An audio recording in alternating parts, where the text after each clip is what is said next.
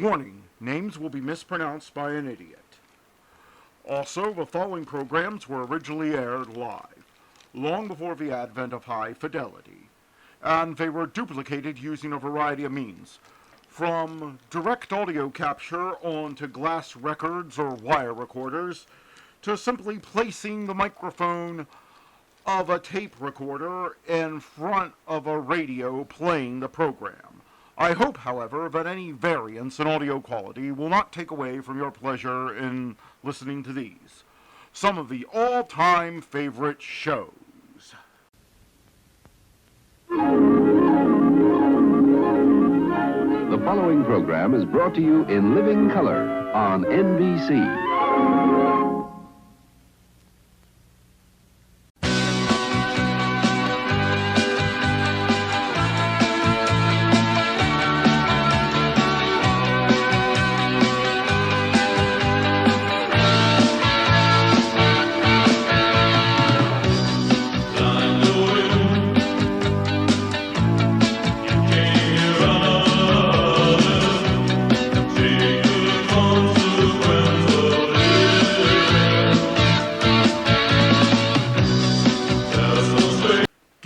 For fun with the world's easiest ventriloquist act with the Edgar, Bergen, and Charlie McCarthy show up next. The makers of Chase and Sanborn coffee, the superb blend you know is fresh, present the Chase and Sanborn Hour, and your host, Don Amici.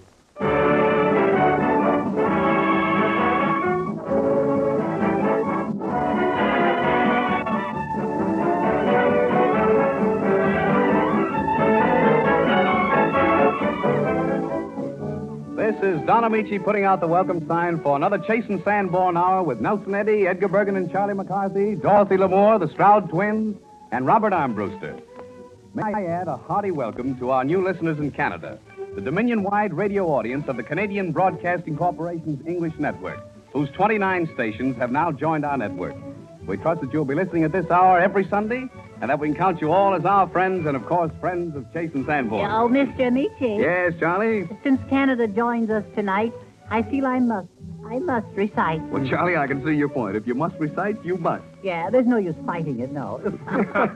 Oh, Don Amici, he's our host. He's loved by all from coast to coast. Charlie. And Nelson Eddy sings so sweet. His voice is like a bird. Tweet, tweet. Charlie. For all my blues, she is the cure. I mean my girl, Dottie Lamour. Charlie. To the Stroud twins, Claude and Clarence, who can't be told apart by parents. Charles. Never mind. Bob Armbruster sure is grand. I love him, and I love his band. I love to sit on Bergen's knee, for I am him, and him is me. Darling. That's all most poetic, Charlie, and I know you have a special sonnet prepared for our guest whose grace, charm, and talent have made her one of Hollywood's most brilliant young actresses, Margot. Oh, yes, indeed. Here's a toast to you, Miss Margot, for wherever you go, I'll go. Oh. Mighty southern and powerful sweet, Charlie. Don't you think so, Nelson? Yeah, man. Well, so much for Charlie's poetic outburst. And here's Nelson Eddy with a robust song in the true old English style. Give a man a horse he can ride. Nelson Eddy.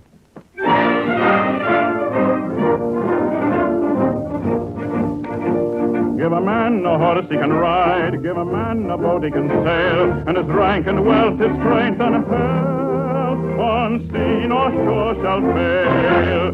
Give a man a horse he can ride, give a man a boat he can sail, and his rank and wealth, his strength and health, on sea nor shore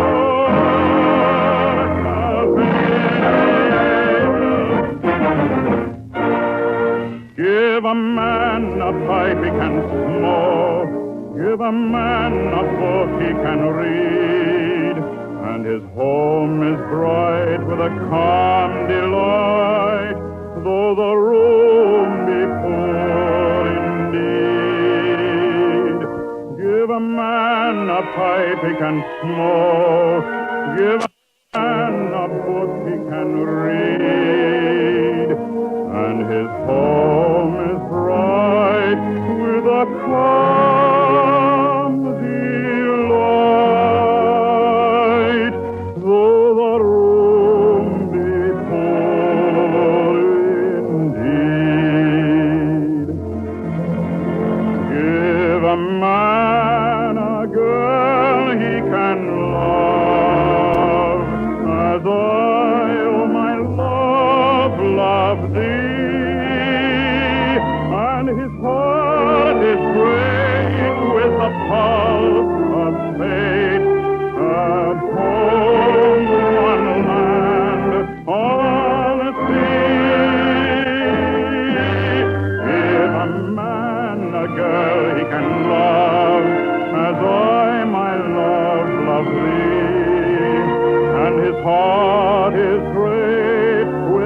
house of fate. At home on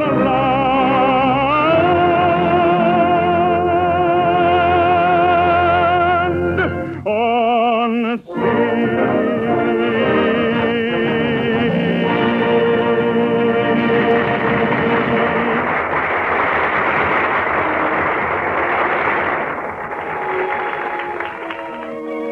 I think most of us have a warm spot in our hearts for the melodies of Victor Herbert.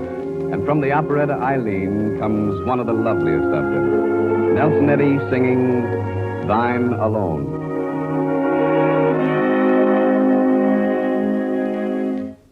Tell me, why is there a doubt within my heart, my own? Tell me why. I but fear the time will come when we must part. Alas, I should die evermore. By day, by night, I'll dream of thee, my darling. My heart is but thine,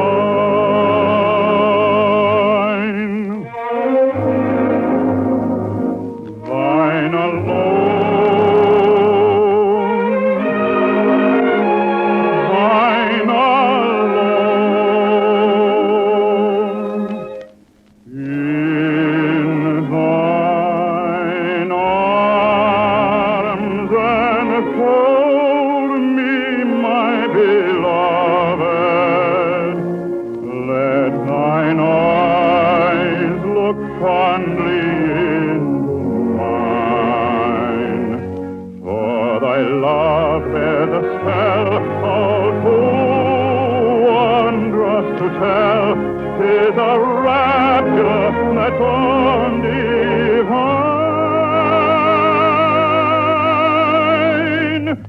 So within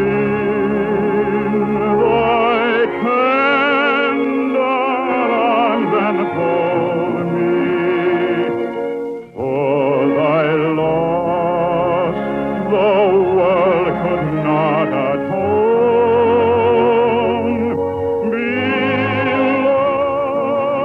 Beloved, I swear that I will ever be true, and forever thine alone.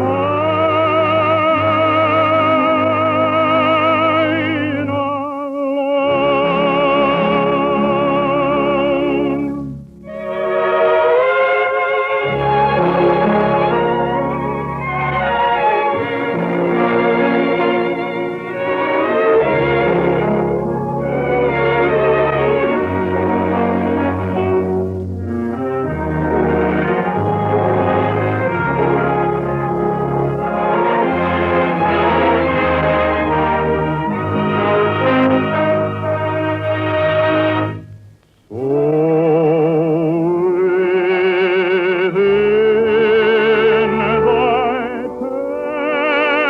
thy tender arms enfold me, for thy loss the world could not atone.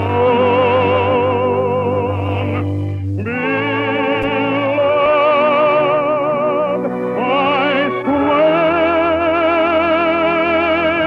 that I will ever be true, and forever thine alone.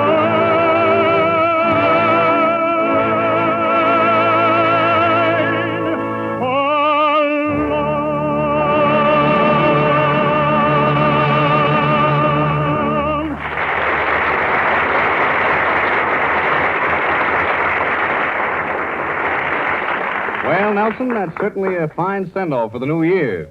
I hope it's going to be a happy one for everybody, Don. But I don't seem to have done so well with our friend Charlie McCarthy. He looks kind of down in the mouth. What's the matter, Charlie? Oh, nothing, just nothing, that's all. Oh, now, come, Charlie. There must be something. You're so usually full of pep. There's just nothing wrong with me, that's all. I'm happy, full of pep. Whoopee. Charlie, no, Charlie, don't coax me, Bergen. Charlie, I've just got one of those spells, that's all. No, Charlie, now what is the matter? Oh, there's no use pretending, Bergen. I feel sorry for you. You feel sorry for me? Yes. But, Charlie, I'm perfectly all right. Oh, there's no use forcing a smile with me, Bergen. There's no use trying to be a polyquachi, poochie-coochie. Oochie-coochie. No. There's no use pretending. No. Well, what are you talking about? Well, I hate to tell you, but I went past your house this afternoon. Oh, I see. Why didn't you tell me you couldn't pay the rent? But I have paid the rent. Oh, you have? Yes. Still the big front, huh? Yes. What are you talking about? Would it surprise you to know you're dispossessed? Well, it would, yes. Well, surprised you are. Well, would you mind telling me what makes you think so? Well, it isn't customary to have the furniture piled up in the front lawn. Oh. Yes. Yes. Charlie, the furniture was out there on the sidewalk because I'm having the house redone. Oh, Redecorated. oh, do tell. Yes. Oh, so that's what it was. Then you're still in the chips. Oh, yes. Well, I'm not broke. No, well, you shouldn't be. You pay me off in peanuts and tinfoil. Charlie. All right. How are you having the house decorated? Are you going to do it Queen Victoria or Louis the Cat's tour or something like that? Oh, seriously, Charlie. For the last few weeks, that's been quite a problem. It has. Yes. I'm undecided whether I should make the master bedroom French provincial or early American. Oh, you mean have the bedrooms downstairs? No. Yes, I see. Yes. No, I'm speaking of the different periods in furniture. Oh, naturally, yes. There's French provincial and early American. Yes, there is, of course, yes. Can't get away from it. No. But the bedroom would still be upstairs. Oh, that's good. And it would still be a bedroom. Oh, I'd stick to that if I were you. Yes. Splendid idea. Yes. Why don't you make it a French provincial with a dash of early American? Well, no, that's no good. Because I thought of it? No. It's just no good, that's all. Well, that's reason enough, I guess. Yes. You see, there'd be no harmony. We must have harmony. Oh, you can't do without it. No. Must have it. Yes. Harmony is a blending of modes, colors and design. It is. Yes. For instance, I'll give you an example of harmony. Yeah, no, I think I can give you an example. You want harmony? Yes. I see. Yes, they must blend. Yes.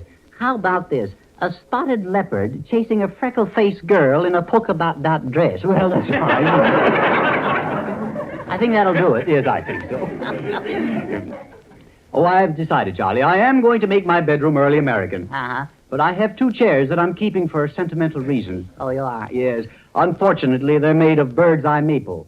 Bird's eye maple. Yes. I see. Yes. But I have nothing to go with them. That's disgusting. Bird's eye maple. Yes. Let's see. How about a dresser of cross-eyed mahogany? Oh. Well, it's harmony. Yes. I already have a floor covering. I have a very beautiful hand-hooked rug. A hooked rug? Yes. Uh-oh. I know where I can snitch a painting.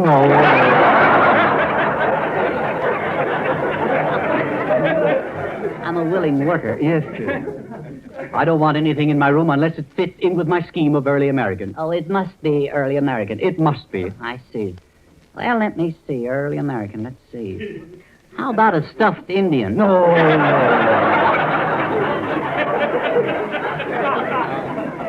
Charlie, you'll be amazed at the beautiful 18th century whatnot I picked up. A what? Yes. A whatnot. Yeah. It's truly a collector's item. It is. Yes. It's a fine example of real wormwood. Wormwood? What's that? Well, you see, there are holes in the wood. Yes. Actually made by worms.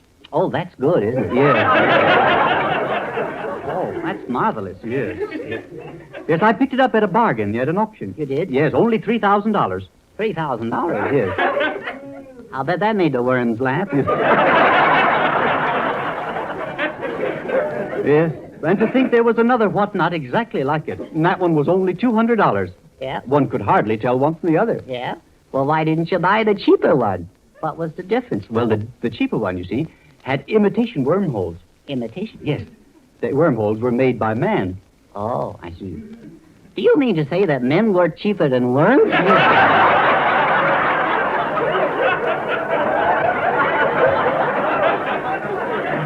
That's a fine state of affairs. Well, what are you going to do with this kumquat? It's a whatnot. A whatnot?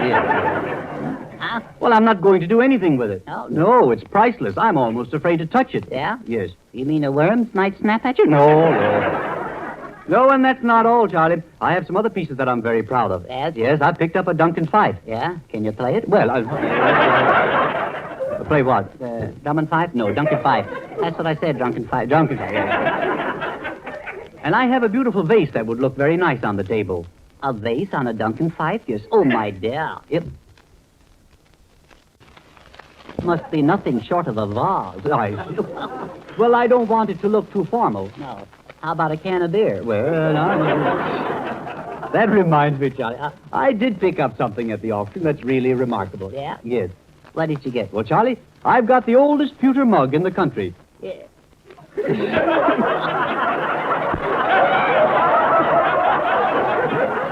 Oh, I wouldn't say that, Bergen. You have nice eyes. Yes,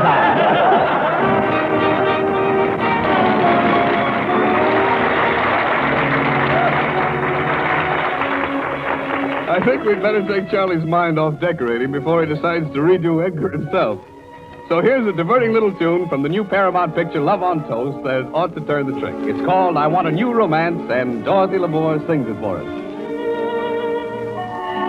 I wish that someone could assure me I'd never be a romantic dunce again. And yet the only way to cure me would be to go through the whole thing once again. I want a new romance to make me forget the old romance. I'm giving my heart just one more chance for love. I sat around and cried, didn't think I would. A brand new thrill or two might do me so much good. There must be one around who'll never give me the runaround. I'll meet him and I'll be heaven-bound once more. I'll view each prospect with that come-hither glance until I find a new romance.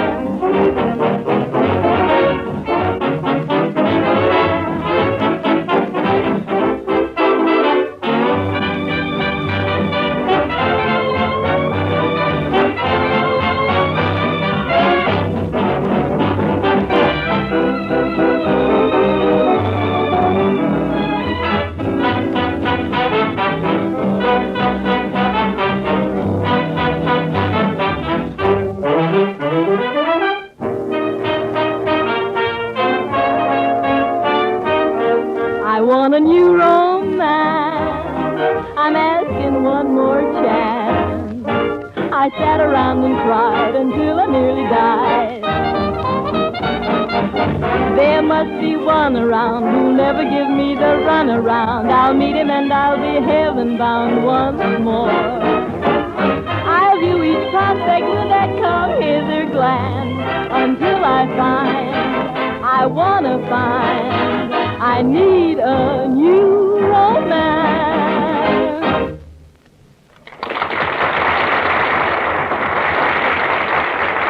And now, a brief word about an interesting person.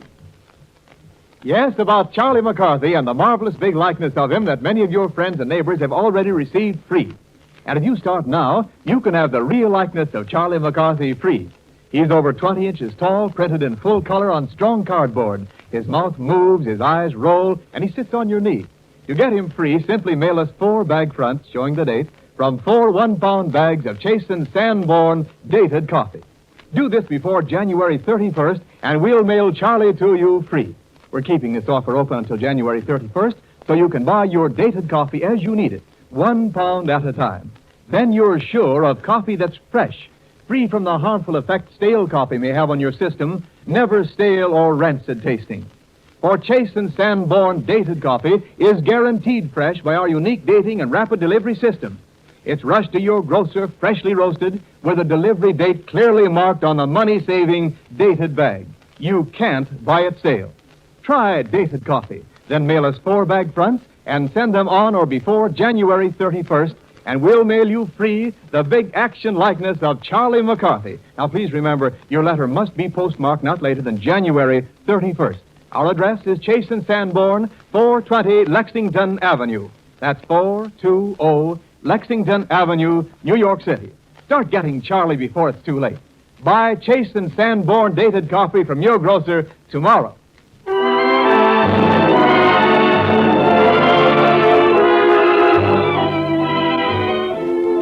We've all heard the old adage about never switching horses in midstream. But our guest, the brilliant young actress Margot, proved that she could switch overnight from a successful career in one field to a new and even greater triumph in another. Well, Margot was well known as a concert dancer when the playwright Maxwell Anderson offered her the lead in his Pulitzer Prize play, Winterset, even though she had never spoken a line before on any stage. That choice proved Anderson right and Margot one of our finest dramatic actresses. More recently, you have seen her as the woman who grew suddenly old in Lost Horizon. For us, she turns to an entirely new type of role in Robert Casper's one-act play, Smokescreen.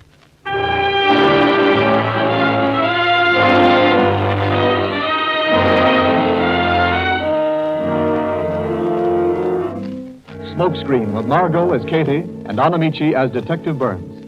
The police have been unable to solve the murder of Ted Stanton, a prominent gambler and man about town. Katie, who is a friend of Stanton, has already been questioned by the police, but can give them no clue. So one afternoon, a week after the murder, Detective Burns comes to her apartment in search of further information. He accuses her of being seen with a man named Smoke Briggs, whom Katie insists she does not even know. Go ahead and call me a liar. I tell you, I never even heard of this guy Smoke. Now, calm yourself, Katie. Don't get excited. I was out late last night. My nerves were on edge. But if anybody says they saw me with this guy, they better get their eyes fixed. Well, maybe my partner was wrong. But anyway, I've invited Smoke to come here in about an hour. To my apartment? Well, you've got your nerve. What's he coming here for? Well, you see, Katie, it's like this. There have been altogether too many unsolved murders in this town. And most of the killings are done by weak-minded people who read about somebody else getting away with it, and so they try it. Weak-minded? Must be the cops. And the only way to stop them is to pick on some good-for-nothing bum and put him away. Well, now, what's that got to do with... You mean you want me to pin something on this guy who's coming here? I want you to pin the Stanton murder on Smoke. Pin a murder on a guy I've never even seen? You're crazy if you think I'm going to do that. Now, don't get excited, Katie. You'll feel different when you see this guy. He's no good. A nervous wreck, cracked in the head. He's done time for robbery, and he's a pickpocket. I tell you, I won't do it. It's against my conscience. Conscience? Yeah, I got one, all right. But some things, just like everybody's got one for the things we want to have it for. Well, framing some poor guy is one of the things I've picked, see? Come on now, Katie. We got to pin this murder on someone, and quick, for the sake of the whole town. I won't do it. I can't. We've got the whole thing fixed. He's heading for here this afternoon. But why? I don't understand what... There's a certain check that could put Smoke away for a long time. Forgery carries a nice long sentence. Stanton had that check. Now, how would I get it? Well, Stanton was pretty sweet on you, wasn't he? He had a lot of enemies. So he gave you all his important papers to take care of for him, see? Anyway, that's the tip Smoke got. You mean you made him believe that? You know, Stanton wouldn't have trusted me or nobody. Sure, but a guy that's trying to keep out of prison believes things easy. And with that check lying around loose, Smoke ain't too safe. Besides, we've had him down at the station for 2 days. Maybe the boys weren't too gentle. Anyway, Smoke fell for the story. But I haven't got the check. I tell you, I haven't got anything of Stanton's. Say, why should you ask me to do this? Because you knew Stanton, that's why. Oh, lots of people knew him. Ask one of them. I'm asking you. You mean I got to? That's right. And if... There isn't going to be any if. Now, you listen to me. I've been kind of sweet and gentle with you so far. Now, I'll tell you something. Either you're going to help us put Smoke away, or else. Or else what? We'll leave Smoke out of it and pick on you. Oh, no, you can't do that. I didn't kill him. You know I didn't. You and the whole squad put me through the 3rd degree. He almost drove me nuts, but I didn't kill him. I proved my alibi. Would you like to go back to the station? Oh, no, I'd go mad. Stark mad if you put me through that again. Honest, I couldn't stand it. I'd tell anything. I'd say I killed him or killed anybody. Well? It's a rotten trick. Plain rotten. I'll go through with it. Do the best I can. That's a good girl. Now listen, I'll ease that conscience you talked about some. We think Smoke killed Stanton. He killed him? Why? There wasn't any other motive for the murder, so it must have been committed either by a weak-minded person or by a guy who wanted something Stanton had. Smoke wanted that check. We know he tried to get it several times, even threatened to kill Stanton. Hasn't he got an alibi? Yes, but alibis don't mean much. What we want is some clue. For instance, something like the gun that was used. You haven't found the gun? No, nor any other scrap of evidence. It was a perfect getaway. But you don't need any evidence to put a guy away. You were just saying that. That's right. But if you can do it regular, it's easier. Avoids the chance of a slip-up in court. Now listen. When Smoke comes, you work on him and see what you can learn. And when you're ready, go to that window and wave your handkerchief. I'll be waiting right across the street. All right. I'll try it.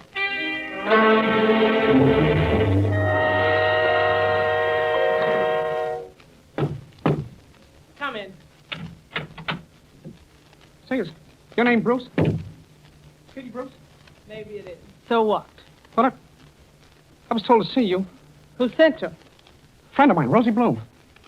You know him, don't you? No, I don't. Oh, well, maybe I'm in the wrong place. She ain't been in such a swell joint since... Since when? You don't know Rosie?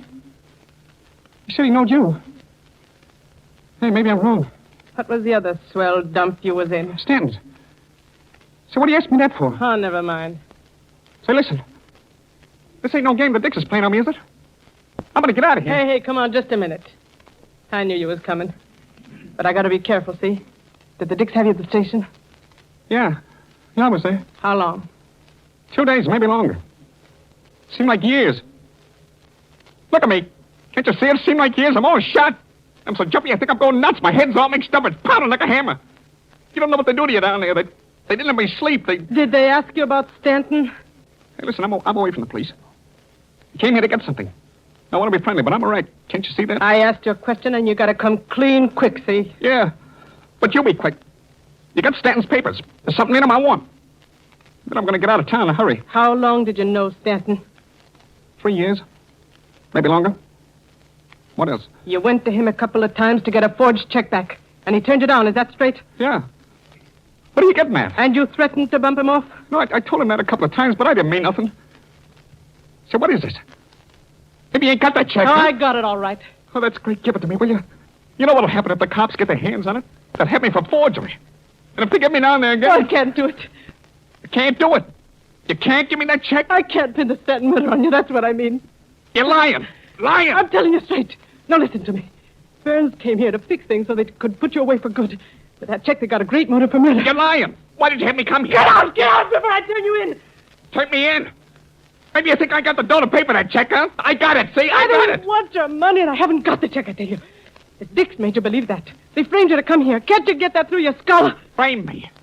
You give me that check quick or I'll frame you. Frame me, you. Frame me. Yeah. And I can do it like nothing, too. I was going by Stan's just before I was bumped off. Not, I'll say I heard the shot and then seen you coming down the steps. You dirty, good-for-nothing bum. That's what you'd say, is it? That's the lie you'd tell to save your dirty neck. Well, the Dicks know where I was every minute of the night. So you'd frame me, would you? No. I didn't mean nothing, honest. Honest, I didn't. Give me the check and I'll beat it out of town. Listen. Stanton was a friend of mine. I know who killed him. But I won't tell the police if you come clean with me. Where'd you put that gun? The gun? Where'd it? Give me the check and I'll tell you anything. I can't stand these questions. My head is driving me crazy. Give it to me and then I'll beat it before they can find me. Tell me now or I'll turn you in and the check with you. I didn't bump off Stanton. Honest, I didn't. They'll take you back to headquarters. Give you the 3rd degree again. They'll put you in a room with lights in your eyes. They'll pound questions at you. They won't let you sleep. Your mouth will be dry, your throat choking for water, but they won't give you a drink. Shut up! They'll never take me back there. I'll kill myself first. They'll beat you till you pass out. And when you come to, they'll still be there, asking you questions, till you don't know what you're saying, till you say anything to make them let up. And they'll get it out of you anyway. You'll confess. Shut up, I tell you. There'll be months in jail. And in the end, they'll send you to the chair. Stop it! I'll go mad just thinking about it. Don't keep telling me. Don't. Listen!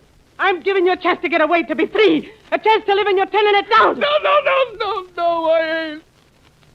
I'll say anything to get that chicken get away. I'll tell you. I killed Stanton. I killed him and threw the gun away in the river. You lie. You didn't throw the gun in the river. Well, I'm trying to remember. You put it in the chimney. Away up. In the box where Stanton hid his stuff. That's where you put it. Yeah, up in the chimney. I remember. But you won't tell me. You give me the check and let me go? Sure. I'll give you all that's coming to you.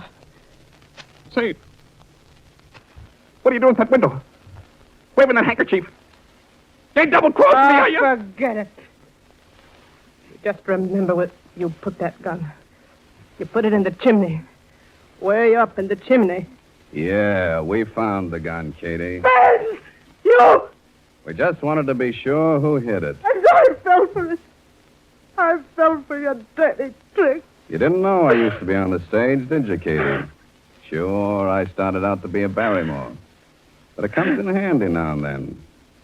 Well, Katie? All right, I killed him. Think I didn't have a reason. I loved him, that's why. For years I loved him. We was going to be married. And he double-crossed me. He told me he was through with me. He was going to marry another dame. Told me to beat it anywhere. Away from him. I saw the gun on the table and all of a sudden I pulled the trigger. Reading all those lines about murders must have got me too. Weak-minded. I was crazy. Crazy over him.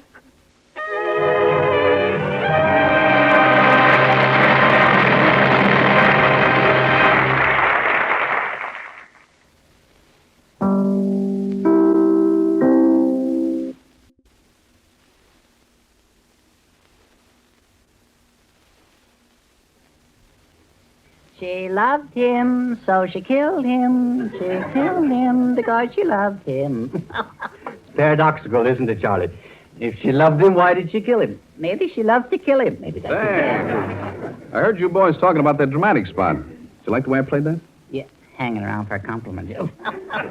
You know what we think of it, Mr. Nietzsche? No, what do you think of it, Charlie? Give me your honest opinion. You want to know, huh? Yeah. Well, Mr. Nietzsche, I've seen lots of good acting in my time. Yeah, Charlie, go on. Yes, I have, Don. I've seen lots of good acting. Yeah? Yeah.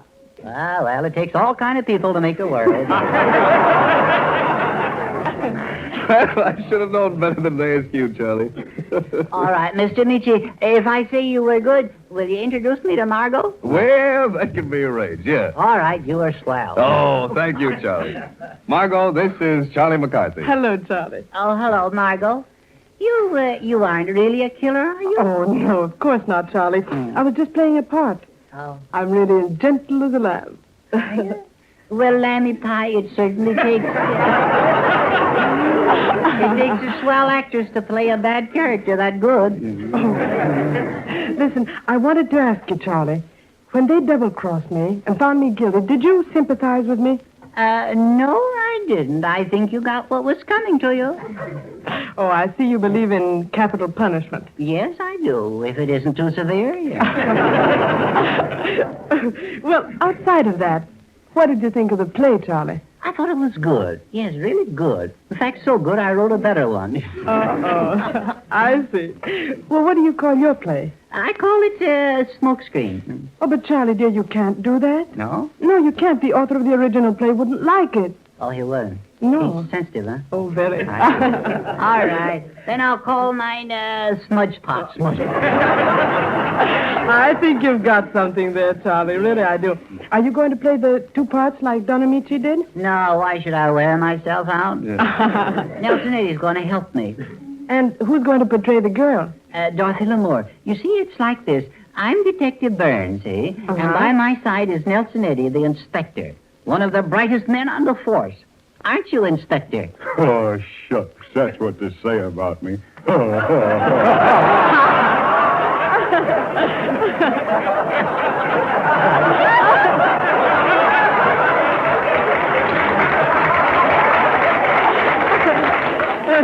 now you see what we're up against. Oh, I'm sure this is going to be good. Yeah, well, you're optimistic anyway. Curtain.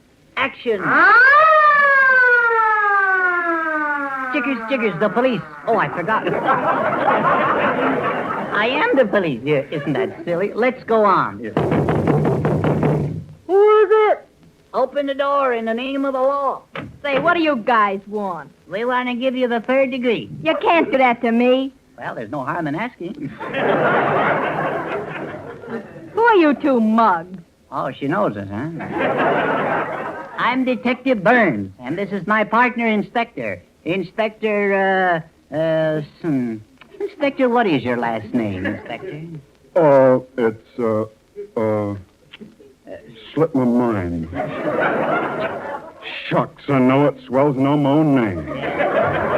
Oh, come now, Inspector. Don't you know your own name? Well, I'm working on it. Yeah. I can't blame the guy for trying.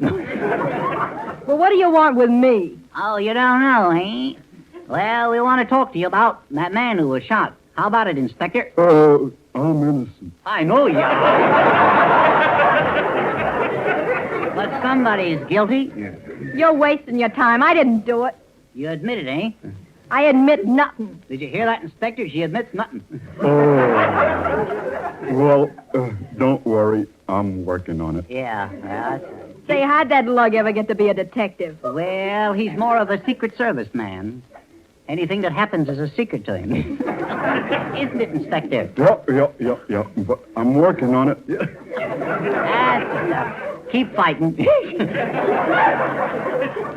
Let's get down to cases now. Is your name L'Amour? Yeah. I think we got something there. I don't know what it is, but I think we got something. What do you think, Inspector? Yeah. It's an open and shut case. Yeah. Either we got something or we ain't. Yeah. That's deduction. Yeah. That's right. Now listen, L'Amour. Is it alias Lavere, alias Laveri, Lavore, and alias Lavalier, alias Dollyface Dotty? Yeah, what about it? Ha-ha. Well, what I want to know is where were you at 8 o'clock on the night of June 9th?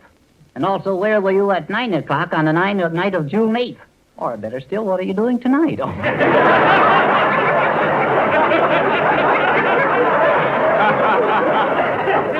I ain't talking. Remember, gal, when Burns grills them, they fry. Are there any more questions, or can I go? Wait, L'Amour. Elias Nellie the Dope. I'll never give up this case until I prove you're guilty. I'll give you the 3rd degree, maybe the 4th. No. Yes. Yeah. I might even do the 2-4. I may even do a foxtrot, a Big Apple. I don't know what I'll do. Oh, no, not that. Anything but that. Listen, L'Amour, I'll give you a last chance. Do you confess? Yes, heaven help me, I confess. I shot him.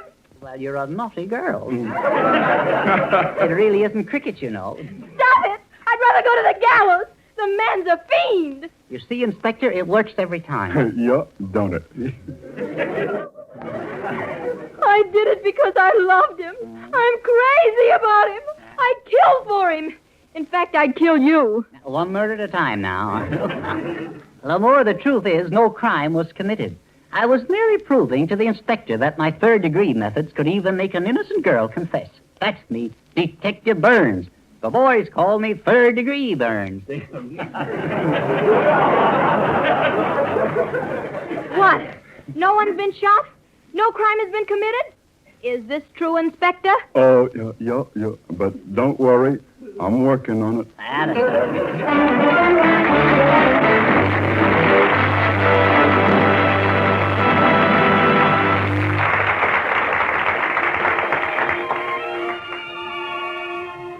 Over at 20th Century Fox, we've just finished a great new picture in Old Chicago.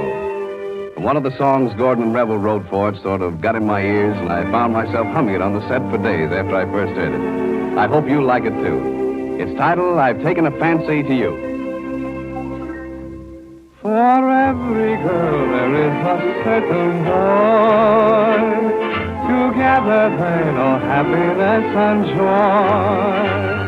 I've looked for my ideal, and somehow now I feel that you and I may be that girl and boy. I've taken a fancy to you. I took but a glance and I knew there's something about you that pleases the eye, makes me sigh. I wonder why. I've known you forever, it seems. You've shown up in all of my dreams. But now I'm awake and my dreams have come true. I'm full of romance and I've taken a fancy to why, oh, you.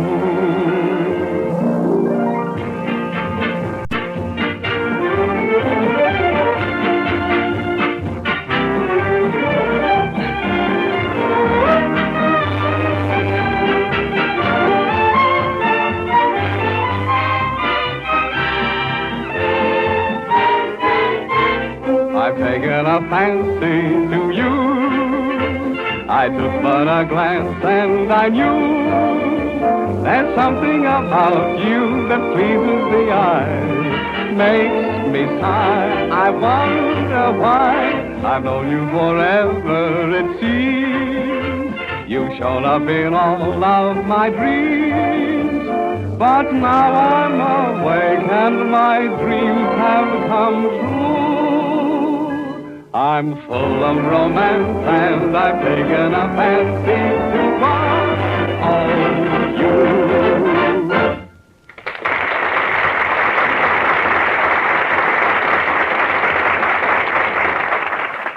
Don, that song was Thanks, indeed... Clarence.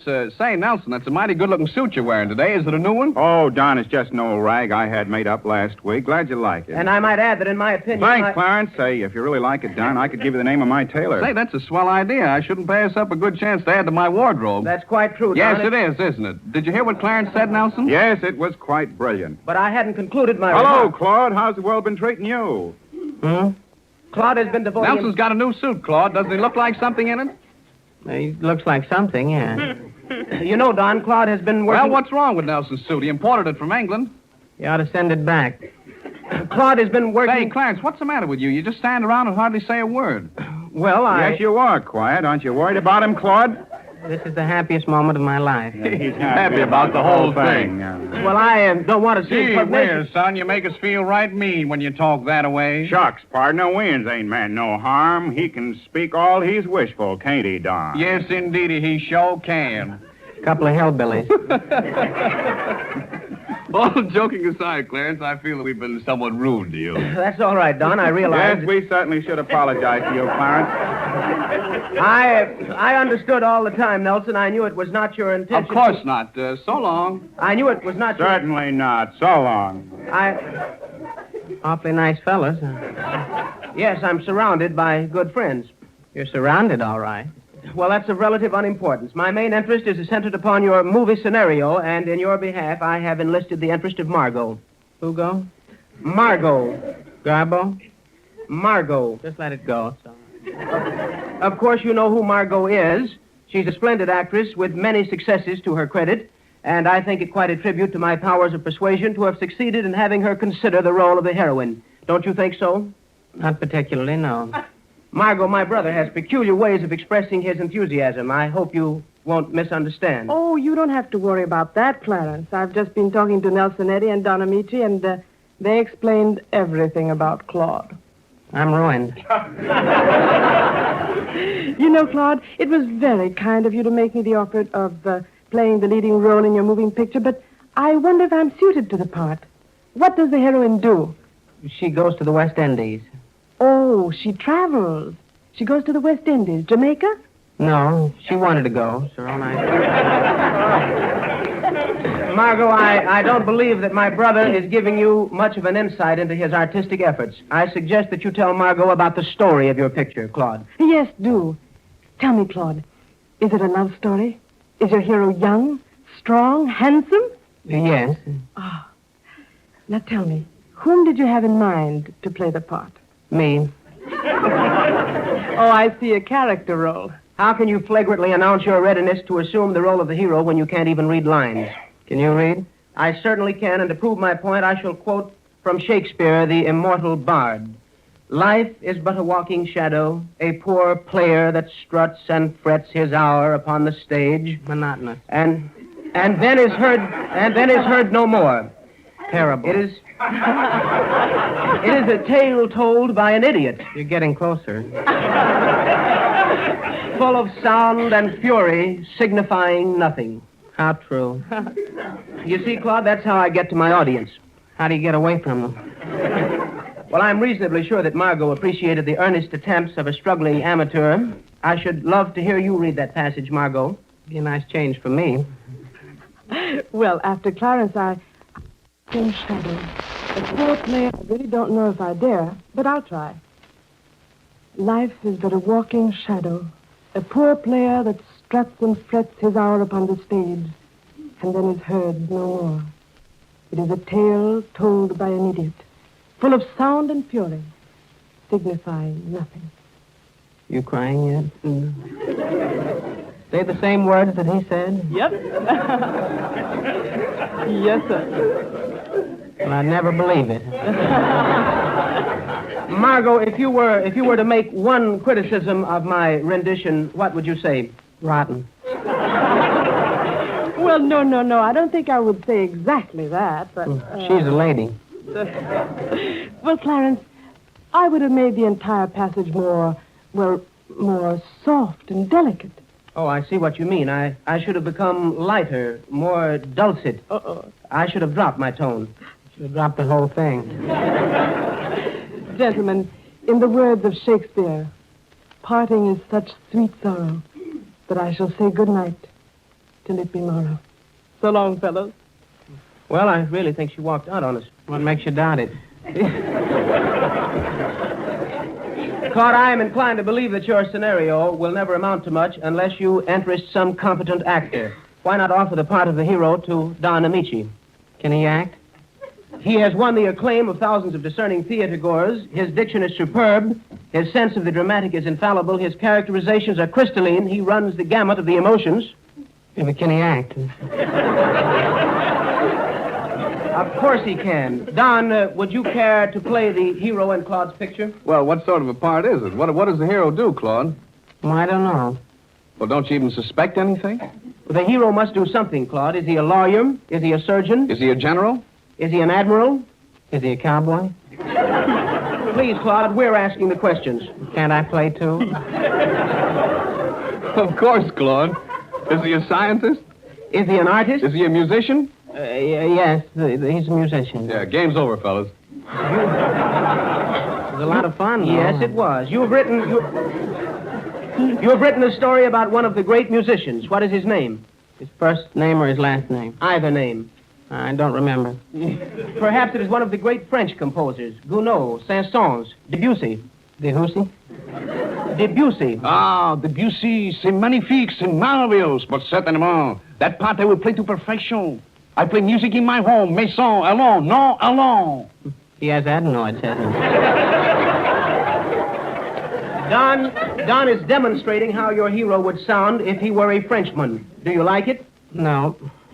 My hero isn't French. Well, maybe you have in mind one of the great German masters. Bach, Wagner, Beethoven, Brahms. Ah, what a rip-snorting opportunity is offered to a rip-snorting actor like me. To spiel a part like that. Ah, such how sweet. Ah, how lovely. Ah, I would like to play Bach.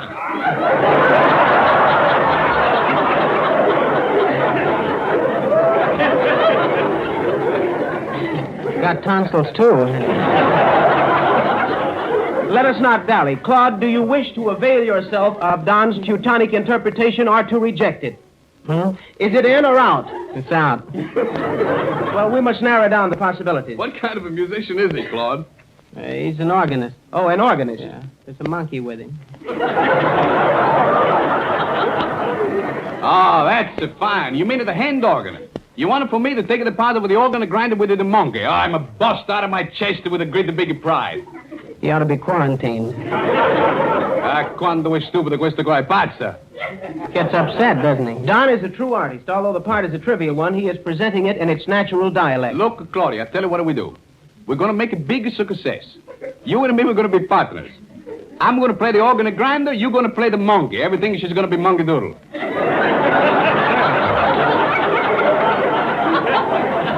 You must, at least by this time, Claude, have been impressed by Don's histrionics. You must be convinced that he is the only logical choice for the part of your hero.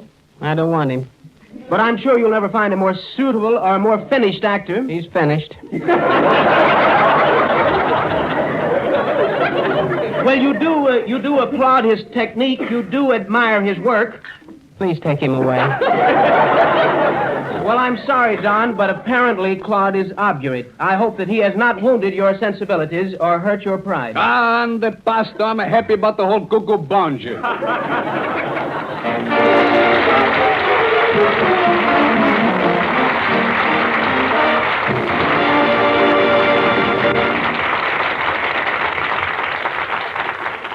Next, a bit of news concerning your home. If you've received one of our big free likenesses of Charlie McCarthy, you know how much fun he brings the whole family. He sits on your knee and moves his mouth and eyes. He's over 20 inches tall, made of heavy cardboard and brilliant color. And if you haven't sent for Charlie, be sure to do it at once. Don't miss this special chance to get him free. Mail us 4 bag fronts showing the date from 4 one-pound bags of Chase and Sanborn dated coffee, and we'll send you Charlie free. This offer lasts until January 31st, so you'll have time to buy your dated coffee as you need it, just 1 pound at a time. Then you're sure of fresh coffee, a blend free from stale, rancid taste and from the harmful effect stale coffee may cause. For dated coffee is guaranteed fresh by our dating and rapid delivery system. It's rushed to your grocer freshly roasted with a delivery date clearly marked on the economical dated bag. Enjoy this superb blend. Buy only 1 pound at a time, and then mail 4 bag fronts to us before January 31st, and we'll send you a big likeness of Charlie McCarthy free. Be sure your request is postmarked before midnight, January 31st. The offer closes then. Please take down our address. Chase and Sanborn, 420 Lexington Avenue.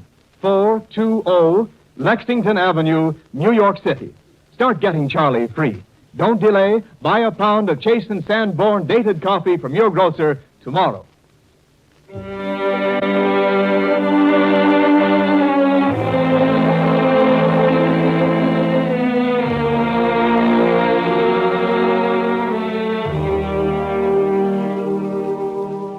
From Wagner's opera Tannhäuser, Nelson Eddy brings us one of the most beloved of all arias, the song which Wolfram sings as he stands alone in the twilight, praying to the evening star.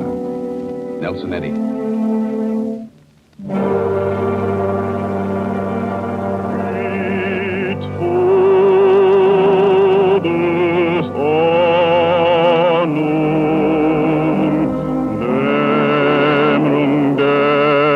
Die Lande umhüllt das Tal mit schwer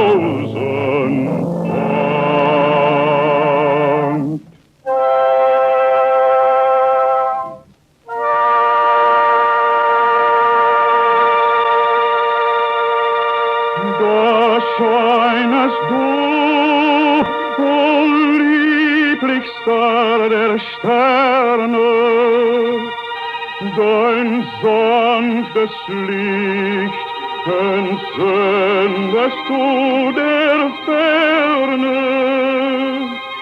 Die nächt'ge Dämmerung teilt ein lieber Strahl und freundlich zeigst du den Weg aus dem Tal.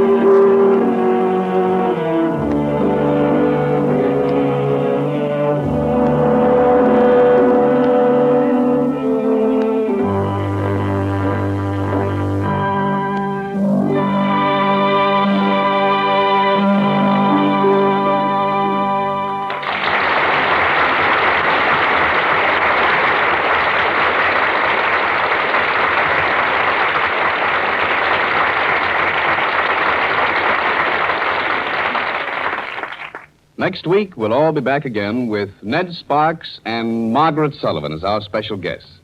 Until then, may I remind you that this hour with you is made possible by your purchases of Chase and Sanborn coffee. There's no better way to tell us that you've enjoyed our show. And before we say goodnight, we all want to join in this wish. May the new year bring you good things in great abundance. And may it bring us all closer to this vision so beautifully expressed by James Hilton. Help us to rebuild the world for more splendid lives than ours. Add wisdom to the ardor of the young and loving kindness to the musings of the old. Make our eyes aware of things that are too gentle to proclaim themselves. Grant comfort to all quiet, kindly folk who carry peace in their hearts. Give patience to those who wait restlessly, and hope to those who have ceased to believe. And fill our hearts with faith in a kingdom of heaven, which our children's children may someday find on earth.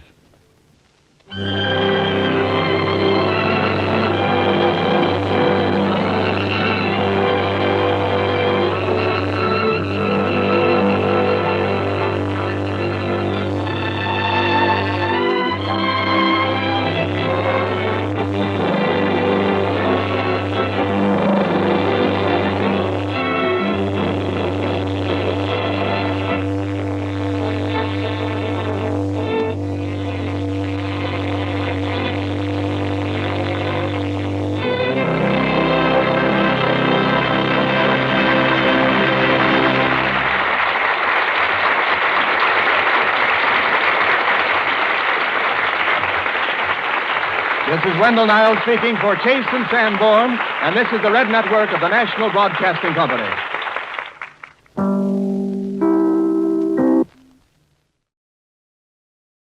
Away from the sound of music. And Bing Crosby is up next.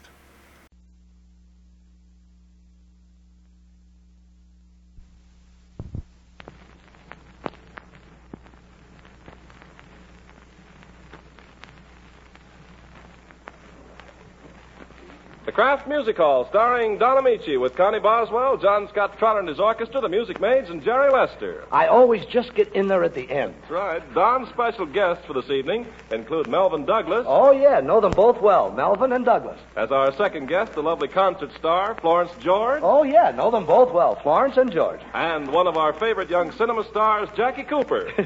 How do I get out of that one? And here's Connie Boswell. The tall man with the high hat and the whiskers on his chin will soon be knocking at your door, and you ought to be in. The tall man with the high hat will be coming down your way. Get your savings out when you're hearing him shout, any bonds today.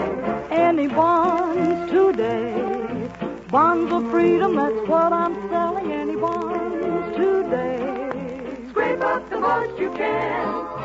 Here comes the freedom man asking you to buy a share of freedom today. Any stance today. We'll be blessed if we all invest in the USA. Here comes the freedom man. Can't make tomorrow's plan, not unless you buy a share of freedom today. First came the checks, and then came the Poles, and then the Norwegians with 3 million souls.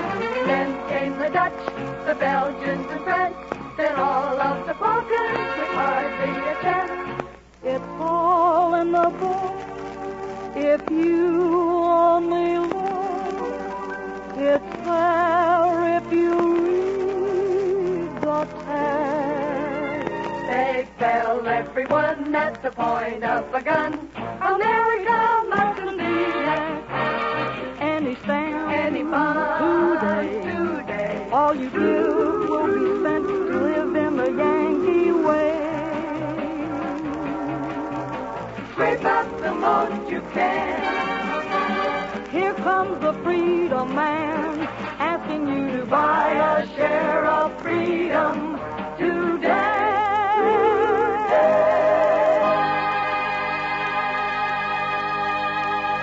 Oh, well done, Connie.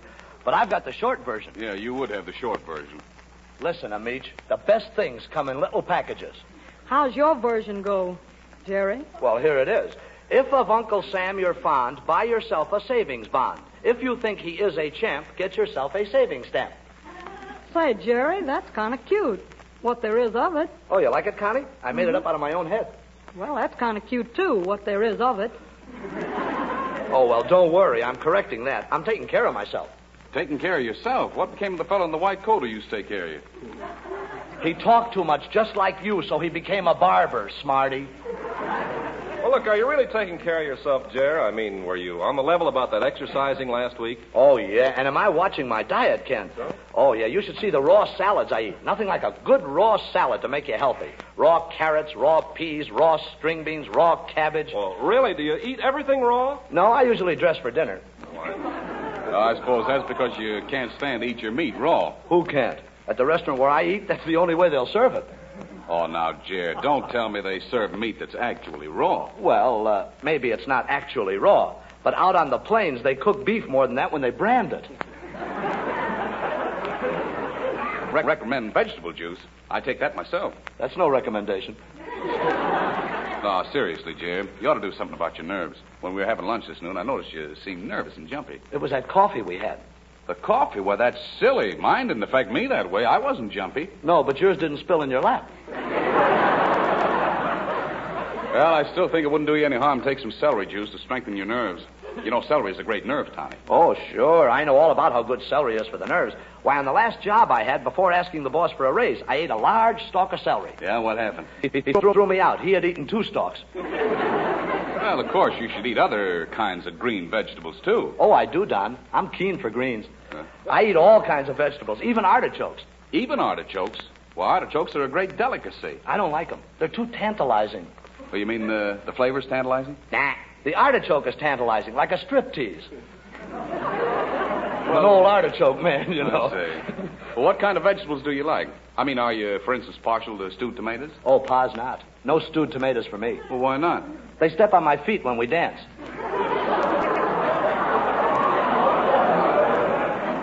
Of course, besides what's eating and what's good for you, you've got to avoid overeating. You got to count those old calories. You know? Oh, I do, D.A. Why, on account of having had my quota of calories yesterday, I couldn't go out with a certain girl last night. Why? Well, she's a peach, and peaches are 40 calories. I said. Well, I don't think she missed much. Can't be an awful lot of fun going out with a guy who's on a diet. You probably watch everything your girl eats, too. Oh, I'm very careful of what she eats. If she starts to order anything over the $1 dinner, I kick her under the table. When you're on a health diet, Jerry, don't you find it's more satisfactory to eat at home? Yeah, I like to invite people over to the house for health meals. Well, can you really make those health meals taste good? Oh, can I? Huh? Boy, what I served last night really melted into people's mouths. Well, what'd you serve? Ice cubes.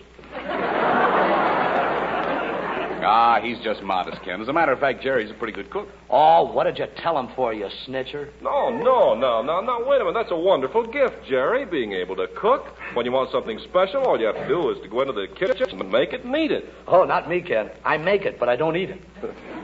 Yes, I've heard some cooks say that cooking takes away their appetites. Well, it's not that, Ken. I just don't seem to have the courage of my own concoctions. Well, at least you realize that the proper foods taken in the proper proportion and properly prepared give you the right amount of red and white corpuscles. Yeah, but I'm being careful. I had a friend who dieted too carefully and got so many red and white corpuscles they showed right through his skin. Well, what'd he do? Got a job as a barber pole. Of course, there are different kinds of diets. If you're dieting for appearance's sake, why, you'll avoid things that contain too much starch. Too much starch doesn't do your appearance any good, you know. You said it. Stiff collars make me look like a DOP dope. W-E-L, well. Well, solid. Look at me, S-O-L, yeah. We'll get into a whole... We just spell these out so the band won't know, you know? Talk about dieting for health, Don. A friend of mine had such high blood pressure, he had to go on a diet. Oh, did it bring his blood pressure down? Did it? His blood pressure's so low now, he has to have an hour's notice to work up a blush. Say, Jerry, in this health regimen of yours, do you include massage? Oh, there's nothing like massage to reduce you in certain spots. A friend of mine used to go to a masseur just to have his head massaged. Oh, he just wanted to reduce from the neck up, huh? Yeah, he was an awful fathead. Well, I've heard of masseurs who specialized in massaging people's faces. Oh, sure, panhandlers. Well, I think it's wonderful. I said it, and I'm glad. There. Well, if I were you, I'd stop. Well, you can. Well, I think it's wonderful the way those masseurs work, why they can actually take fat off one place and put it on another. Oh, that's a fact, Ken. Masseurs worked on a friend of mine till they took the fat off his hips and put it on his stomach. They did? Yep, now he sits in his own lap. Well, there's one thing I'm glad of, Jerry. You're not trying to build up your health with pills. Oh, pills can be all right under certain circs, Don. For instance, I have a friend who takes pills for a sluggish liver. But are the pills helping a sluggish liver? No. Every time a pill comes down, his liver slugs it.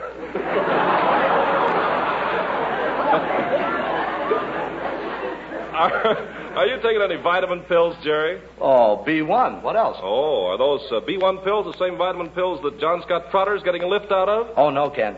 B1's no good for John Scott. Oh? To give Trotter a lift, you need B19.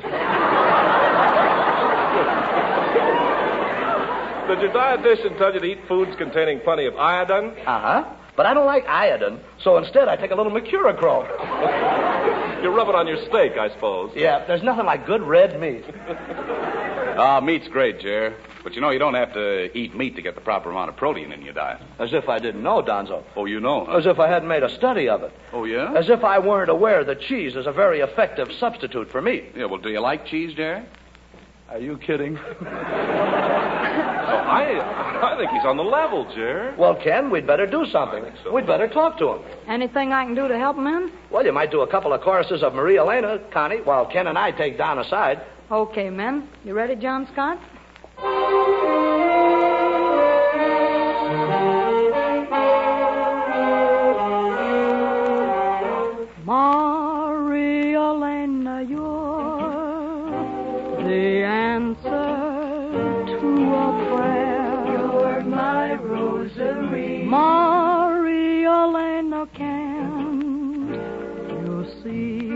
how much I care. You're so dear to me. To me, your voice is like the echo of a sigh. Your voice is like the echo of a sigh. And when you're near, my heart can speak above a sigh. You know the reason why. Maria Elena say that we will never part. And tell me you care. Maria Elena, take me to your heart. So when you need me, darling, I'll be there. A love like mine is great enough for two. To share this love is really all I ask of you.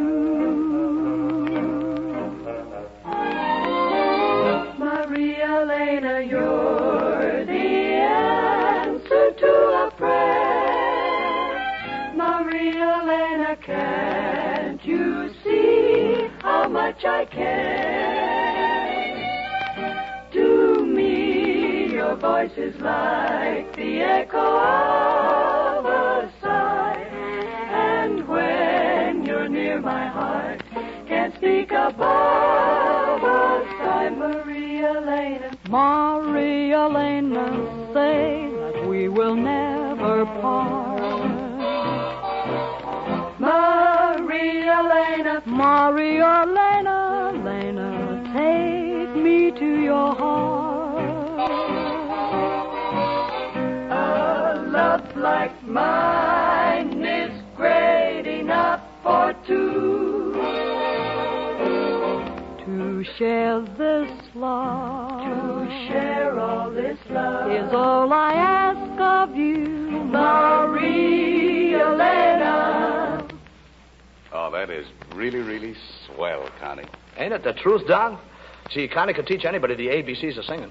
Oh, and speaking of ABCs, Jerry, here's our friend with the ABCs of eating. The ABCs of eating? You mean the ever-loving vitamins? That's exactly what I mean, Jerry. Just give a listen. These are days when good nutrition for Americans takes on a new importance. So it behooves every one of us to know our vitamin ABCs to appreciate the importance of food values. Well, that's why I'm bringing you a few facts about the nutrition of Velveeta, Kraft's popular cheese food. Hidden in Velveeta's rich, mild cheddar cheese flavor, there are food values every one of us needs. Milk protein to help build strong muscles, milk minerals to help build sound teeth and bones, food energy for pep, vitamin A and vitamin G. And on top of all this, Velveeta's pasteurized and adjustable as milk itself. So you see, Velveeta snacks and sandwiches are good for the family, and hot dishes rich with Velveeta are worthy of the main place at dinner or luncheon. Enjoy this famous cheese food regularly. Get the thrifty 2-pound Velveeta loaf, or if your dinner tables run from a kitchenette, the half-pound package. The whole family will love rich yet mild Velveeta.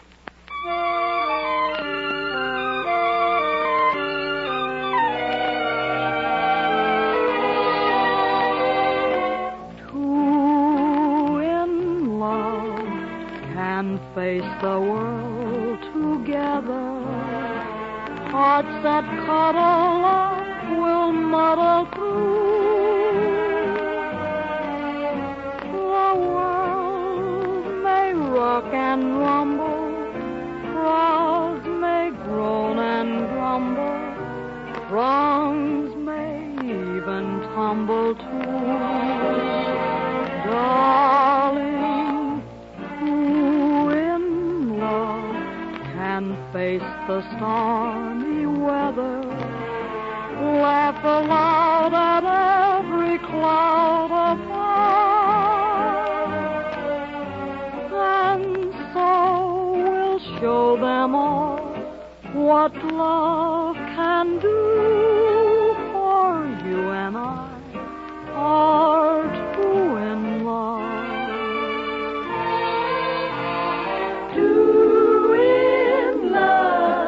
Can face the world together.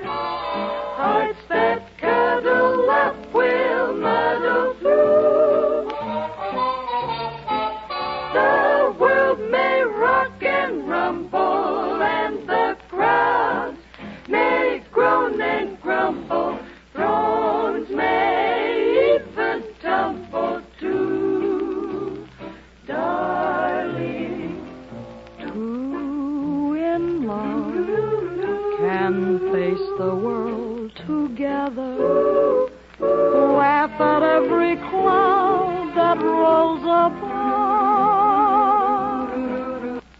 and so we'll show them all what love can do. For you and I are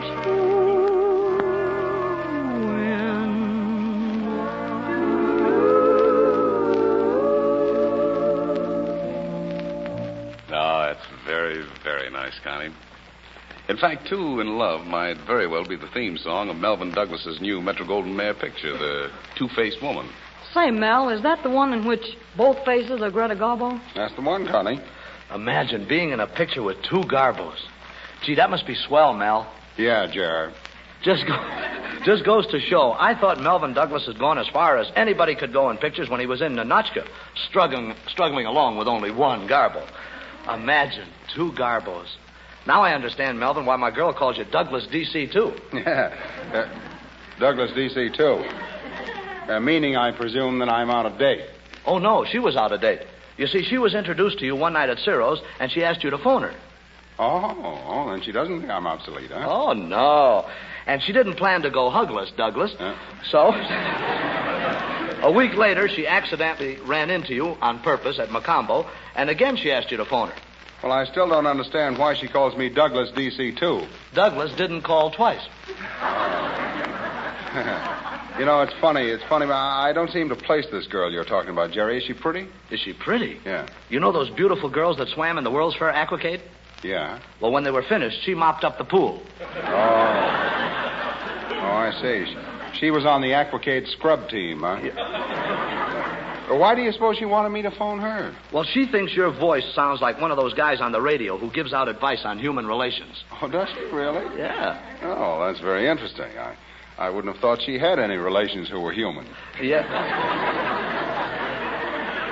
Her relations are human for almost 2 generations back. Is that so? Gee, how far back do you go? Now, wait a minute, Doug. You're not going to make a monkey out of me. Well, isn't it a little bit too late? I mean, wouldn't that be overdoing it a little bit? People have been saying those things ever since my aunt showed up on Dollar Day with Gargantua. Silly girl. Did I get your aunt mixed up with Gargantua? Yeah, a little. What? And this is the character that babe picked out to give kindly, sympathetic advice to those who have been struck by the cruel blows of fate. Yeah, and I think she made a good choice, too, Jerry. Mel's one of those versatile actors who can do anything. And he would undoubtedly come up with something distinctly his own as the benevolent, understanding, and kindly custodian of the Court of Bombastic Relations. The Court of... Are you kidding? Nope. Take over the court, Your Honor. Oh, yes. The Court of Bombastic Relations is in session. Judge Douglas presiding. Before proceeding with the hearings, I would like it understood that this is not a court of justice. If there were any justice, I wouldn't be here. This court has no power whatsoever. We can do nothing. Absolutely nothing. But if you're in trouble, unhappy, disconsolate, blue, oh, boy, we sure do love to hear about it. We now proceed with the first case. Here, Your Honor, is the first case. Proceed with your problem, Mr. Case. Well, Judge, I'm a fella, and my name... Don't mention any names, please. As I was saying, I'm a fella, and my name... Please, I asked you not to mention any names. Oh, well, that's all right. You don't have to worry. I can't think of it. You are just the type we like to have in this court, young man. Now, just state your problem, briefly, please. I've been married 18 times. That's not a problem. That's a project. They told me to come to you for advice. If you've been married 18 times, you don't need advice. You need a convoy. Is that your advice? Yes. This court feels that if you've been married 18 times, you should not be here asking advice. Oh, no? Definitely no. Oh. You should be here giving advice. Oh, well, I was wondering. I mean about those 18 wives. Should I be paying them alimony? Alimony? For 18 wives? No, naturally, that's out of the question. But it seems to this court that you should work out some sort of a pension plan. Well, is that all you can tell me to do? Yes, that's all. I'd feel embarrassed telling you anything. Well, thanks, Judge, and my sincere appreciation of this advice will be in the mail in the morning. No. We appreciate your gratitude, young man, but we we cannot accept any money. Oh, I'm not sending you any money. You're not? Well, what then? An invitation to my next wedding.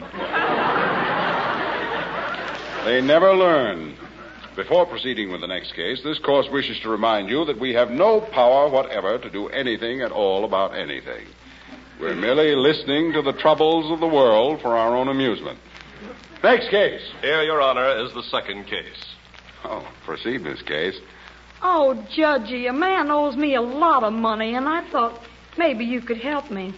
Could you, Judgy Wudgy? Well, if you're going to put it that way, about how much will see you through? Oh, Judgy, would you really? Well, I meant I might be able to see about a loan for you.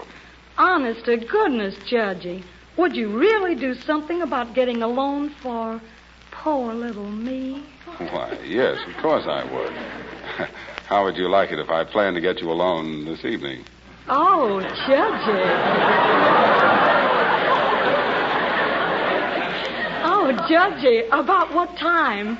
Well, about 15:15. I guess we can postpone further hearings on this case. See you later, babe. Before proceeding with the next fascinating, gripping human problem, may I remind you that this court absolutely cannot do a thing for you. We just want to find out what a mess people make out of their lives. Next case. Here, Your Honor, is the third case. Yeah, I see it's a lower case. Proceed, please. Well, it's about me and my wife, Judge. It seems like only yesterday that we were married. She looked so pretty in her bridal torso. Yeah. It's a very low case. Yeah. The justice of the peace says, you're married. So I put the ring on her finger, and then her old man takes the handcuffs off me. It was beautiful. Now all I got is memories. It seems like only yesterday. Oh, touching. How long ago was it? Yesterday. Where did the trouble start? In our little love nest. You mean you weren't happy in your little love nest? Nah. No privacy. Sparrows kept coming in and laying eggs. Well, my dear young man, you could have remedied that situation very easily. Yeah? How? Every time they laid an egg, you could have told a joke and laid 2 eggs. Now wait a minute, Judge. I was a tough baby, but I couldn't be that brutal. You sound about as tough as a 10-cent steak right now. Yeah, when I was a baby, I used to sit in my high chair blowing the foam off my milk. And that ain't all. What else did you blow the foam off of? Nothing. But I cried more than most babies. It was from the monotony. I didn't know babies cried from monotony. I did. I needed a change.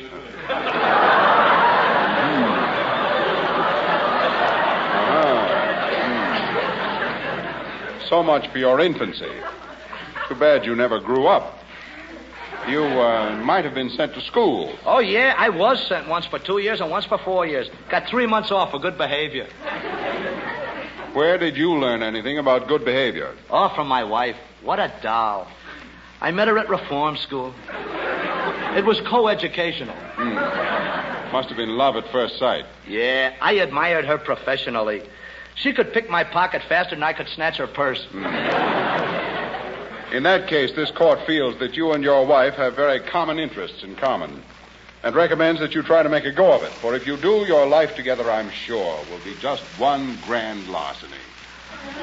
Is that all, Judge? No, for a while. Why don't you let your wife wear the pants in the family? Why? Well, then you can pick her pockets for a while. Oh, that's good. Thank you, Judge. This court declares a recess. Recess? I'm not coming back. I'm going to play hooky. Oh, yes, the Court of Bombastic Relations stands adjourned. The management asks you to drive carefully as you're leaving the courtroom, and while you're waiting to get out of the parking lot, tune in to hear Connie Boswell in the Old Kraft Music Hall singing Sweethearts are Strangers.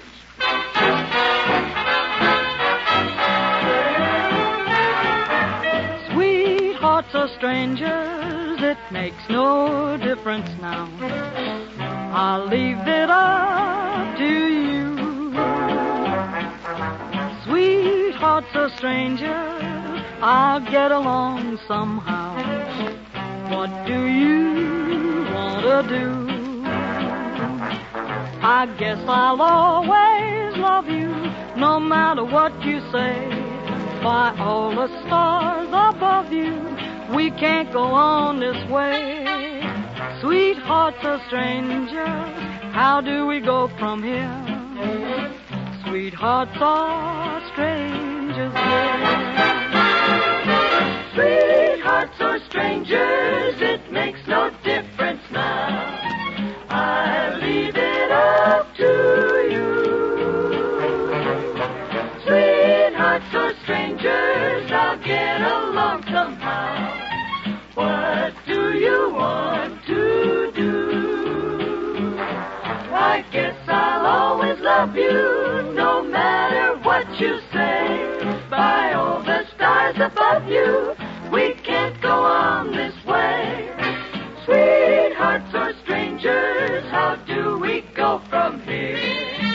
Sweethearts are strangers, dear. Sweethearts are strangers, it makes no difference now.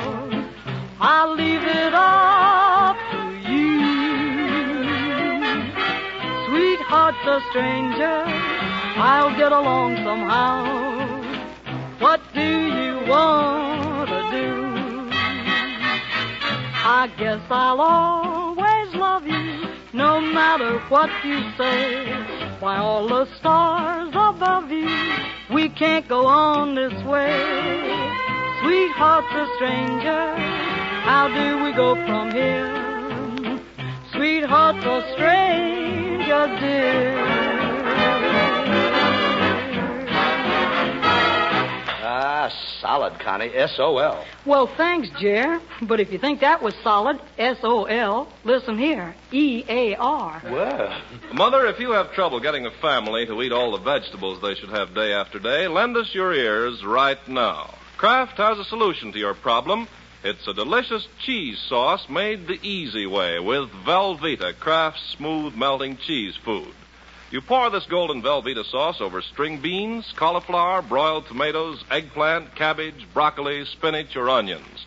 And then just sit back and watch the family demand seconds. Velveeta's rich yet mild cheddar cheese flavor turns the trick.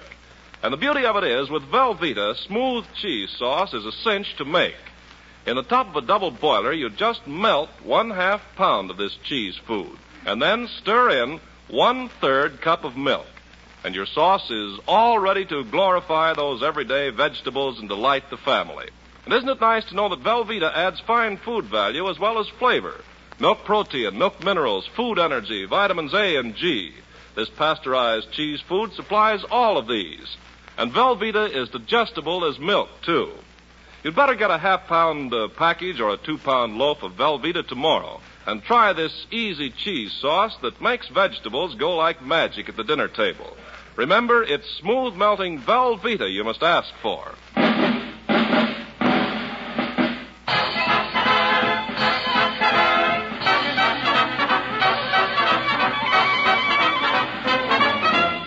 Professor Amici, I've made the most amazing discovery. You mean at last you found out that 2 and 2 make 4? Oh, no. I found that out last week. Oh. But this week I discovered that Rudyard Kipling's Gunga Din was a married man. Oh, why, that's no discovery, Carp. The poem says he was a first-class fighting man. Oh, now you're thinking of Fuzzy Wuzzy, Professor Amici, but I have conclusive proof that Gunga Din had 3 little Gungas. What proof have you? Well, I got them right here with me, sir. What do you think this is, We the People? Now, please, sir, I can prove to you that there were 3 little Gungas. Very well, sir, prove it. All right, I will. Bring them right in, sir. Bring them right over here. Here are the 3 little Gungas. Mm-hmm. Gunga 1, Gunga 2, and Gunga 3. Boswell. Shall we, Connor? If you want it, Donna.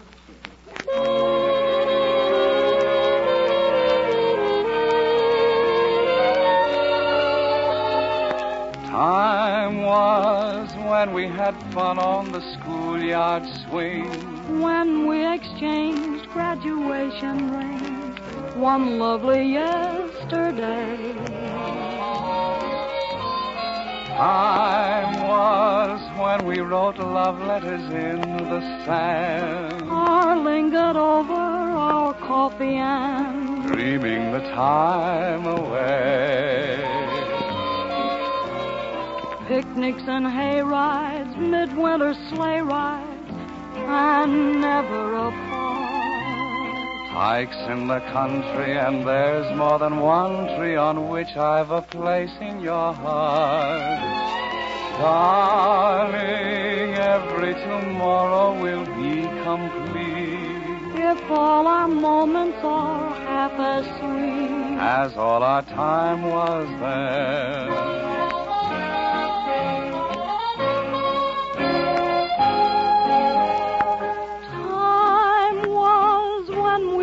Fun on the schoolyard swing, when we exchanged graduation rings, one lovely yesterday. Time was when we wrote love letters in the sand, or lingered over our coffee and dreaming the time away. Picnics and hay rides, midwinter sleigh rides, and never apart. Hikes in the country, and there's more than one tree on which I've a place in your heart. Oh, darling, every tomorrow will be complete if all our moments are half as sweet as all our time was there.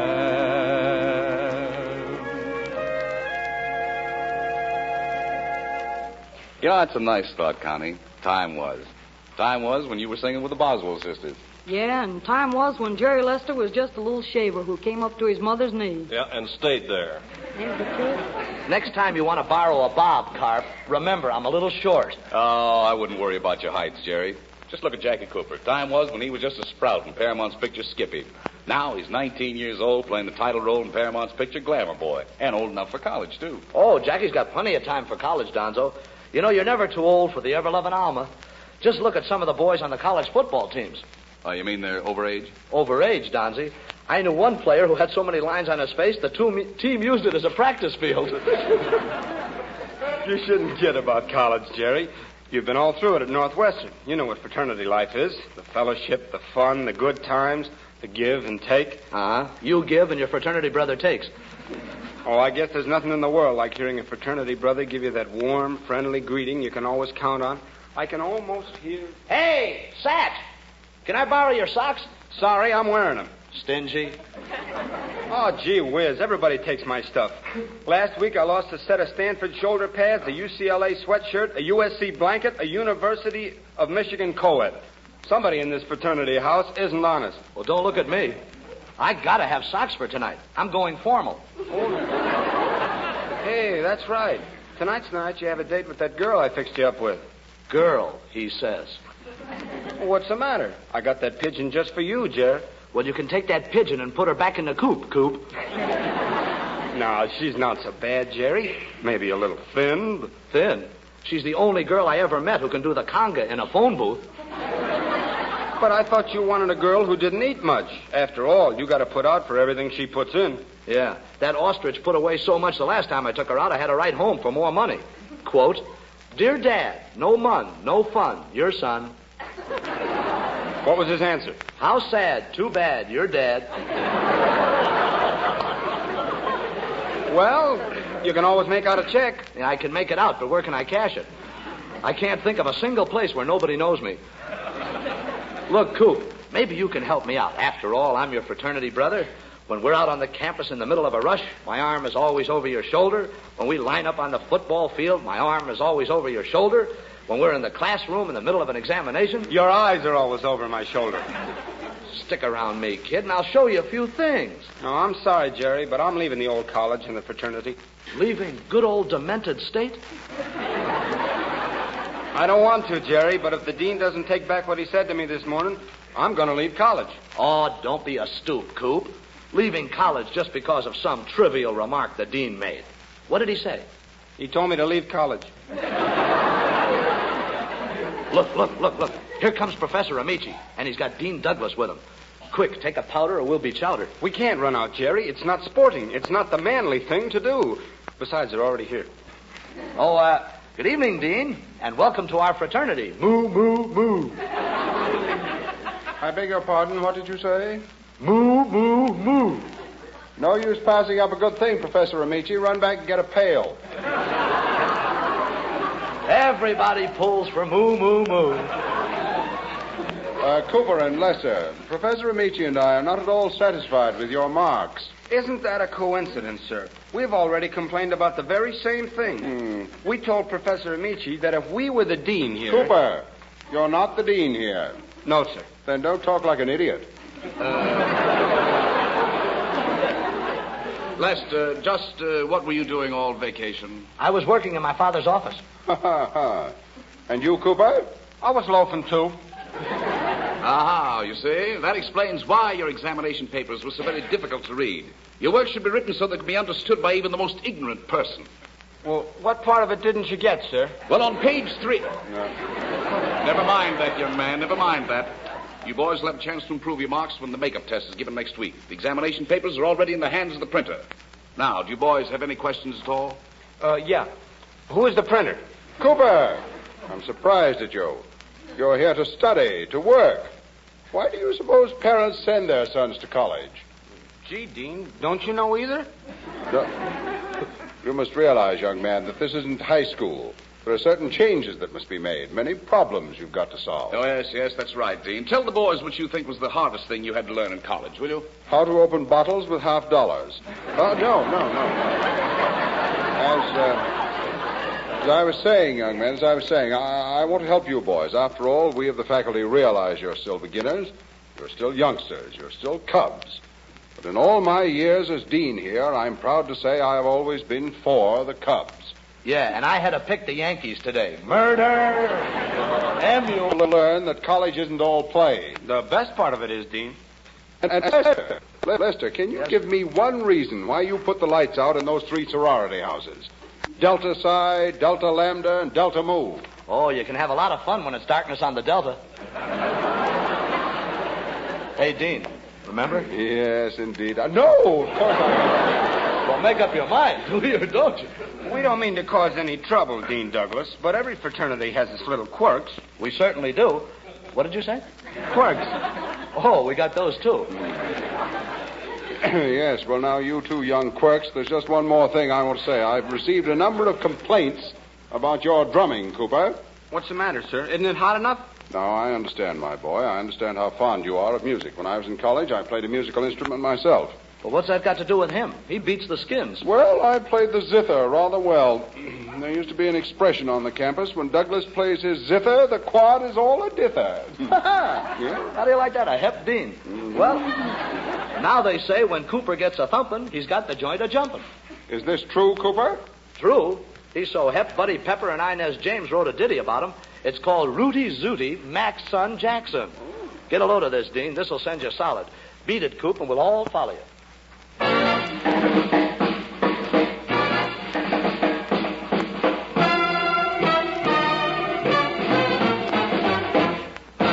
There's a boy down the street with a beat, and when you hear him play, you get fidgety feet. He can dig the most delightful licks, zag and zig it with the skin and sticks. Gather round, you're bound for a treat. Well, I'll read. He's the heppest man in town. He's a solid killer diller. All the gators hang around. Rooty Zooty, Max and Jackson. When he really starts to ride, every little Jack and Jiller, they down the mellow side. Rooty Zooty, Max and Jackson. He can jam from Bach to boogie woogie, and the band on the stand will demand a little Dixieland. If you really want to jive, want to hear a thriller dilla zoot, man, you can dip and dive with Rooty Zooty, Max and Jackson. He's the heppest man in town. On the snare drum, he's a killer. Listen to him roll on down.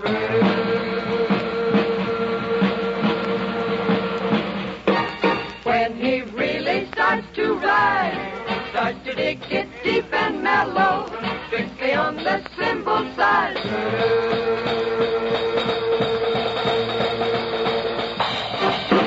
He can jam from Bach to boogie, and the band on the stand will demand a little Dixieland. Here's a solid kick that's fine. For an ending, it's a killer zoot man. You can double time.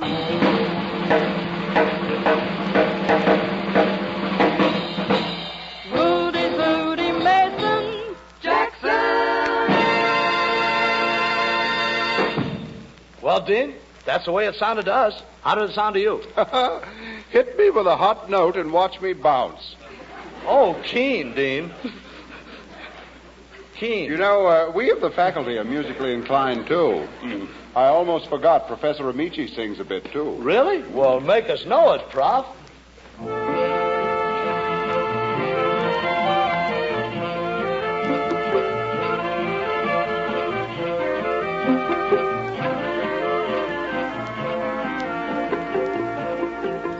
Amour, amour, amour. My heart is true, it's just for you, so won't you love me? Amour, amour, amour. I only know there couldn't be my love without thee. This pure passion's fire burning my heart aflame. This wild, sweet desire yearning with bitter pain. This strange mystery, no matter where you may be. For all of eternity, I know I love you. Amour, amour, amour. My lips are still, my heart will thrill to your caresses. Amour, amour, amour.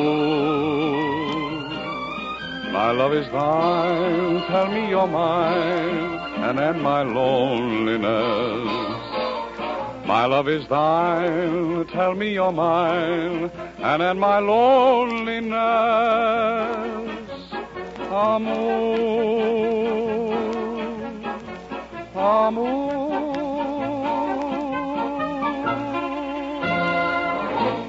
Oh, Don, what ease, what charm, what beauty. Oh, well, thanks, Jer. I didn't know you were that enthusiastic about my singing. Who's talking about your singing? I'm talking about Florence George. Oh. Prettiest concert star, what I'm seeing. Well, thank you, Jerry.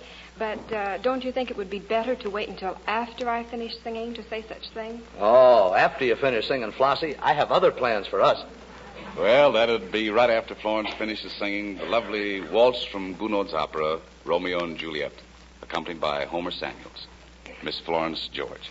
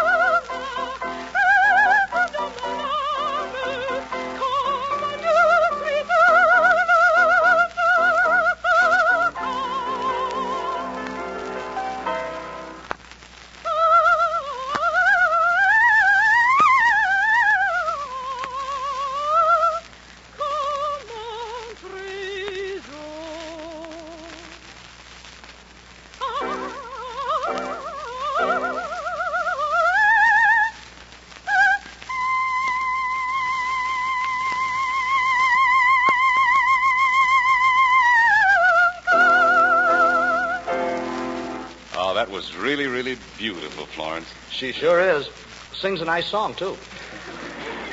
So that was the waltz from Romeo and Juliet. That's right, Jerry. Do you know anything about Romeo and Juliet? Haven't heard a thing. What have they been up to lately? Jerry, I mean the play. Surely you must know the balcony scene from Romeo and Juliet. Nope, but I know the fire escape scene from up in Mabel's room. Romeo and Juliet, Jerry, the great play by Shakespeare, first presented in 1597. John Barrymore scored one of his great successes in it. Keeps his age well, doesn't he? You know, I think you better tell Jerry the story, Florence. Oh, Flo, you're going to tell me a story. Just like Mother used to do. Just like your mother used to do. Well, Mother used to let me sit on her lap. Well, some mothers certainly have to put up with a lot. But if you want the story, Jerry, once upon a time, Romeo and Juliet were in love. But Juliet's family wanted her to marry a young man named Paris. And Julie wasn't interested in Paris. And that was the last time she saw Paris. Of course not, Jerry. Because Juliet's family went ahead and arranged a match between Juliet and Paris. How many rounds? Jerry, this is a marriage. I still say, how many rounds? It was a marriage that never took place. A friendly friar told Juliet her family would think she was dead and entomb her if she would just drink a potion he had prepared. Nice, friendly friar, slipping over a Mickey. Julie took the potion, and her family, believing her dead, had her entombed. When Romeo arrived at the tomb and saw Juliet, he stabbed himself. Oh, a double-header. But it turned out Juliet wasn't really dead after all. She awoke from the drug, but when she saw the body of Romeo beside her, she killed herself. Oh, well, I'm glad the whole thing ended on a happy note. Yeah, and so does Florence's story, Jerry, as she sings Meredith Wilson's popular composition, You and I, Florence Stewart.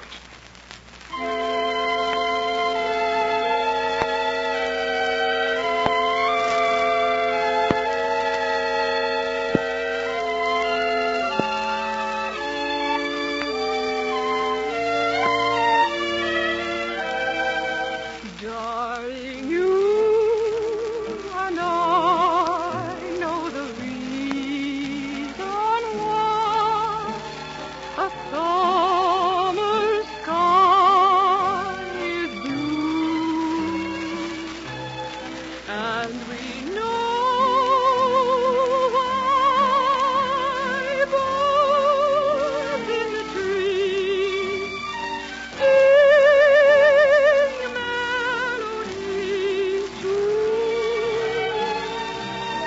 and why love will grow from the first hello until the last goodbye.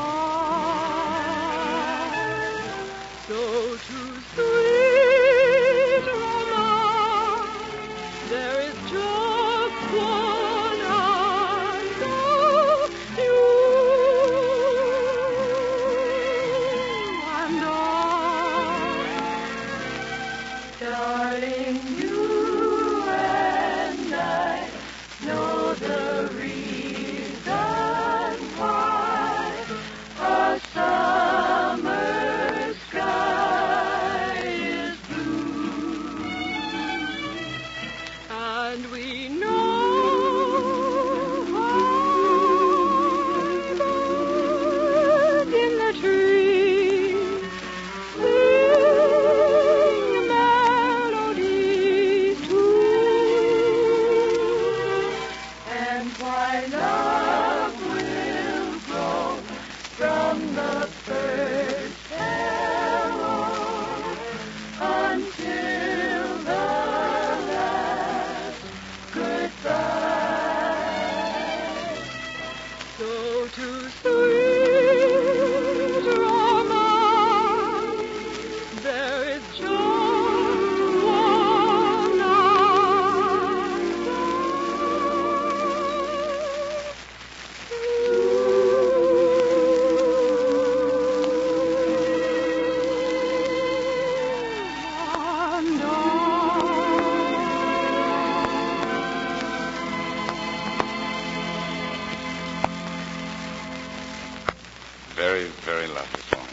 Yep, very flossy, Flossie. Thank you, boys. We should thank you, Florence, for that was truly something to carry in our memories. Yeah, it sure was. And believe me, my memory's getting pretty crowded. Well, no matter how crowded your memory gets, Jer, never forget these important thoughts. The thoughts, please, sir. We hear a lot right now about consumer education. Well, here's something every smart consumer of cheese should know. When you want rich yet mild cheddar cheese flavor, Velveeta is the thing to ask for. This cheese food is rich in milk protein and milk minerals. It's an excellent source of vitamins A and G. It's digestible as milk. And most important of all, it always has a coaxingly rich, mild flavor, the flavor that millions love. And it always melts smooth, toasts to perfection. The 2-pound Velveeta loaf is really the best buy. It keeps you stocked for all sorts of Velveeta treats, sandwiches, snacks, rich sauces, baked dishes. But, of course, Kraft also packs a half-pound size. Get some tomorrow. And remember, for cheddar flavor that's rich yet mild, the Smart Shopper's password is Velveeta.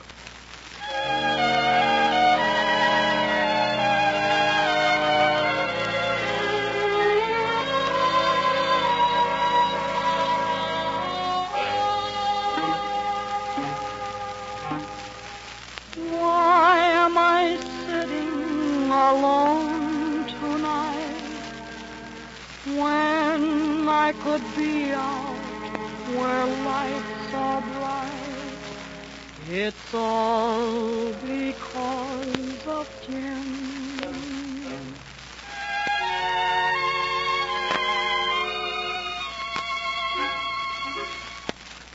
Why am I wasting these precious years?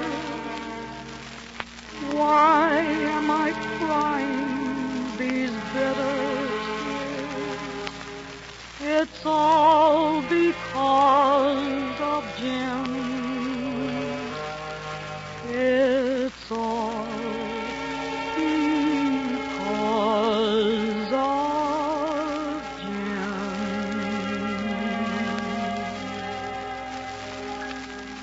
Jim doesn't ever bring me pretty flowers. Jim never tries to cheer my lonely hours. I don't know why I'm so crazy for Jim.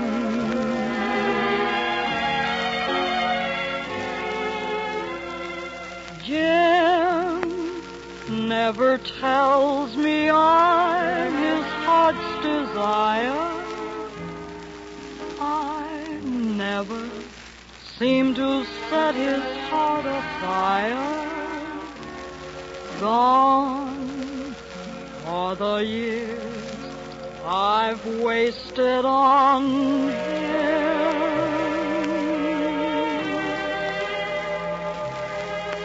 Now sometimes when I get feeling low, I say, let's call it quits. Then I hang on and let him go, breaking my heart in bed. Oh, someday I know that Jim will up and leave me. But even if he does, you can believe me, I'll go on carrying the torch for Jim. I know that I should be the one to up and go, but I can't, 'cause I'd go crazy. I know without him, that's why I go on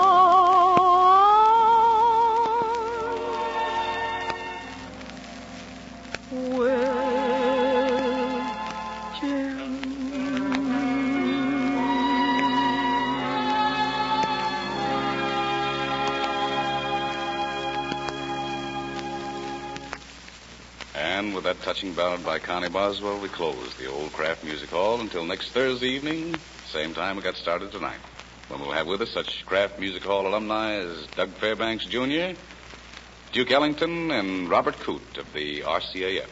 So until next Thursday, when we hope you'll be with us in the old Kraft Music Hall, this is Don Amici saying, Buenas noches. Tune in the Kraft Music Hall next week at this same time to hear Don Amici and Jerry Lester, John Scott Trotter and his orchestra, Connie Boswell and the Music Maids. Special guests for the evening will be Douglas Fairbanks, Jr., Duke Ellington, and Robert Coote.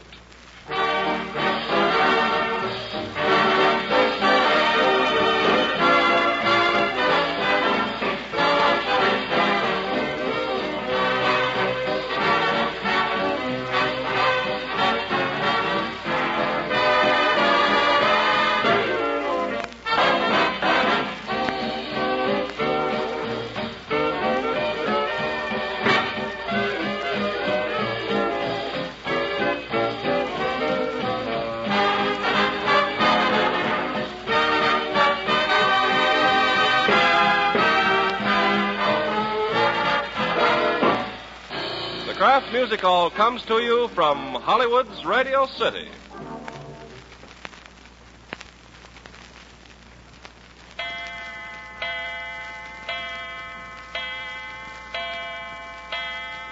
Uh-oh, 6 o'clock already. But food, good food, will be ready in a jiffy if you have a box of the product called Kraft Dinner. For with Kraft Dinner, you make fluffy, tender macaroni drenched with rich cheese sauce in just 7 minutes cooking time. In every package of Kraft Dinner, there's a special quick-cooking macaroni and ready grated cheese that gives you grand sauce in a twinkling. So for hurry-up luncheons, for quick-made dinners, for macaroni lovers' treats, get Kraft Dinner. It gives you swell macaroni and cheese in 7 minutes cooking time. The Rudy Valley Seal Test program with John Barrymore will follow immediately over most of these same stations. This is the Red Network of the National Broadcasting Company.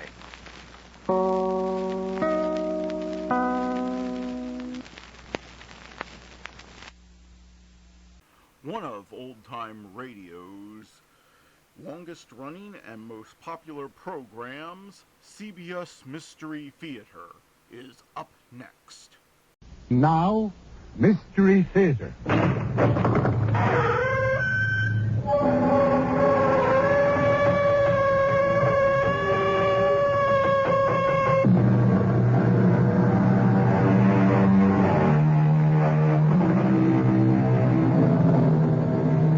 Come in.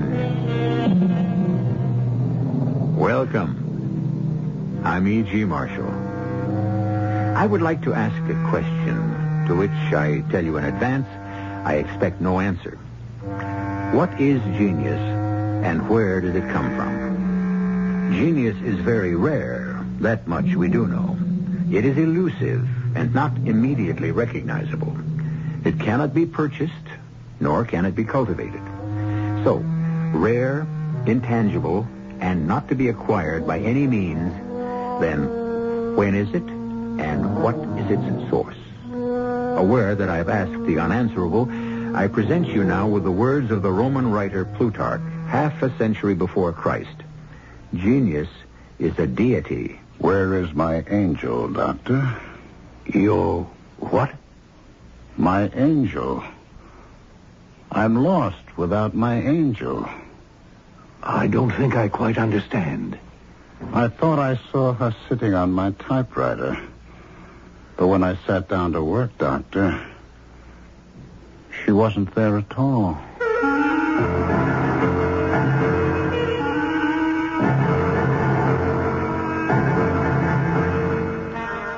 Our mystery drama, Fallen Angel, was written especially for the Mystery Theater by Elspeth Eric and stars Ralph Bell. Something special.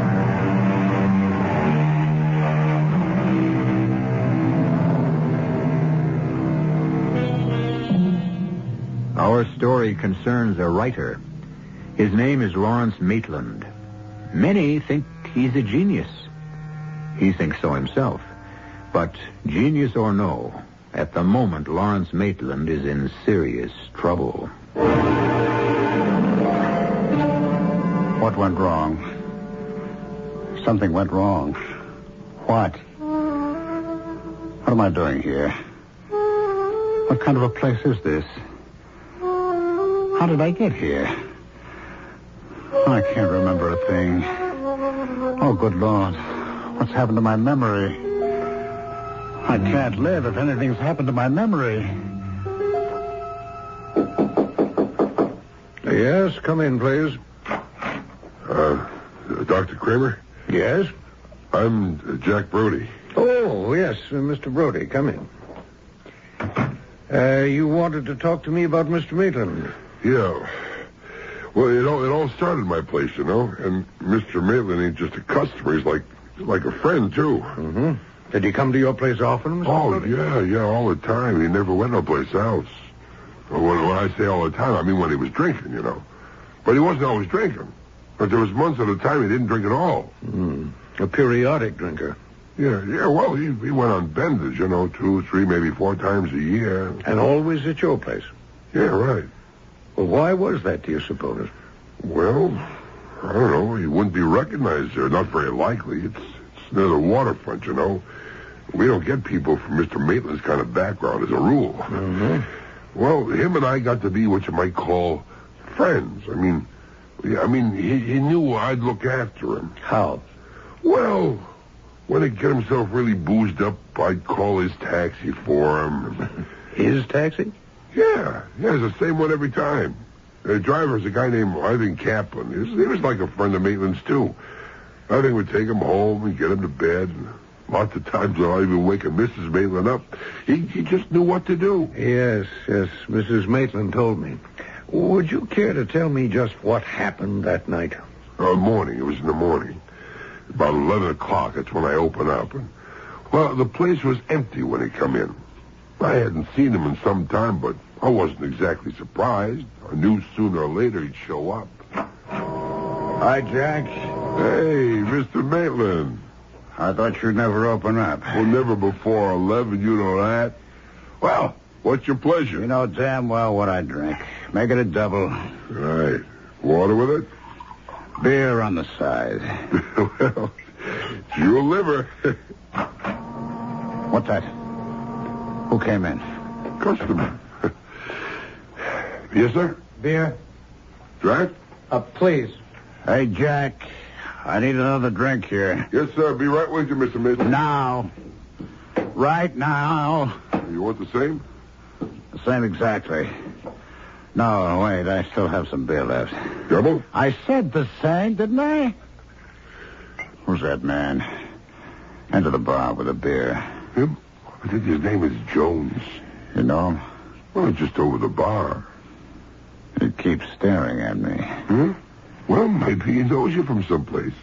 Impossible. I never knew anybody like that. Well, maybe he's seen your picture in the paper. I've seen it a few times. Hey, maybe he caught you on the TV, huh? Cheap publicity. My publisher thinks it's important. Well, sells books, probably. My books sell themselves. Yeah, well... Jones. Is that his real name? Yeah, that's what he told me. I think he said Jones. Don't you know? Oh, it's none of my business. He says his name is Jones. As far as I'm concerned, his name is Jones. Well, tell you Jones to stop staring at me. No, I don't think he's staring at you, Mr. Maitland. Look, what if he is? It don't mean nothing. That's what you think. He's getting up. Occasional beer is all he drinks. He's coming over here. Now, Mr. Maitland, come on. He thinks he's going to start anything. He wouldn't do that. Well, how do you know? You don't even know him. Excuse me. Mr. Jones. Get him away from me. I was wondering if you'd care to Get him away. have a drink. No, Mr. Jones, You come on. dirty little punk. I just want Don't tell me. I know what you want. I know all about you. Please. Disgusting. Let go of me. Oh, Mr. Maitland, come on. Come on, break it I'm up. going to kill you. Please. You don't deserve to live. Hey, what's that? Are you crazy? What'd you do that for? I had to hit him. He's a maniac. Well, he didn't hurt you, did he? I'm calling the police. Guys like that, I know their type. I'm getting the police. You keep him right here. He ain't going no place. He's passed out cold. Well, the Jones character was back in a flash with a cop. Mr. Maitland was okay by then.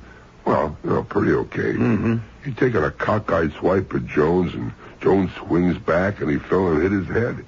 He talked plain enough, but he repeated himself a lot. Kept asking what happened? Yeah, just like in the movies. And where's my angel? Angel? Yeah.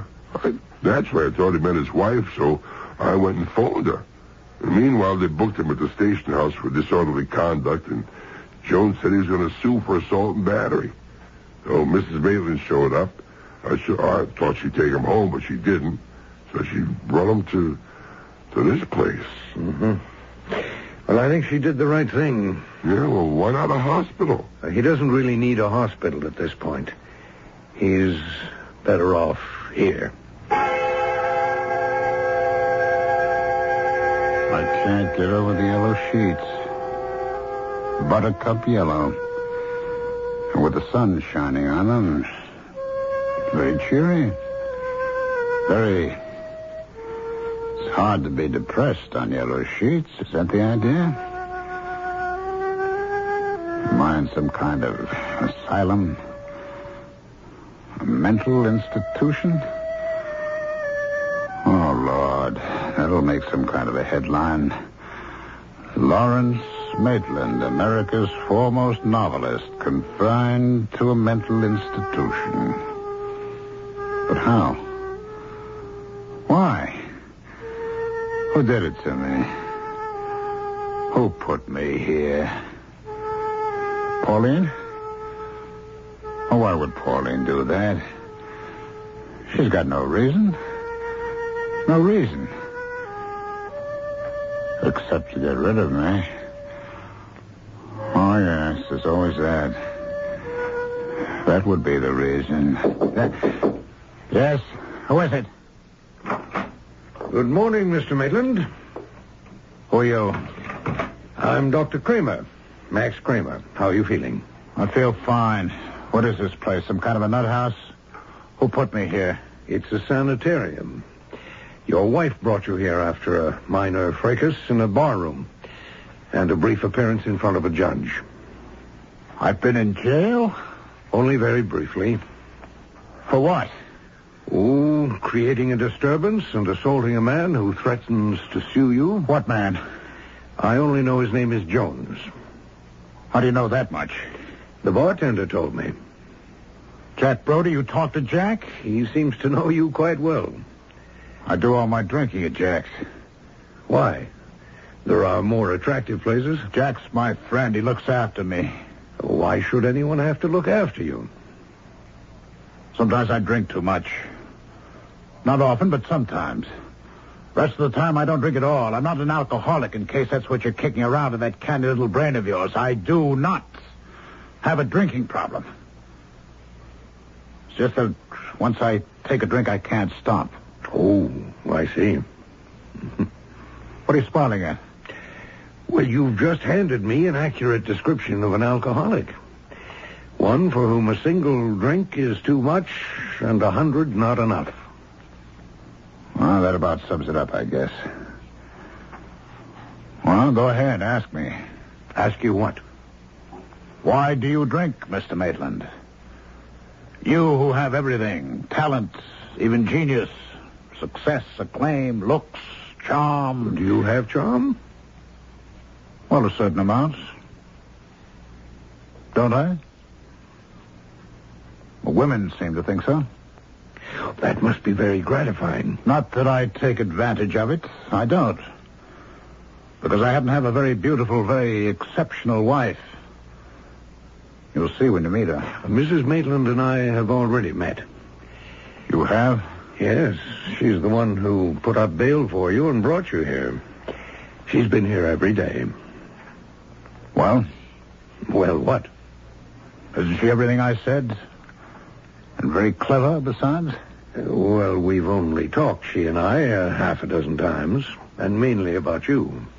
Well, she could tell you a lot, if she wanted to. About why you drink too much? About lots of things. I'd rather you told me. I drink when I can't write. When my angel deserts me. When she's with me, I write. When she won't come near me, I don't. I drink. Your wife didn't give me that impression at all. What does my wife know about it? Well, you said when she's with you. My angel isn't my wife, Doctor. Is that what you thought? Oh, well, the way you talked about her, I'm sorry. My angel... Well, she's my angel. Created by God. Or don't you believe in God? Well, let's keep talking about what you believe.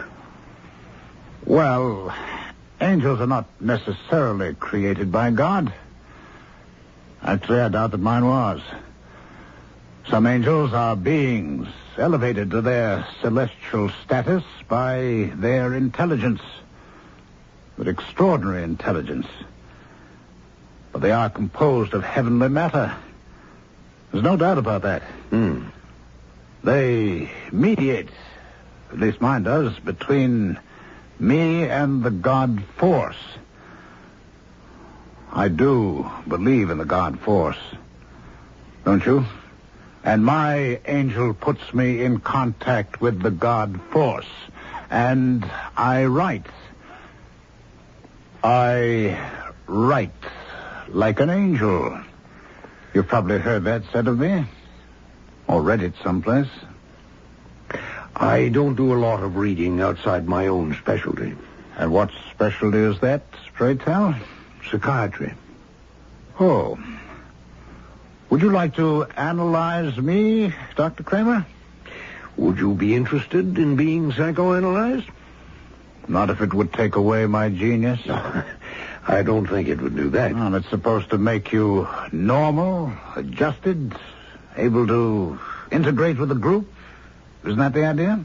No. It's supposed to help you make the best possible use of whatever abilities you have. I have the ability to write. And I write.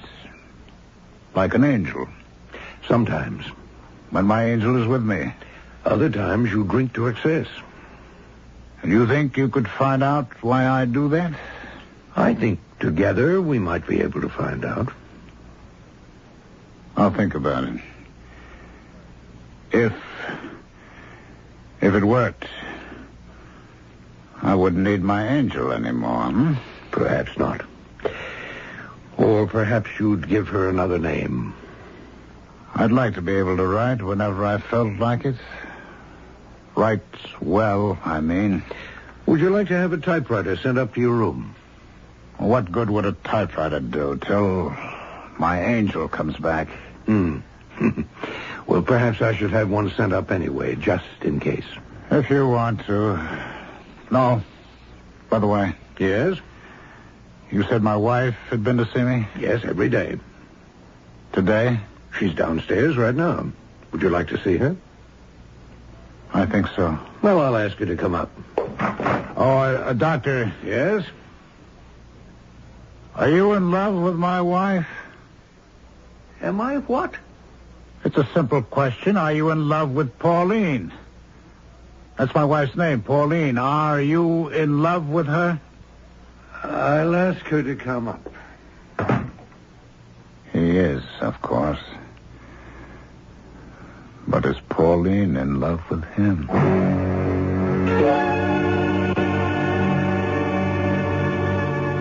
Genius penetrates to the essential truth of whatever it concerns itself with. Genius does not stop with description, but goes on to revelation. It paints or composes or puts into words truths that lesser mortals could never discover by themselves. Is our protagonist, Mr. Lawrence Maitland, a genius or no more than a talented writer? I'll be back shortly with Act Two.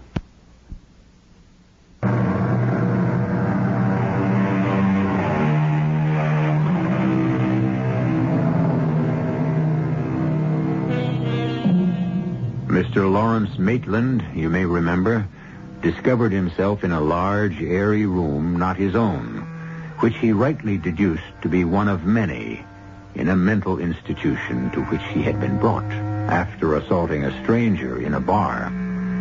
Dr. Max Kramer, chief psychiatrist of the asylum, after a friendly chat with his new patient, was startled to be asked if he, the doctor, was in love with the patient's wife.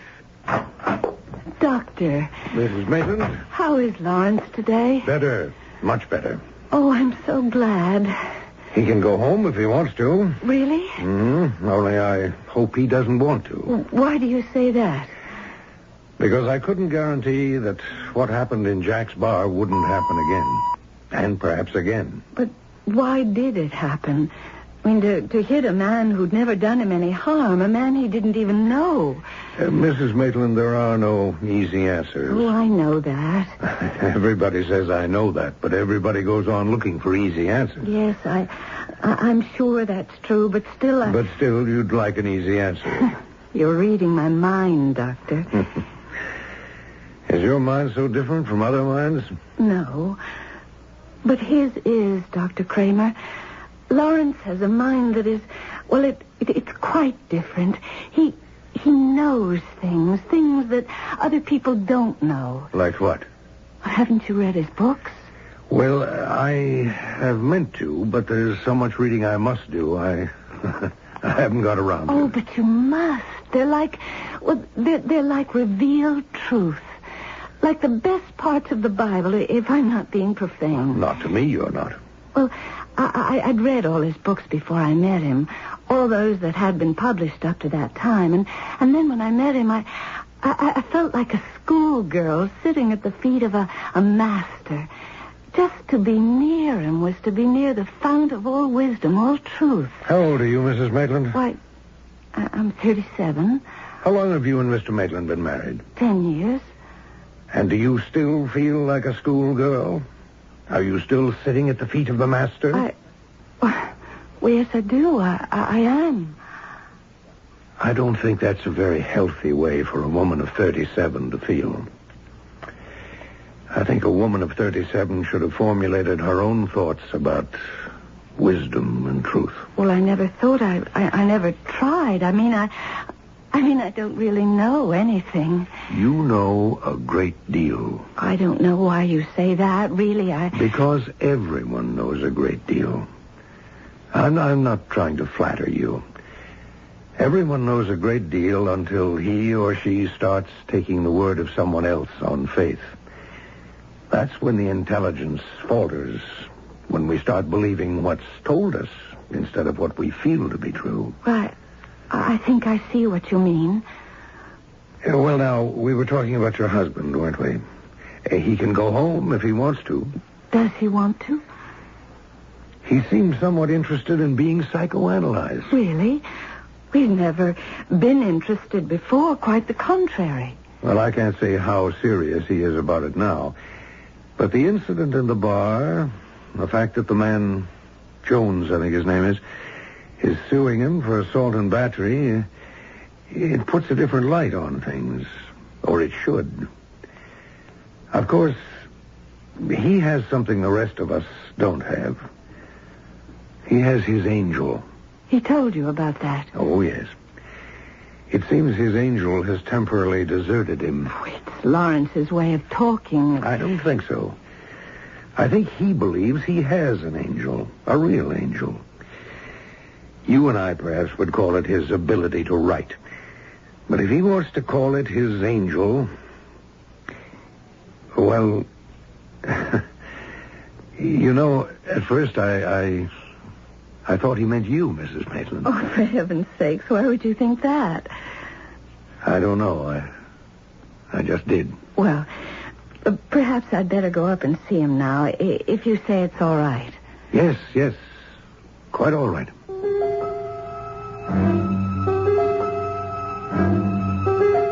What did Pauline tell him about me? That I'm a rotten husband? A worse lover? She could have said anything, true or not true. Told him everything I've ever said, everything I've ever done. Would she do that? The very intimate things? Oh, not likely. Not Pauline. Not that she'd be trying to spare me. She'd be trying to spare herself. Pauline can't stand truth. Not the way I can. Pauline, may I come in? If you dare. Welcome to the crazy Oh, room. now, Lawrence. Oh, we don't say crazy anymore. We say disturbed, don't we? Neurotic? Dr. Kramer says you're much better. Oh, he does. Dr. Kramer says, does he? Well, he says that you can come home if you want to. Does Dr. Kramer say that? Yes. Any other little quotes from Dr. Kramer you'd like to give me while you're here? Lawrence, please. He's your doctor. And what's he to you? What? The very same as he is to you. Your doctor. A very good doctor who's trying to help. That's all? Of course that's all. Are you in love with him, Pauline? With the doctor? With Dr. Kramer? Yes, with Dr. Kramer. Of course not.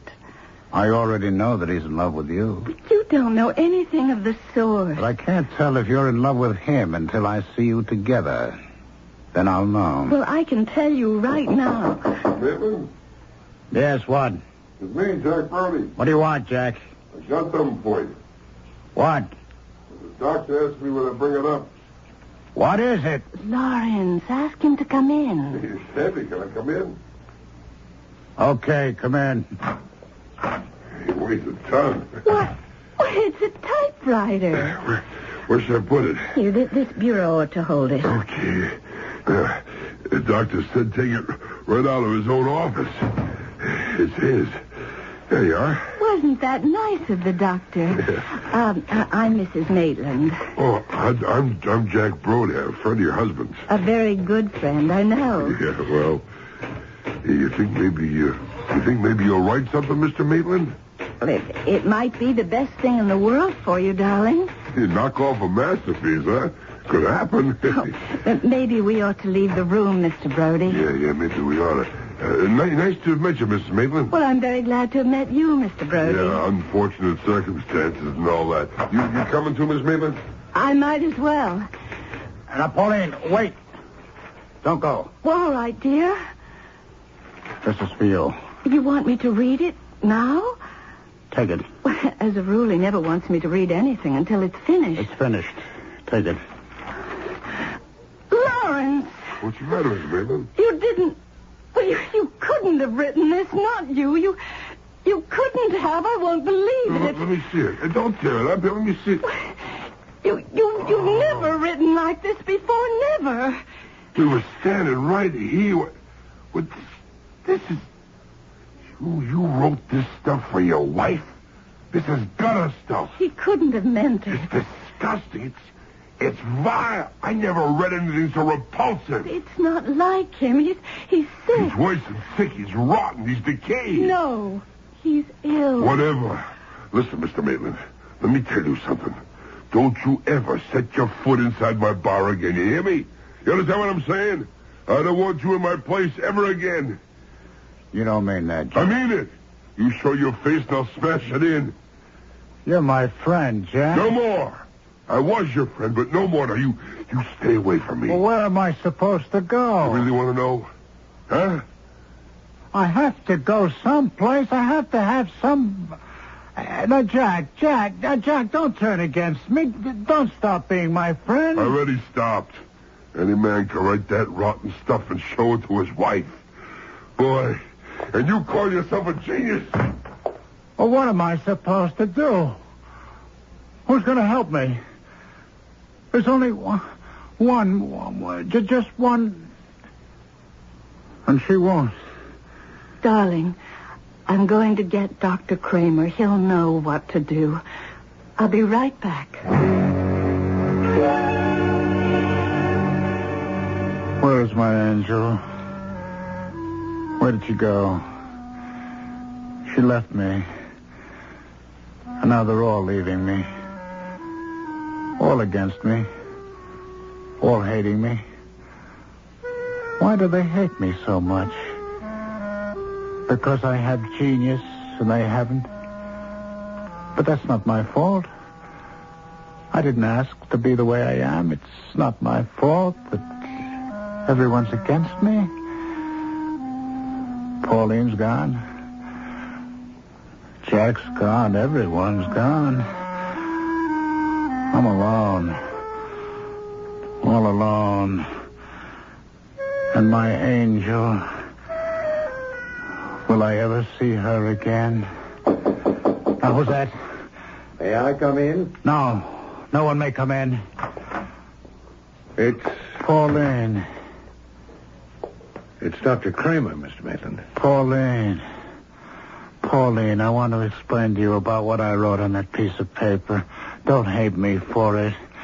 I don't want everyone to hate me. Anyway, not you, Pauline. Let me explain why I did what I did. Go on, tell me. You see, as soon as I saw the typewriter, I thought my angel was sitting on the carriage return lever. You know, the way she used to. You remember Pauline? I don't think I do. Tell me. Well, maybe you never saw her, but certainly I've told you often enough. Oh, really, Pauline? I'm not Pauline, Mr. Maitland. Don't you know that? Pauline, it looked like my angel. At least I thought it did, and I was so relieved. She's come back to me, and now I can go on living. And so, you see, I started to type. You and Jack were still in the room. I remember that, but it didn't bother me. You were making small talk. It didn't matter. My angel and I were working together, you see? You do see, don't you, Pauline? Go on. And then you screamed at me. Did I? Oh, you know you did. And then Jack grabbed the paper out of your hand, and then he told me never to go near his place again. That's what I couldn't believe, Pauline, that Jack would turn against me. Now, you know what I've decided, Pauline? Tell me. That wasn't my angel who came and sat on the return lever. No. Oh, no. Now, listen, Pauline, that was the fallen angel. An angel who has fallen out of favor with God. An angel who has allied himself with Satan. Fallen angels are destructive, Pauline. Completely destructive. And this one means to destroy me.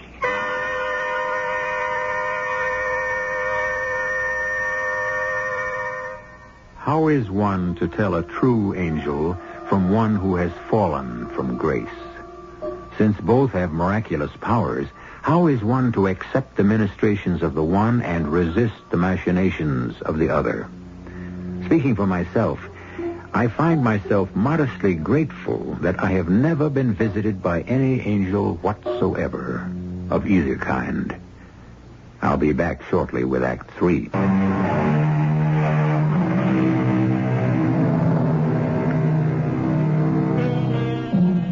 When we left Lawrence Maitland, he was explaining to Dr. Max Kramer, psychiatrist, why he had written a page of obscene prose and handed it to his shocked and horrified wife.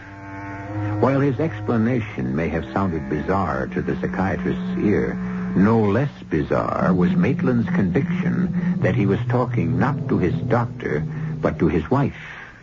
However, several days had now passed. Yes, Jan? Oh. Well, ask Mr. Jones to step into my office, please. Mr. Jones. Now, why would he... Mr. Jones? Dr. Kramer? Yes. Come in, please. Thank you. Have a chair. Thank you. My girl said you wanted to see me about Mr. Lawrence Maitland. Well, they told me at the police station he was here. Yes, he is. How is he? Coming along. I'm glad of that. He's such a very great writer. So I'm told by many people, including Mr. Maitland himself. But you didn't come here to discuss Mr. Maitland's literary gifts? No, of course not. I came to tell you about that the most unfortunate incident at Jack's bar. Has he told you why he took a swing at me? No, he hasn't. Possibly he doesn't know. Possibly. But I know. Yes? He thought I was about to make a homosexual advance. Oh. Definitely. And I wasn't. Oh. Although I am a homosexual. Yes, I see. You see, I work as a bank teller, but most of my spare time is spent reading and sometimes writing, in a despairing sort of way. Why despairing? Well, because I don't think I'm really very good at it, and I don't suppose I ever will be. So when I saw Lawrence Maitland, the great Lawrence Maitland, sitting at the same bar at 11 o'clock in the morning, I thought, well, maybe if I could just talk to him for half an hour. I don't know what I thought, what I expected. Encouragement, maybe a pointer or two. I really don't know. But not what he thought I wanted. Well, was there anything else? Oh, yes, I wondered if I might see Mr. Maitland for just a minute or two. I have something rather important to tell him, but not what I just told you, no, something else. I see. Something that, well, might make him feel a little better. Well, in that case, I don't see why not. Oh, he's such a great man, Mr. Maitland. Such a very great writer. It seems such a pity. Such a pity, yes. Jane, is Mrs. Maitland here yet? Oh, she is? Well, ask her to come in, please. Such a pity. Oh, come in, Mrs. Maitland. Come in. Thank you. How is Lawrence? Much better. Oh, good. May I see him? There's someone with him now. Oh, not Jack from the bar. No. I didn't think so. Mrs. Maitland, I think it's about time I gave you some kind of diagnosis of your husband's condition. A very tentative one, you understand, but, well, let's call it an educated guess. All right? All right. Your husband is paranoid, Mrs. Maitland. Not chronically so, only intermittently. Do you know what paranoid means, Mrs. Maitland? Suspicious, feeling persecuted. Correct. Paranoia is a mental disorder characterized by delusions of persecution and of one's own greatness. Do you follow me? I think so, only you sound so... So what?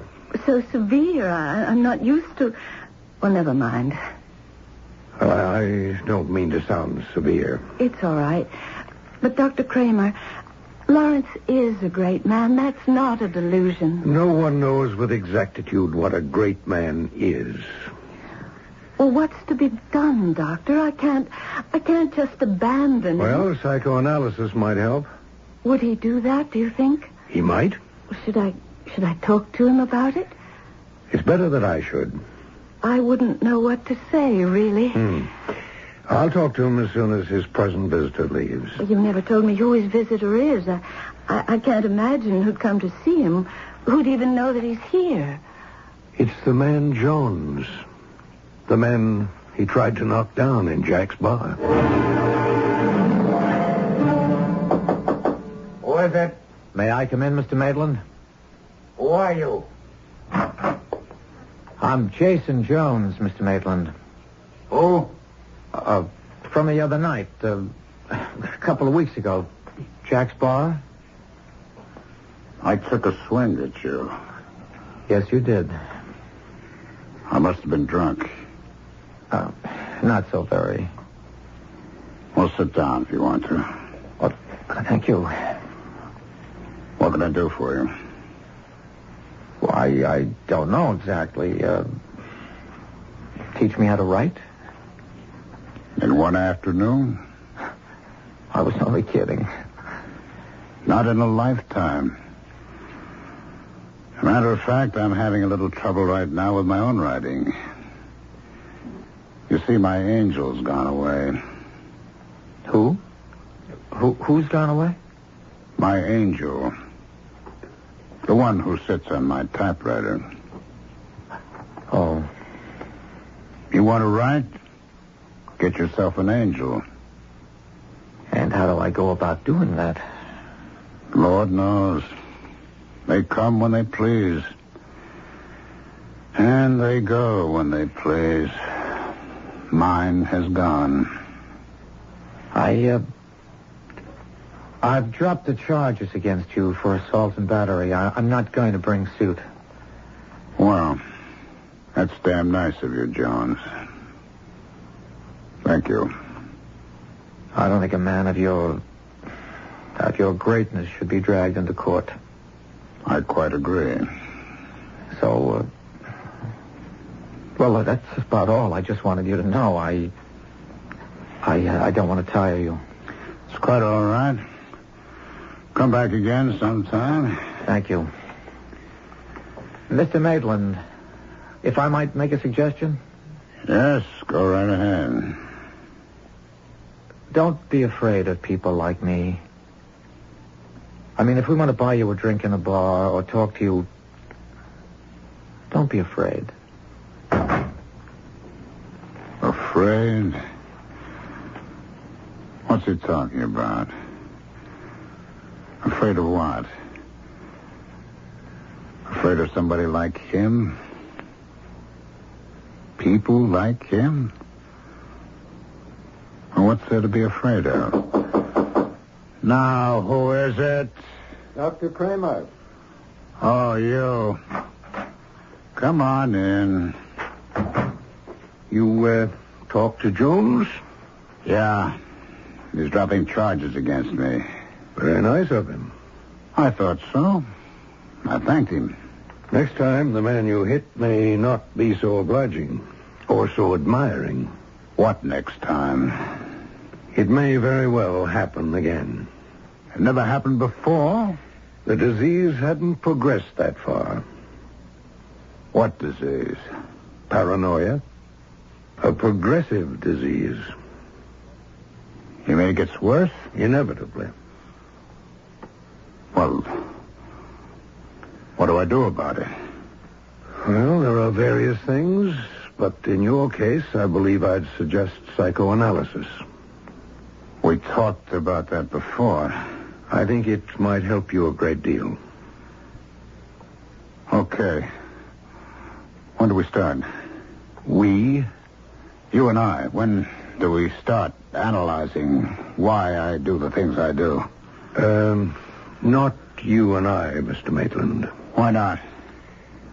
Well, the patient must feel sure that he likes the analyst. I mean by that he has no immediate, no instinctive antagonisms toward the doctor. I have no antagonisms toward you. Yes, but... So what's holding us up? I can't accept you as a patient. Why not? Because... Now, you've got to give me a reason. You can't just brush me off. Because I'm in love with your wife.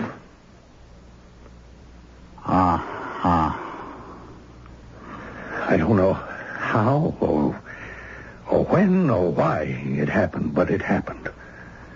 I was right.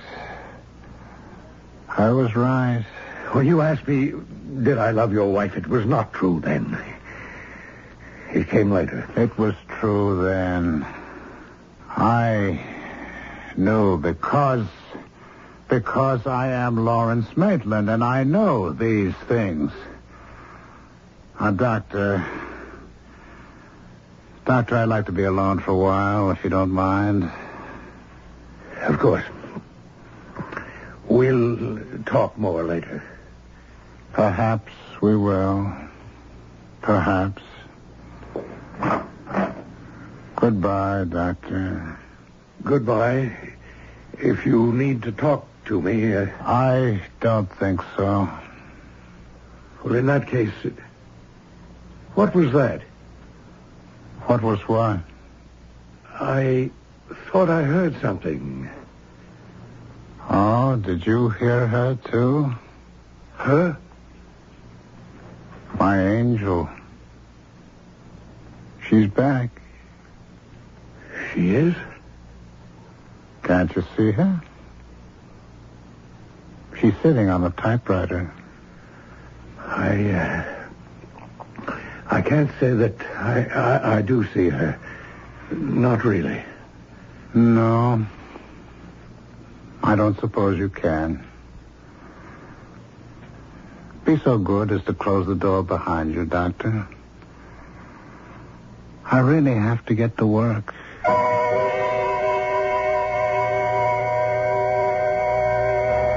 Tell me, John Matthias, someone is supposed to have said to the man who came to be called St. John of the Cross, how do you write your wonderful canticles? To which the poet priest replied, sometimes God helps me, and sometimes I do it by myself.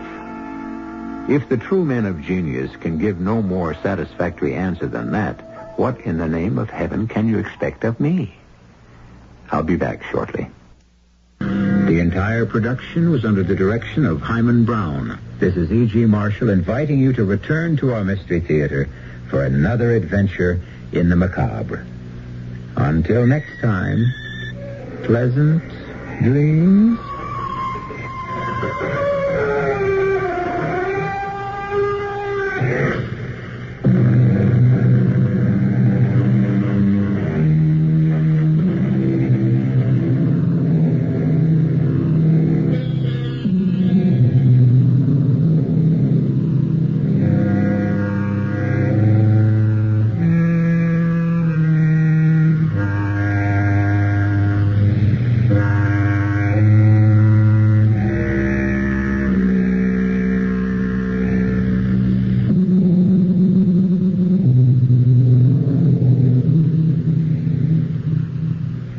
Classic British comedy in the form of Steptoe and Son is up next on nightly old-time radio shows.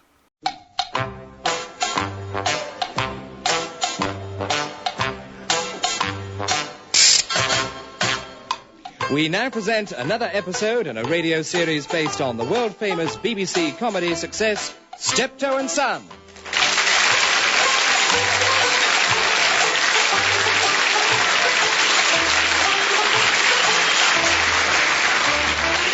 With Wilfred Bramble as Albert and Harry H. Corbett as Harold.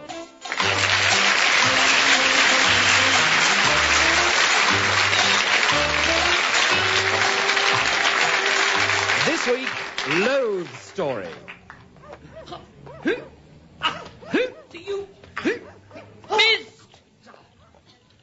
Game, set, and match. I thought you said you could play badminton. How long have you been having lessons? Mind your own business. Waste of money, however long it is. Look, shut up and just untie your end of the net from the carsy window. It's always the same. Taking things up, buying all the gear, spending all your money. If you don't shut up, I'll take this shuttlecock and ram it straight up your Khyber and set fire to the feathers. Any case, how do you expect me to play against that Jacques Tati serve of yours? I mean, that wouldn't be allowed down the tennis club. In any case, I'm not taking it seriously. Shuttlecock. I mean, this is just to limber up, to loosen my muscles. Tennis is my game. I mean, you can't play tennis out here on a titchy pitch like this. Court. I know the terminology. That's about all you do know. You can't play. How can I play properly in a junkyard, sliding about on all the horse manure? It was the same for me. You've got your hobnail boots on. Do you fancy another game? No. We won't score this time. And then you won't know how many times I beat you by. I don't want to play anymore. Well, put my name down for the tennis club. I'll give you a clobbering down there. So help me, if you as much as step foot in that tennis club, I'll murder you. I've made some very nice friends down there. Very nice class of person. They don't know about you. And that's the way I want to keep it. Yeah, I'll join on my own. Beat the lot of them. You stay away from there. They're very fine people down there. They don't want any dirty, smelly, uncouth little foul-mouthed pillocks in hobnailed boots churning up all their lovely lawns. Now, if you will excuse me, I'm going to take a shower and get an early night. You can't stop me joining. They'd be glad to have me. I was champion of my regiment. I know you were. You was champion of everything, wasn't you? You're a one-man Olympic team, you are. Carrying a flag all on your own. 800 Russians, 9 Americans, and you. Oh, dear, I'm sorry I'm out of breath. Oh, I just brought the torch up from Athens. Yeah. Now, what should I do first? The decathlon or the 3-mile steeplechase? Hey. You stay away from that tennis club. All right? I've got a bed. Just because you know I beat you? I always beat you because you're a scrub out. You're useless. You're a pudding. Yes, stuff.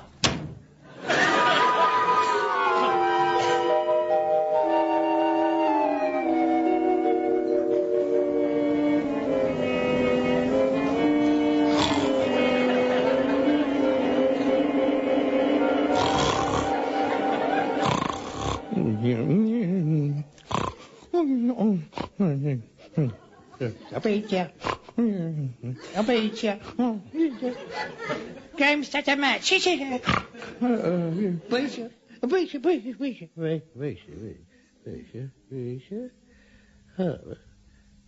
You must kill him. You must kill him. You must kill him. It's the only way. Rise from your bed. Go into his room. Go to his bedside. Pick up the pillow. Shove it over his ugly little face. And kill him. Kill him. Kill him.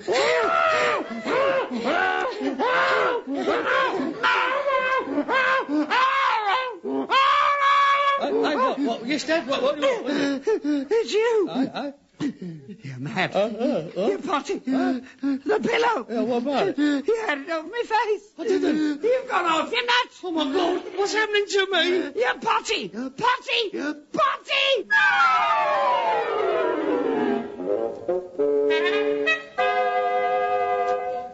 Now, just relax, Mr. Steptoe. Lie back on the couch. I'm going to ask you a few questions. How old are you, Mr. Steptoe? 43. Married? No. No? No. Oh. Tell me, are you a homosexual? Are you asking for a clap around here, well? Do you always overreact when your masculinity is questioned? I'm not overreacting. I just don't like being called a brown hatter, that's all. I just said there's nothing to be ashamed of. It is where I come from. I'm a straightforward crumpet man. I've had more grumble than you've had hot dinners. That's all right. You can relax. I'm very glad to hear it. Now tell me, is your mother alive? No.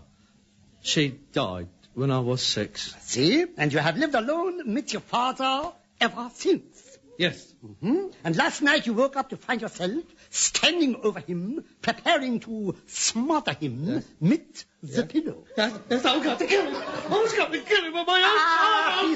Please, Mr. Steptoe, do not get excited. Lie back and relax. I was going to kill him.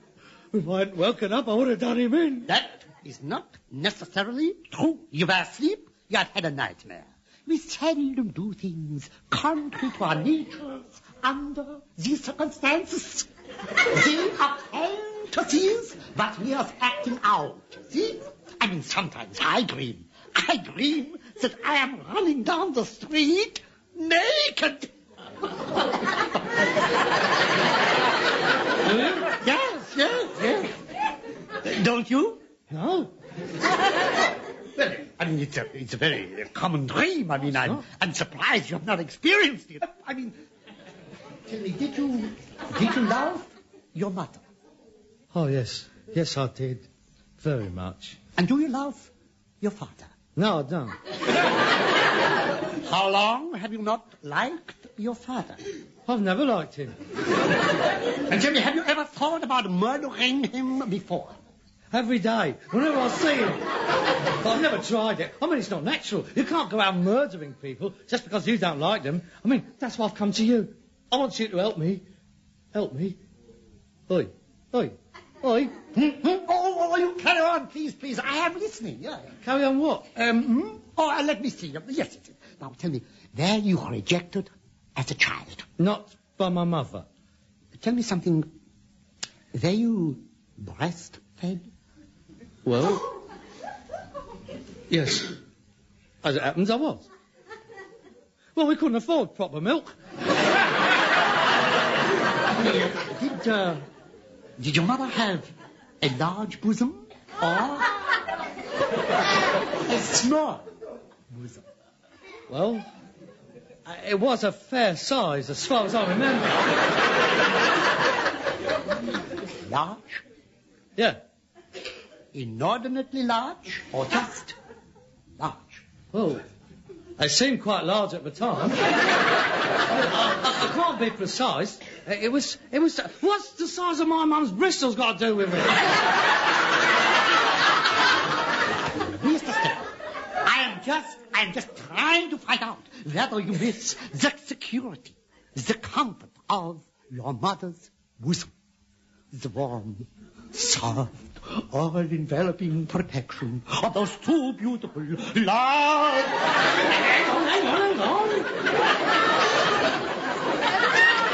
They wasn't all that big. Was that you want to know about my father? Yes, of course. At 12, we shall go up there. Unburden your mother. Tell me all about your relationship with him. Now, do not be ashamed. Well. Anything that is lurking in the deepest recesses, we must winkle it out. Well, none of us are normal. Yes, remember that. Well, go back over the years. Well, any particular incidents that may spring to mind. Well, I suppose one of the earliest memories I have of my father was just before the war. Oh, I'm sorry about that. No need to worry, it's all over now. Right. See, every night when he came home from work, he used to get dressed up. And... women's clothes, possibly? The knickers, the black suspenders, the little pants, maybe the tight glasses. No.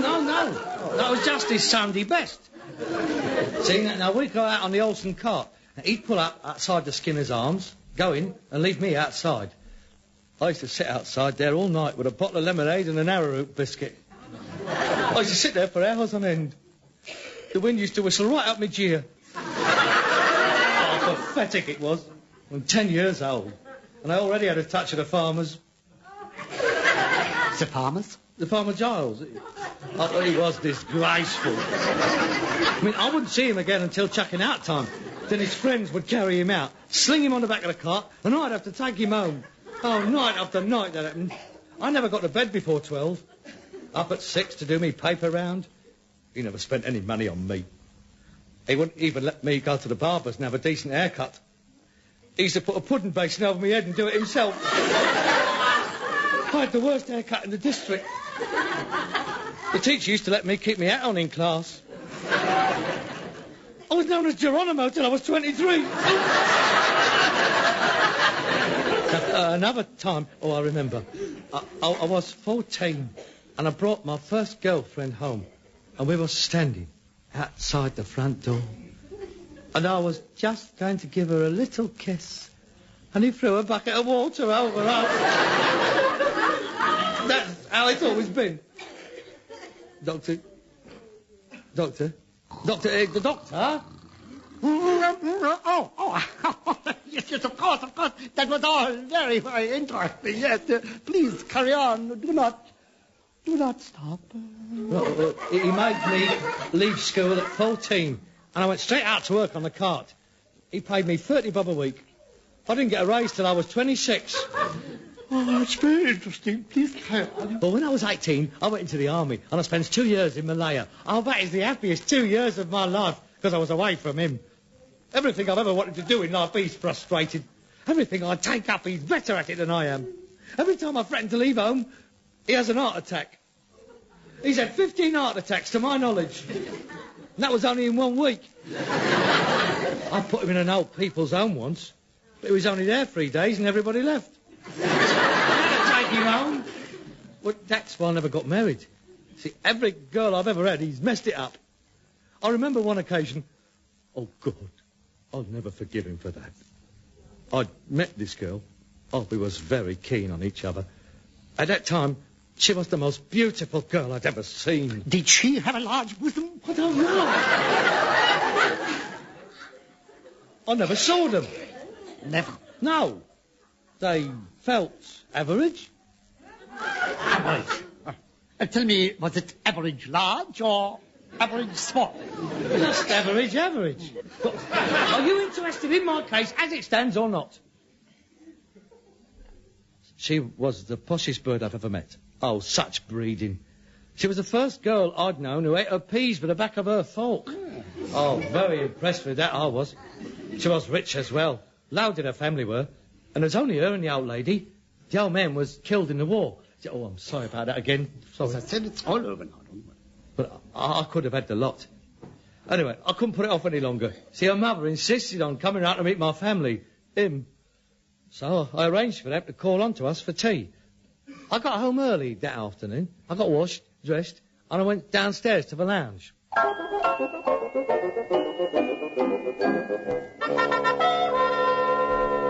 Hurry up! Get ready. They'll be here in a minute. I am ready. Have you had a bath? Yeah. I mean recently. Within the last 6 months. I don't have baths in the winter, you know that. You don't have too many in the summer either. Well, what's the point? You only get dirty again. You're doing this on purpose, aren't you? Yes, you are. You're deliberately trying to cold box it. I can't understand why you're going to all this trouble. Because I'm trying to make a good impression, aren't I? Her mother doesn't like me. She don't want to see her daughter get tied up with the likes of me. I don't blame her. I don't blame her. Oh, then why did you invite her round? I had to. I had no choice. I was pushed into a corner. Before giving her consent to the marriage, she insisted on meeting the bloodstock. You. Oh, God, why didn't I tell her you was dead like I usually do? All right, then. If it's so important to you, when she gets here, I'll turn on the old charm. I'll have her eating out of my hand. No, don't. She'll go down with bubonic plague. Have you got the tea ready? Yeah. Did you make the cucumber sandwiches? Under the cloth. Oh, no. Look, cucumber sandwiches aren't supposed to be an inch thick. You don't make cucumber doorsteps. You slices them delicately on little bits of bread, little thin ones, about 1/2 inch by 2. Ah, they're no good. One burp and you're empty. You want me to let her choppers through them? She's a refined English gentlewoman, not a Russian tractor driver. Oh, God, what a disaster this is going to be. Oh, look, there we are. Oh, Dad, please. Look, do your best. Don't let me down. I'll introduce you. You shake hands and go to bed, all right? Now, where's that aerosol? Just give the room a squirt. Lovely. Right. Now you. Me? Yeah, you. Come on, lift up your shirt.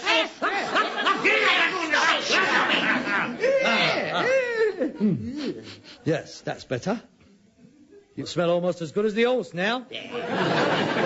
Right, now no dirty jokes. Best behaviour.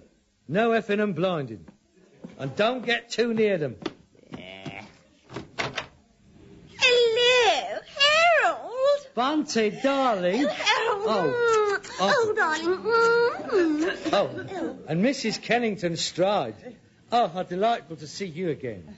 Do please come in. Once you go through into the lounge, this way. It's in here. Oh, Mommy, isn't it absolutely super? Delightful. Darling, how on earth did you find a place like this? Oh, it wasn't easy. We was looking for years. And then one day, Harrods phoned up and we bought it on the spot. Permit me to introduce my father. This is Bunty, my intended. Hello, love. Nice to see you. Hello, darling. Oh, he's nice, Harold. He doesn't seem anything like an old misery guts.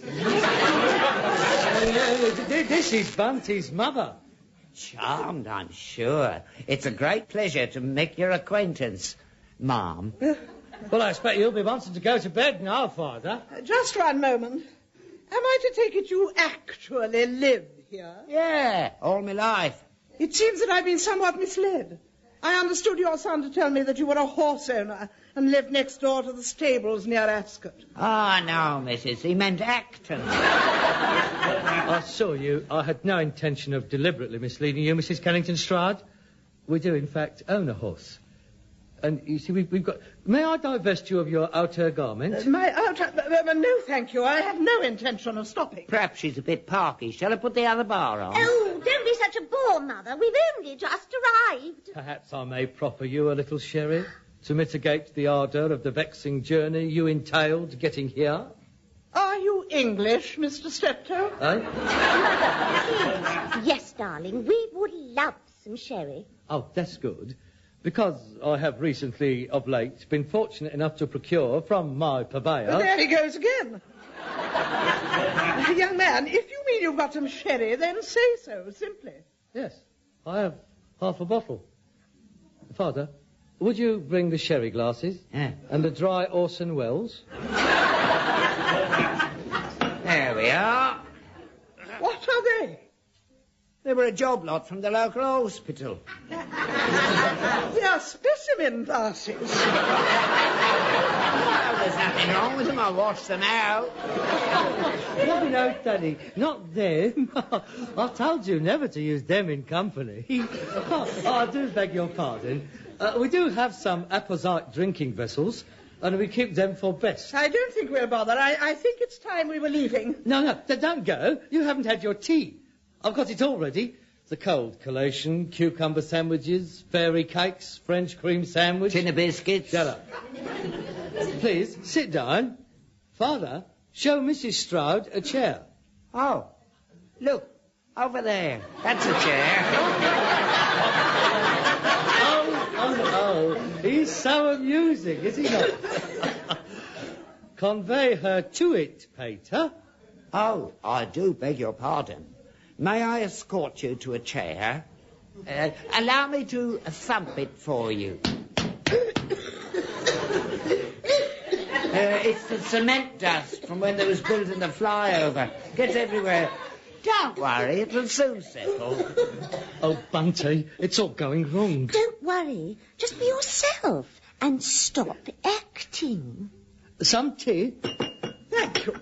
The milk's already in. Sugar? Thank you. How many lumps? 2.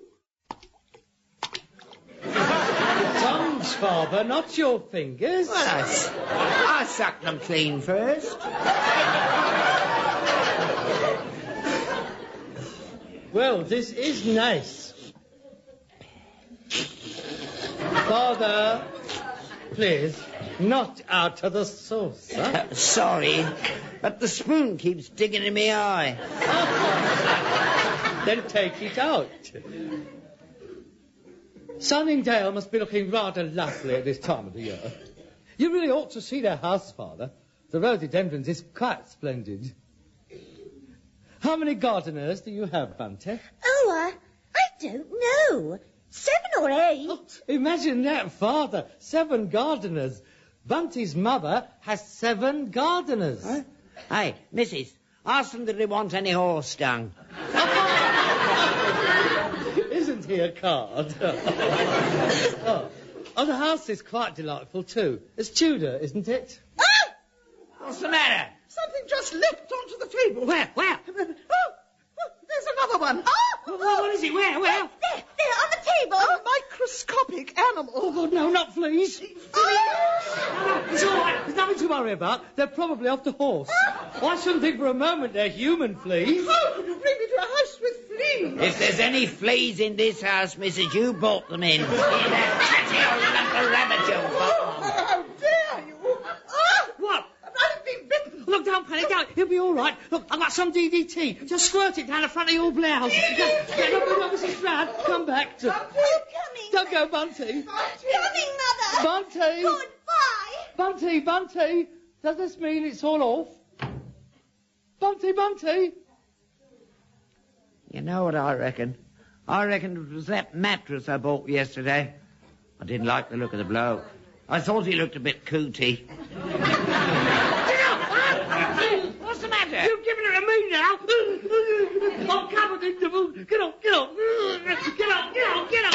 That's funny. They don't bother me.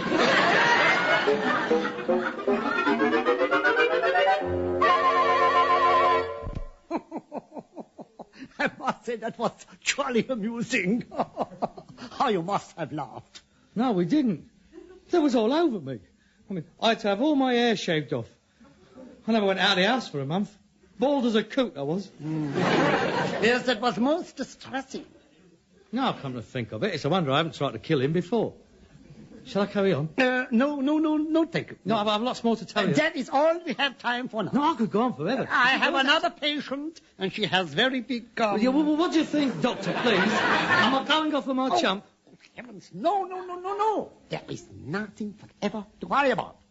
It is a classical case of subconscious wish fulfillment. It happens all the time with married couples. Look, I will give you some tranquilizers, and what I suggest you...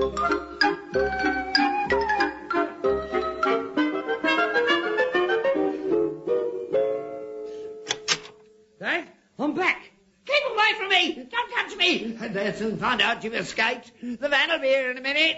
What are you talking about? Didn't they put you away? Well, of course they didn't. There's nothing wrong with me. Nothing wrong with you? Trying to kill your own father. Oh, no. Look, I've had all that explained to me. From now on, I shall be a different person. With the help of my tranquilizers. What are you doing? Nothing. What were you writing? Show me. Room to let.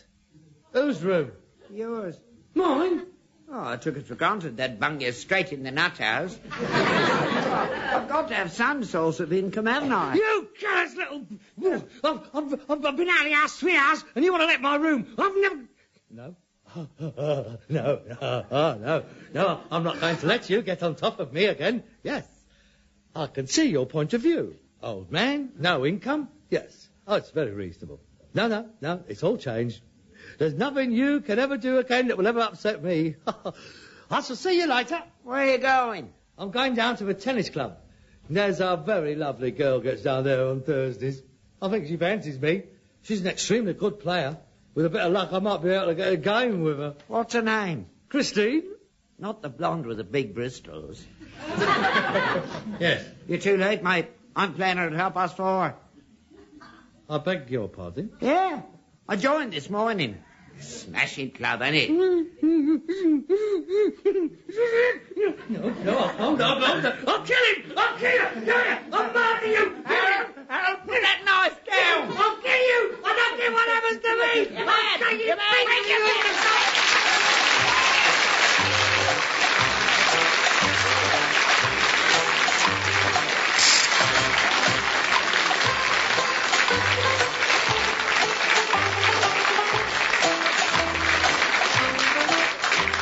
You have been listening to Wilfred Bramble and Harry H. Corbett as Steptoe and Son, with Graham Stark as the psychiatrist, Joe Manning Wilson as Bunty, and Margot Boyd as Mrs. Kennington Stroud.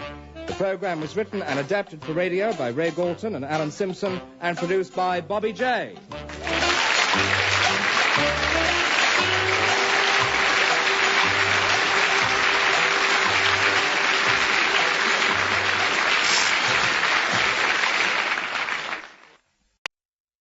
My fellow Americans, once upon a time, a few years ago, there was a city in our Middle West which was threatened by a destructive flood in the great river. The waters had risen to the top of the banks. Every man, woman, and child in that city was called upon to fill sandbags in order to defend their homes against the rising waters. For many days and nights, destruction and death stared them in the face. As a result of the grim, determined community effort, that city still stands. Those people kept the levees above the peak of the flood.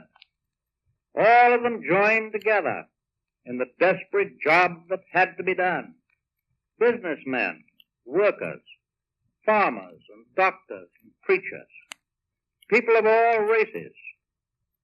To me, that town is a living symbol of what community cooperation can accomplish.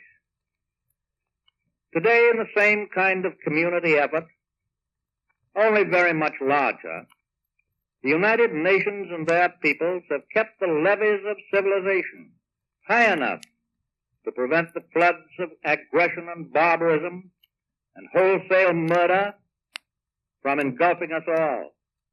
The flood has been raging for 4 years. At last we are beginning to gain on it, but the waters have not yet receded enough for us to relax our sweating work with the sandbags. In this war bond campaign, we are filling bags and placing them against the flood, bags which are essential if we are to stand off the ugly torrent which is still trying to sweep us all away. Today it is announced that an armistice with Italy has been concluded. This was a great victory for the United Nations, but it was also a great victory for the Italian people. After years of war and suffering and degradation, the Italian people are at last coming to the day of liberation from their real enemies, the Nazis. But let us not delude ourselves that this armistice means the end of the war in the Mediterranean. We still have to drive the Germans out of Italy, as we have driven them out of Tunisia and Sicily. We must drive them out of France and all other captive countries, and we must strike them on their own soil from all directions. Our ultimate objectives in this war continue to be Berlin and Tokyo. I ask you to bear these objectives constantly in mind, and do not forget that we still have a long way to go before we attain them. The great news that you have heard today from General Eisenhower does not give you license to settle back in your rocking chairs and say, well, that does it. We've got 'em on the run. Now we can start the celebration. The time for celebration is not yet. And I have a suspicion that when this war does end, we shall not be in a very, very celebrating mood, a very celebrating frame of mind. I think that our main emotion will be one of grim determination that this shall not happen again. During the past weeks, Mr. Churchill and I have been in constant conference with the leaders of our combined fighting forces. We have been in constant communication with our fighting allies, Russian and Chinese, who are prosecuting the war with relentless determination and with conspicuous success on far distant fronts. And Mr. Churchill and I are here together in Washington at this crucial moment. We have seen the satisfactory fulfillment of plans that were made in Casablanca last January and here in Washington last May. And lately, we have made new, well-considered plans for the future. But throughout these conferences, we have never lost sight of the fact that this war will become bigger and tougher rather than easier during the long months that are to come. This war does not and must not stop for one single instant. Your fighting men know that.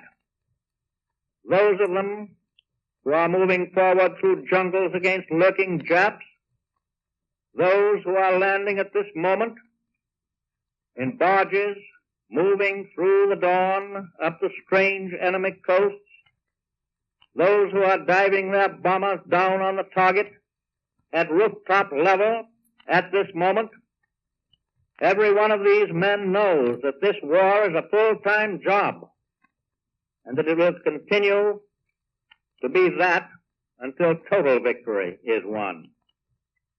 And by the same token, every responsible leader in all the United Nations knows that the fighting goes on 24 hours a day, 7 days a week, and that any day lost may have to be paid for in terms of months added to the duration of the war. Every campaign, every single operation, in all the campaigns that we plan and carry through, must be figured in terms of staggering material costs. We cannot afford to be niggardly with any of our resources, for we shall need all of them to do the job that we have put our shoulder to. Your fellow Americans have given a magnificent account of themselves on the battlefields and on the oceans and in the skies all over the world. Now it is up to you to prove to them that you are contributing your share and more than your share. It is not sufficient simply to put into war bonds money which we would normally save. We must put into war bonds money which we would not normally save. Only then have we done everything that good conscience demands. So it is up to you, the Americans in the American home, the very homes which our sons and daughters are working and fighting and dying to preserve. I know I speak for every man and woman throughout the Americas when I say that we Americans will not be satisfied to send our troops into the fire of the enemy with equipment inferior in any way, nor will we be satisfied to send our troops with equipment only equal to that of the enemy. We are determined to provide our troops with overpowering superiority of quantity and quality.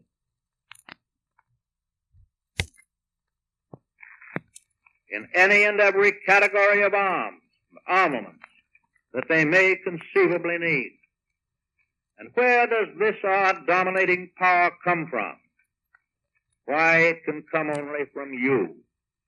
The money you lend and the money you give in taxes buys that death-dealing and at the same time life-saving power that we need for victory. This is an expensive war, expensive in money. You can help it. You can help to keep it at a minimum cost in lives. The American people will never stop to reckon the cost of redeeming civilization. They know there never can be any economic justification for failing to save freedom. And we can be sure that our enemies will watch this drive with the keenest interest. They know that success in this undertaking will shorten the war. They know that the more money the American people lend to their government, the more powerful and relentless will be the American forces in the field. They know that only a united and determined America could possibly produce on a voluntary basis so huge a sum of money as $15 billion. The overwhelming success of the second war loan drive last April showed that the people of this democracy stood firm behind their troops. This third war loan, which we are starting tonight, will also succeed because the American people will not permit it to fail. I cannot tell you how much to invest in war bonds during this third war loan drive. No one can tell you. It is for you to decide under the guidance of your own conscience.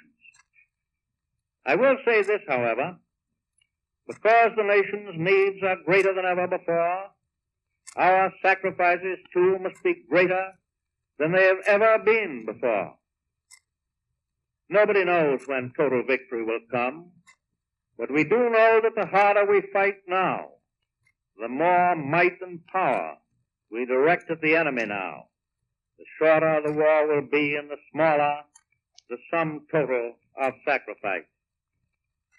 Success of the third war loan will be the symbol that America does not propose to rest on its arms, that we know the tough, bitter job ahead and will not stop until we have finished it. Now, it is your turn. Every dollar that you invest in the third war loan is your personal message of defiance to our common enemies, to the ruthless savages of Germany and Japan. And it is your personal message of faith and good cheer to our allies and to all the men at the front. God bless them. Up next, do you dare set foot in the Black Museum? This is Orson Welles, speaking from London.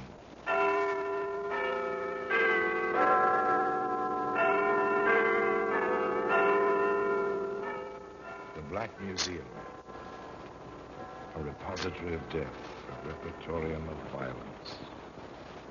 Here in the grim stone structure on the Thames, which houses Scotland Yard, is a warehouse of homicide, where everyday objects, a carpenter's saw, a manicurist's orange stick, a 10-penny nail, all are touched by murder.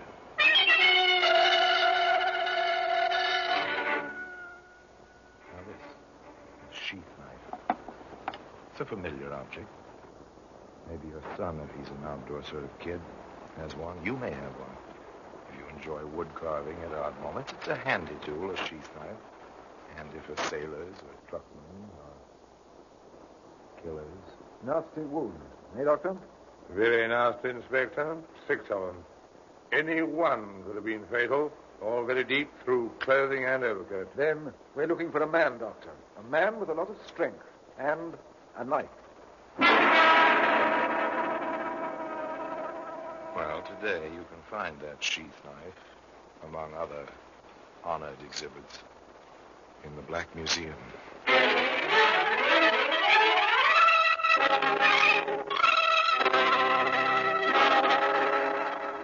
From the annals of the Criminal Investigation Division of the London Police, we bring you the dramatic stories of the crimes recorded by the objects in Scotland Yard's Gallery of Death, the Black Museum. In just a moment, you will hear The Black Museum starring Orson Welles.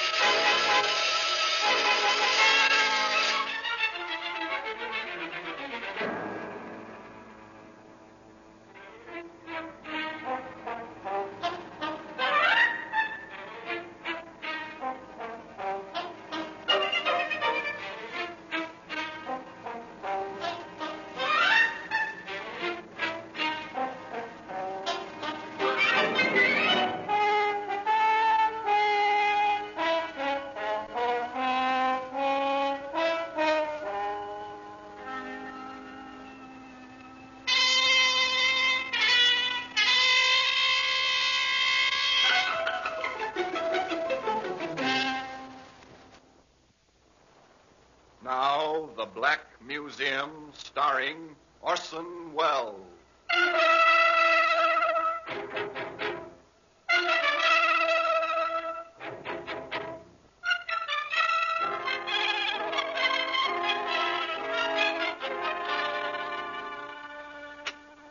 Here we are. This is the Black Museum. Scotland Yard's mausoleum of murder. A functional place with its shelves and cabinets, its glass-topped exhibit tables, and the neat white cards identifying time and place and killing. Yet over the whole thing, a kind of aura, a mystery, as if the manipulators of these weapons still waited to pick them up just beyond the shadows. Here lies death. 100 deaths, 700 in fact, collected over several generations. Would you call this a weapon? Look here, it's a boot. A leather riding boot is obviously made for a gentleman who rode behind the hounds, but another gentleman's pink hunting coat was stained with blood when this boot became a bludgeon. This seems obvious. It's a hypodermic needle. It was once filled with poison. Here we are. Here's the sheath knife I was telling you about. Leather sheath, Sheffield steel, bone handle. It's a pretty instrument in its way. But the story connected with it isn't quite so pretty. It begins one coldish night in November, as a suburban train drew into the dark station at Ilford, a short distance from London. 2 men rose to shrug on overcoats. In the same car, a man and woman rose too. Evelyn and Fred Winters, shipping clerk and his wife, returning to their little house in Ilford. Careful, dear. It's dark on the platform. You might go first, even if you are married to me. Huh? Oh, yeah. Yes, of course, yes. All right, Evelyn. Come along now. Train will take you on with it. You'd like that, I expect. No, we had a nice evening. You're tired now. You wouldn't talk like that. Well, let's walk. I'm a trifle chilly. He's a patient man, this Fred Winters. He always manages to find excuses for his wife's nagging, but then Evelyn is a bit younger than Fred and quite good-looking in a rather daring manner, you know. One of those tall, vividly colored girls, excellent figure, which she displays to advantage. Of course, all this was lost on the two men who left the train at the opposite end of the car for Mr. and Mrs. Winters. They stood on the platform for a minute or two, stamping their feet. And the Winters disappeared up the tree-lined street. For a moment or two, the two men followed. Apparently, they'd come to a decision. Whatever it was, it doesn't matter. It was never carried out. They heard.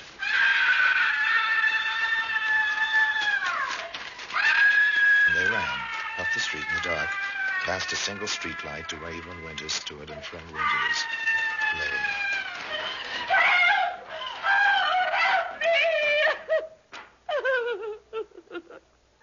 Someone ran out of the driveway. Then Fred fell. Oh, he's all over blood. He's dead. He's dead. Oh, he was dead, all right. He was quite thoroughly dead, as Inspector Bell put it. It's the man Scotland Yard placed in charge of the case. Nasty wounds. Eh, Doctor? Very nasty, Inspector. 6 of them. Any one could have been fatal. All very deep through clothing and overcoat. Then we're looking for a man, Doctor. A man with a lot of strength and a knife.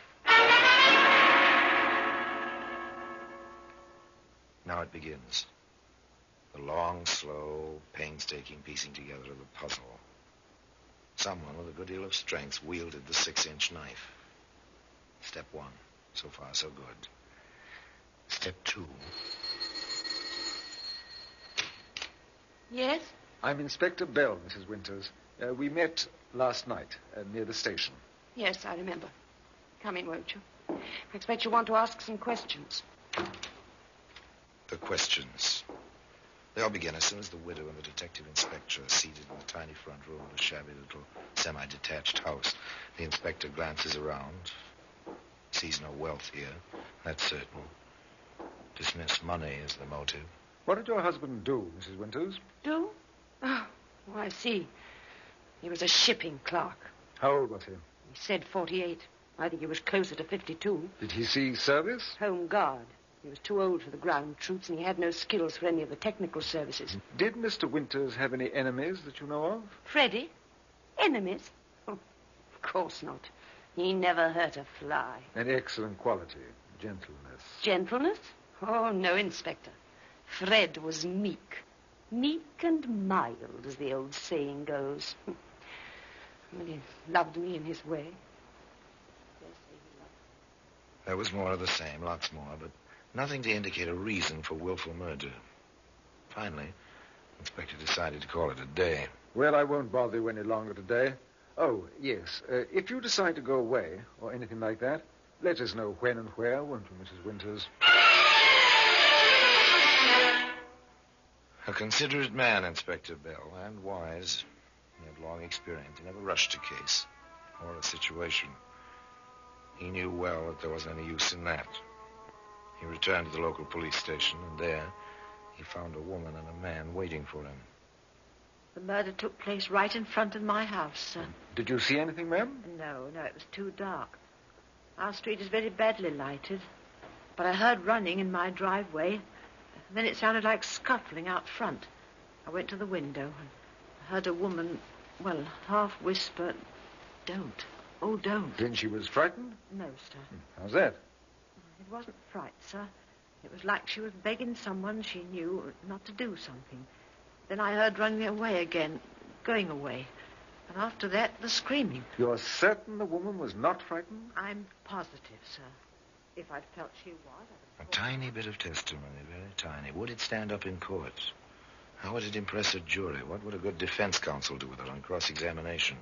Well, it was weak, but it was interesting. Quite interesting.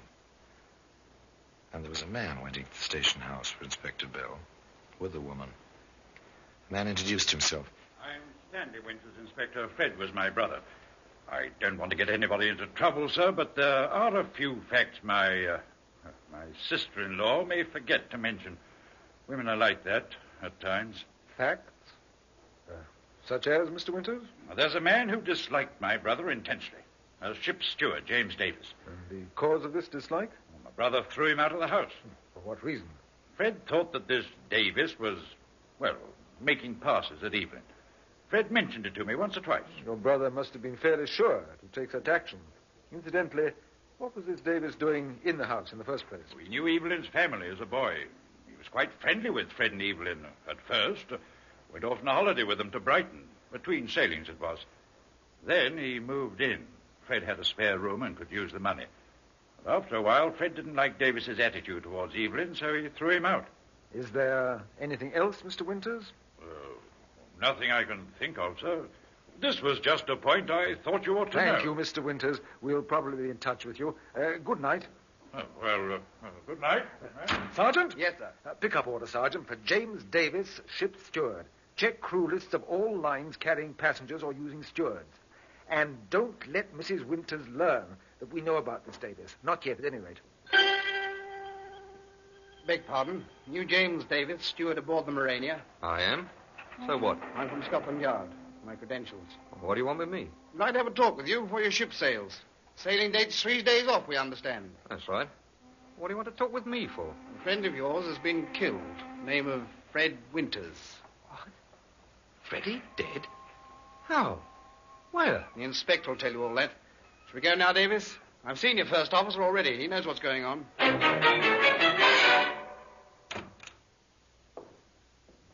James Davis, Inspector. How do you do, Mr. Davis? Well, not so good. What with the news and all.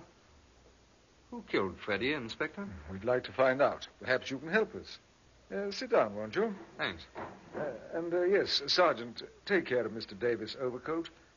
Hang it up in the outer office for him. Yes, sir. Thank you. It is a bit warm in here.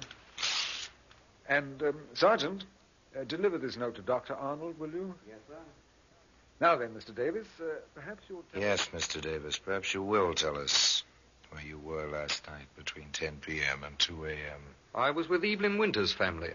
I've known them since I was a boy. Well, that fits with Stanley Winters' story, doesn't it? And what about Evelyn Winters and Fred, Mr. Davis? You knew them well, didn't you? Matter of fact, Inspector, I had a room with them. Until poor old Freddie got the idea that Evelyn and I were a bit too friendly. It wasn't true, naturally, sir. But I figured it'd be better all round if I cleared out. So I did. Perfectly natural. Don't cause your childhood friend any trouble.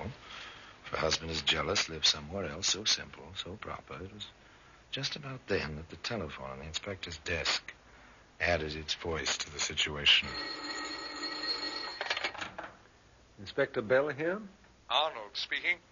Bill, you've got good eyes. Sergeant Holloway is here with a fellow's overcoat. He gave me your note. I made only the first test, but there's no doubt in my mind.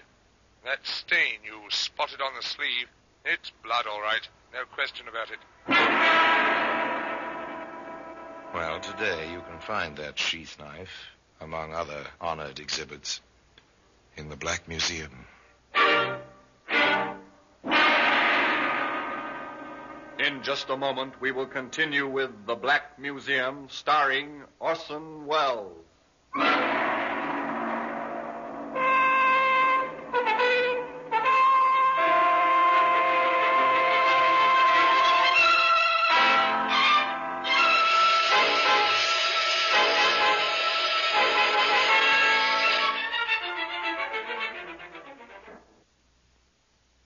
Would you care for a touch of international chicanery? Orson Welles portrays the roguish crook Harry Lime, a clever thief, continually in the middle of an international hijinks. Be with him each week as he darts back and forth across the line of the law. Be in on his sophisticated plans, which always end with someone getting conned. Join KUOW Thursday evenings at 9:30 as we present The Lives of Harry Lime. But hang on to your radio. You may have that by Friday morning.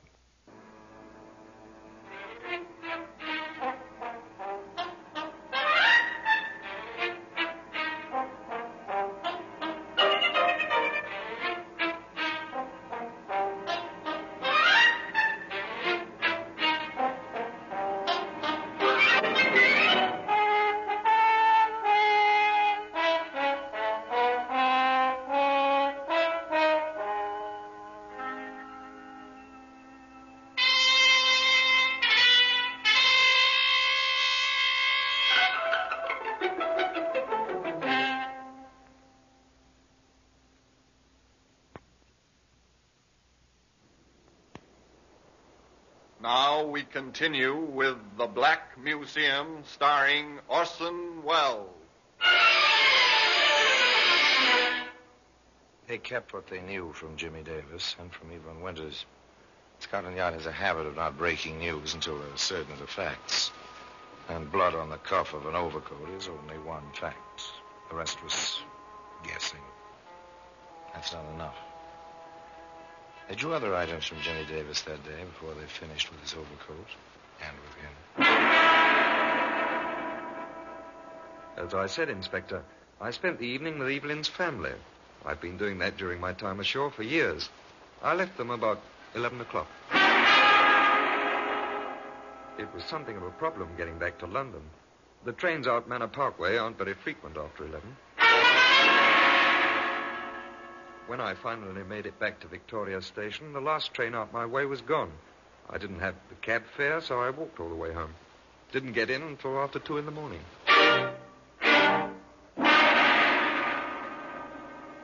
Quite straightforward, very logical, honestly told.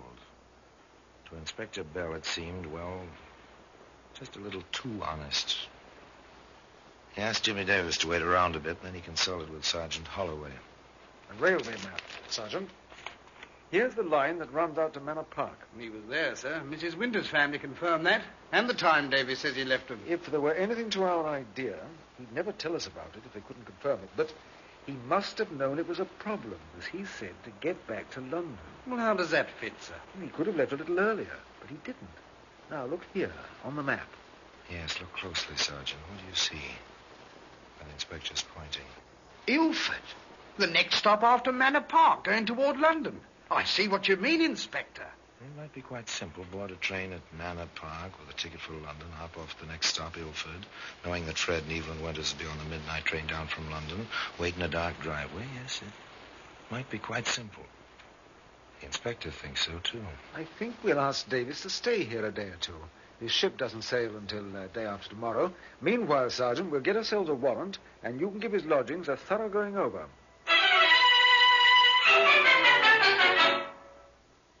Sergeant Holloway took 3 men with him and gave Jimmy Davis his furnished room a very thorough going over.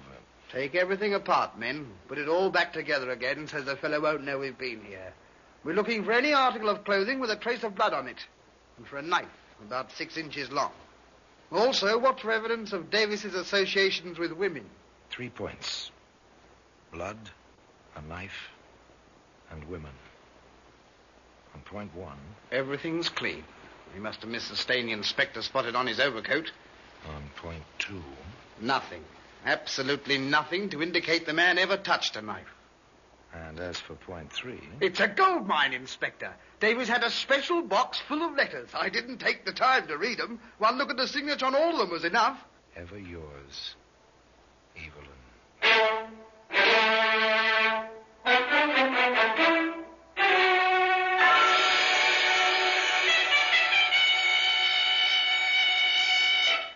Interesting reading.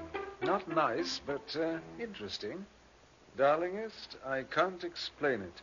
I looked up digitalis in a medical dictionary at the library. It's a cumulative poison. Put it in Freddie's tea, but it had no effect. He just complained that it tasted good. I've given it to him for a week now. I'm afraid to make the doses any larger. But I'll think of something else because I cannot live without seeing him. I took an electric bulb and broke it and powdered the glass. Freddie likes lots of sugar, and I never use sugar. Maybe this will work. I think he suspects I'm up to something. The glass didn't work either. Be patient, darling. He'll never give me a divorce. But I'll find a way. No one will ever suspect. There must be a way. We've got to be together, and we shall be as we were once. Only without fear. Ever yours, Evelyn. Nice girl, wasn't she? Poison, powdered glass. Ever yours, Evelyn.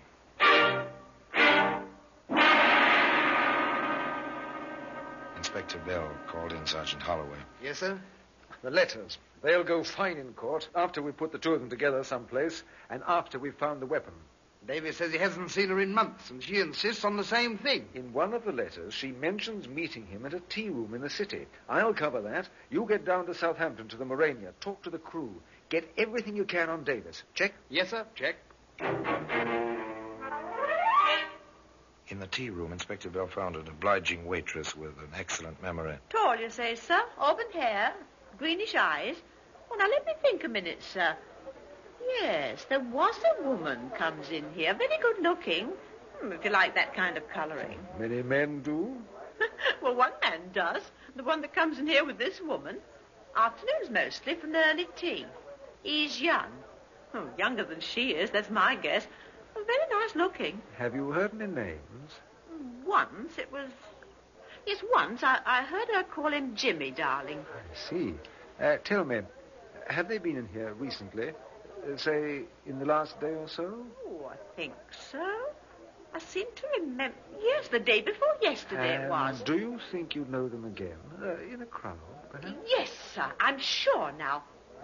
Why, sir? Are they in trouble with the police? I wouldn't want to put nobody in trouble, not if I could help it. In trouble with the police? Well, a little. Just a little. If you call a growing sum of evidence in a murder case trouble. And it was growing. Sergeant Holloway went to Southampton. I gather from some of the other men that Davis was never too sociable, right? Ever show you any of his hobbies? Well, he didn't have any that I know of. Not, say, wood carving or anything like that? Oh, I never saw him use a knife on wood. Oh, he owned a knife. Oh, yes, sir. Slick-looking blade it was. Carried it in a sheath on his belt. He liked to keep it pretty sharp, too. I see. Well, thank you, Carter. Thank you very much. But there are two themes here. They must be resolved together. A woman who followed the pattern of a sly, careful poisoner. A man who once owned a sheath knife. The planning of a careful crime. The execution of a crime of violence.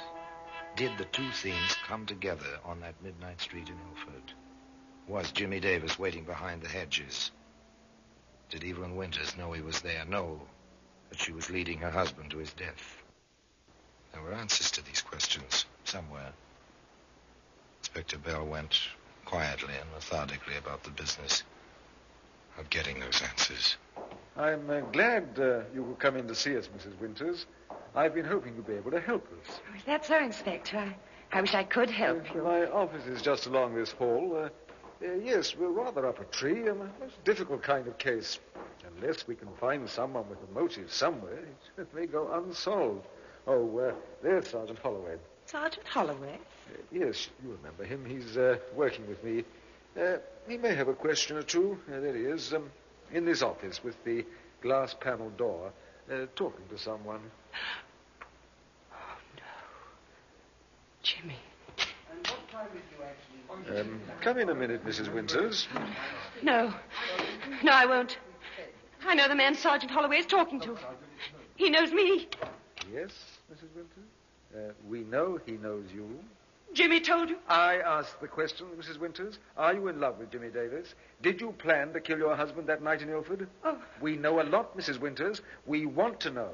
If you held your husband while Davis stabbed him, did you decoy your husband? Did you tell Davis to be there?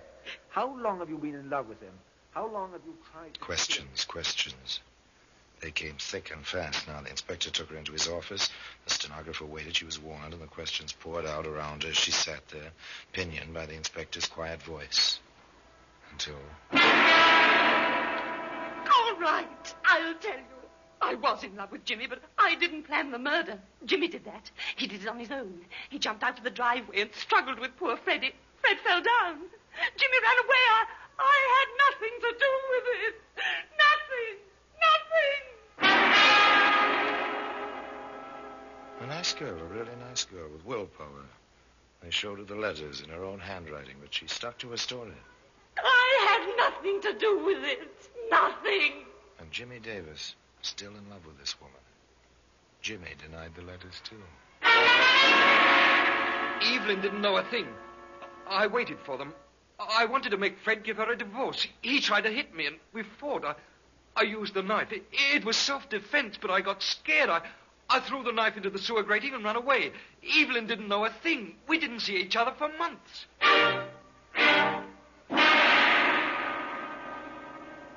What about the waitress who'll identify you, Jim Davis? What about your buddy and his story of the sharpening of a knife? What about the letters? What about the woman? Is she worth it? Evelyn didn't know a thing. She had nothing to do with it. Sorry, Davis. It's no use. You'll be tried together, and the chances are you'll hang together. Well, that's the story. That's how they wound up the case. And today, in case you're interested, you'll find that sheath knife in the Black Museum.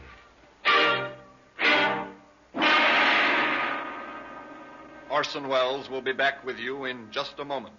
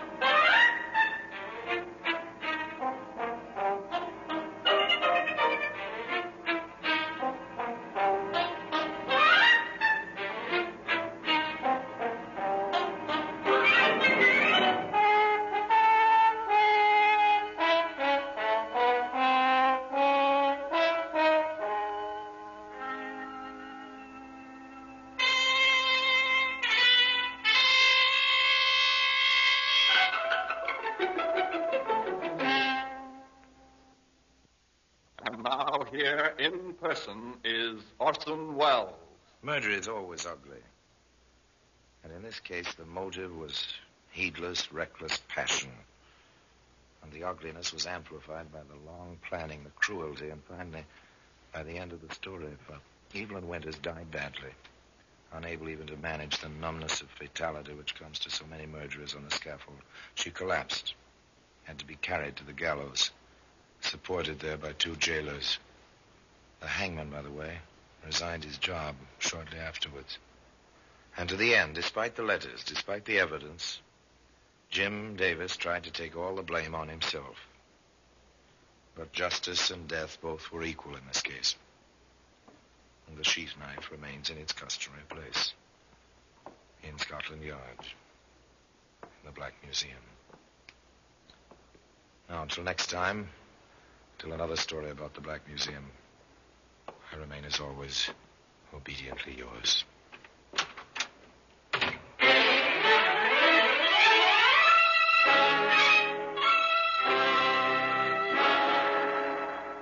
The Black Museum, starring Orson Welles, is presented by arrangement with Metro-Goldwyn-Mayer Radio Attractions. The program is written by Ira Marion, with music composed and conducted by Sidney Torch. Produced by Harry Allen Towers.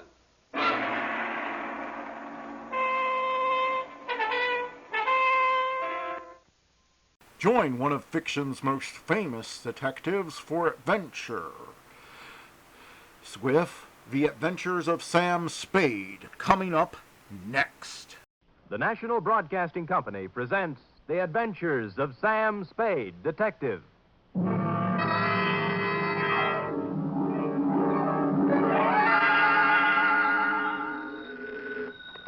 Sam Spade Detective Agency. Miss Perrine? Who did you think it was, Sam? Mata Hari? You don't know what a hot guess that is, Cherub. Really, Sam? Mm-hmm. You think I'm the femme fatale type? In a black velvet gown with a veil? What chance would I have? Sam, you've given me new heart. Deservedly so, Wonder Girl, and in femme fatale, you have hit upon what might be called the keynote of the saga, which even now I am itching to tell you. A saga? More, a tale, Effie, well calculated to keep you in... Oh, no, we better put that another way. But while I mull a subtitle for this Oriental tapestry, find yourself a copy of something by Eric Ambler or E. Phillips Oppenheim and bone up on the ground rules of international intrigue. Ooh, international? Ooh, yes. The next 39 steps you hear will be me walking up to the door in my black Homburg and velvet collar, with my pockets bulging with plans for submarines, supersonic airplanes, and secret fortifications, and my tongue a wag with a report which will echo around the embassies of the world as the Cloak and Dagger Caper.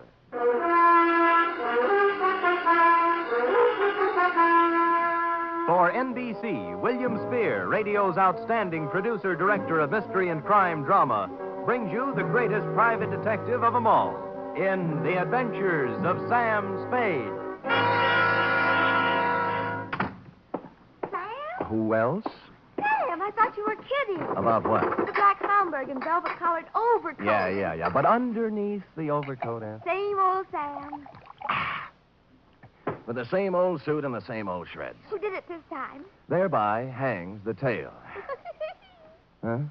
It's hanging out the back of your trousers, Sam. What? Your shirt tail. Well, better keep the coat on. Jawaharlal won't mind. Who? Jawaharlal Barra. It's his coat. We'll go into that right now. You ready? Yes, sir. To Jawaharlal Barra. Jawaharlal, uh-huh.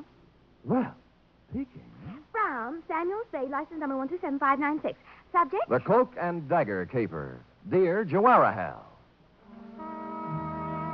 I'd been out Friday night until 4 a.m. watching wedding presents. So when Saturday turned up rainy, I did the mad, impulsive thing and decided to stay home. I plugged the phone, built a fire and a tall drink, invited Freddie, the neighbor's cat, in for a short milk, put my feet up and my head down, and reached for a magazine. A picture of peace, Jawaharlal. Freddie lay on the coffee table, purred, and busied himself spinning the hand-rubbed Lazy Susan my unpredictable Aunt Adelaide gave me for Christmas. The magazine turned out to be Time, with a picture of an austere Asiatic gentleman on the cover.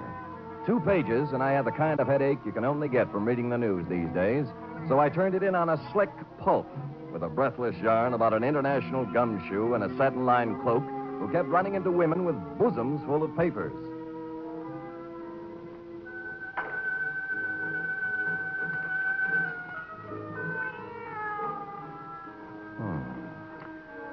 She gazed up at him, her eyes smoldering, heavy-lidded. You, she faltered. You are Sheridan Ballard. Mr. G, too? He nodded. Her knife made a glistening arc, stopping as his hand met her wrist, gripping it like a vise. You liar, she hissed. With the other hand, he ripped away her veil, smothered her lips in hot, fierce kisses, felt her go limp in his arms. Now, Zelda, my girl, he whispered, let's have the plans for that plutonium-powered rocket ship. Ah! Veiled ladies, yes. Mr. Spade? Huh? Well. What can I do for you, Veil Lady? You do not mind that I come in so? How did you come in so? The door is open. I see sitting in chair an attractive man. So? So. You are perhaps working on a remake of The Thief of Baghdad for television? Black tube, of course. Oh, you mean this what I have on? Also this what you haven't on. You keep out of this, Freddie. I saw her first. So, you just happened to be wandering past my door and popped in, is that it? Miss, You may call me Shalimar. Hmm. No, I do not just pop in. I come by design. Well, just what kind of designs do you have in mind? Mr. Spade, Hmm? you are Private Eyes. Shalimar, I am Private Eyes. You got troubles? Much. How much? I am beloved of Ahmed. Well, that's nice for Ahmed. Ahmed who? McClatchy. Ahmed McClatchy? How do you explain that? He has two American names. Oh, figures.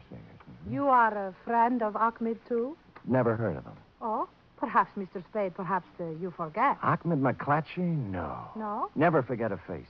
What's the matter with Ahmed? Hashish. Dope? Much. He has the wild dream, the night horse, the what you call hallucination. Hallucination. You have told others of Ahmed's visit to you? I have told no one of Ahmed's visit to me for the simple reason that he... Oh. Huh? Do not pile upon one falsehood another. Well, Ahmed has to you paid a visit, this I know. Oh? Now, if you will be so kindly, I will join you in the ring. Now, wait a minute. Why don't we... Sure. Mm-hmm. You do not want to talk with Shalimar? Well, I just think we ought to clear up this misunderstanding. Now? What do you have?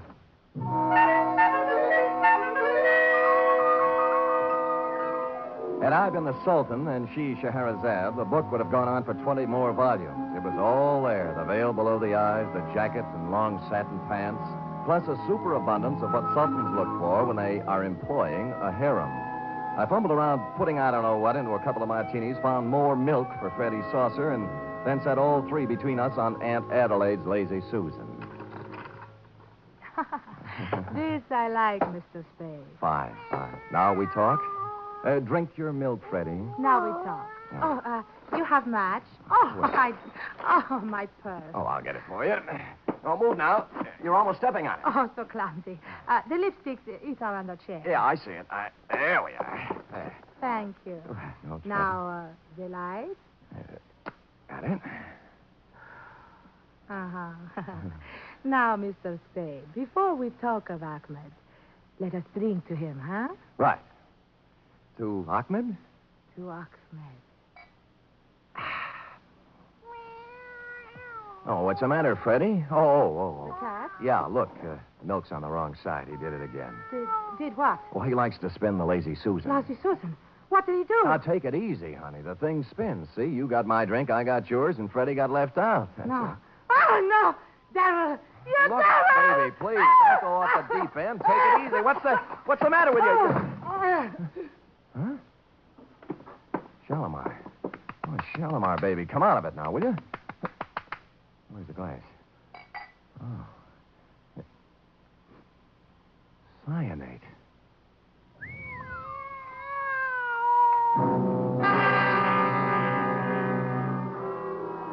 So that took care of Shalimar. The purse had nothing except the usual feminine claptrap, hairpins, makeup, and cigarettes. No keys, no identification, nothing except for a locket around her neck, which was something you don't run into every day. A strange hand-wrought disc-shaped thing with what looked like the face of a clock on it. 12 Arabic symbols where the hours should be, and a pair of hands pointing to 4. In some Jawaharlal, it was the sort of thing Sheridan Ballard, the man called G2, yawns over, which struck Humdrum me as a little bit out of the ordinary. It struck Lieutenant Dundee of Homicide the same way. Look at me, Sam. Look into my eyes. Dundee, I didn't know you cared. Well, I don't... No, I am not an idiot, Sam. Well, I've been in this business for 25 years. Mm-hmm. I've looked at a lot of stiffs in my lifetime, Yes? but this is the first hoochie-coochie girl in my book who ever walked in out of the rain and tried to poison a total stranger. Well said, Dundee. Here. So, use your head, Sam. Where have you seen her before? I told you I don't know her, Dundee. Then why did she try to kill you? Ask her. This whole thing's impossible. Mm-hmm. Harem, costume, poison, Shalimar. Fantastic, I know. I'm sorry. All right, get out of here. The print man, the ME, and the photographers will be here in a minute, and you'll only get in the way. Where'll I go? Anywhere. Find out who this dame is. Who's going to pay my fee? Well, scram. Bidding farewell to the gentle lieutenant, I took off into the rain, bound I knew not where. I bought a paper and settled down in a one-armed coffee joint, drank 3 cups of coffee, and came up with 3 leads. First, the ballet master at the Opera House. Scheherazade, we are not doing till 3 weeks yet. The costumes are all packed up still, and I am missing no ballerinas. Now again, golden apple princesses. 1 and 2, and 1 and 2.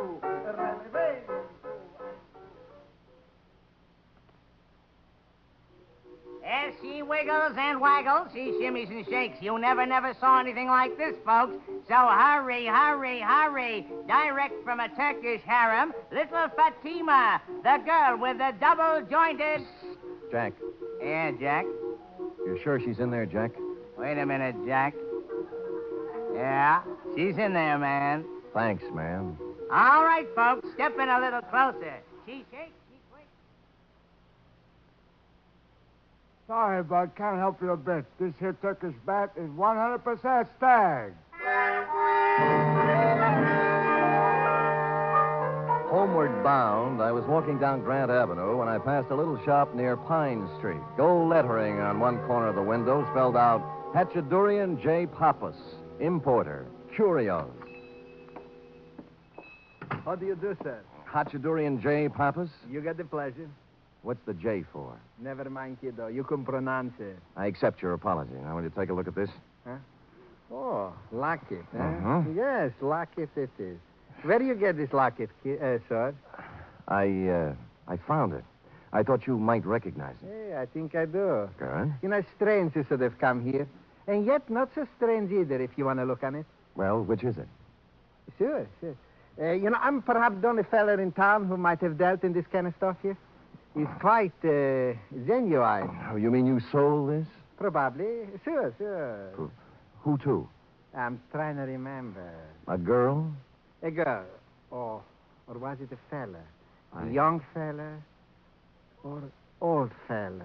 Well, that leaves only one more category. Huh? An old woman.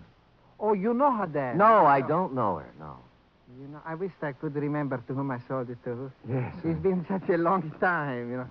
Of course, I can look it up and call you, Sport. Good. Here's my card. Oh, Sam Sport. Well, if you want to look at it. You said it's genuine, huh? Oh, sure. Secret Society medallion. 16th century. It's from the Indian state of Kashmir. Kashmir? Sure, kiddo. Kashmir. Hey, what's the matter with you? Don't you understand English?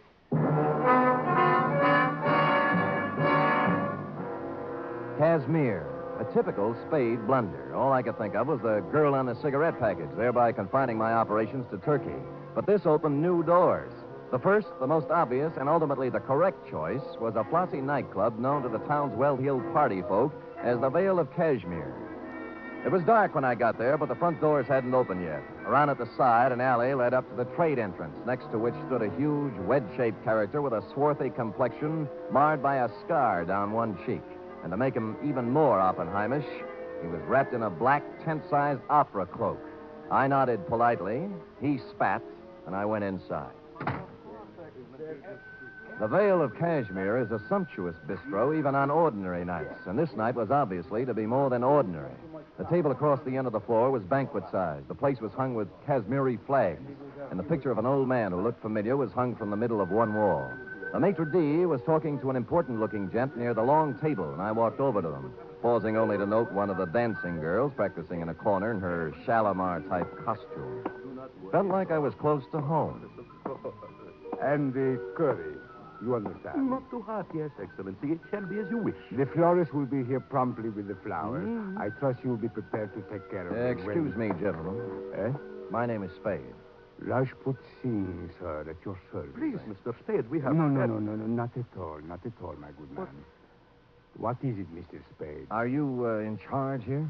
I am the head waiter, sir. This gentleman is the Kashmiri proconsul.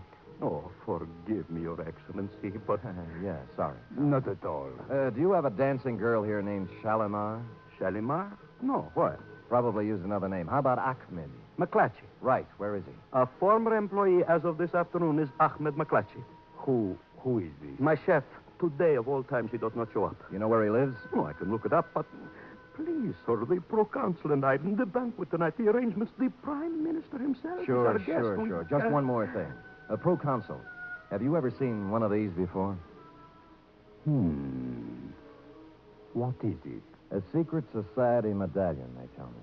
Who tells you this? Hachadurian Pappas runs a little curio store on Grant Avenue. Know anything about it? Secret society is right. The circle of 12. You see here? The hands point to 4. Yes, the fourth member, this means. The hand straight up is the leader. You seem to know what you are talking about, head waiter. Kashmiri culture is a hobby of mine, Excellency.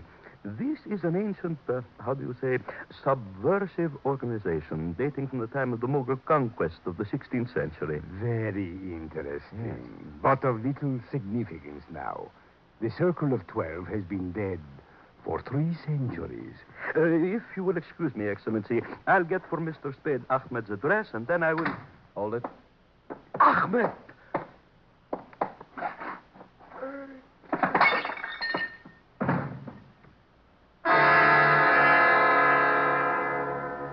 Just made it to the table, swept the sugar bowl off it, and followed it to the deck. When I saw the dagger in his back, I grabbed my gun and set sail for the alley, looking for the cloak that went with it, but he was gone.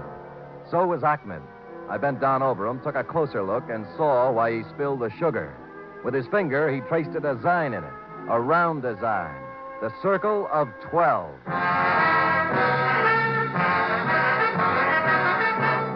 You are listening to the weekly adventure of radio's most famous detective, Sam Spade.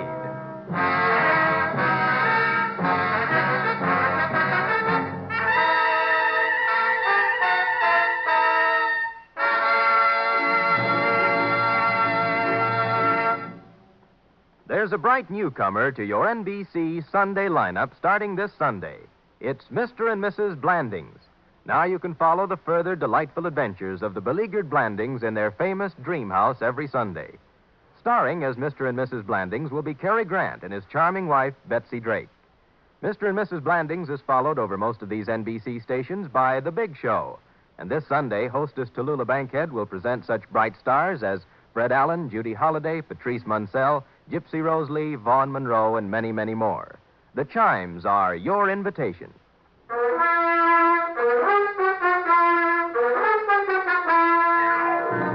And now back to the Cloak and Dagger Caper, tonight's adventure with Sam Spade.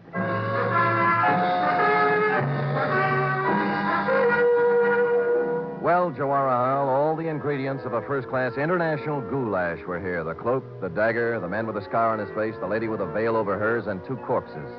By now, Dundee had completed activities with corpse number 1 at my apartment, so I hustled him down to the Vale of Cashmere and put him to work on number 2. Then I hustled back to my office. The big question had yet to be answered. Another. Oh, Sam! You always plug your phone. I've been trying to call you for hours. About Ahmed McClatchy, right? And the girl with the veil. Shalimar. Is that her name? Probably not, but it doesn't matter to her now. What about Ahmed? Oh, he was frightened out of his wits. He said somebody was going to kill him, and I told him he'd come to just the right place because you were strong and brave and Good. wonderful. Good. And he cried. Good. And I cried. Good. But wait. Hold it, F. Yes, Sam? What happened when all the crying was over? Well, I sent him up to see you, Sam. I couldn't He call. just told you somebody was going to kill him, that's all? Yes, Sam. That's why he was crying? Oh, no, Sam, no. That's not why Ahmed was crying. Why? He didn't care for himself. He's the selfless, generous type. Angel child, who was Ahmed crying over? The man in the paper. What paper? He's in all the papers, Sam. The Chronicle and the Examiner and the Call and even on the cover of Time this week. You see? The banquet. That's whose picture it was. Sir Jawahar Hall Bara, the Prime Minister of Kashmir. Look at the small print underneath, Sam. On him, the hopes of Asia. You see, that's what hurt Ahmed, Sam. Not for himself. He said they're going to kill Sir Jawahar Hall.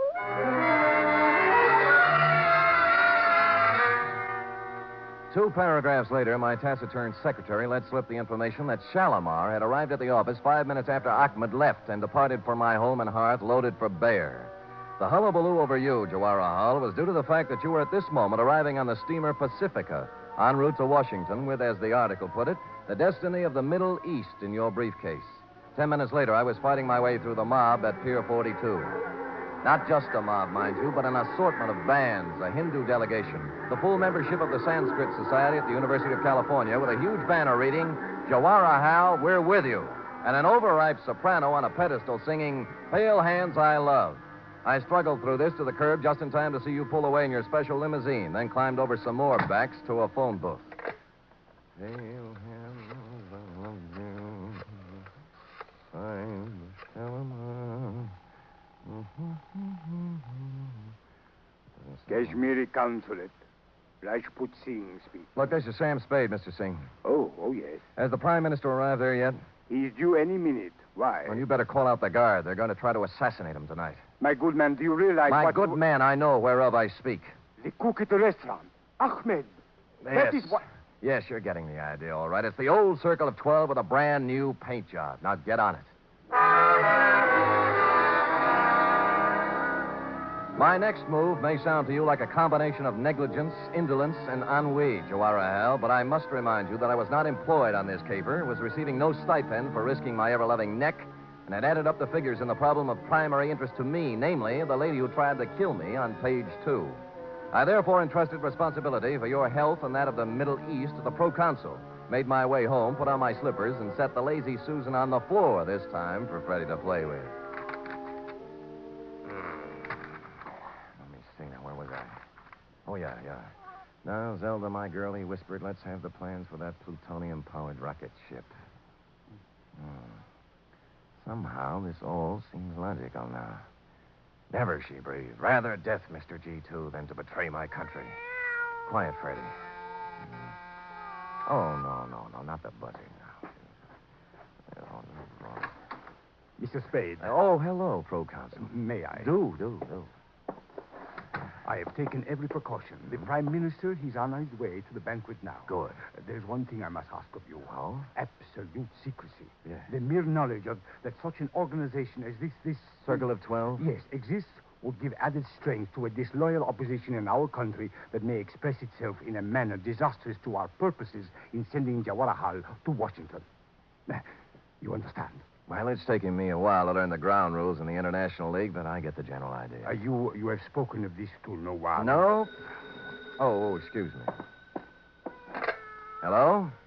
This is Hachadurian the Papa, sir. Oh, yes. It took me a great deal of long time to check my records, Mr. Spade, but I finally found it. Oh, what's that? The gentleman who bought the set of 12 Kashmiri medallions, like the one you saw me in my shop. Oh, yes. Yeah, his name is Rajput Singh. A foreigner fella, I think. He's the Kashmiri proconsul here. Oh, well, gosh, thanks, Dorothy. This is Hachadurian the Papa, sir. I found it just now. Look, Dorothy, after all you've done for Alice, the least she could do is thank you. And you can tell her that from me. Now, bye, honey. So long, kiddo. Silly kid. Silly. Let's see now, where were we? You had just given me your assurance you would maintain strictest secrecy in this unfortunate matter. Oh, yes. Well, now I must go. They're expecting me at the banquet. Thank you again, sir. Not at all. Your service to our country and the world will find expression, I hope, on some later day. Good night. Good night. Freddie, please, not now. Down the phone. Well, cloak and dagger in the flesh. Going modern on me with that gun, aren't you? Put down the phone. What if I told you I'd already made the call? I'd say you were lying. The line is tapped outside. You figure the angle's hefty. In my business, I have to. When's it coming off? For the Prime Minister, any minute. For you, right now. Oh. He's got you fooled, too, huh? They're right there. Who? Rajput. You're a fall guy, you know, doing the heavy stuff. If it kicks back, you get it, and the other 10 laugh. You think you could talk me out of it, huh? Why, that's the last thing in my mind. I'd never think...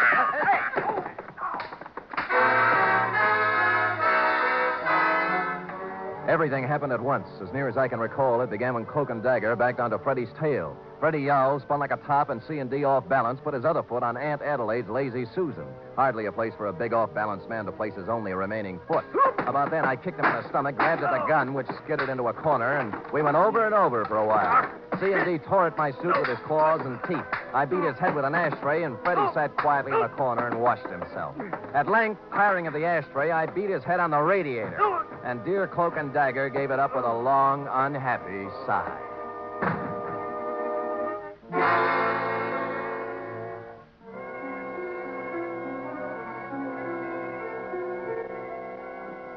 Mr. Spade, this is a dress-up affair. Get out of my way, head waiter, or I'll walk right over that white shirt front. Please, I can't. Have they been served anything yet? The drinks are just coming on. Wait.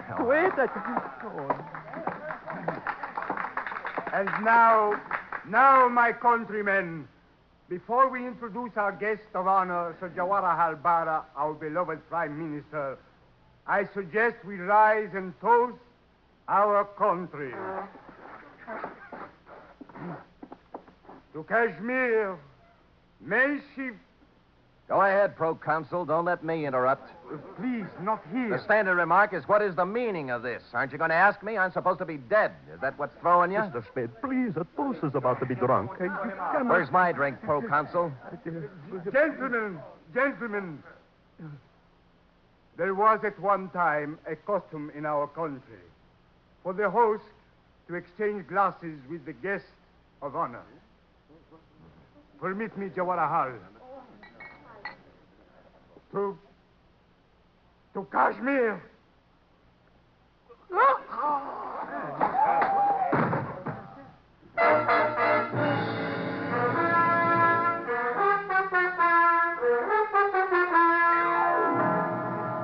And the moral of this story, if there is one, is when danger threatens, don't hire a bodyguard, buy a cat and a Lazy Susan. Period. End of report. Oh, Sam. Why do people do these things? Oh, we all have different loyalties, have different ideas about duty.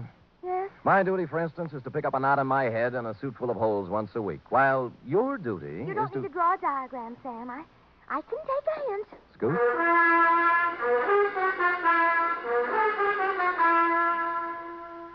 Three chimes mean good times on NBC. This Sunday, Theater Guild on the Air presents a light, laughable, lovable comedy. It's The Fortune Hunter, and it stars Gene Crane and John Lund. You're invited Sunday to another outstanding one-hour production by Theater Guild on the Air. And a reminder, there's a bright newcomer to your big Sunday lineup on NBC. Mr. and Mrs. Blanding, starring Cary Grant and Betsy Drake.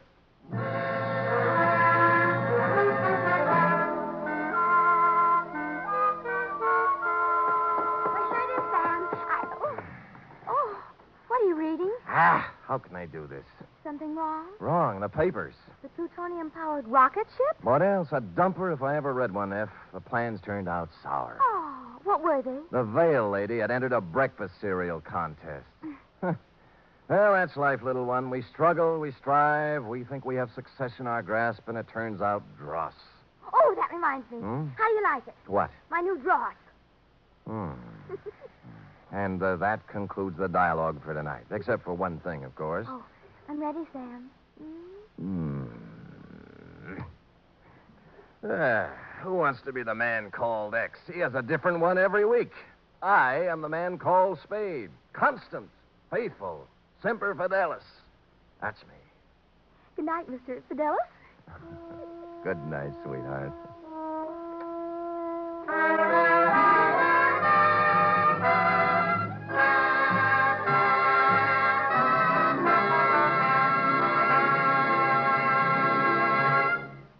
The Adventures of Sam Spade are produced, edited, and directed by William Spear. Sam Spade was played by Stephen Dunn.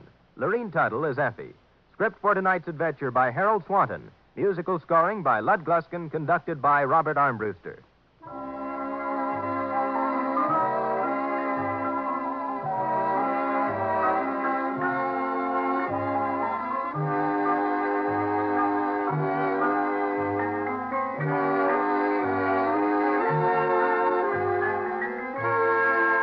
Join us again next week, same time, for another adventure with Sam Spade. The Magnificent Montague next, then it's Duffy's Tavern on NBC.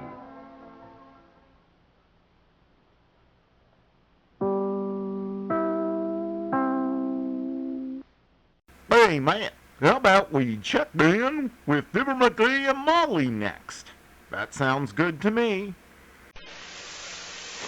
The Fibber, McGee, and Molly Show.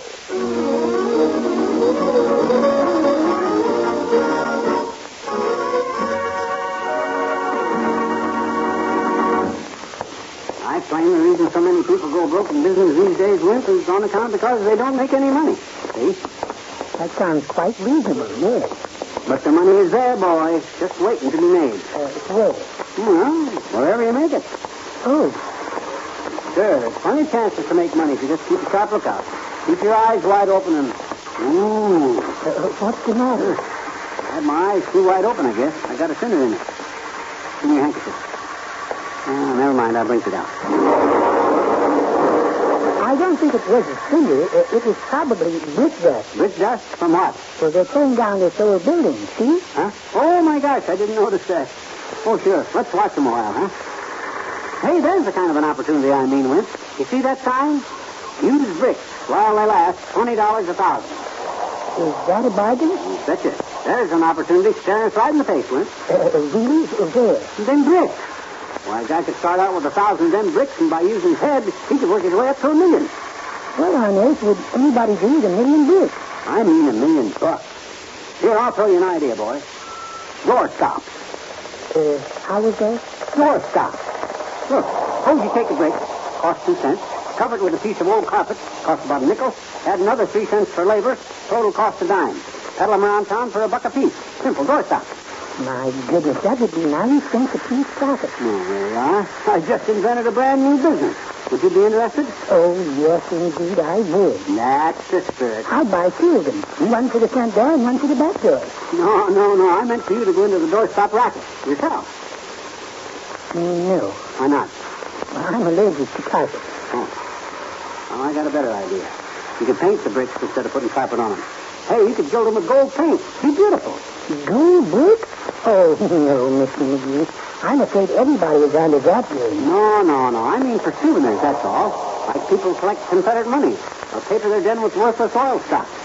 My gosh, between door stops at 90 cents profit apiece and gold-painted bricks and maybe $1 a throw, a guy could clean up. Wait here, Win. Where are you going? I'm going to pick up a few of them bricks before the supply runs out. Gee whiz, at 2 cents a piece, how can a guy lose?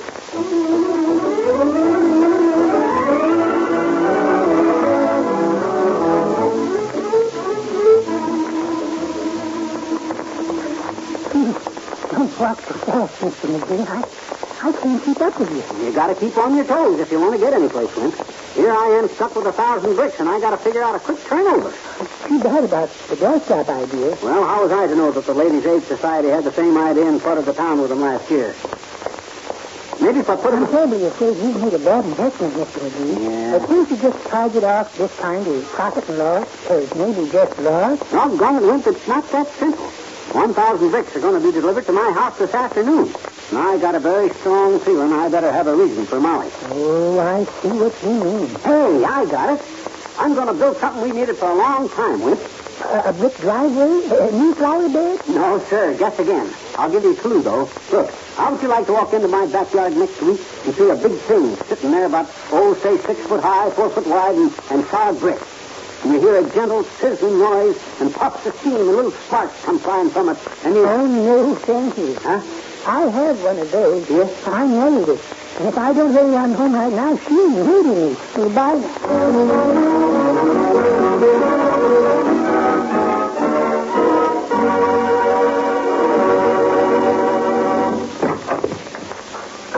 Oh, Molly, you there? Yes, dearie. How would you like to invite a select circle of our friends to join us in the garden some night soon for a tangy al fresco barbecue supper? Just as the last ruby rays of the sun tint the azure sky. I don't know. How would you like to explain that mysterious question? Kiddo, I am going to build us a barbecue in the backyard. Oh, dear. Just think of it, Molly. Sitting down to a savory, hickory-flavored steak just at sunset, with the glow of the charcoal providing ever-changing, vari-colored pictures. I know. Cinderama. What I'm interested in is the source of this strong, slow, flowery language. Where did you get it, McGee? Bought a book downtown. Here it is. How to build a barbecue. We don't need a barbecue, McGee. Let's not tear up the backyard and get everything messed up. No, don't... Hey, boy! Hello there, kid! Just set the groceries on the sink, Mr. Old-Timer. Okay, daughter. Hi, kids. What's new? Hello. I'm going to build me a barbecue, Old-Timer. You know anything about them? Oh, I love barbecues. Yeah? Used to have Saturday night barbecues back in the old days, kids.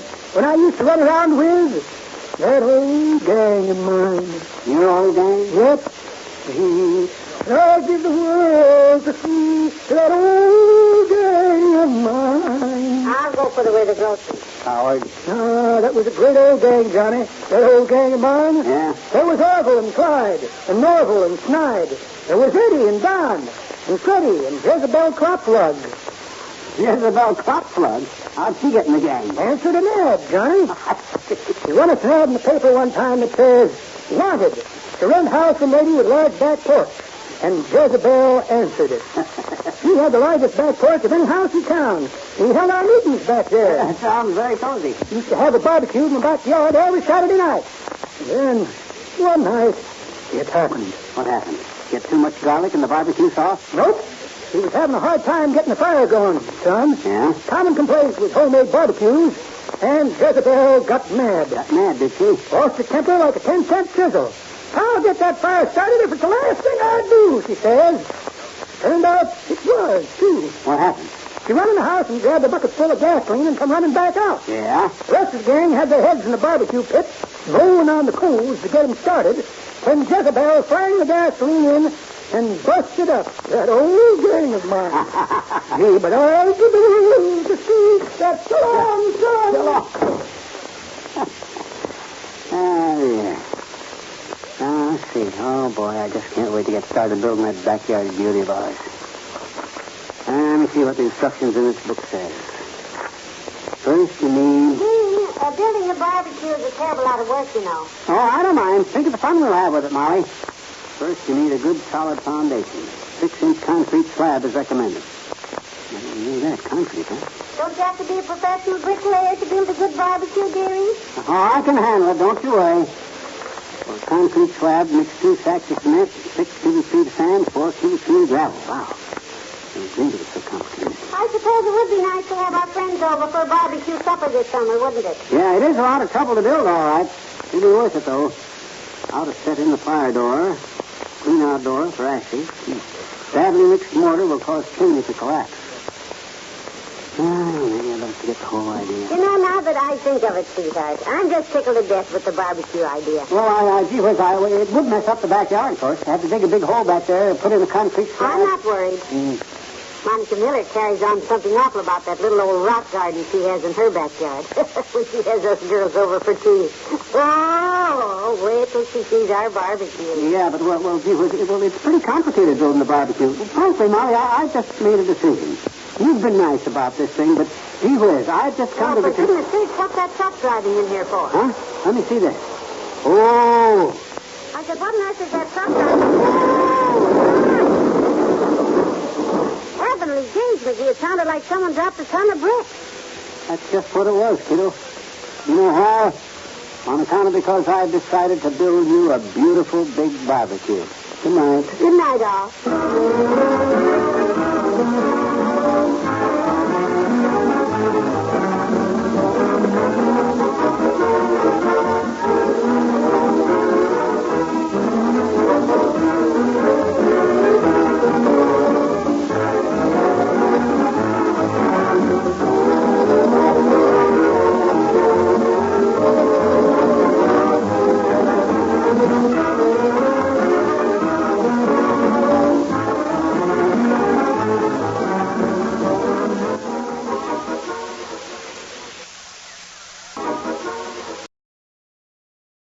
Chapter 17. And the Lord spake unto Moses, saying, Speak unto Aaron, and unto his sons, and unto all the children of Israel, and say unto them, This is the thing which the Lord hath commanded, saying, What man soever there be of the house of Israel that killeth an ox, or lamb, or goat in the camp, or that killeth it out of the camp, and bringeth it not unto the door of the tabernacle of the congregation, to offer an offering unto the Lord before the tabernacle of the Lord, blood shall be imputed unto that man. He hath shed blood, and that man shall be cut off from among his people, to the end that the children of Israel may bring their sacrifices which they offer in the open field, even that they may bring them unto the Lord, unto the door of the tabernacle of the congregation, unto the priest, and offer them for peace offerings unto the Lord. And the priest shall sprinkle the blood upon the altar of the Lord at the door of the tabernacle of the congregation, and burn the fat for a sweet savour unto the Lord. And they shall no more offer their sacrifices unto devils, after whom they have gone a-whoring. This shall be a statute forever unto them throughout their generations. And thou shalt say unto them, Whatsoever man there be of the house of Israel, or of the strangers which sojourn among you, that offereth a burnt offering or sacrifice, and bringeth it not unto the door of the tabernacle of the congregation to offer it unto the Lord, even that man shall be cut off from among his people. And whatsoever man there be of the house of Israel, or of the strangers that sojourn among you, that eateth any manner of blood, I will even set my face against that soul that eateth blood, and will cut him off from among his people. For the life of the flesh is in the blood, and I have given it to you upon the altar to make an atonement for your souls. For it is the blood that maketh an atonement for the soul. Therefore I said unto the children of Israel, No soul of you shall eat blood, neither shall any stranger that sojourneth among you eat blood. And whatsoever man there be of the children of Israel, or of the strangers that sojourn among you, which hunteth and catcheth any beast or fowl that may be eaten, he shall even pour out the blood thereof, and cover it with dust. For it is the life of all flesh. The blood of it is for the life thereof. Therefore I said unto the children of Israel, Ye shall eat the blood of no manner of flesh, for the life of all flesh is the blood thereof. Whosoever eateth it shall be cut off. And every soul that eateth that which died of itself, or that which was torn with beasts, whether it be one of your own country or a stranger, he shall both wash his clothes and bathe himself in water, and be unclean until the even. Then shall he be clean. But if he wash them not, nor bathe his flesh, then he shall bear his iniquity. It's elementary that Sherlock Holmes is up next on nightly old-time radio shows.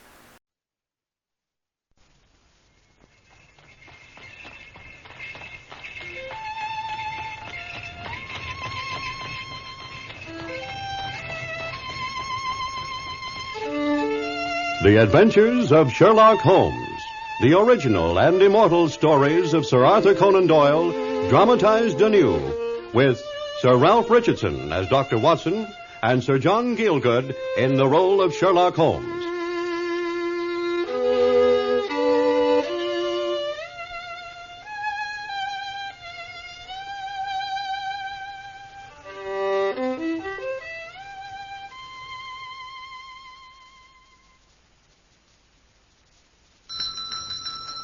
Hello. What's this, Watson? Someone in quite a remarkable state of agitation, Holmes. And whoever it is not even waited for Mrs. Hudson's good offices. A man from his step. A young one from his energy. And a strong one from his tug on the bell pull. Mr. Holmes, I'm nearly mad. Oh, do sit down, won't you? Mr. Holmes, I am the unhappy John Hector McFarlane. Pray have a cigarette, Mr. McFarlane. Oh, you mustn't blame me. I'm nearly mad, I tell you. I blame you for nothing. But if you don't sit down and compose yourself, I can't possibly listen to you.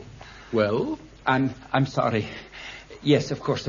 But if you only knew... When you are fully composed, you must tell us very slowly and quietly who you are and what it is you want. You mentioned your name as if I should recognize it. But I assure you I know nothing whatever about you. Beyond the obvious facts that you're a bachelor, a solicitor, and a Freemason. Mr. Holmes, how on earth... Oh, you mustn't mind him, Mr. McFarlane. It looks like a conjuring trick, but it's really quite simple. Well, he deduced the first fact from the general untidiness of your tie, if I may say so, and the second from the sheaf of legal papers sticking out of your pocket there, and the third from the charm on your watch chain. Upon my soul, Watson, you improve. You do indeed. Well, thank you, Holmes. And now I fancy Mr. McFarlane's calm enough to tell us his story coherently. Mr. Holmes, I'm everything you said, and in addition, I'm the most unfortunate man in London. I'm calm enough now, but I had to know you'd be working for me. And it's just that I had to get here before they did. Oh, and who are they, Mr. McFarlane? The police. They're on their way to arrest me. The police? This is really most gratifying. Quite interesting. On what charge, may I ask? Of murdering Mr. Jonas Oldacre of Lower Norwood. Dear me. Look there, Mr. Holmes, there, at that newspaper. Look at that headline. Yes, Watson. Pray look at this. The second page, as I recall, it runs, mysterious affair at Lower Norwood, disappearance of well-known builder, murder, and arson. Yes, and here you see, below... A clue to the criminal, the mysterious Mr. McFarlane. That's the clue they're following now. A man was after me at London Bridge Station. What's that? Who is it, Mr. Holmes? We must wait and see. Of course, you understand, Mr. McFarlane, that I don't necessarily accept your case. Oh, Mr. Holmes, I'll listen at least. And if you... John Hector McFarlane, I arrest you for the willful murder of Mr. Jonas Oldacre of Lower Norwood. Good morning, Inspector. Do come in, won't you? That's all very well, Dr. Watson. But I've been following this young man, Mr. Holmes, and I want him. A quarter of an hour, more or less, can make no difference to you, Lestrade. This gentleman was about to give us his account of the affair. Perhaps I might help to clear it up. I don't think I shall have any difficulty in clearing it up, Mr. Holmes. Still... Oh, it's a warm day, Lestrade, is it not? And you've been making such haste. You'll find refreshments on the table over there. I think I may say I've done you one or two good turns in my time at the yard, Lestrade. So just let me have my quarter of an hour, will you? Well, it's true enough. It's difficult to refuse you, Mr. Holmes. But I'm bound to remain with my prisoner, of course, and I'm bound to warn him that anything he says may appear in evidence. I don't want anything better, sir. Thank you, Mr. Holmes. Not at all. Thank you, Lestrade. Now, Watson. Watson. Huh? There's really no need for you to be learning the entire newspaper by heart. Well, speaking to me, Holmes, this is really quite interesting. Come, Watson. The facts. The facts. The facts. And so I summarized the facts. It appeared that the night before, at about 12 o'clock, there had been a sudden alarm of fire at the house of Mr. Jonas Oldacre, a wealthy builder of Lower Norwood. The fire had started in a small timber yard behind the house, where some stacks of wood were stored. It was brought under control by the fire brigade without any trouble, but among the ashes some charred remains were found. Mr. Oldacre himself was missing, and in his room the safe had plainly been burgled, and there were signs of a struggle with some blood. It was known that the builder had had a late visitor the night before, none other than young McFarlane. And among the litter of papers round the safe, a heavy oaken stick had been found, also smeared with blood, which had been identified as his. It seemed clear that murder had been done, and the body dragged to the wood stack for disposal. Why, what could be more natural, Mr. Holmes? I got on this young man's trail at once. And arrived to arrest him in our humble chambers. Well, well, the case certainly has some points of interest, Watson. I swear I didn't do it, Mr. Holmes. Yes, quite so, Mr. McFarlane. But let us take the facts first. It's true, I suppose, that you did visit Mr. Oldacre last night. I did. I won't keep anything back, Mr. Holmes. You better not, young man. You knew him well, I take it. I didn't know him at all. What? At least I knew of him, but I'd never met him. He was a friend of my parents long ago, but they had drifted apart. I only knew the name. And how did you come to visit him, then? He suddenly walked into my office in the city yesterday and introduced himself. I've a place near London Bridge, you know. He said he had some business for me to do, and he handed me some sheets of paper. Here they are, Mr. Holmes. The draft of a will, eh? He said he wanted me to put it all in proper legal shape. You can imagine my amazement when I saw that he'd left everything to you, Mr. McFarlane. Just so. Watson, look at this. Remarkable. You'd never met him in your life before, you say? Never. He was a queer little ferret-like man. I didn't like him much, but there it was. He'd left me everything. Did he tell you why? He said he hadn't any relations, and he'd known my parents in his youth, and he'd followed my career, and so he felt he'd like to do it for old time's sake, and because I was a deserving case. Oh, quite touching. We underestimate the power of sentiment, Watson. Well, what then, Mr. McFarlane? Well, he said there was some title deeds and so forth at his house in Norwood, and that he'd want me to have a look at them, too. And he said his mind wouldn't be easy till it was all settled, so he asked me to go out there. He insisted that it should be last night. Yes. After supper, he said. He wouldn't hear of anything else. Oh, and I wasn't to mention anything to my parents. Uh-huh. It was to be a surprise to them. Well, why didn't you stay the night at Mr. Oldacre's? He hadn't invited me. Only to look at the papers. I put up at a hotel in Norwood itself. And then, this morning... One moment. You called on him after supper as arranged, of course. About 9:30, I'd say. Who opened the door to you? I suppose his housekeeper. She was a middle-aged woman. And I take it she announced your name? Yes. We went into Mr. Oldacre's study, and he was all ready for me, with the papers all set out beside the safe. We worked on them together till about 11:30. Complicated papers, Mr. McFarlane? No. Rather simple, I'd say, really, though he seemed to think they were very important. We did them all up in sealed bundles. Most interesting. So you left him for the night? Yes. I couldn't find my stick, I remember. The stick beside the safe, with the blood stain. Oh, just my devilish luck again. I didn't know anything about it till I read it in the papers this morning in the train back to the city. I came straight on to you from London Bridge, Mr. Holmes. I was terrified. I saw just exactly how involved I seemed to be. Our man spotted him there, Mr. Holmes, at the station. I had a fellow waiting when I heard he was on his way to his office. Mm-hmm. I came on here myself to do my duty. Then you plainly must do your duty, my dear Lestrade. He's yours. Mr. Holmes. No, it's all right, Mr. McFarlane. I've decided to accept your case. Oh, thank heaven. Now, just write your home address on this slip of paper, and then you must go quietly along with the inspector. There's nothing else to be done. I'll do everything I can to help you. You're wasting your time, Mr. Holmes. I never saw a clearer case. However, if it amuses you... It does. Though perhaps amusing is hardly the word. Goodbye, my dear Lestrade. Until we meet again, Mr. McFarlane. Heaven bless you, Mr. Holmes. Well, Watson? Is he innocent, Holmes? I know no more than you do. There are some odd factors, of course. The writing on Oldacre's draft of the will, for instance. I see nothing odd in that. It's a bit of a scribble, perhaps. Just so, but written in a railway train, an express, with only one stop the whole way, but several sets of points on the line. Yes, but my dear fellow... It's simplicity itself to an expert. Look at the variations in the handwriting. If I'm not mistaken, this was written in the very train we are about to catch ourselves, Watson. But travelling, of course, in the opposite direction. We go from London Bridge to Norwood. Come along, let us see the home of this respected murdered builder for ourselves.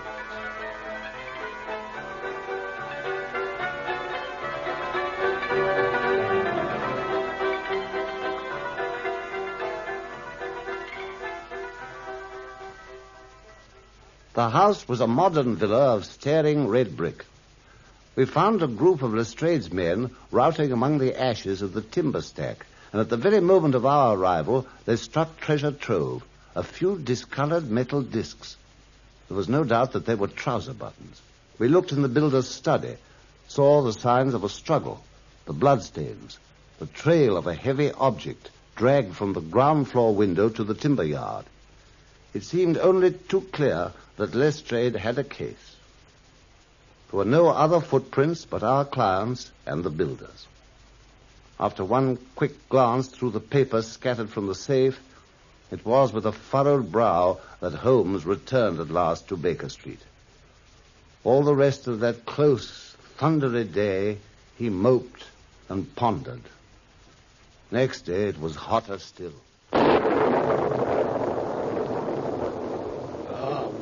Watson, it's all wrong somehow, all wrong. You mean he may be guilty after all? No, I'm certain McFarlane's innocent. And all my instincts are one way and all the facts are the other. McFarlane had so much to gain, of course, a poor young solicitor and a bequest from the blue like that. He might have hoped that the body would burn completely in the wood stack before the fire was spotted, even that the whole house might burn down. And then he'd inherit at once.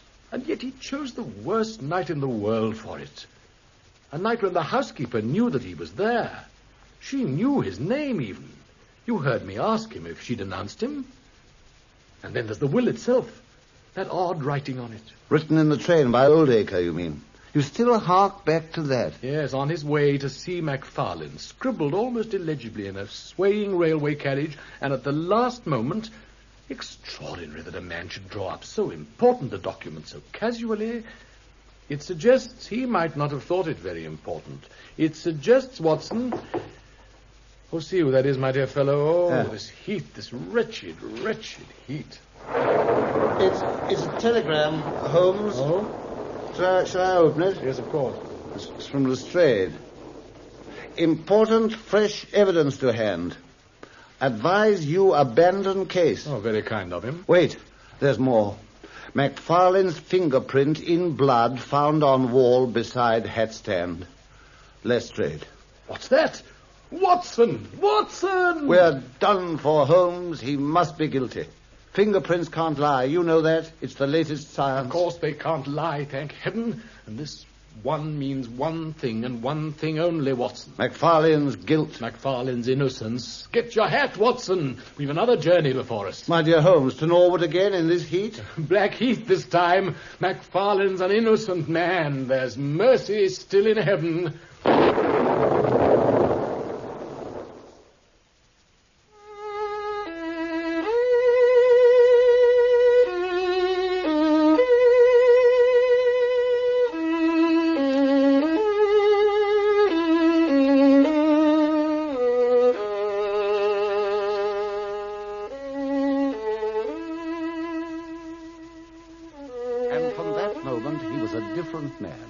The indolence and dejection fell away from him.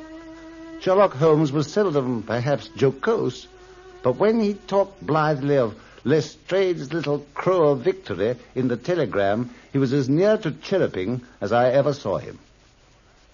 I was to see yet another side of him that day, as we sat in the parlour of the humble villa in Blackheath, where the young solicitor lived with his parents. Outside, in the hot street, some children were playing. Their voices penetrated into the stuffy little room.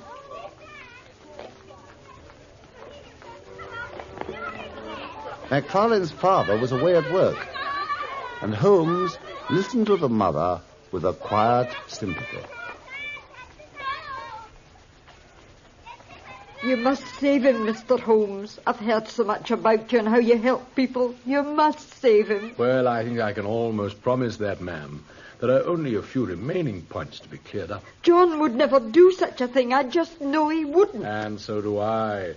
And so does Dr. Watson here. Of course I do, Mrs. McFarlane. Things look black, but as long as your boy has Mr. Holmes on his side, he's safe enough. I know, sir. I'm so grateful. It was good of you to call. Well, I wanted some information from you, ma'am, to help me in my work. I'll tell you anything I can, Mr. Holmes. There, I'm better now. You must forgive me if I was a bit upset when you came first to talk about him. Well, of course. It's this Mr. Oldacre, ma'am, the murdered man. Your son told me that you knew him at some time, though he himself had never met him. Yes, I knew him, Mr. Holmes, when we were both young. Well, ma'am? Too well, sir. He was once a suitor of mine.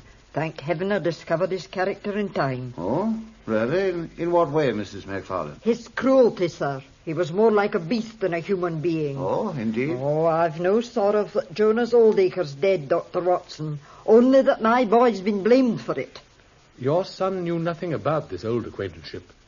Nothing that might have made him, bear some grudge against Mr. Oldacre? No, sir. Dad and I only told him that Jonas was once an acquaintance of ours. And you yourself have had no communication with him since those old days? No, Mr. Holmes. Oh, if you'd passed me that little poker box there in the sideboard, I could show you something. Certainly. I've never ceased to bless heaven that I married a better man, Mr. Holmes. Is this the box, Mrs. McFarlane? Yes, sir. I broke off with Jonas when I heard how he'd turned a cat loose in an aviary once, Mr. Holmes. Just for a joke, he said. Oh. And the next post, I got this. Do you see? What? It's your photograph, ma'am. What he left of it. You see how he cut and slashed it all over. Oh, a malicious character, this respected builder. Well, at any rate, he must have forgiven you as the years went on, Mrs. McFarlane, since he left all his property to your son. We don't want any of it, Doctor. Not a penny of it, even when John's name's cleared. Well, there may be little enough to leave in any case, in spite of the fact that Mr. Oldacre was supposed to be so wealthy. What's that, Holmes? Well, there's one more question, Mrs. McFarlane. Do you know of anyone, perhaps from back in those early days, called Cornelius? Cornelius? No, sir, no one. I looked over Oldacre's bank statements when we were at his house the other day. There have been several large checks drawn lately in favor of a Mr. Cornelius. His fortune has dwindled considerably. Ah, blackmail, Holmes? Possibly. You've been very good, ma'am. We won't intrude upon you any longer. I'm so grateful, Mr. Holmes. Oh, it's nothing, ma'am. If only I can clear your son's name, it'll be quite time enough then to thank me. Come, Watson, back to Norwood. Oh, really, Holmes? Norwood again? Oh, one thing more, ma'am, before we go. I wonder if you could oblige me with something that I see in your work basket there. That measuring tape. Might I borrow it? A measuring tape? Why, certainly, Mr. Holmes. My dear Holmes, what on earth for? Who knows, Watson? Perhaps to hang the real murderer of Jonas Oldacre. Thank you, ma'am. I'm much obliged to you. Come, Watson.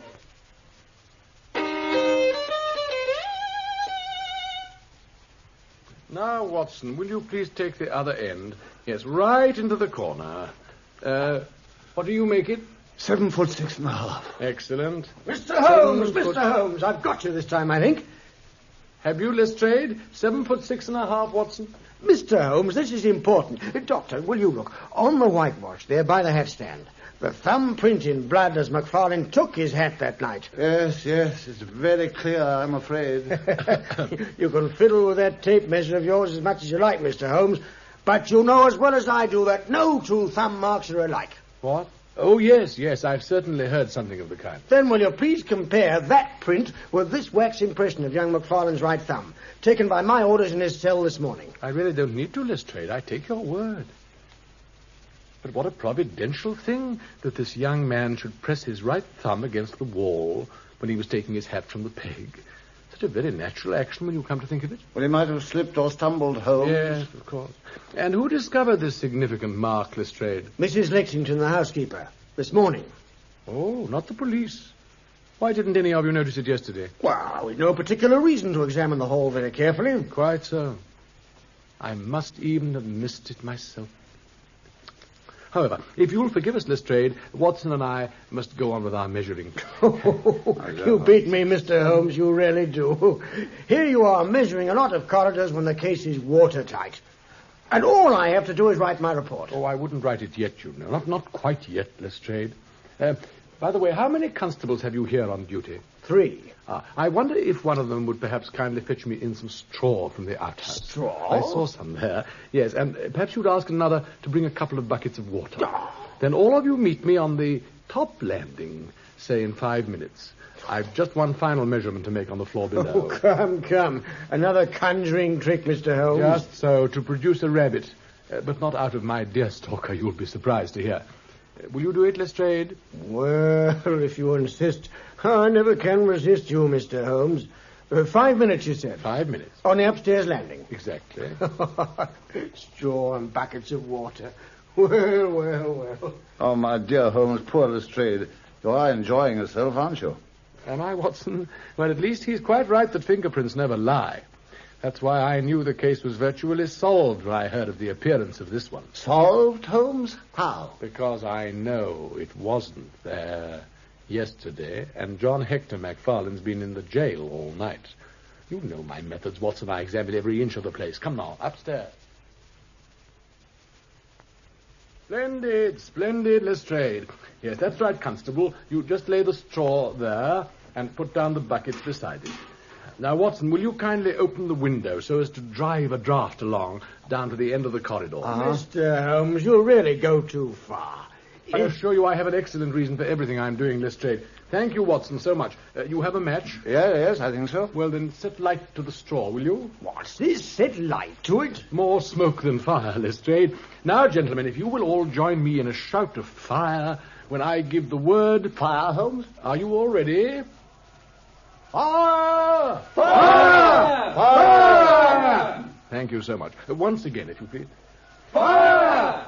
Fire! Fire! Holmes, the wall at the end of the corridor. Look, it's opening. Yes, it's a door, Watson. A cunningly concealed door. Help! Look, there's your man, Lestrade, and my rabbit. Gentlemen, Mr. Jonas Oldacre. I'm choking. I can't see. What is it? What are you doing here? What do you want? We want you, Mr. Oldacre. I've done nothing wrong. You can't touch me. When you have done your best to get an innocent man hanged... Oh, it was all a joke. Only a joke. A joke, eh? A deuced queer one, Mr. Jonas Oldacre. Well, I've seen a lot of villainy in my time, Mr. Holmes, but this beats a band, it does. Take him downstairs, Guthrie. Very good, sir. Come on, It was a joke, I tell you. I meant to come out in time. You can't arrest me. Well, I must say, Holmes, I congratulate you. Thank you, my dear fellow. Oh, it's really too hot a day for a fire. Pray empty those buckets of water over the straw, will you? That's better. Well, it all went very satisfactorily, I think. Well, you've done it again, Mr. Holmes. Look, the Latin plaster partitions that he built here to make a little hiding hole for himself at the blind end of the corridor. Yes, Watson, now you see the advantages of being a builder. He concealed it very neatly. If I hadn't noticed that discrepancy in the length of the corridors from floor to floor, he might have stayed there till doomsday and till McFarlane had been hanged. The housekeeper was in the plot, of course. Yes, of course, to take him food and drink, and to put that thumb mark onto the wall. But how? Well, Oldacre evidently wanted the evidence to be cast iron, and I dare say that when they were looking over the papers that night, he got McFarlane to seal a package of them by using his thumb. Then it was the simplest thing in the world for him to get a wax impression from the seal, prick himself with a pin to get enough blood, and then put the mark on the wall during last night, just to make sure, you know. It was for revenge, I suppose, on the young fellow's mother. Yes. Besides, business hadn't been very good for him lately. He'd been speculating, and there were a host of creditors. I saw that from his papers. And so he'd been paying these large checks to Mr. Cornelius. Himself at another bank. Exactly. He intended to start life afresh with that money, under the other name, to defraud his creditors, and at the same time take his revenge on his old sweetheart by getting her only son hanged for his murder. He's something of a monster, our friend downstairs, Lestrade. Well, we'll get him on conspiracy at least. He'll be inside for long enough to repent of his villainy. But what about the remains in the woodpile, Mr. Holmes? Oh, an old suit for the trouser buttons, and for the bloodstains on the stick he'd stolen from the boy, and the charred flesh, some animal, a dead dog perhaps, or a rabbit. Yeah, make it rabbit, will you, Watson, when you tell the tale someday? Rabbits it shall be, Holmes. But poor young McFarlane, no wonder he was nearly mad. Well, we did our best for him, Watson, our humble best. Oh, it feels cooler at last. I do believe the weather's going to break. Come along, Watson, come along. And so we returned to Baker Street. And that evening, as we were discussing the case over hock and seltzer, once again the door burst open dramatically. Mr. Holmes, you've saved my life. Thank you, thank you, thank you. Oh, don't bother to thank me, my dear fellow. Good evening to you. Oh, pray be sure to give my compliments and this tape measure to your mother. A most charming lady. She'll be the happiest woman in all the world.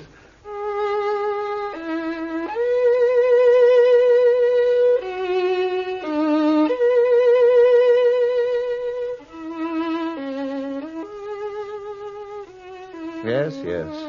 The case of the Norwood builder. Rather curious in its cunning simplicity.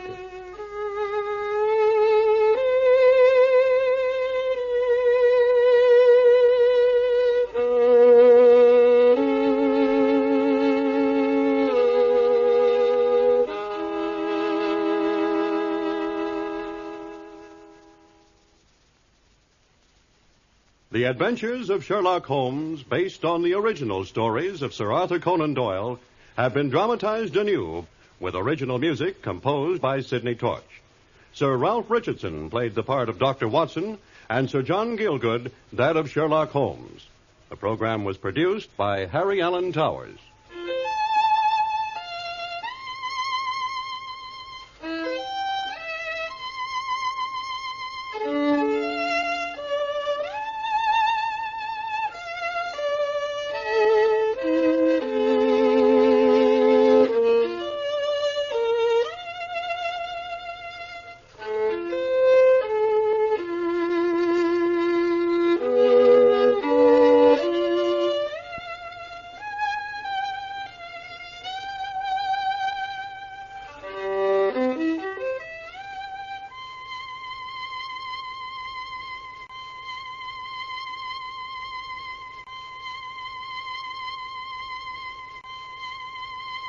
I swear, it's not the type of show you think it is.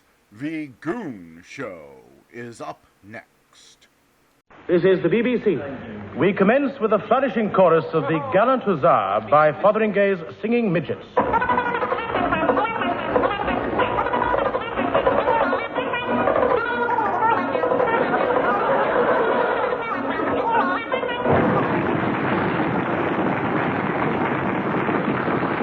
Here is the midget composer, Harry Nuts Seacombe.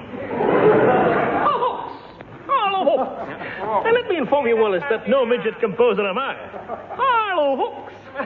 My vocation is engineering. I graduated in tunnel building. How terribly, terribly. Yes. My first big tunnel I built in 1931. Oh, yes, I remember now. 6 other convicts escaped with you. What? All lies, I tell you. We were just dressed as convicts. It was carnival night. That's how we slipped away unnoticed. All lies, I tell you, all lies. I wasn't there at the time. Yes. This is the story of how an escaped convict became a great engineer and vice versa. What? Explode. I will. If you'll just stand naked upon the piano with your back to the audience, you will hear the story of the Great Trans-Africa Canal.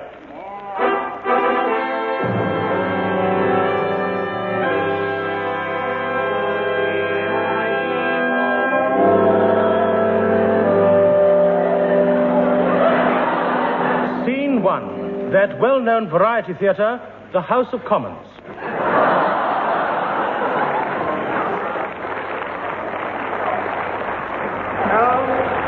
All are a member of the House of Parliament.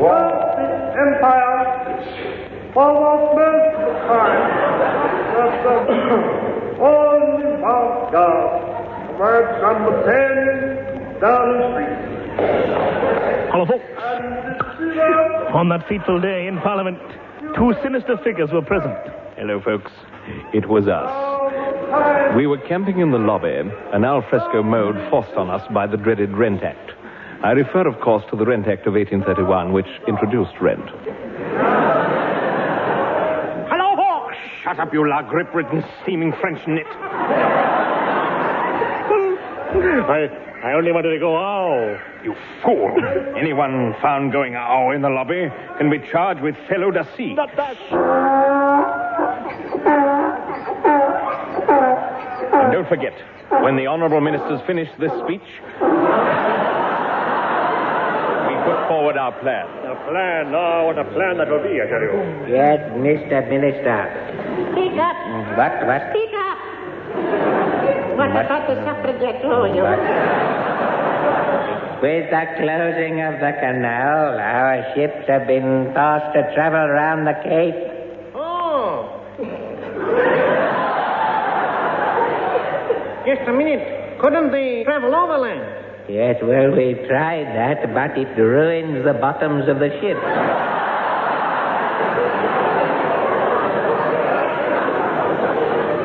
Has the on-min any suggestions? Me? No, you just carry on.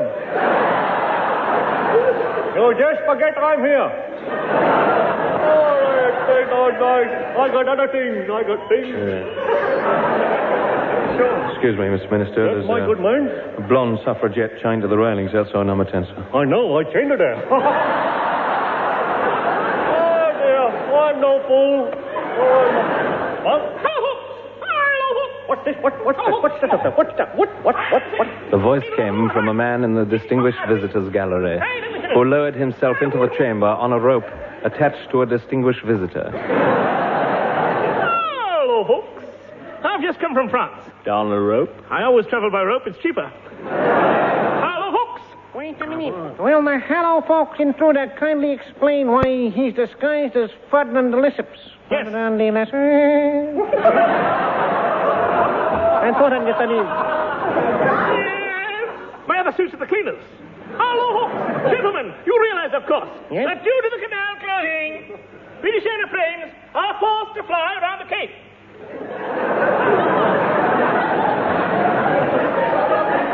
It is my intention to cut the canal across Africa so that they can fly over that.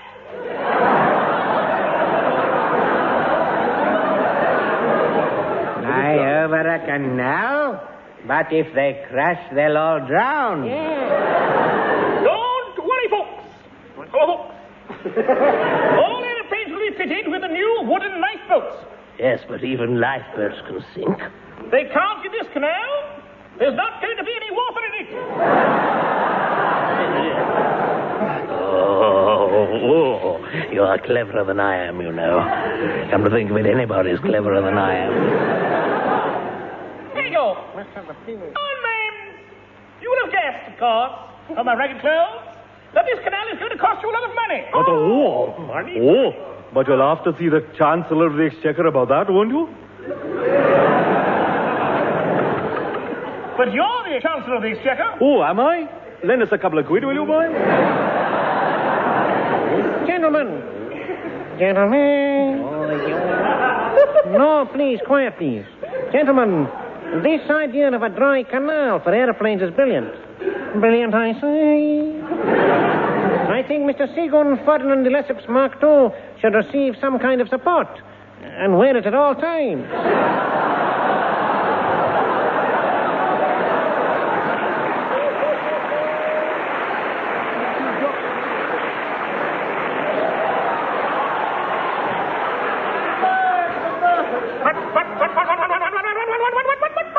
There's a look out. What would be the cost of this Scrans and Scrans?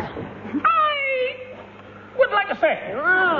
Gentlemen, why spend all this money when for 14 shillings the Moriarty horse-drawn Zeppelin service will fly you around the Cape in 80 days, thereby avoiding the traffic at Oxford Circuit? And anyway, this idiot knows nothing about canal. Nothing. Honorable members, I move that, as it is customary in our beloved country, England, A man so totally unsuitable for the job should be given the contract.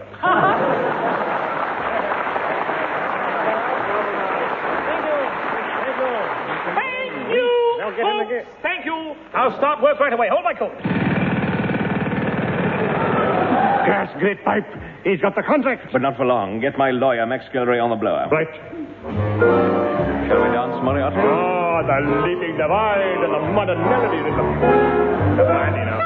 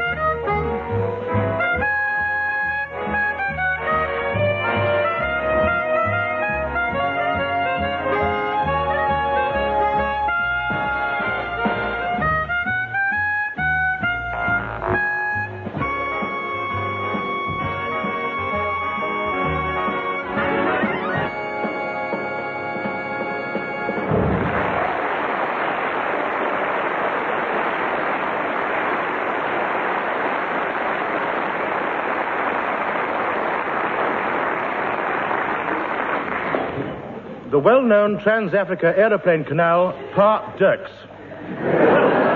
We move now to Congo Jungle and District Commissioner.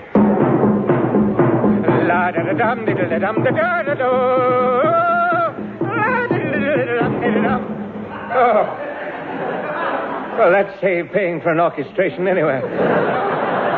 Oh, I've had a hard day. I thought she'd never go.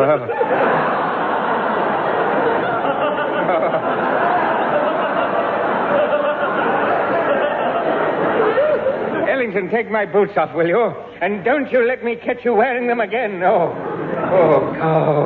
ging, gong, ging. They'll bring that door in here for me to open, will you? Oh, thank you. Hello. Hello, folks. I'm Eddie Seagoon. You've heard of me, Eddie Seagoon. Be my lord, falling in love with Jimmy's falling for Arnold Fringe. When you come home again, farewell. You'll get a punch up the duster, you will.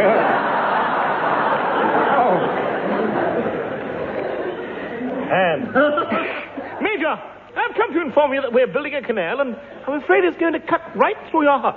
What? Well, if you think I'm going to run downstairs and open the door every time a ship wants to come through, you're balmy. You don't have to open the door. You can leave the key under the mat. Over my dead body. No, under the mat. Under the mat.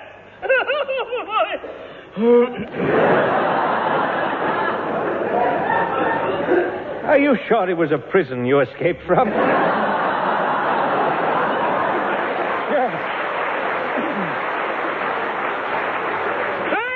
all lies. I'm perfectly straight, I tell you. A lie, never. All lies, I tell you. Look here, I tell you, I won't have airplanes flying through my house. Now get out. Very well. If that's the way you feel about it, goodbye. Never darken my door again. Since you insult me, I shall leave. Goodbye. Listeners with a degree in higher mathematics will have counted 4 doors slamming. This was, in fact, an oral illusion. What you did hear was not 4 doors being slammed, but 1 door being slammed 4 times. Or, in your parlance, 1 to the power of 4. See, it is these little snippets of information that makes me feel that my job is worthwhile. Thank you.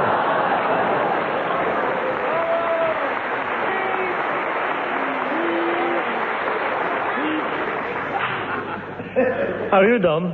Yes. Thank you. So work began on the Great Trans-Africa Aeroplane Canal hoax. But meanwhile, on top of a number 1183, 2 sinister figures sit steaming in a brown airing cupboard. I tell you, Great Pipe, we got to sabotage the canal with sabotage-type sabotage. Don't worry, Count Jim. Ow! The best laid plans of mice and men gang aft agley. Aye, man. Aye. We towering, timorous beastie, oft gang a glee. You like Burns? Yes. Well, hold this white-hot poker. You fool! This is no time for beauty, Marquis. Hold this leather piano in the key of C. No, what's the plan? We are going to steal the Trans-Africa Aeroplane Canal. Where are we going to hide it? We are going to bury it. It's dead? As good as Moriarty. Because we're riding along on the crest of a wave and the sun is in the sky. In the sky, Moriarty. And so they headed for Seagoon, who was watching the canal being dug by 40,000 British laborers.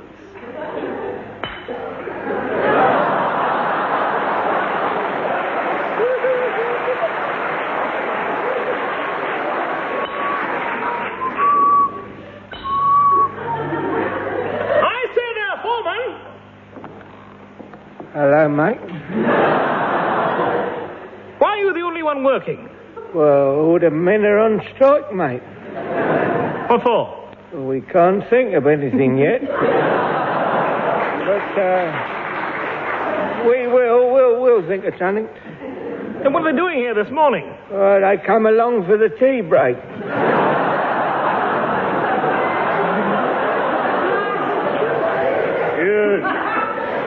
You want to tea break now?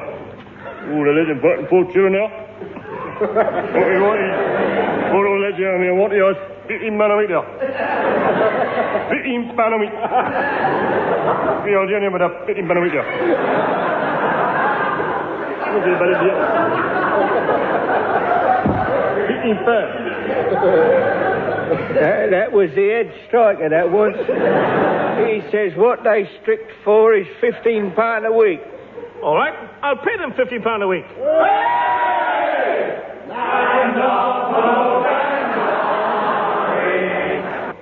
What's up? They're going on strike again. Why? They want more money, mate. And here's their spokesman, Rage Nellicles, to give the message on the old bonjos. Now, let's get right back round the old brandy there.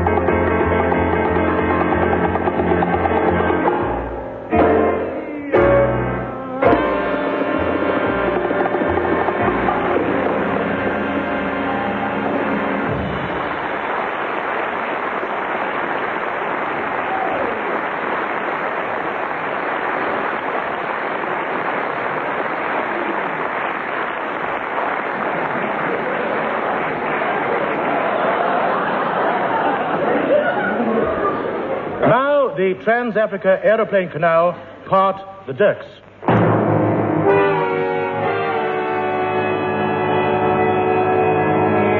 To break the strike, I had sent for 2 professional strikebreakers, who are even now on their way from England by electric rowing boat.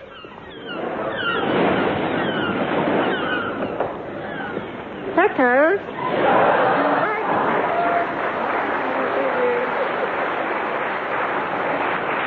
Why did they throw you out of being Prime Minister? Well,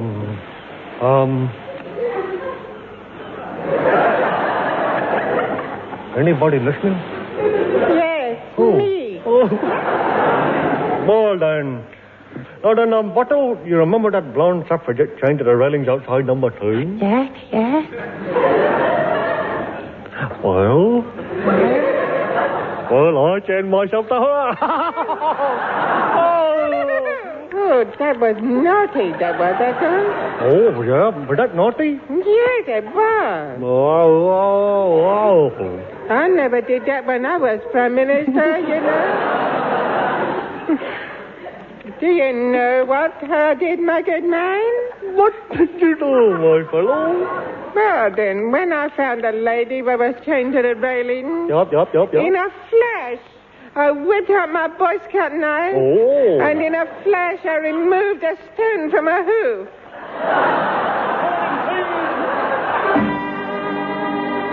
All right, you two. That's your bit done. That's all. Now, welcome to Africa. Hello, Captain. Hello. We have brought it from England, this Bergen Super Canal digging machine. Machine? Yes. It's inside this parcel.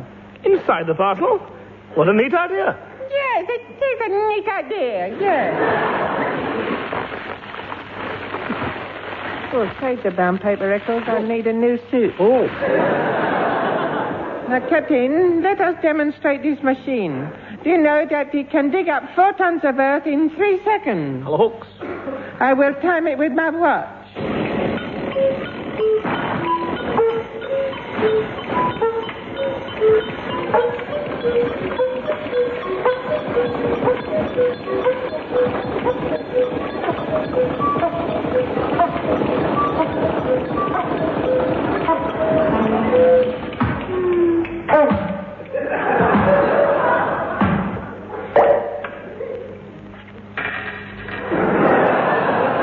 That was a noisy machine. Machine? That was my watch. Captain, this machine can do the work of 2 men. Well, let's see it. All right, but you'll have to help us, because it takes 3 men to work it. Right. Eccles and Blue Bottle, you 3 get it going. Here. Eccles and me and inmates too. Nonsense. Pauline! Hello there! Number! 1. 2 and 1 equals? 3. Right, off you go. And get cracking. Now, the next problem is this fellow Bloodlock. Neddy. Quit tight. You.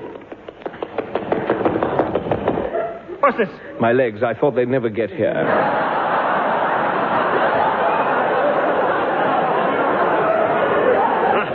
I'm sorry. It was my fault. I let them out for a run in the park. You sentimental steaming Latin. Never let my legs out unchaperoned again, you hear? The world must never know those thin measurements. Gentlemen, I see from the next line that you can help me with this Bloodlock problem. Neddy, you see this piece of knotted string leading from Moriarty's wrist up into that cloud? You mean there's something on the other end of it? Yes, Neddy. It's the perfect device for removing Bloodlock's house. Id est Count Moriarty's hand-sewn blue serge Zeppelin. Yes, Neddy. We can lower our skyhooks and lift Bloodlock's house out of the way in a second. Now, Neddy. Go in and tell Bloodlock that in 15 minutes his house becomes skyborne. Right up there. He's in. Attach skyhooks and haul away. Up he goes. We've got him. We've got Harry. Oh, call a doctor. Major Bloodlock. Chest in French. I stepped out of the back of my house. What? Walked down to the bottom of the garden. Pleasure bent. Finally,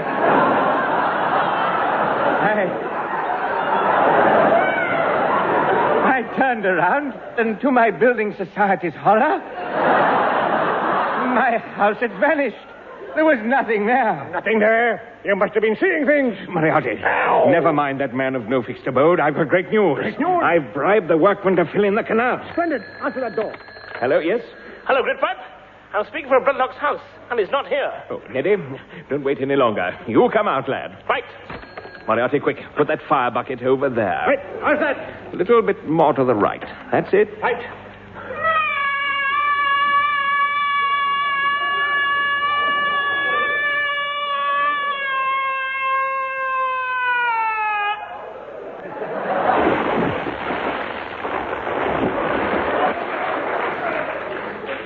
Falling in the water.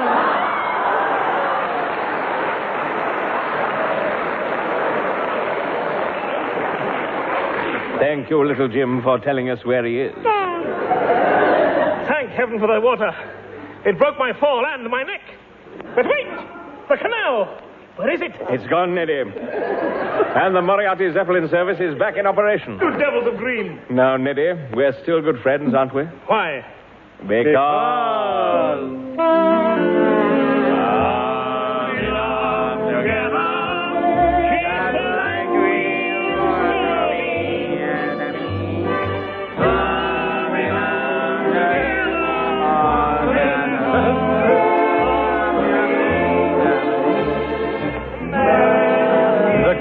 having no strong finish to the show, now go into a cowardly song and dance routine. And so, as the Goon Show sinks slowly in the popularity polls, and the audience move menacingly towards the stage, we say good night from Happy... Good night!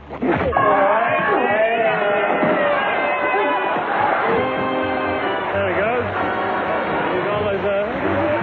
That was the Goon Show, a BBC recorded program featuring Peter Sellers, Harry Seacombe and Spike Milligan, with the Relative Quartet, Max Geldray, and the orchestra conducted by Wally Stott. Script by Spike Milligan and Larry Stevens. Announcer Wallace Gooslade. The program produced by Pat Dixon.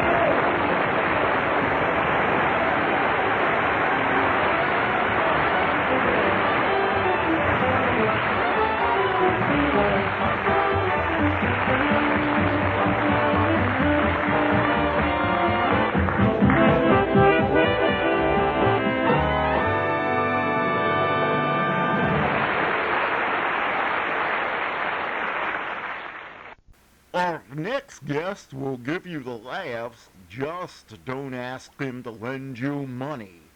It's Jack Benny coming up next. The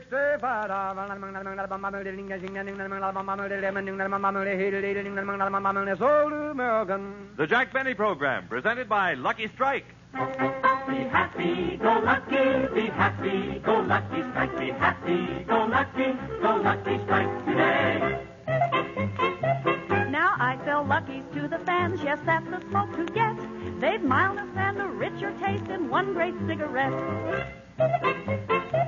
I am the pitcher for the team, they cheer my every act. The stands are like a Lucky Strike, so firm and fully packed. Be happy, go lucky, be happy, go lucky strike, be happy, go lucky strike today. Enjoy your cigarette. Enjoy truly fine tobacco that combines both perfect mildness and rich taste in one great cigarette, Lucky Strike. For only fine tobacco gives you both real mildness and rich taste. And LSMFT, Lucky Strike means fine tobacco. So, friends, be happy, go lucky. Try a carton of Lucky Strike. Be happy, go lucky, be happy, go lucky strike, be happy, go lucky strike today.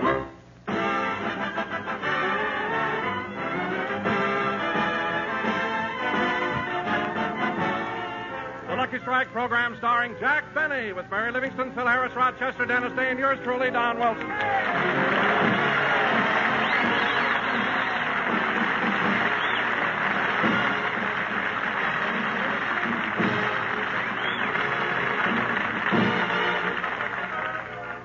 Ladies and gentlemen, just a few days ago, Jack Benny asked the gang over to his house to listen to the World Series. So let's go back. It's morning, and Rochester is preparing Jack's bath. Oh, boss! What is it, Rochester? You can come in and take your bath. I've got your tub filled. In a minute. Until he gets here, I better add a little more soap and keep blowing through this straw. Mr. Benny likes a lot of bubbles.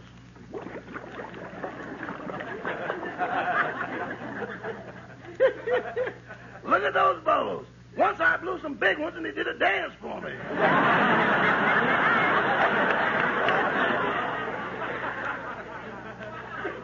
I better check the temperature again. Good morning, Rochester. Your bath is ready for you, boss. Take off your robe and step in. No, I've decided not to use the tub anymore. You know, I read a book by Bernard McFadden, and he said if you want to stay healthy, you've got to have good circulation. And the best way to get it is to jump out of bed and step into a cold shower. Right out of a warm bed into a cold shower? Look, if it's good enough for Bernard McFadden, it's good enough for me. But, boss, he's younger than you are. No, he just looks it. He's got a lot of hair. You know? Now, come on, Rochester, open that shower door and turn on the cold water. Yes, sir. Let it run a while. I want to get it good and cold. It ought to be cold enough now. I guess you're right. Well, here goes. Ooh, ooh. Oh, this is wonderful. Woo! Hey, there's nothing like standing in a cold shower. Yeah, but I dare you to put down that umbrella.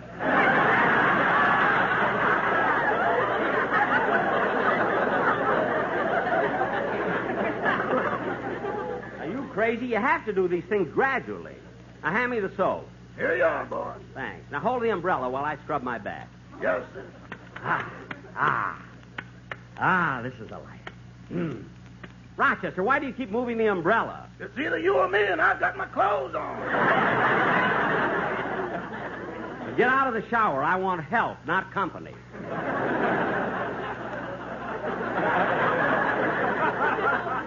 Yes, sir. Well, I guess I've had enough. That was good. Hand me a towel, Rochester. Yes, sir. Here you are. Thanks. Now go down to the kitchen and... Rochester, this towel is marked hers. That's the one you borrowed from Mrs. Ronald Coleman. Oh, well, give me the one marked his. He came and got his.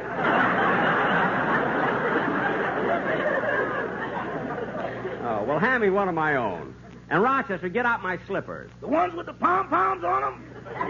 No, they have no backs, and I keep losing my arch support. I'll pick out my own clothes. You go down to the kitchen and make some coffee while I get dressed. Yes, sir. I ought to clean this house more often.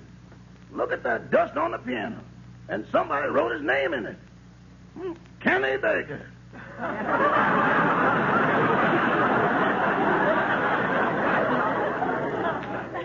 We haven't seen him in 10 years. Well, I'll clean it after I... Hello, Polly. Hello. Well, I'd better dust the piano before I fix breakfast. Be happy, go lucky, be happy, go lucky, side.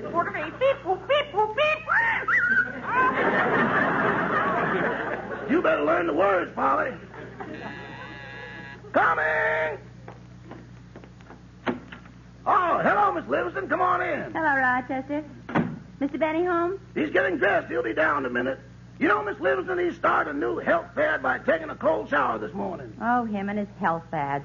A couple of years ago, he wanted to improve his eyesight, so for months he ate nothing but carrots. Did it help his eyes? No, but his ears grew 2 inches. Then he tried to get the lead at Harvey. Oh, hello, Jack. What's up, Doc? I heard what you said, Mary. You can stop making things up. How's your cold? Oh, I'm fine now, Jack, and thanks for sending that doctor over. He was awfully cute. The doctor, he was? Yeah. And I guess I wasn't as sick as I thought I was. Why? He took my temperature, took my pulse, and took me to Ciro's. That's funny. Me, he takes to Cedars of Lebanon. Did you have a good time at Ciro's? Yeah, but it's kind of funny going out with a doctor. They've always got their minds on business. What do you mean? I told him my steak was too rare, so he put a tourniquet on it. Hey, that's good. I bet your mother sent you that one, didn't she? Say, Mary, the gang will be here pretty soon. We're going to listen to the World Series. You want a cup of coffee? No, thanks. Say, Jack, who do you think will win the series? Oh, Philadelphia's a cinch to win. Philadelphia? Certainly. How can they lose with players like Eddie Waitkus, Andy Semenick, Richie Ashburn, and Phil Rizzuto? Rizzuto's with the Yankees. Oh, yes. I meant to say Charles Ezzard. That's Ezzard Charles, and he's a fighter. Well, maybe I did get a little mixed up. I haven't read the papers lately. You haven't read a paper since you stopped delivering them. Look, Mary, go in the kitchen and help Rochester make the coffee. Okay. I'll get it. Must be some of the gang. Hello, Mr. Benny. Oh, hello, Dennis. Come on in. As soon as the rest of the gang gets here, we'll listen to the... Dennis? Dennis? Why is your arm in a sling? It's my father's fault. Your father's fault? Yeah, my mother got so mad at my father, she picked me up and threw me at him. Then why is it your father's fault? He ducked and I went right through the window. Dennis, I wish you'd stop making Jack, up... if the game starts at 1 o'clock in New York, it should be on here. Oh, hello, Mary. Oh, hello, Dennis. Jack, the game should be on, and if you... Dennis? Mary, don't ask him. But,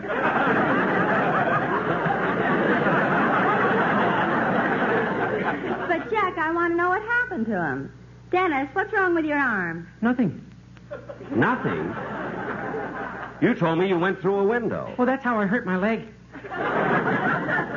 Your leg? Then why'd you put your arm in the sling? When I put my leg in it, I can't walk.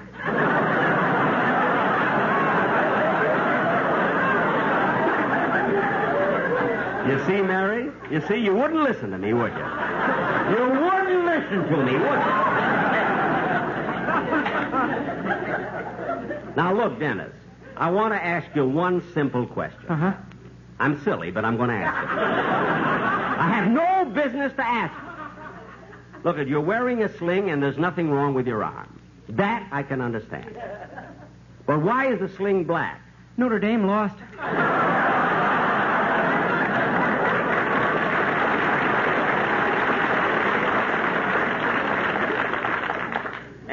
And for that, you're wearing a black sling? Pat O'Brien killed himself. He did not!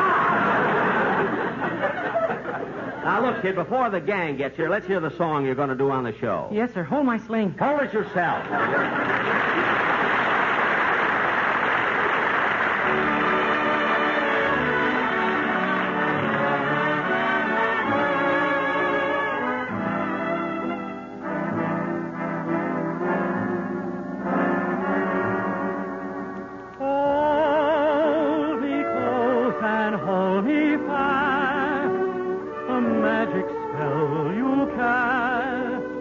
This is La Vie Rose. When you kiss me, heaven sighs, and though I close my eyes, I see La Vie Rose. When you press me to your heart, I'm in a world apart. A world where roses bloom. And when you speak, angels sing from above. Everyday words seem to turn into love songs. Give your heart and soul to me, and life will always be La Vie Rose. When you press me to your heart, I'm in a world apart, a world where roses bloom. And when you speak, angels sing from above. Everyday words seem to turn into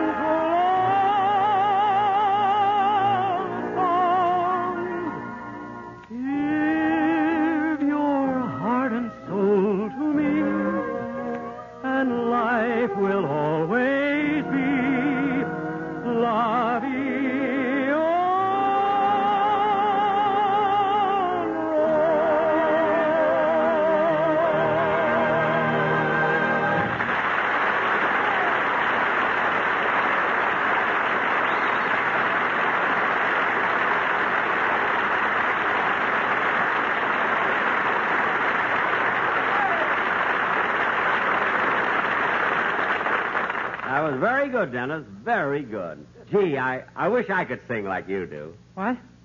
I said that I wish I could sing like you do. Copying, always copying.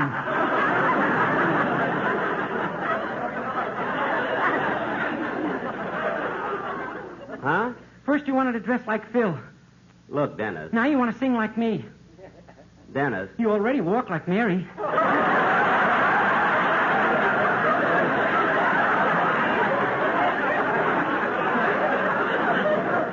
Only when I'm wearing my pom-pom slippers.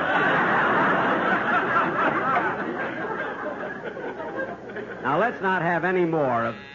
Hey, maybe that's the rest of the gang. I'll get it. Take me out to the ball game. Take me out with the crowd. Buy me some Luckies and Cracker Jack. Remley's outside and he's flat on his back. Well, leave him out there. Come on in, Phil. Hiya, Jackson. Hello, kid. Hello, Phil. Well, Phil, the game will be on pretty soon. Yeah, I'm sorry, Jackson, but I can't stay. I got to go to a wedding. Sammy, my drummer's getting married. Sammy? Sammy, your drummer? You mean Moonglow?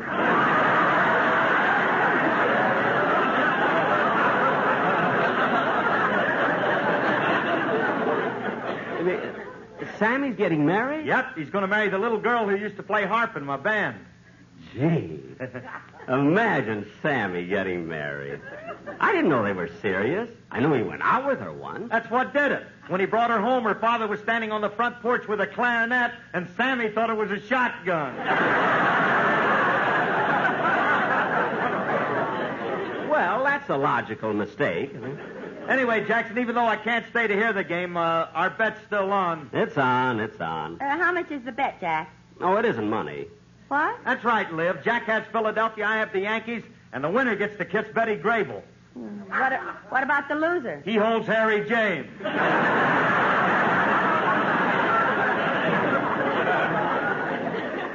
Yeah.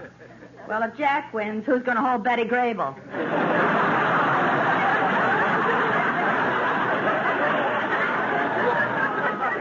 Mary, another crack like that, and May is going to have company. Get it, kid? Huh? Hey, Jackson, speaking about the World Series, you want to hear a funny coincidence? Coincidence? Yeah. In my living room, there's a picture of a little gray-haired old lady sitting in a rocking chair. And I just found out her son plays on the Philadelphia ball team. Really, Phil? Who is she? Sisler's mother.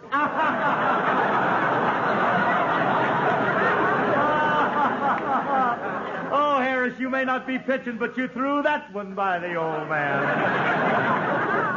Phil, Yogi Berra wouldn't have swung on that one.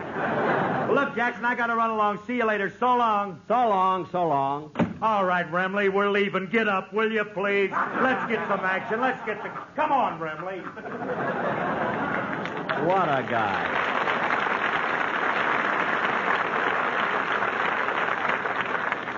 You know, Mary, Phil thinks he's smart because he was appointed dog catcher of Encino.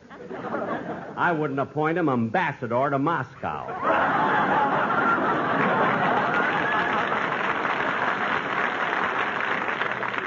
The last time I'll buy a joke from John L. Lewis.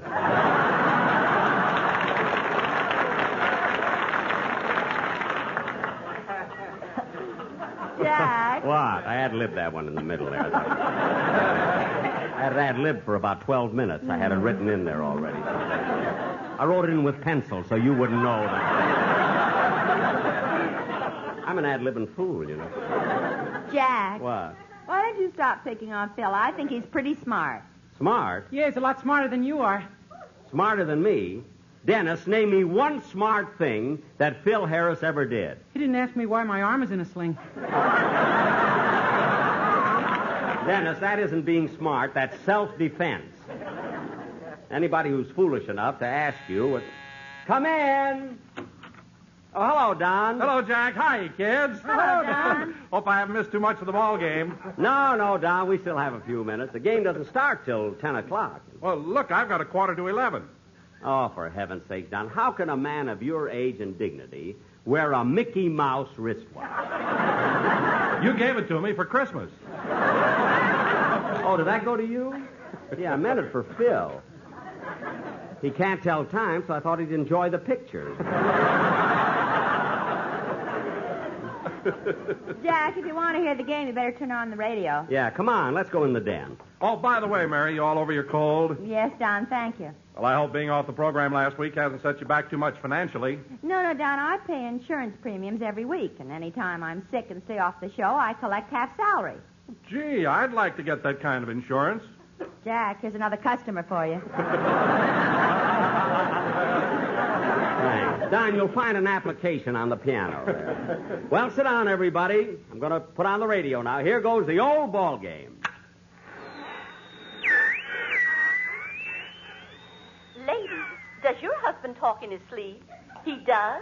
Well, send for our little stool pigeon tape recorder. It will soon pay for itself. I thought this was the station. Well, hurry, Jack. We don't want to miss any of the game. I'm trying.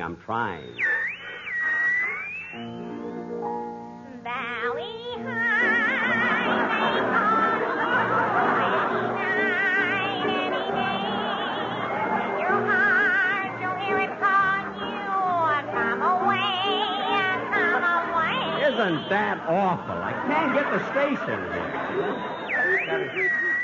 And now, ladies and gentlemen, we bring you another in our series of speakers to discuss the world situation. Tonight we have the Russian delegate, Jacob Malik. Я очень рад быть здесь. Погода здесь была очень хорошая. Дни были теплые, солнечные, но ночи были довольно прохладные. Конечно, вчера стоял туман. До полудня. Ну, в общем, какая разница? Какая разница?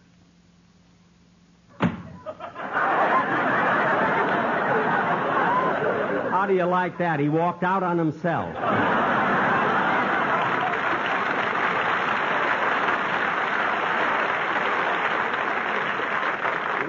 Why can't I get the ball game? I've been tuning in to different...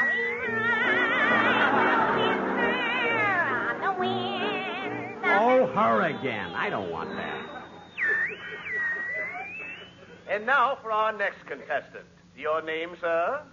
Twombly, Joe Twombly. Now, Mr. Twombly, your question is, in what year did the Pilgrims land on Plymouth Rock? 1776. Oh, I'm sorry. You answered that question wrong. But for your trouble, my sponsors want you to have a 13-cubic-foot refrigerator, a 16-inch Admiral television, a grand piano, a 40-foot yacht, and $50,000 in cash. Better luck next time. Gee, it's a shame. It's a shame he didn't answer it right. Now, where is that ball game? And here we are in the last half of the second inning of a very exciting game. That's it. Woodling is up at bat. There are 2 strikes against him, and here comes the pitch. It's a long fly, a high fly. It's going up, high, high, high. Oh, for heaven's sake, in my excitement, I turned the dial. I'll try to get it again. And now, ladies and gentlemen, coming up to the plate is Rizzuto. Woodling is on first base. Woodling is trying to worry the pitcher. He's dancing off the base. He's dancing back again. He's dancing off again. And now he's dancing back. As announced earlier, the coach on first base is Arthur Murray. Arthur Murray? I thought he was with Brooklyn. This is a tense moment. Rizzuto calls for time. Steps out of the batter's box. Takes his bat and hits his shoe to knock the dirt out of his spikes. DiMaggio is now batting. Rizzuto broke his ankle. Oh, that's a shame. However, we want you fans to know that even though Rizzuto will be out of the game with a broken ankle, he will collect half salary thanks to an insurance policy he took out in Beverly Hills. Jack, do you know Rizzuto? No, he was visiting the Colemans. I happened to be over there. While I was giving you that little sidelight, DiMaggio took 2 strikes. Here comes the pitch. He swings and misses. It's strike 3. The crowd is going wild. And here comes the next pitch. He swings and misses for strike 4. Strike 4? Then here comes the next pitch. He fans the air for strike 5. 5? As you know, DiMaggio is the umpire's nephew. And here comes the next pitch. How do you like that? There's something wrong with the radio. Well, shake it. Hit it. Kick it. I will not. I can't understand it. The set has never gone bad before. Oh, yes, it did, boss. When? During the Dempsey-Tunney fight. Oh, yes. I remember. Jack, here's the trouble. The plug is pulled out of the wall. Well, plug it in. Plug it in. Here comes the pitch. He swings and misses for strike 12. Strike 12? Wait a minute. DiMaggio called himself out. He's tired. The game is still tied at 1-1. Woodling is now on third. And coming up to bat is Charles Ezzard. You see, Mary? I told you. I told you. The pitcher winds up. There comes the pitch. And now for a few words from our sponsor, Gillette. Gillette? Let me tell you about Lucky Strike. Look sharp, feel sharp, be happy, go lucky. It's our custom to bring you famous athletes to say a few words about our product. Now, we'd like you to hear from 4 sportsmen.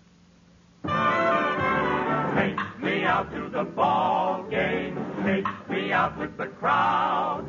Buy me a package of Lucky Strikes. That's the cigarette everyone likes. So let's puff, puff, puff on a Lucky. Just remember the name. For it's 1, 2, 3 Lucky Strikes at the old ball game. Take me out to the ball game. Take me out with the crowd. The score for a Lucky is 2-1. Be happy, go lucky, you'll have so much fun if you puff, puff, puff on a Lucky.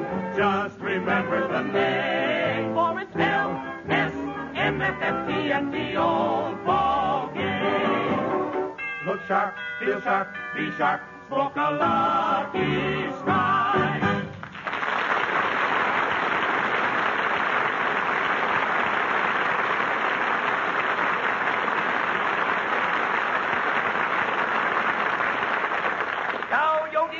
At bat. The count is 1-1.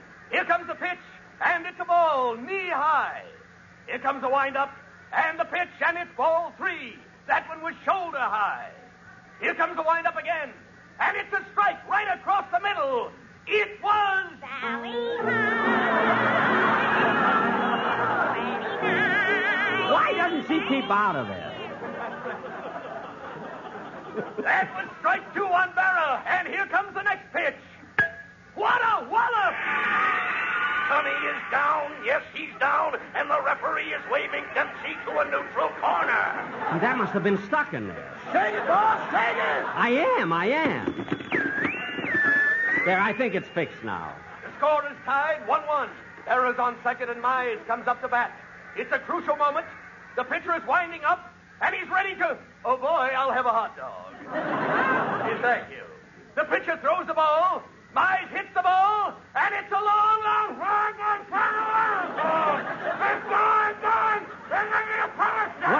What did he say? Why didn't he put down that hot dog? Yes, it's going out.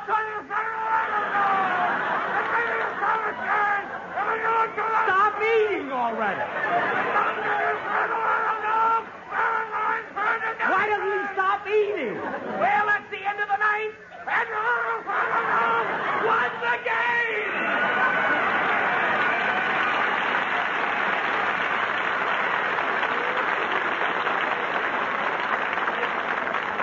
Oh, nuts. Turn it off, Rochester. Kick it first. I want to see how that Dempsey-Tunney fight came out. Never mind.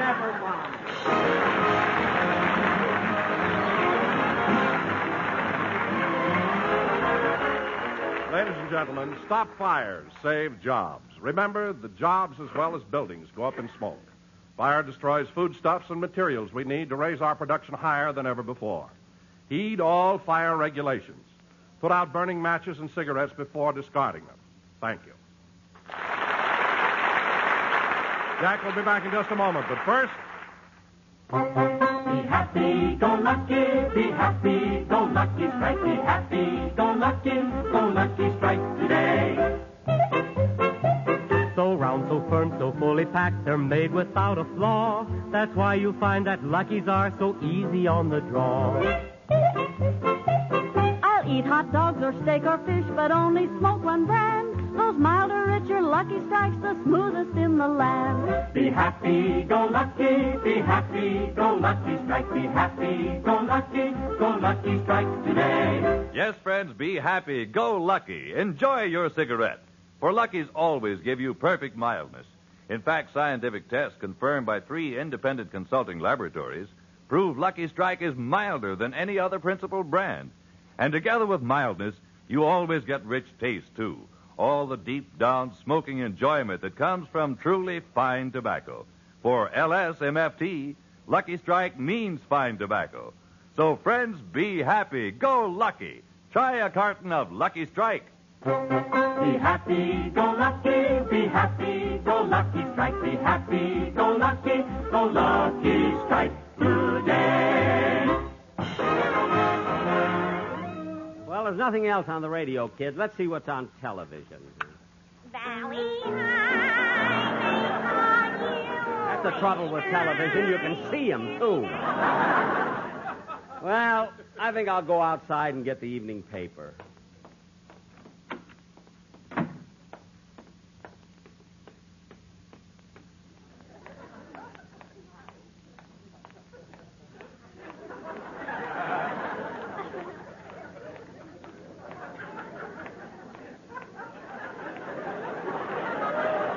Oh, darn it. The Colemans took it in already. Well, I'll cut across the yard and go back to the house.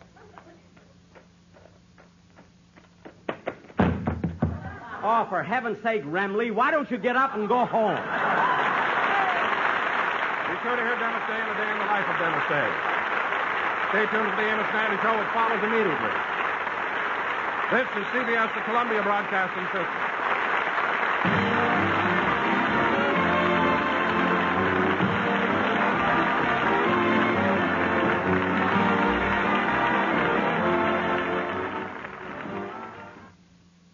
The Aldrich Family, featuring the adventures of Henry Aldrich, is coming up next on nightly old-time radio shows. The Aldrich Family, based on characters originated by Clifford Goldsmith and starring Ezra Stone as Henry with Jackie Kelk as Homer. Henry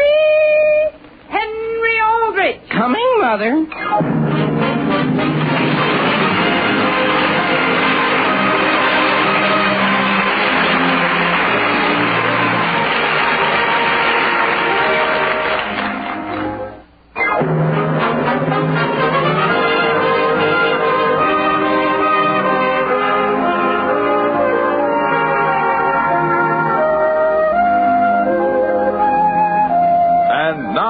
The Aldrich Family. In the fall of the year, most growing things shed their foliage and settle down to rest for the winter. But an impulsive teenage boy never rests. In the case of Henry Aldrich, the fall air merely increases his normal speed. The scene opens in the Centerville Butcher Shop on Main Street. It is early afternoon. Now then, Henry, I guess you're next. Well, Mr. Pritchard, I'm here. So I see. Here I am, Mr. Pritchard. I've come to pick up my order. What order? Gee whiz, my wieners. Remember, I phoned and asked if you'd get me $3 worth of extra fresh ones. Oh, you did? Sure. Sure. Sure. Gee, is that Charlie Clark going by? Excuse me a minute. Hey, Charlie! Hi, Henry. Charlie, have the kids got everything straight? Sure, I guess so. You're all to go to McCorkle's Rocks on your bike. Sure. And nobody's to light the fire until I get there. Okay. Okay. Why? Why what? Why do we have to wait till you get there? Because, Charlie, because I'm organizing the whole thing. Oh. Sure. Why? Why? Gee whiz, so nothing will go wrong. Henry, did you say $2 worth or $3 worth? $3, Mr. Pritchard. Okay. Extra fresh. Now listen, Charlie. Charlie, where'd you go to? Gee whiz. Mr. Pritchard, are you taking those wieners out of the showcase? Sure. But didn't you order special ones just for me? Why, sure, Henry. I've just been saving them just for you, right here in the corner of the showcase. Oh, well, that's good. Boy, have I got a headache. Oh, that's too bad. I don't know why I let myself get talked into managing these things. Excuse me. Do you mind if I just watch you weigh those wieners? Hey, now, look, Henry, just keep away from these scales. Sure, I'd be glad to. Only I have to look after all the little details, such as... Such as what? Well, Mr. Pritchard, I don't suppose your thumb's actually resting on the scales. It just looks like it does. Look, I'll throw in 2 extra wieners if you'll get down off my counter. Sure. Gee, thanks very much. You want me to leave the wieners in this here box? Yes, please. And would you put some heavy brown paper on it and lots of string? All right. I don't want anything to go wrong. Hi, Hen. You got everything straight, Homer? I got your bike from the garage, if that's what you mean. Did they check it from top to bottom? They put air in the tires. What else can you do with a bike? It's got to be in perfect running order, Homer. I told you that. I've got a big responsibility. Listen, Henry, who asked you to be responsible anyway? What do you mean by that? Just because the kids gave you the money for the wieners, that doesn't mean you had to talk everybody into peddling way out into the country. Well, what's wrong with that? Gee whiz, it's work. But think of the appetite it'll give you. Henry, I don't need anything to give me an appetite. Why can't we have the wiener roast in your backyard, the way you said in the first place? Homer, when I invited the kids to my backyard, how was I to know my father had just planted grass seed and was going to be unreasonable about it? Well, what's the matter with your front lawn? Homer, listen. Why sit on an uncomfortable lawn when you can sit in solid comfort on McCorkle's rock? Here, Henry, here's your wieners. That'll be $3. Sure, I've got it right here. Right? Henry, what's the matter? Oh, boy. Why are you turning all your pockets inside out? Oh, boy. Homer, have you got any money? What do you mean if I got any money? Where's our $3? I had it in this pocket here. The one with the hole in it? It was all folded up. Oh, boy. Mr. Pritchard, what are you doing? Are you blind, Henry? He's unwrapping the wieners. Now, wait a minute, Mr. Pritchard, wait a minute. Homer, I want you to go all the way back to my house on your hands and knees. Now, listen, Henry. Hey, wait a minute. Why are you taking your shoe off? Look! Here's the $3 in my sock. What? And it's still all folded up. Well, I'll be darned. Mr. Pritchard, would you mind wrapping those wieners up again? Oh, all right. Boy, Homer, isn't this my lucky day? I'll say. Let's get going. Where'd you put my bike? Right out there at the curb, behind that truck. You mean the one that's... Homer, the truck's backing up. Hey! Oh, gee, where's my bike? Hey, mister, look out! Hey, cut it out!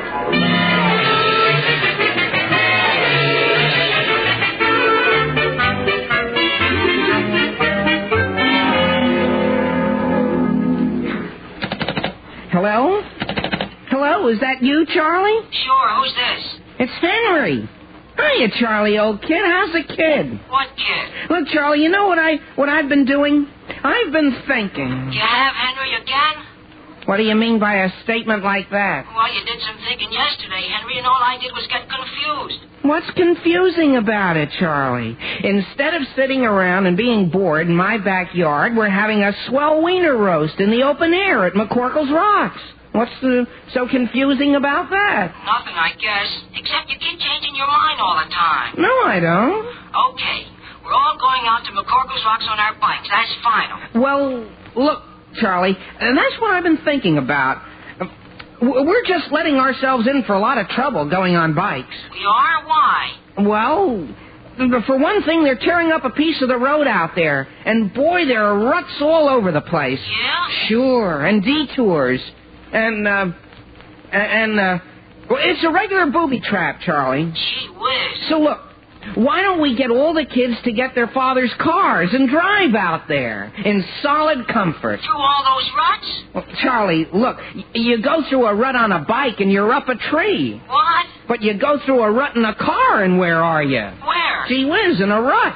That's the beautiful part, Charlie. You stay there. That's true. So, do you think you can swing it from bikes to cars? I'm all confused again, Hen, but I'll try. I'll phone a couple of the fellas and go to work on my father and call you back. Okay, you do that. Have you got your father's car? It's practically in the bag. So long. Father! Father, are you upstairs? I'm in my room, Henry. You are? Can I help you with anything? As a matter of fact, I'm hunting for something. Oh, I'll help you hunt, Father. I'll start on this drawer here. What are we looking for? Never mind, Henry. What is it you want? Why, now that you mention it, Father, we've always been pretty good pals, haven't we? I think so, son. Sure. That's what I'm always telling the kids. Boy, I say, is my father a reasonable sort of guy. He has his faults, sure, but don't we all? The main thing is, he's generous. Who is? You are, Father. And boy, I think if a person is generous, then the rest can just go out the window. Would you like a wiener, Father?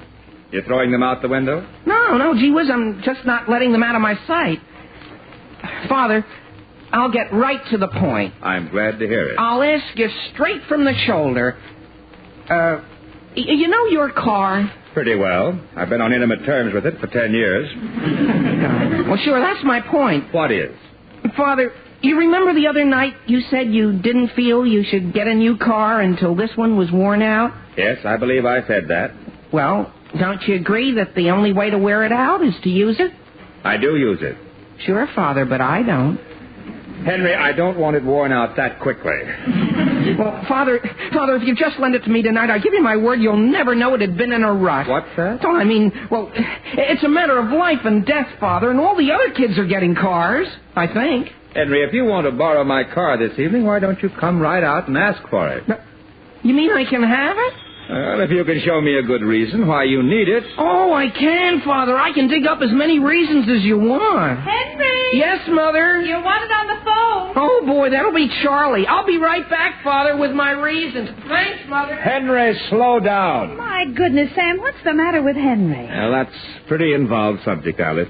Right now, I'm trying to find my maroon tie. What maroon tie, Sam? My favorite, Alice, the one I wear all the time. I've been hunting high and low for it all week. Now, dear, you don't want that tie. It was worn practically to shreds. Alice, why do you say that? Dear, let's talk about it some other time. I have to go down and start dinner. Alice, what happened to my maroon tie?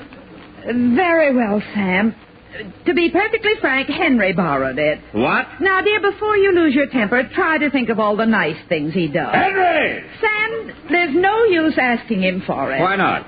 Well, as I said, it was pretty well worn, and well, you see, Henry was patting this horse. What? And you know those little white squares on the tie? Sam, you have to admit they do look like lumps of sugar. Alice, do you mean some strange horse ate my tie? Oh, no, Sam. No? It was Gus's horse, Sheila. You know Sheila did. Alice, that's the third thing Henry has borrowed and not returned this week. Henry isn't the only one, dear. There's that book you borrowed over a year ago called History of the Roman Empire. Alice, that's different. I don't remember who I borrowed it from. Have you made much of an effort to find out? Alice, I never heard of anyone called Aunt Tilly. And that's the only name in the book. Henry, where are you? And now, dear, try not to get angry. I'm just going to teach Henry a lesson. You have Charlie? You have your father all sewed up? Well, so have I. Henry, please put down that receiver. Sure, Father. So long, Charlie. And keep working on the rest of the kids. Henry, about my car... Sure, Father. Here are my reasons. You can forget the whole thing. Forget it? Father, you mean I can't have it? I do. But you haven't heard my reasons. Just sit down, son. I'll tell you a few of my reasons.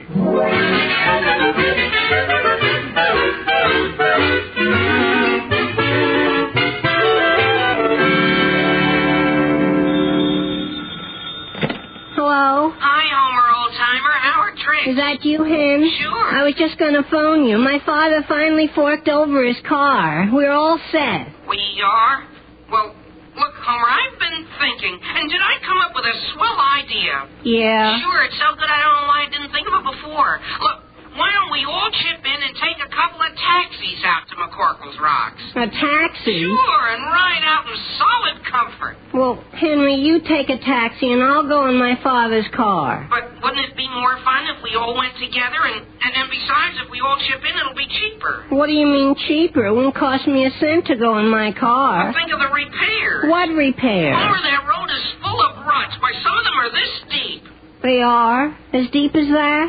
Sure. Sure, you'd stand a very good chance of wrecking your car out there. But a taxi's different. They're made to be wrecked. Well, how much would a taxi cost? I got it all figured out. Only $2 each.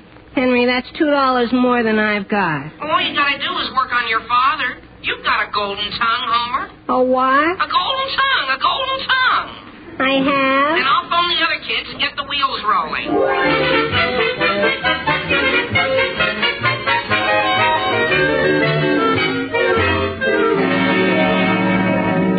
But Father, Henry Aldrich can get $2. Now, wait, Charlie. Mother says it's all right with her and it's all right with Mr. Aldrich. So why isn't it all right with you? What do you want the $2 for? I told you could have my car, didn't I? Yeah, but suddenly we've all decided to go out to McCorkle's Rocks by taxi. By taxi? Why? Because of the ruts, and it's bad enough with a bicycle and with a car, gee. Only a taxi doesn't cost as much to fix like a car is when it's wrecked. What's that? I think that's my reason. I'm all confused. Now, just a minute. Who's running this wiener roast? Henry Aldrich. Very well. Before my headache gets any worse, I'm going to phone the Aldriches and find out what's going on. I still don't think you'll understand it any more than I do. Number, please. Elm 303. Elm 303. Charlie, run along. Can I listen, Father? I'd like to find out what's happening. I'll tell you what's happening. Now, run along. Yes, Father. Hello. Hello, Mr. Aldrich. This is Mr. Clark. Oh, how are you, Walter? Sam, I'd just like to know if you're loaning Henry your car this evening or if you're giving him money or what. Well, I'm certainly not lending him my car. I'm being very firm about that. A boy his age isn't capable of taking care of other people's belongings. I see. Recently, Henry's developed the bad habit of borrowing things and not returning them, so I've decided to clamp down. Good for you, Sam. Borrowing things is one of the worst faults a boy can have. Exactly. Some people never get over it, even when they grow up. I agree with you 100%. For example, Sam, somebody, I can't remember who it was, borrowed a favorite book of mine over a year ago. History of the Roman Empire, it was. Yes, sir. And I've never seen the book again. Mr. Clark, that's rather a coincidence. If you ask me, Sam, it's a perfect example of bad upbringing. I'm sure your book will show up one of these days, Mr. Clark. Now, excuse me, I think I hear my wife calling me. Goodbye. Goodbye, Sam. Walter, did I hear you talking about that history of the Roman Empire? You did? Well, I certainly wish you'd hurry and find it. Aunt Tilly keeps saying you borrowed it from her and never returned it. Now, Marion, it'll show up one of these days. Where is Charlie? Here I am, Father. Can I have the $2? You may not. You mean I have to go in your car? And you can't have the car either. A boy your age isn't capable of taking care of other people's belongings. But, and I Father... don't want any argument, Charlie. From now on, I'm clamping down around But here. how am I going to get to the wiener roast tonight? That's for Henry Aldrich to figure out.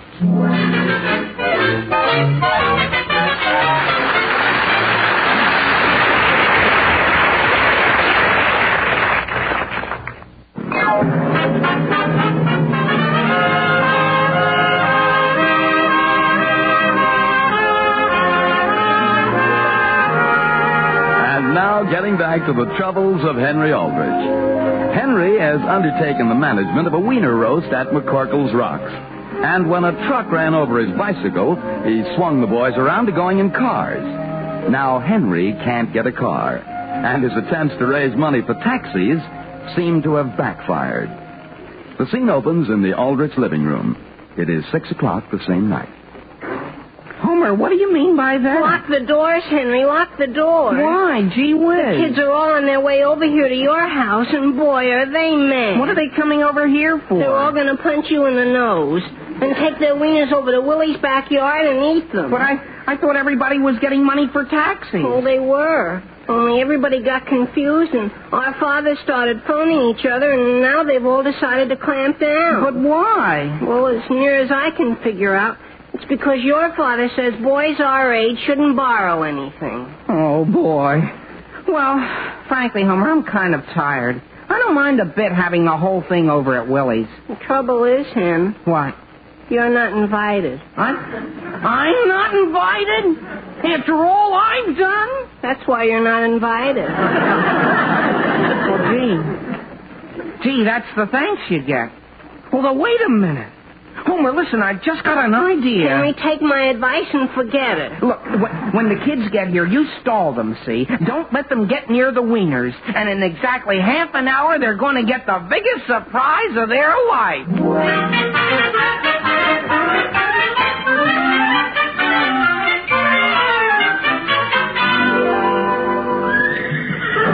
Gus, is there any way we could hurry with this? No, you can't hurry a sensitive horse like Sheila, Henry. Not when it comes to hitching her to a hay wagon. I know, Gus, but it's 6:15. Go on, Sheila. Back up. Henry, it won't get you any place pushing her. You have to talk to her. Yeah? Sheila, listen, I'm talking to you. It's 6:15, and the kids won't wait much longer. Back we go, Sheila, baby.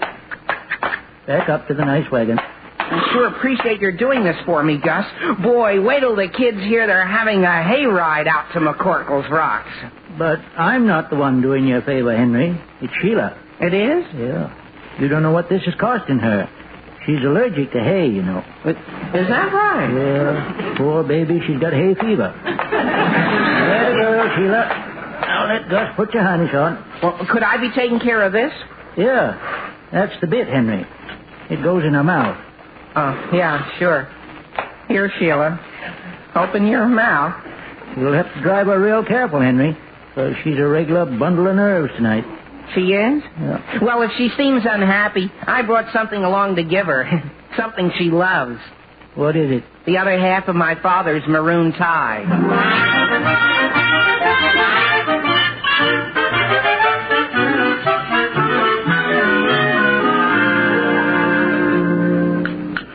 Sam, I wish you wouldn't bolt your supper like that. I'm not bolting. I'm just in a hurry. Did you wrap up the book? Yes, dear, and I padded it with brown paper. It's on the hall table. But I still wish you'd face Mr. Clark like a man instead of sneaking over there. Just as long as he gets his book back, he doesn't care how it gets there. Oh, I still don't approve of you just tossing the Roman Empire up on his front porch. What's that? Don't worry, folks. It's only me. Homer, what are you doing at that window? I'm not coming in, Mr. Aldrich. I'm just scouting. Where's Henry? Have you heard from him? No, Homer, but he said he'd be back here by 6:30. Homer, are all the boys still on the front porch? Yes, sir. Why don't you have them wait inside? In the hall, with Henry's box of wieners right there on the table. Hey, Homer, where are you? Yeah, where are you, Homer? What's the whole town gets here? I can't hold out much longer. What do you mean? Sam, isn't it grand? What is? The way Henry has managed this entire affair with all the boys leaning on him. Why, with his capabilities, he might even... Yes? Sam, I wouldn't say this to anybody else, but just think, President Aldrich. That's going just a little far, Alice. I don't know if he got the proper guidance and help. For instance, Sam, I do think you should have let him have your car tonight. Nonsense, Alice. If I'd let Henry my car, he wouldn't have had the satisfaction of working this thing out for himself. Well, I know, When he left here, he said he had a solution to the whole transportation problem. Well, that's true. When he works it out, the boys will respect him for it, and so will I. Well, I suppose so, dear. It's just that I understand boys better than you do. Now, where's that history of the Roman Empire? I'd better get over to the Clarks. Good heavens, what's all that racket? Well, Sam, open the door and see. What? Wieners, we want our Now listen, fellas, you can at least take your hats off. Where's Henry? Who cares about Henry? Where's our Now, wait a My minute, goodness, Sam, fellas. speak to them. You speak to them, Alice. Where's my book? Oh, there. Sam, that's not your book. That's Henry's box of wieners. Oh, then this is the book. Miss Wallace, those are our wieners. Hey, now look, boys, let go of me. Don't tell them, they'll lynch him. Sam, come back here. You understand, boys? Boys, listen to me.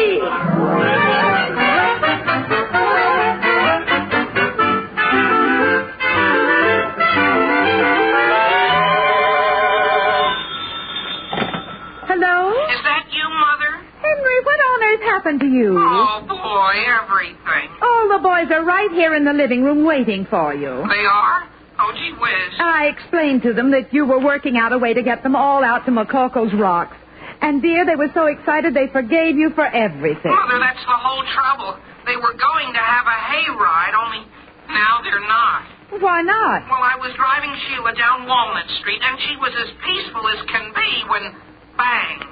What happened? All of a sudden, a fellow with his coat collar turned up and his hat down over his eyes dashed right in front of Sheila and threw something. Yeah? And the first thing I knew, there was hay all over the place.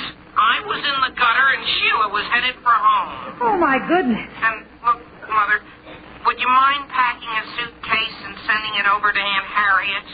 Henry, why on earth should you... I'm just going to stay here a couple of weeks, till the air clears. Now, dear, you can't do that. Alice! Henry, your father just came in. I'll talk to him and call you back. Okay. Sam, what on earth is that all over your coat? Hey. Hey? Hey, Alice, I just thrown the book up on the Clark's front porch when out of a clear sky I was nearly killed by a horse. You mean it was you? What? Sam Aldrich, do you realize what you've done? What I've done? When you ran in front of that hay wagon, you upset Henry's whole apple cart. Alice, will you please explain what you're talking about? Just this, Sam. If you don't do something to help Henry, he'll never be able to face his friends again.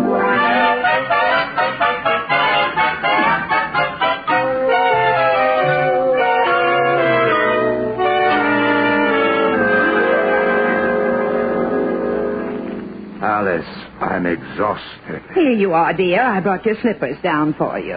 Thank you. But I'm too tired to lean over and put them on. Now, Sam, it wasn't really as bad as that. Alice, that's a long drive out to McCorkle's Rocks. Well, I do think you could have taken the boys out there without making 2 trips. There is a law, Alice, that says you can't take 14 boys in one car.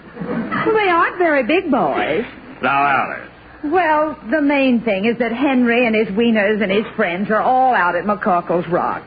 I'm sorry you're tired, dear, but I'm glad that Henry's happy. Seems to me that it should have been a simple thing for Henry to arrange a wiener roast without running into all that trouble. He did his best, Sam. He may have made a few little mistakes. That's just it. He should learn not to make mistakes. By one little mistake can alter the whole course of the world. Yes, dear. Oh, did I tell you Mrs. Clark phoned while you were out? Mrs. Clark, they didn't see me, did they? Oh, no. They wanted us to come over and play bridge this evening. What's that? After all I've been through? I knew you'd be tired, dear, so I said no. Good. I invited them over here instead. Over here? Alice, why did you do that? The last thing in the world I feel like doing is playing bridge with the Clarks. Oh, you'd better answer the phone, Sam. I'll have to start on the refreshment. But Alice, that's a fine thing. Hello? Hello there, Mr. Aldrich. This is Walter Clark. Well, hello, Walter. I hear we're playing bridge tonight. Yes. Well, I'm delighted. Look, Sam, would you mind if we brought along the refreshments? Oh, now that won't be necessary. But we'd really like to. You see, earlier this evening, some stranger tossed a package up on our front veranda. What's that? And when we opened it, it turned out to be a box of wieners. Wieners? You mean... Oh, no.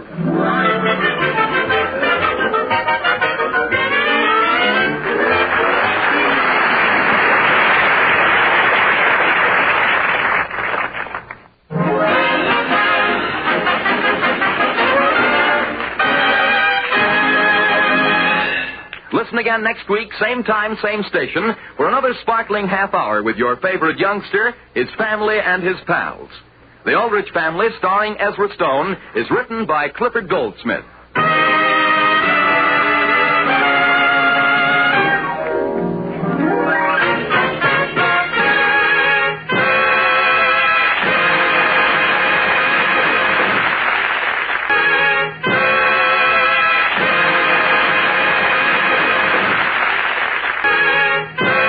Adventure awaits with the Lord of the Jungle, Tarzan, up next on Nightly Old Time Radio Shows.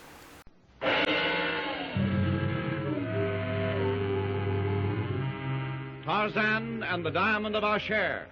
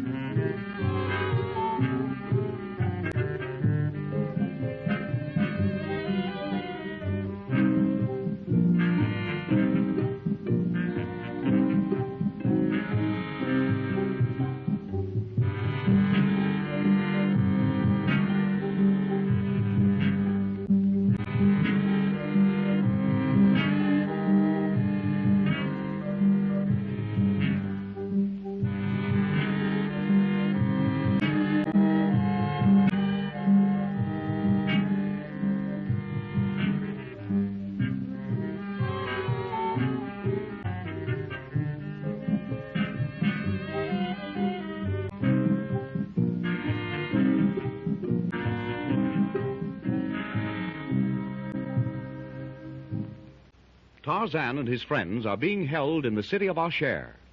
Wolf, attempting to steal the father of diamonds, is killed by a prehistoric ape. Tarzan later kills the ape. When he and Darno return to their quarters, they learn from the Swede hunter Larsen that Magra has been carried away. Tom, meanwhile, has talked with and agreed to become the ally of Tira, queen of the Hesse Heer.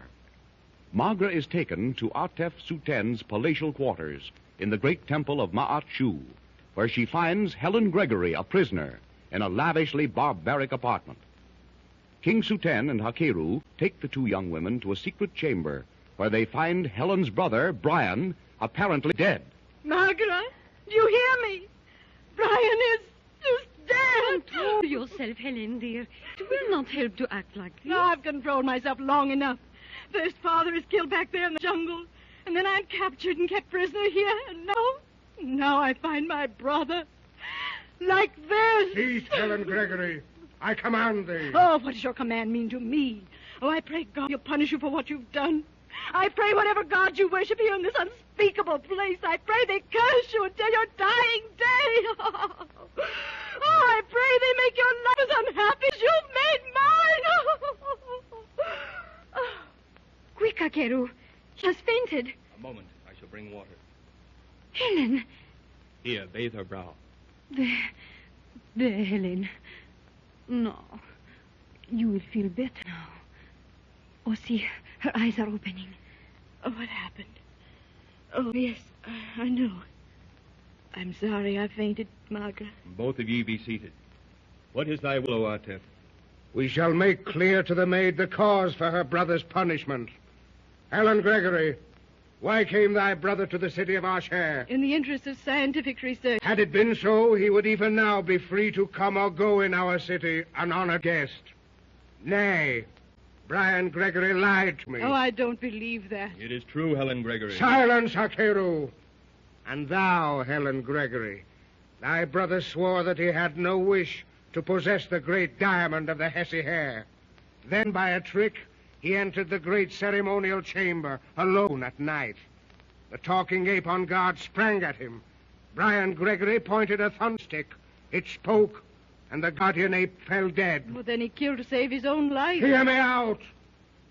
He lifted the diamond in its golden disc from the casket and made for the central doors. He was caught with the gem and brought back to the sacrificial altar. But he seems so lifelike. It is the punishment meted out to those who attempt to steal the father of diamonds, should they escape its guardians. Thy brother, Helen Gregory, was forced to look into the blinding glare of the gem until he became as ye see him now. Oh, then he isn't dead. Nay, yet he shall continue in this state of suspended animation until the end of time. Oh, I demand you release him from spell, or I'll... Thou wilt do what? Nay, it is impossible, and the matter resteth not alone with me, but with the Council of 13 as well. They, I know, will not consent to any lessening of Brian Gregory's punishment. Have you no idea what will happen to you when our friends find us? Aye, they shall find ye. Unfortunately for them. But when they do, it will avail ye not, Magra, nor thee, Helen. Well, what do you mean? Even now, the ceremonies are being planned for thy marriage with me. Thou art to be my queen of queens. Thou shalt sit at my right hand, and thy beauty shall be a fitting counterpart to the majesty and glory of myself, Atef Suten of the Hesse Heer. Oh, you beast. Why, you're a monster. I'd kill myself first. Such fire, when tamed, maketh a royal mate, my Hakeru. And thou, Atan Hakeru, shalt have the black-eyed one. Thou shalt have Magra. Hear me, Hakeru. Thy word, O Suten, is law. You have never seen Tarzan of the Apes in fighting mood, Atef Suten. No. Nor have I seen him in a laughing mood or a tearful mood. His moods interest me not, nor his professed great strength. I have spoken. It is finished. Tarzan has the strength of 20 lions, the speed of the leopard, the cunning of the serpent. Beware of his wrath, Suten. And with all these he will still be helpless as a babe when he meeteth the decree of the Council of 13. Hath their fate been decreed by the Great Council, O Sultan? Aye, a punishment so terrible that they will pray for the relief of death.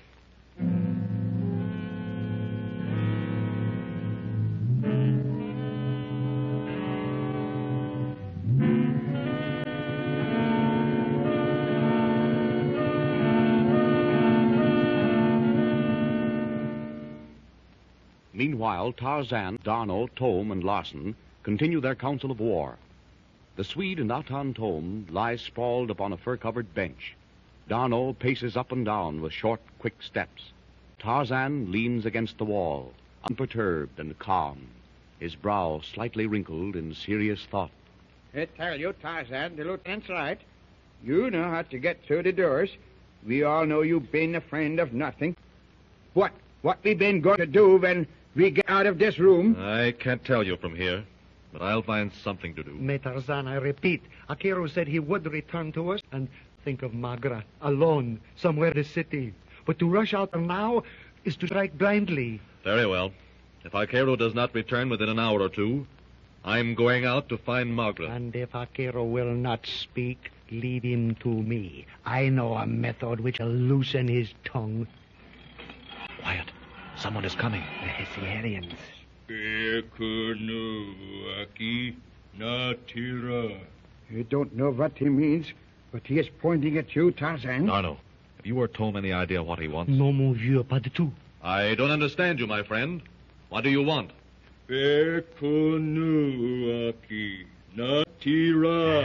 think I understand, Tarzan. Not the words, but his last word was tira. He points to you and then toward the open doors. I believe he means for you to accompany him to an audience with the Queen. That's what I gather. Very well, I'll go. Hey, don't think you better.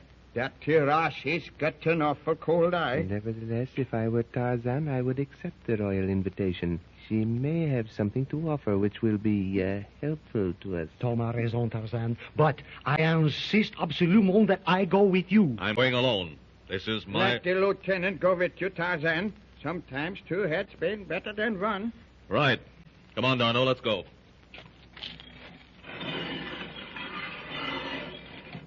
So that been that. And we must sit here and do nothing while Magra may be in peril of death or worse. Well, ain't no fellow to look for trouble. But Magra can only be in one of two places. And that is? Only two people could count Harvey, the king and the queen. One of them's got her. I bet you. You are right. And I sit here and talk. Maybe Magra been right in this building. Sure. I never see two harder faces than that king and queen. Maybe they got Magra Stop, Larson, stop. You're driving me mad. We must do something. Do something, do you understand? Yeah, sure, but... Listen, I can open those doors. We shall follow Tarzan and Darno. Perhaps we may be able to help them. That's what I've been waiting for, Tom. I think I go with you. Come then. Quietly now. There may be a guard in the corridor. Come. Wait, I think we'd better close this door. It sure been dark here with those little blue lamps. Which way do we go? Through the ceremonial chamber. Those big doors at the end of the corridor. Go ahead. But I don't like this place for no good. I feel like plenty eyes was watching me all the time. It is a ghostly-looking place, but do not let your imagination suggest things that do not exist, Larson. I ain't afraid of anything. I can see. But remember what the natives said about this place. It's been taboo. Here. Press on that light-colored stone. It will open these doors into the ceremonial hall. Come. We will make our way through from column to column. They will hide us from anyone watching. Maybe so, but it ain't only eyes looking at me now. I can hear things. Like a soft wind up in the trees. How about the doors? Leave them open. We may not have time to open them when we come back. Before we leave this hall, Larson, let me show you where they keep the father of diamonds. Yes, sure, but hurry up. This been no place for Larson. This way, through the center room. There. You see that white casket? That's where it been, eh? But there been no pillars out there. If anyone been here, they can see us easy. There is no one here excepting the apes down in that pit. You don't want to see them without a gun. Larson, if we could get that casket open and get the golden disc with the diamond, I think we might take it with us, eh? And what? Carry that thing around while we've been looking for Tarzan and the lieutenant? Yeah, we might hide it and come back for it later. He thought there'd been something about that stone that holds a feller who looks at it in some kind of a trance. We shall leave the diamond in the disc. Take the entire thing. What do you say? Shall we try, eh? Here is the casket. Come, give me a hand with the lid. Well, all right. But let's hurry and get away from here. That pit there don't look good to me. Come, help me with this lid. Yeah, sure. They've been... Stop! Tom! Pete! Look up there! Coming down from the dark ceiling. Straight for us! By Buddha, the fiery mask of death. Look! It stops swinging now and hangs in the air.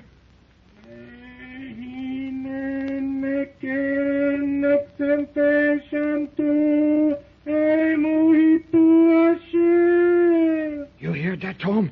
It been talking to us. Childish trickery doesn't frighten or impress me. By Jiminy. He upon whom the flaming face looketh shall pass into everlasting death before the full of the moon. Get ready to laugh with our Miss Brooks, which is coming up next on Nightly Old Time Radio Shows. Our Miss Brooks, starring Eve Arden.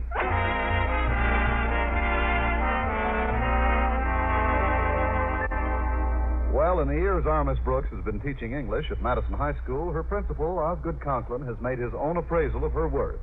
Now, whenever a position of responsibility is open at Madison, Miss Brooks is the first name that pops into Mr. Conklin's mind. That's so he can pop it right out again. Oddly enough, though, he did put me in charge of Madison's Christmas drive for second-hand clothing. I discussed my new duties with my landlady over breakfast last Friday. But, Connie, Christmas is only 10 days off. Why did Mr. Conklin wait until now to start his clothing drive? Well, I guess he couldn't make up his mind about one important item, Mrs. Davis. What's that? Whether he should organize the teachers to get clothes for the needy or organize the needy to get clothes for the teachers. But it is a good cause. What are you donating, Connie? I'm giving an old dress of mine, Mrs. Davis. But you're the head of the drive. Is one dress enough? I was going to give two, but I remembered a Board of Education rule that says a teacher can't appear in public in a slip. Well, I'd better get ready to leave now. Walter Denton's picking me up soon. Oh, before you go, Connie, do you still plan on doing your Christmas shopping this afternoon? Yes, indeed, Mrs. Davis. I've got the $25 I saved up this year right in this envelope. Good. I made out a little Christmas list of my own. I figured that with you being downtown anyway, and me having so many things to do around the house, you wouldn't mind making a few simple purchases for me. I'd be glad to, Mrs. Davis. What do you want me to get? I've got the names and the presents all itemized, Connie. And here's $25 I've saved up. How many presents do you want me to get? Just for the immediate family. My sister Angela, my brother Victor, a couple of cousins. It only comes to 12 gifts altogether. Are you sure you don't mind doing my shopping for me, Connie? Not at all, Mrs. Davis. I just have one problem. What's that? Who will I get to do mine?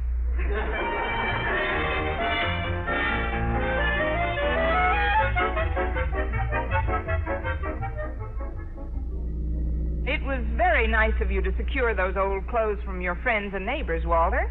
You must have put quite a lot of effort into this drive. For sweet charity and you, I'd bust a gut. Walter, please. The word is burst. Sorry. But how do you like my contribution, Miss Brooks? It's lovely, Walter. Some old lady will be delighted with this lace shawl.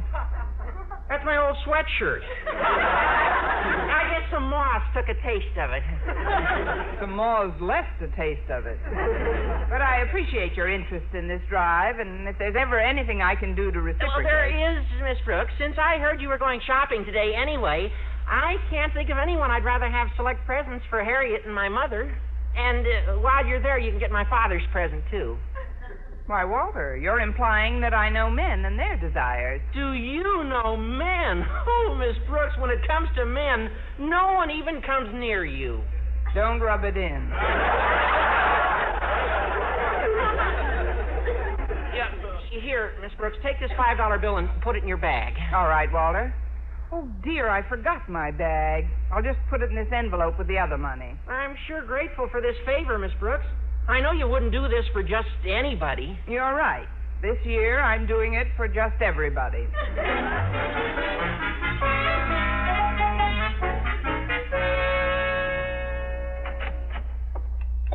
Oh, hello, Mr. Boynton. What brings you to first-year English? Miss Brooks, I've got something for you. Well, it took you long enough to find it out. Oh, you mean these clothes? Yes, I brought some things in for the drive. Something of mine and a suit of Mr. Conklin's. He asked me to bring it in before your first class starts. Oh, we've got minutes yet, Mr. Boynton. Just put them down with the rest of the things. Oh, I wish I could have given more to the Christmas drive than I did, Miss Brooks. I think you've made a splendid contribution. You do? Some shivering derelict will be tickled with those tennis shorts. Those are slacks, Miss Brooks. Just the way they're folded. I'd like to have given a suit like this one Mr. Conklin donated. Hey, this still has plenty of wear in it. It does seem to be in pretty good shape. Yeah, I'll say it does. Why, with a little fixing here and there, a few alterations, a good cleaning and pressing. Get that look out of your eye. He'd recognize it on you in a minute. By the way, where's your jacket? Well, this bundle was pretty heavy, so I left it in the lab. I can work better this way, Miss Brooks, if you'll forgive my shirt sleeves. Now, can I help you sort these clothes? Oh, no, thanks, Mr. Boynton. They'll do that at the mission. They're sending a truck for the stuff around lunchtime. At least I hope it gets here by then. I don't want to get tied up this afternoon. I have a lot of Christmas shopping to do. Oh, I see. Miss Brooks, could I ask you something? I've got to clean up my lab today, and, well, if you're going to be downtown anyway, what would be simpler than to leave the selection of my parents' gift to you? Your parents' gift? Yes, and my Aunt Mattie, Uncle Fred, and my nephews. Here's my list, Miss Brooks, and here's $20. As the kids say, you're a living doll. I'm a dead duck. All right, Mr. Boynton. I'll just slip your money into this envelope with Mrs. Davis's, Walter's, and mine. Well, Walter and Mrs. Davis have money in there, too? Yes, they've also subscribed to the Brooks shopping service. Now, I've got to get over to the home economics room. The kids in there were supposed to collect some stuff for the drive. Oh, I'll give you a hand, Miss Brooks. I'll take it. Oh, first I'd better put this envelope in my desk. Oh, dear, it's locked, and I left the key at home in my bag. Would you mind putting the envelope in your trouser pocket, Mr. Boynton? Well, this is a trifle embarrassing, Miss Brooks, but I'm afraid I've got holes in all my pockets. I'm still a bachelor, you know. I know. I mean, that's easily remedied, Mr. Boynton. Well, of course it is. While we're in the home economics room, you can sew up the pockets. That's not what I had in mind, but it's a start. Meanwhile, I'll just put this envelope in the breast pocket of Mr. Conklin's suit on top of this pile. It'll be safe here for a few minutes. Safer than carrying it around, I guess. All set. Come on, Mr. Boynton. We're off to get domestic. I hope they've got a nice batch of stuff in there. Mr. Conklin expects to surpass last year's drive.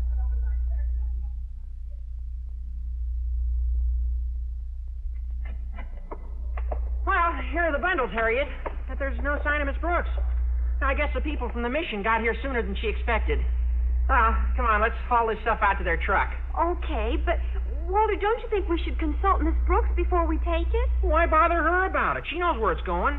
Besides, we're saving her the trouble of carrying this stuff out herself. Well, if you think so, Walter. Believe me, when Miss Brooks finds out what we've done for her, she'll thank us till she's blue in the face. Back to my room and discovered the absence of Mr. Conklin's suit containing $75 belonging to Walter, Mrs. Davis, Mr. Boynton, and me. I was fit, as the old expression goes, to be tied. The suit itself wasn't worth anywhere near $75. In fact, no suit of Mr. Conklin's is worth that much money, even with him in it. But my problem now was getting it back. And in my first free period, I headed for the biology lab to consult Mr. Boynton. Good morning, Miss Brooks. Oh, it's you, Mr. Conklin. You startled me. Really? but I addressed you in quite a well-modulated tone. I guess that's what startled me. I didn't see you come out of your office, sir. Well, Miss Brooks, I just stepped out here to congratulate you on vindicating my confidence in you. That's very nice, Mr. Conklin, but... It didn't take me long to select the right person to head this Christmas drive, Miss Brooks. The moment the idea of old clothes hit me, I thought of you. I was a natural, all right. Of course, I gave other members of the faculty my careful consideration, too. But it wasn't long before I said to myself, Osgood, Miss Brooks is your man. Isn't it funny? That's how Mr. Boynton feels about me, too. Look, Mr. Conklin, there's something I've got to do. Of course. I couldn't keep you from your work for the world. Especially such charitable work, Miss Brooks. If more of us could realize what genuine satisfaction the spirit of giving evokes, the world would be a brighter place. Well, I'm brightening my little corner like mad. This is the great thing we're doing, Miss Brooks, giving to our fellow man. This is the true Christmas feeling. And we must all give until it hurts. It hurts. Please, Mr. Conklin, if you'll excuse me. I wouldn't think of detaining you another minute. Oh, before you go, how did you like my contribution to the drive? Wonderful, Mr. Conklin. It's a very nice suit. I'll say it was nice. It had several years' wear in it. That suit always held something for me.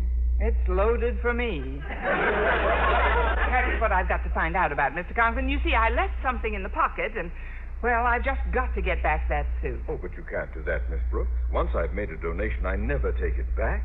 How would it look to the folks at the mission? But there's no way for them to tell your suit from any of the others. Oh, but there is. My name is stenciled into the lining. Not that I wanted anyone to know I was giving. You just didn't want anyone not to know. Oh, Daddy, there's a call for you in your office. Will you get it? I'll call them back, Harriet. But it's Mother. She says it's urgent. With your mother, it's always urgent. Probably wants me to bring home a paper. You'd better talk to her, Mr. Conklin. I'm going in to see Mr. Boynton about our predicament. Very well, Miss Brooks. But remember, it is better to give than to receive. That may be, Mr. Conklin, but if I may show off my background in English literature, there's another famous parable which goes, as good as it is to give, it's better to get back that which ain't yours to give. Oh, what a fuss to make over a few dollars. Some people are just mercenary, I guess. Hello. Yes, Martha, what is it? Have I had your necklace repaired yet? I don't remember your giving it to me. What? You put it in the pocket of my blue suit Wednesday night? Martha, was that my brown-dyed blue suit? It was? But I donated that to the Christmas clothing drive today. And that necklace had a genuine opal in it. Oh, I've got to get it back. No, I'm not excited. No, don't give me that baloney about charity. I'll get that suit back if I have to rip the mission apart with my bare hands.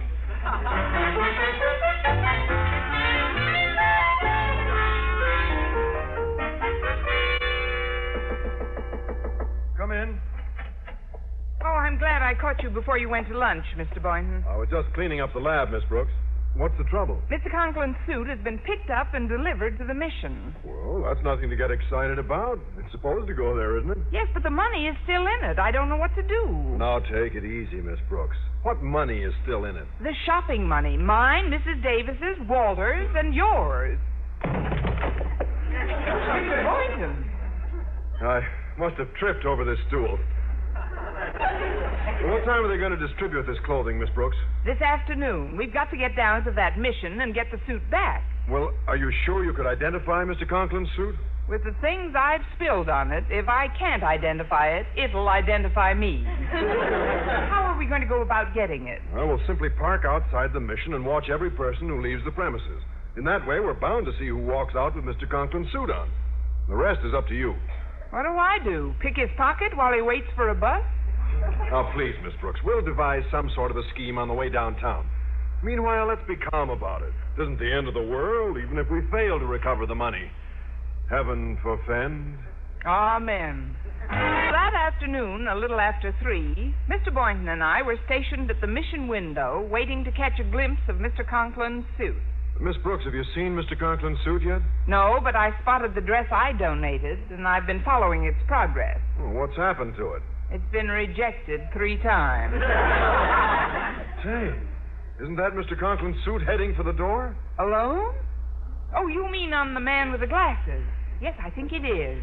You'd better get on the other side of the door. Well, now, don't worry, Miss Brooks. I'll do my part to help get it back. Good luck. Oh, pardon me, my good man. Yeah? May I speak with you for just a moment? Yeah. It's about that suit you've got on. Are you quite satisfied with it? Yeah. Yeah? Yeah. Yeah, but look at the way it fits. If I were you, I'd take it back at once. What do you want me to do, go around in my underwear? Yeah. I mean, of course not. And maybe you could get a better one. There's no reason why you shouldn't do every bit as well as this man coming toward us now. I'm sure he got his suit in the mission. Pardon me, Bud, but did you get that suit at the counter inside? Yeah. It's contagious. You say that's a mission suit you've got on. Sure. I just got it. Boy, were you jibbed. Jibbed? You mean to say you wouldn't like to look like he does? If I wanted to look like he does, I wouldn't have turned in the suit they're burning. Well, I didn't want to mention this, but I guess I'll have to. Do you know who wore that suit before you? As recently as last Wednesday? Who? I don't want to come right out and say, but, well, the fellow had his hands crossed on his chest with a lily in them. A stiff, huh? Let's just say he wasn't very active. Now, don't you think you ought to trade that suit in for another one? After all, its last owner might not like the idea of your wearing it. He might come back after it. Oh, baloney, I don't believe in that kind of stuff. Miss Brooks, Mr. Boynton, I've got to talk to you at once. Mr. Conklin, what are you doing here? Well, I've had a change of heart about my donation. I'd like to get it back. Boy, what an Indian giver. I don't believe I know you, my good man. Ferguson is the name. Cosmo Ferguson. Oh, how do you do? Mr. Conklin, why do you want your suit back? Because of something that my wife put into the... Ferguson? Ferguson, you're wearing my suit. What do you mean, your suit? I happen to have worn that garment as recently as last Wednesday. Holy cow. It's the stiff.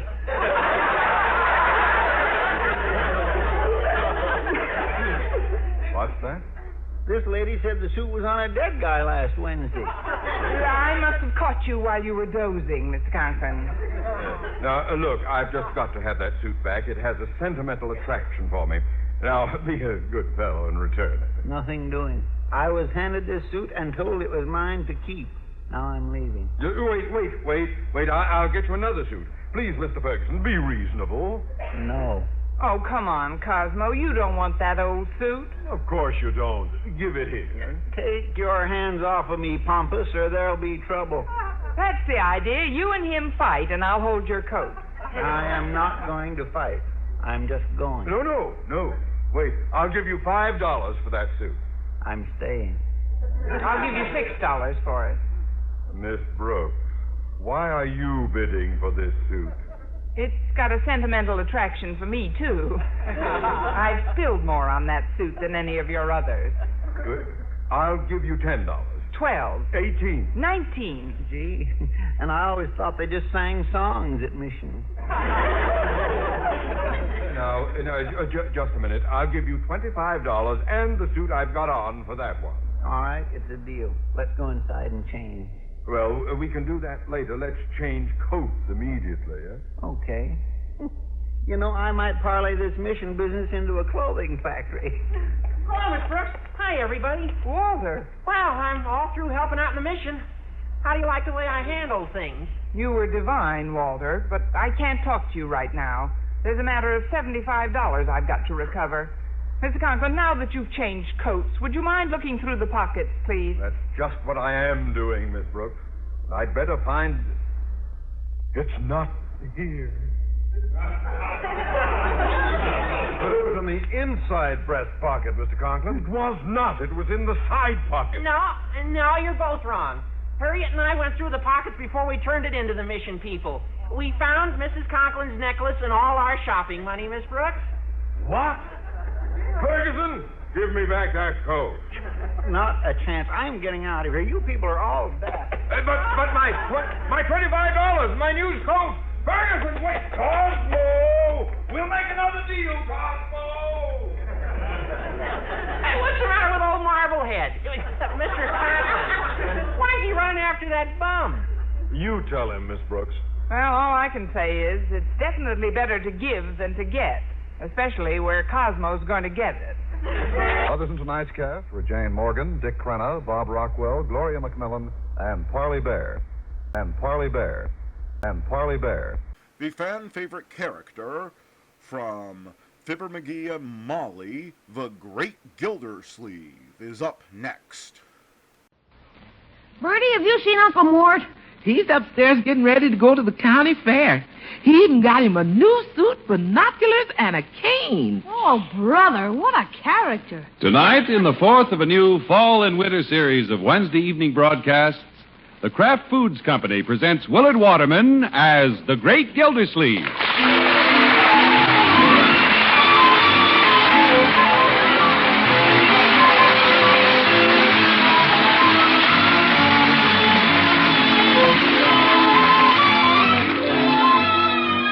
The Great Gildersleeve is brought to you by the Kraft Foods Company, makers of Parquet margarine and all those other wonderful Kraft quality foods. Next time you buy margarine, learn for yourself why so many people prefer Parquet margarine to any other. Actually, there's just one big reason. Millions prefer Parquet margarine to any other spread because it tastes so good. And it tastes so good because it's always fresh. If you live where colored margarine is sold, get yellow Parquet in its new Flavor Saver package. Each golden quarter pound is separately wrapped in new Flavor Saver aluminum foil to keep freshness and flavor in, staleness and odor out. Elsewhere, get Parquet in the convenient Color Quick bag or the regular package.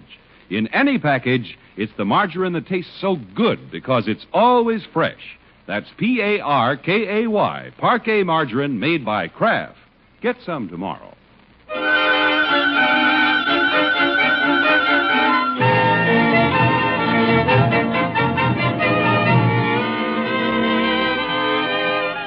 The lights are bright in Summerfield tonight.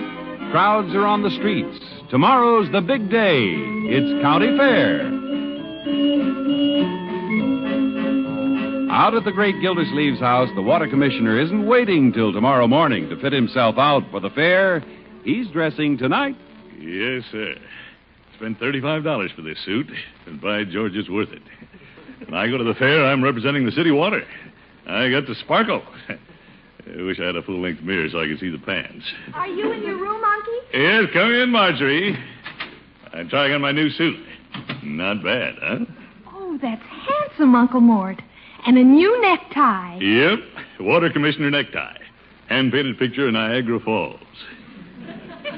Wait, is that a spot on there? No, I asked the clerk about that. It's a man going over the falls in a barrel. Clever? Well, you look fine, Unky. Thank you, my dear. Say, where is everybody? Well, Bronco's working later tonight, so we can go to the fair tomorrow. Good boy. And Bertie's down in the kitchen, and Leroy's in the living room practicing on the piano. Well, fine. Guess I'll go down and give the boy a little encouragement. Gildersleeve, you've got this household running like clockwork.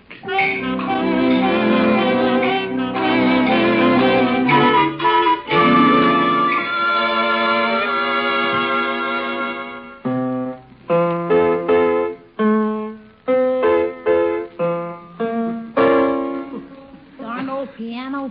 Leroy, you know what your uncle said. You better practice. What for? The more I practice, the rottener I get. If I keep this up, it's going to be murder. Leroy? Okay.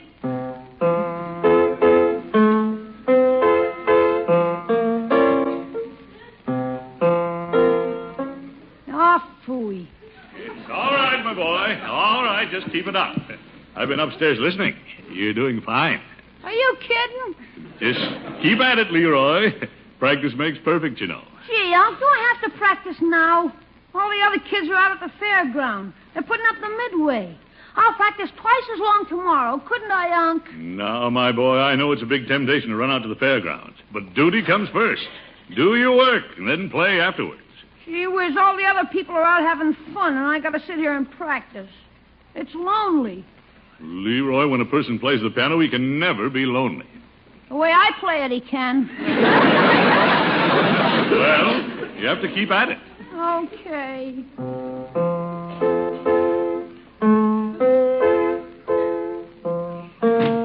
Hello, Mr. Gildersleeve. Well, Bronco, finally finished your work, huh? Yes, sir. You know, Mr. Gildersleeve, when a man's going to be a father, he really has to pitch. Yeah, that's right. Marge and I are going to have a little bird in our nest. Who's gonna pitch and where's the bird? Never mind. Yeah. Hello, Bronco baby. Oh, Marge, darling. Oh, cute kids. Hey, Marge, Mr. Gildersleeve, look what I bought downtown. It's a wonderful book. A book? Well, good. Oh, this is no ordinary book, Mr. Gildersleeve. This is about babies. It tells what to do with them. Oh, let's see it, Bronco. Say, cute picture on the cover. A stork carrying a baby in a tablecloth. What's going on? Now, Leroy, stay with your practicing. Holy cow, I don't get in on anything. Who got the bird? Somebody call Birdie? Oh, my God. Look, Bertie, Bronco found a baby book. It'll tell us exactly what to do. Ain't that nice? Leroy, Huh? you're practicing. Okay. Now, George, you're going to finish that lesson if I have to nail your trousers to the piano stool. Uncle Mort, here's something interesting. Oh? Here in the back of the book, Behavior of Older Children.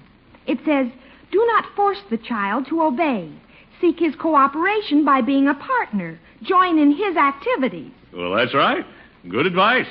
In cases in which the child finds an activity difficult or uninteresting, the parent should become a partner so that the parent and child work and learn side by side. Yes, indeed. You want to remember that, Marjorie. Leroy sure having a bad time with them piano lessons. You see, Unky? The reason Leroy doesn't like to practice his piano is that he's alone. The book is absolutely right. Marjorie, what are you leading up to? Well, I think what she means, Mr. Gildersleeve, is that you and Leroy should be partners in the piano. Partners in the piano? Well, it's never too late to learn, Unky. That's right, Mr. Gildersleeve. My grandfather learned to play the bass clarinet when he was 74. Yeah, I know, but... Leroy wouldn't mind practicing his hour a day if he knew you were doing it too, would he, Bertie? I think Leroy'd be tickled to death, but I can't see the two of them on that piano stool.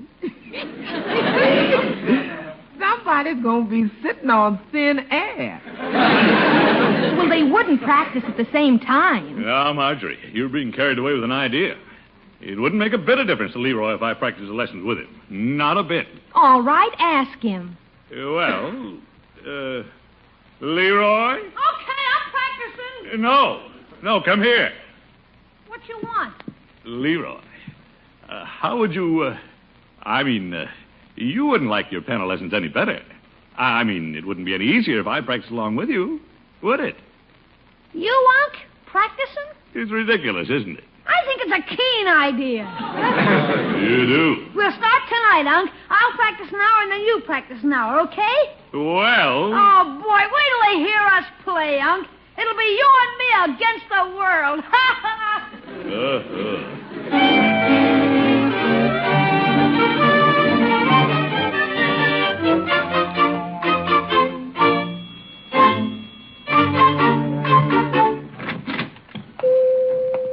Hello, Peavy. Hello, Mr. Gildersleeve. What can I do for you this evening? Give me a box of those chocolates there, Peavy. Well. Are they fresh? Well, yes. Fine. Just give them to me, Peavy. I'm in a big hurry. Well, give me a chance to dust it off. The box doesn't look very fresh to me. Well, you don't have to eat the box. Just eat what's inside. All right, Peavy. That'll be $1.03 for the governor. There you are, Peavy. Thank you. Taking the candy with you to the fair tomorrow, I presume? No, Peavy. The candy's for the girl I'm taking to the fair tomorrow. I haven't time to talk now. I've been away from the house for over an hour. I still have to go to Katie Milford's. Leroy will be looking for me. Oh, by the way, Leroy was in here a while ago. He asked if you'd been in. Uh-oh. Said you were practicing his music with him. Now, Peavy, this is just a silly idea of Marjorie's. I had nothing to do with it. For goodness sakes, don't tell anybody. I'll be the laughing stock of the town. Well, no, I wouldn't say that. You what? Oh, I think it's a very commendable thing. You do? Really? And Leroy said some rather complimentary things about you. He did? Well, I hadn't thought of it that way. Of course, if you'd rather I didn't mention it to anybody. Evening, Gildy. Peavy. Hello, Judge. Evening, Judge. Well, Judge, I suppose you've heard the news. What news? Well, little Leroy's been having such a hard time practicing his piano lessons that I decided to join right in with him. We're taking up the piano together. Don't tell anybody, he said. Why, Gildy, you mean you're practicing his little pieces right along with him? Yes, indeed. An hour a day. Windbag. Well, that's the nicest thing I ever heard. Yeah. Leroy said you were supposed to come home. The piano is waiting. All right, Petey. And I suppose that tomorrow, when you and Leroy have finished your stint at the keyboard, you'll be off arm in arm to the fair. Well, not exactly, Judge. I'm planning to take Katie Milford. Oh, your little nurse. Yeah. In fact, I'm on my way to her house right now. Yeah, I see you have a large box of candy. Need any help carrying it? No, thanks, Judge. My hands need the exercise. Got to limber up for the piano. Mr. Gildersleeve. Well, Gildy, let me say I'm extremely proud of you for what you're doing. Thank you, Judge. Mr. Gildersleeve. Oh, but what is it, Petey? If you don't move, you're going to be the hottest piano player in town. What? You're leaning up against the cigar lighter. Oh!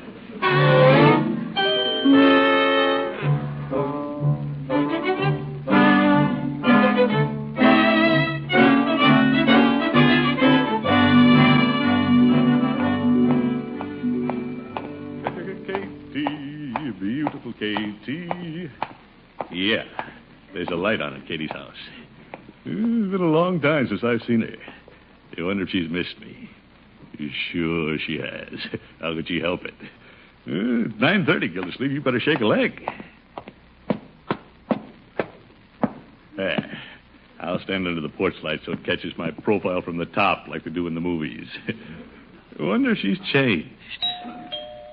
Katie, beautiful Katie. Who's there? 3 guesses. Well, Throckmorton, it's you. Yep, it's me. I don't know if I should ask you in or not. Huh? You've been away a long, long time. But, Catherine, I've been busy. Besides, you know what they say about absence. Makes the heart grow fonder. Let me come in. Just for a little while. Oh, Throckmorton, you naughty boy. I can't say no to you. By George, she has changed. Didn't have any trouble saying no to me before. Come on in, but just for a minute. Thank you. Prettier, too. Gorgeous.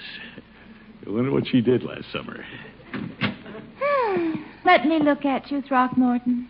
I'd almost forgotten how big and handsome you are. You had?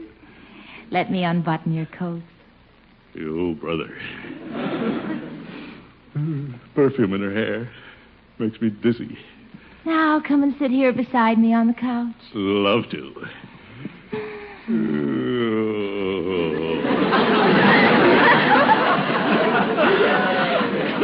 It's been such a long time. That's a lovely suit you're wearing. Yep, brand new. Herringbone. Oh. Talk to me, Throckmorton. Well, when I stopped by to ask you, Catherine, I wondered if you'd like to go to the fair with me tomorrow, opening day. No, I don't think I should. Catherine, I was counting on it. I even brought you some candy. Oh, thank you. They're good. Chocolate-covered filberts. But I don't think I'll go to the fair with you tomorrow. Please, Catherine. No, I don't think so. Pretty please? No. I haven't heard from you in months. You came back from your vacation. You didn't even call me. Well, I've had lots of work at the office. And I'm helping Leroy with his piano lessons. You're doing what? Well, poor little fellow, practicing at that piano all alone. I simply decided he needed somebody to do it with him. Throckmorton, you mean you're doing that for Leroy? He and I practice an hour every day. Well, you angel. How long have you been doing this? Starting tonight. That's such a sweet thing to do. Yeah. Do you still want Katie to go to the fair with you tomorrow? Sure I do. Throckmorton, when a man is kind enough to help a little boy, it's the least I can do. Great. Gildersleeve, stop shaking. Hadn't you better go home now, Throckmorton? Oh, but I just got here. But don't you have to practice? No, I'll do it tomorrow. I got a little practicing to do right here.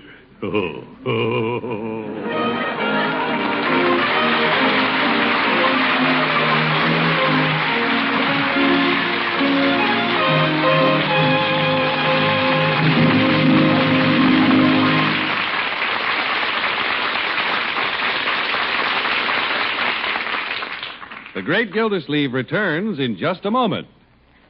It's fresh. Fresh. Really fresh. Fresh. Always fresh. Fresh. That's why it tastes so good. It's Parquet margarine made by Kraft. Every woman knows that only a really fresh margarine is really good. And that's why so many women always buy Parquet margarine made by Kraft. For the freshness of Parquet margarine is protected right to your table by Kraft Freshness Control. Parquet is blended fresh from top-grade products of American farms. It's rushed fresh to your store in refrigerated trucks, kept fresh by your grocer. Every pound of Parquet margarine on sale anywhere is flavor-dated and is checked regularly by Kraft men. That's why Kraft can positively guarantee to you that any Parquet you buy anywhere will be fresh. Fresh. Really fresh. Fresh. Always fresh. Fresh. That's Parkay, Parquet margarine made by Kraft. Where state laws permit, get yellow Parquet already colored and ready to serve in its new Flavor Saver aluminum foil wrap. Elsewhere, get Parquet in the handy Color Quick bag or regular package.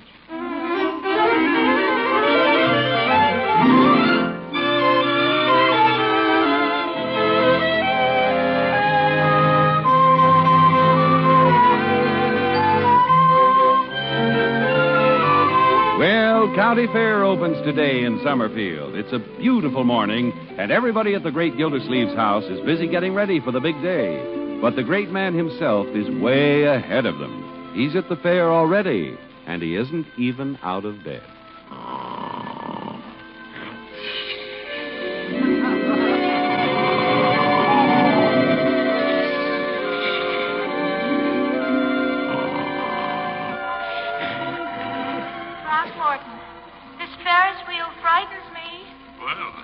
You'd better sit a little closer.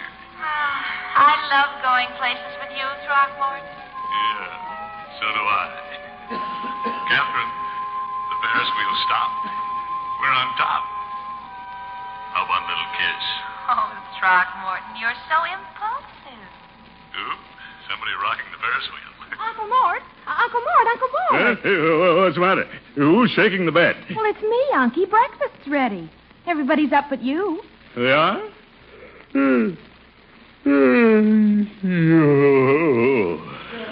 Must have been dreaming. Nice. Oh, Leroy's already practiced his hour for today. You didn't practice yours last night. Well, I got tied up. I'll do it this morning. Well, why don't you practice an hour before breakfast and an hour after breakfast? That'll catch you up for last night, and you'll be all through for today. No, I think I'll put in 2 hours after breakfast. I don't think I could hit an E flat on an empty stomach.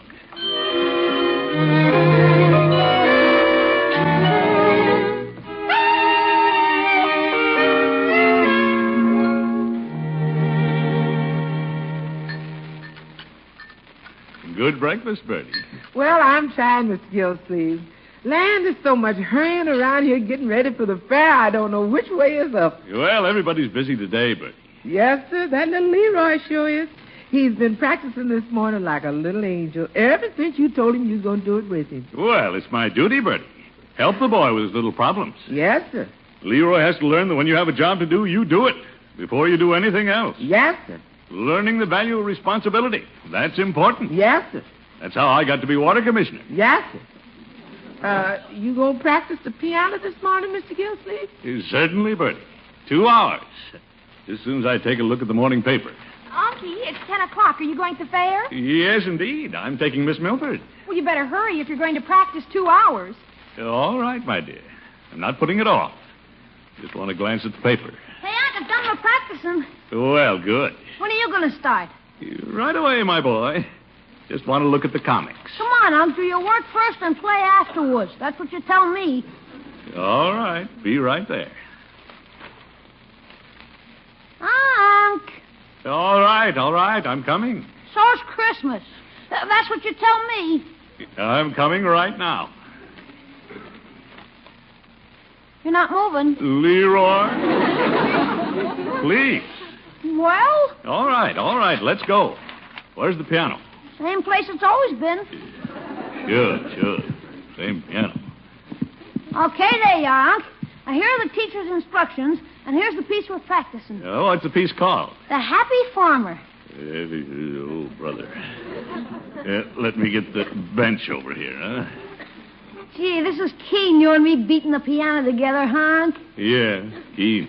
Here's the clock on the table. You can see when you've practiced 2 hours. All right, Leroy.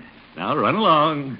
I want to watch you. You don't have to watch me. I'll do it. The piece starts right here at the top of the page. Yeah, I know that, Leroy. You're the happy farmer. That's right. Now C sharp. Leroy. Well, somebody at the door. I'll get it. Yeah, I'll get it, Bertie. I'll get it. I'm right here. You're supposed to be practicing. Yeah, I will, Leroy. Let me answer the door. Don't be so crabby. Well, good morning, Gildy. Well, Horace, glad to see you. Come in and sit down. What a slippery character. I was just going by on my way to the fair, Gildy. I wondered if you and Miss Milford would like to ride with me in my new car. Say, that's a wonderful idea, Judge. I'll get my hat and we'll drive by Catherine's house. Unc. What? Remember the Happy Farmer? Oh, him. Sorry, Judge. You'd better go along. I have to practice. Oh, what a shame. And I have my top down. It's a convertible, you know. We might drive around the block. Unc. Leroy, it'll only take a minute. Do your work first, Unc. Don't put it off. Over. Leroy's right, Gildy. But at least you can come out to the car and see my prize pumpkin that I'm taking to the fair. Judge, you mean you have a pumpkin? Oh, I've got to see that. Come on, Judge. Be right back, Leroy. Was I ever like this?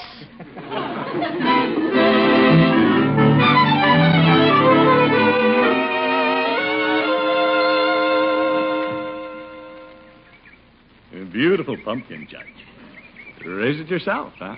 Oh, yes, Gildy. Right in my own backyard. Hurry on! All right, Leroy. I'll be right there. That's what you said a half hour ago. Maybe you had better go, Gildy. Relax, Judge. He'll forget it. Plenty of time.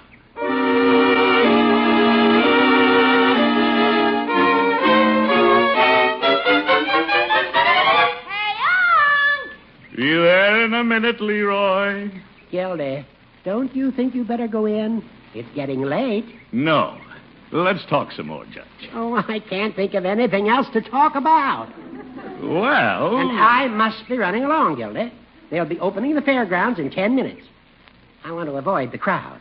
Don't want anybody to jostle my pumpkin. Yeah, all right, Judge. I'll be leaving in a few minutes, too. Got to pick up Catherine. See you at the fair, Gildy. Goodbye, Judge. Look, no ship.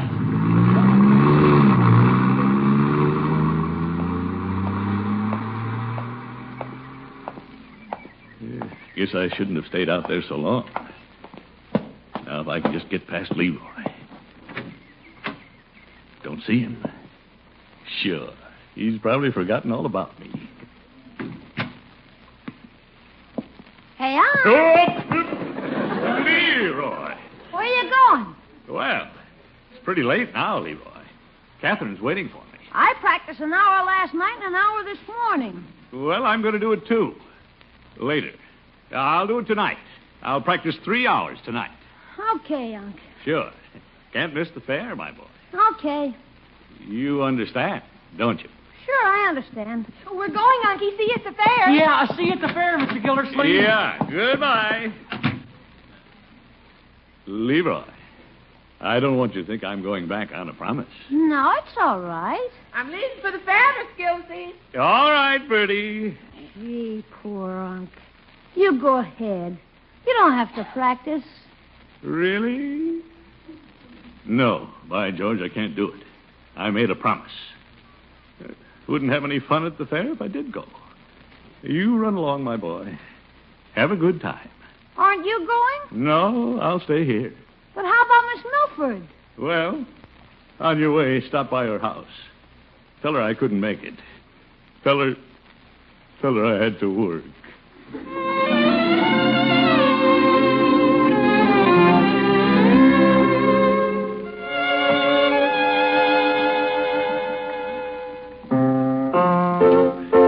One, two.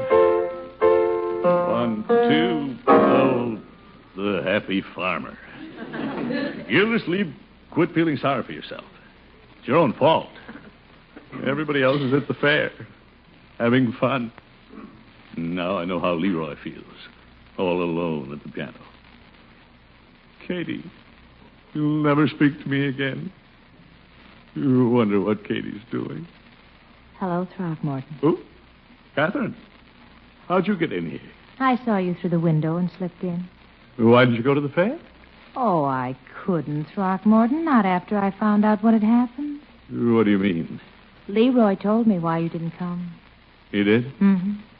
I admire you. Well... Move over a little. What are you going to do? Sit down here beside you. You know, Throckmorton, it's so much easier to practice when you have somebody to do it with you. What a girl. This is better than going to the fair.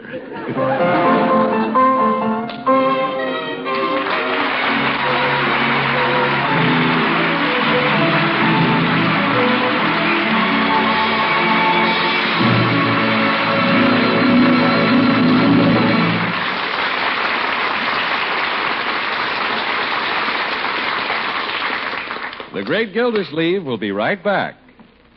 Whenever you shop, remember the margarine that tastes so good because it's fresh, really fresh, always fresh, is Parquet margarine made by Kraft. In states where colored margarine is sold, get yellow Parquet in its new Flavor Saver aluminum foil wrap.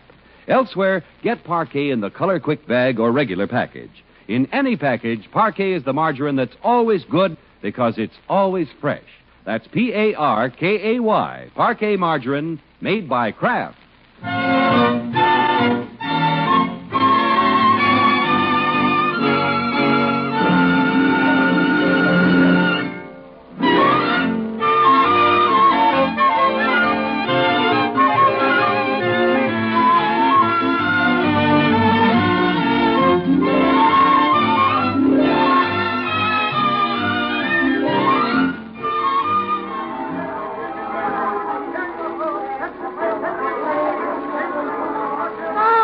Such a glorious time, Throckmorton. Sure. Fair's just as good at night. An awful lot of it, though. I'm getting tired, are you, Catherine? Oh, no. Shall we go through the agricultural exhibit? No, I've seen the judge's pumpkin. Throckmorton, are you having a good time? Me? Well... What would you like to do? You really want to know? Mm-hmm. Let's go home and do some more practicing.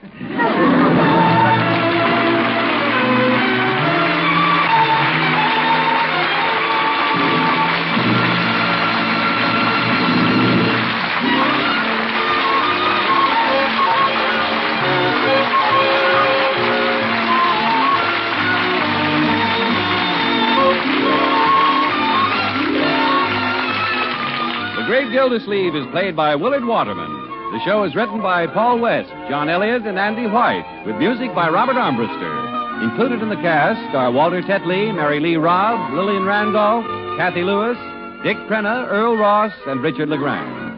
This is John Heaston saying goodnight for the Kraft Foods Company, makers of the famous line of Kraft quality food products. Be sure to listen in next Wednesday and every Wednesday for the further adventures of the Great Gildersleeve. And also for a half hour of spine-tingling excitement, listen next Sunday afternoon to The Falcon over this station.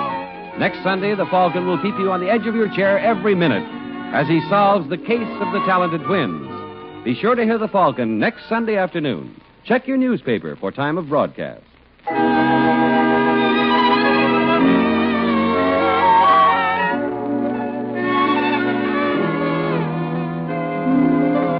There's magic in mustard. Yes, when you want to put new taste excitement into almost anything, just add a little mustard and you'll add a lot of tang. Hidden flavors pop right out. Every bite tastes better. Particularly if the mustard you use is Kraft prepared mustard. There are two kinds of Kraft mustard, you know.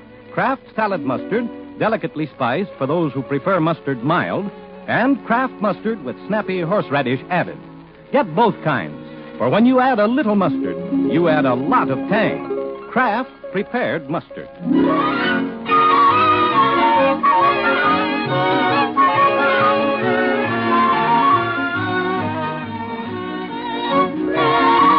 Groucho Marx follows Gildersleeve next week on NBC.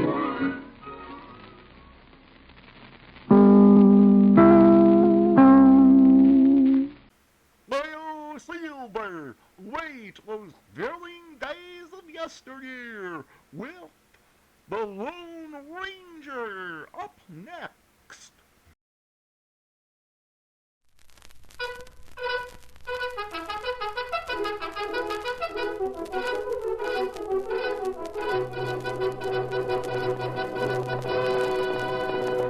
Oh, Silver!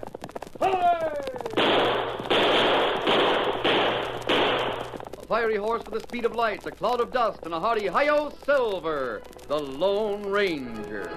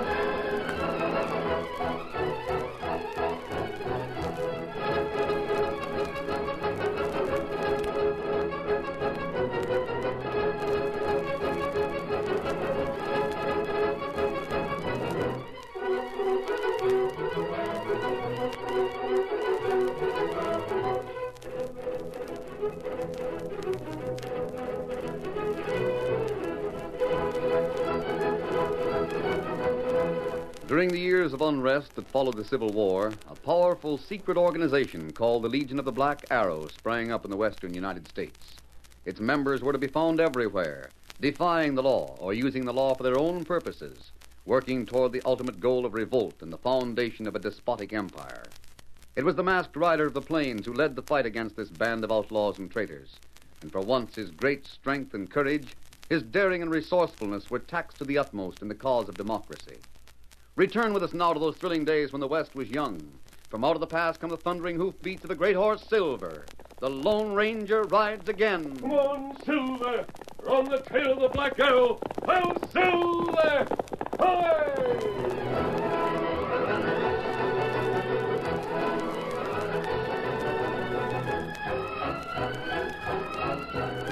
After his attempt to kill the Lone Ranger in Tonto, Jebediah Leach tried to make his getaway across the Badlands. Desperately, he spurred his mount, but the sound of the pursuit drew closer and closer, and as the trail disappeared and the ground became rocky and broken, he knew that escape was impossible. He tried to rein up, and only then did he realize that his bronco had taken the bit in his teeth and was running away. Hold up, you maverick! You'll kill us both! Whoa, steady, boy! Steady! Oh, it's no use. All I gotta do is hang on and hope he doesn't break a leg. Serves me right. Trying to kill him, I'm gonna break my own neck. Oh, Silver! They're right behind me. My only chance is for them to catch up and stop this cayuse before it... Help! Hang on, Leach. Drop the reins and pull leather. Get him up, Scout. The other side, Tonto. Let him swing away from me. You grab reins. Faster, Silver, faster. I can't hold on much longer. Steady, boys, steady. We're coming to the edge of a ravine. Stop him! Brace yourself, Silver. Steady, boy. Steady, Silver. Now back, big fella, back. Good boy, Silver. Stopped him right at the edge. There's a 30-foot drop there. He'd have gone right over. Well, Leach, this is the second time tonight you've asked for help. I meant it this time. Are you going to try and kill us again? No, masked man. I'm grateful. You can turn me over to the sheriff. I won't make any more trouble. We found that blasting powder back there in the cabin. You said this was only the beginning. I'm through. Who are you working for? Nobody. That isn't true. Masked man, I broke out of jail 6 months ago. I took this job to keep from going back. I failed. And I'm glad I failed. You can send me back where I belong, but I still want to live. You mean the man who hired you will see that you're killed if you talk? I'm sure of it. How much longer did you have to serve?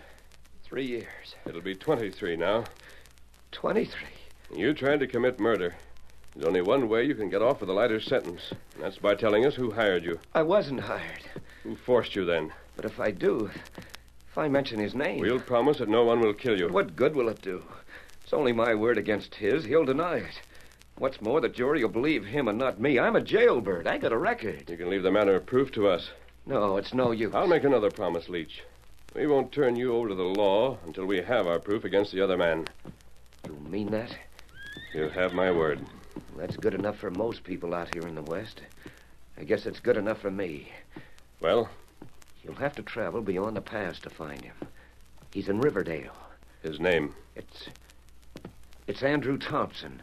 Andy Thompson? Kimosabe, him government agent. You know him? I know he was sent out from Washington about 3 months ago. He has charge of the land office, and he collects the taxes for the whole district. Yeah, that's right. And it was Andy Thompson who blackmailed you? You see, I told you it wasn't any use. You don't even believe me yourself. We'll investigate your story, Leach. You're riding with us to Riverdale. No. If he sees me... He won't. Get your horse around. Now, come on. Get him up, Scout.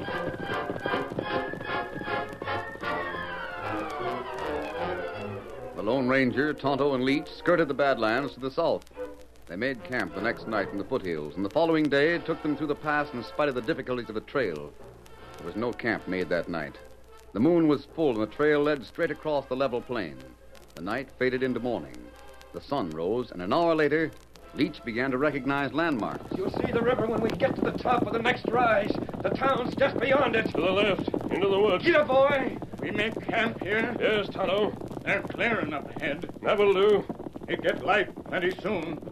You wait till dark before you go to town? No, Kimosabe. You can help me with a disguise. We can't waste any time. Oh, boy. Steady, Silver, steady. You stay here with Tonto until I get back, Leach. After that, we'll plan our first move.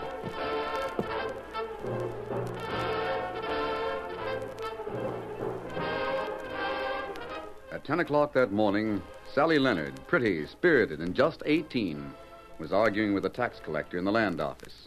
The door opened, and a stranger walked in. But in the heat of the discussion, the girl paid no attention to him. I tell you, Mr. Thompson, we paid our taxes to a man named Leach over a month ago. Pardon me. Be with you in a minute, stranger. Leach never brought the money here, Sally. You admit you hired him to do the collecting. Of course I admit it. Well, where is he? Just let him deny we paid it, that's all. You aren't the only one who's been in here with a complaint. Must be 20 Leach got money from. Well, where is he? I don't know. Don't you understand, Sally? I believe you're telling the truth. But there's no record in this office to show you paid your taxes. And unless we can find Leach and get the money out of him, you'll just have to pay him again. We can't. Then your ranch has got to be sold at public auction to the highest bidder. Oh, it ain't fair, Mr. Thompson. I'm not saying it is, but that's the law. You only got another week. Can't you and your pa raise the money someplace? I don't see how. There's a chance we'll get it back for you later on when they find Leach. It wouldn't be for long. Bank won't lend us any. Pa tried to borrow for improvements about 2 months ago. Well, this is private business. You just wait around a while and I'll talk to you some more later on. What can I do for you, stranger? I'm in no hurry. You must have heard what I just said to the girl. We aren't going to talk any more till we're alone. Well, perhaps I shouldn't have come in here. The sheriff wasn't in his office, and after all, you are a government agent. What's that? Do you know of any outlaws around here? Outlaws? There are 3 men camped out in the woods on the other side of the river. One of them's an Indian. And one of the men wears a mask. An Indian and a masked man. What's the third one like? A man with a scar on his forehead. Leaping cactus. I thought the sheriff should be told. You're right, stranger. He's out at the Miller Ranch. I'll get hold of him right away. But, Mr. Thompson, about our taxes. You aren't going to forget 'em, are you? Forget him? I should smile. This hombre said a man with a scar on his forehead. Who's that sound like to you? You mean Leach? I sure do. But who's the masked man and the Indian? Outlaws. They must be. We gotta round up the three of them.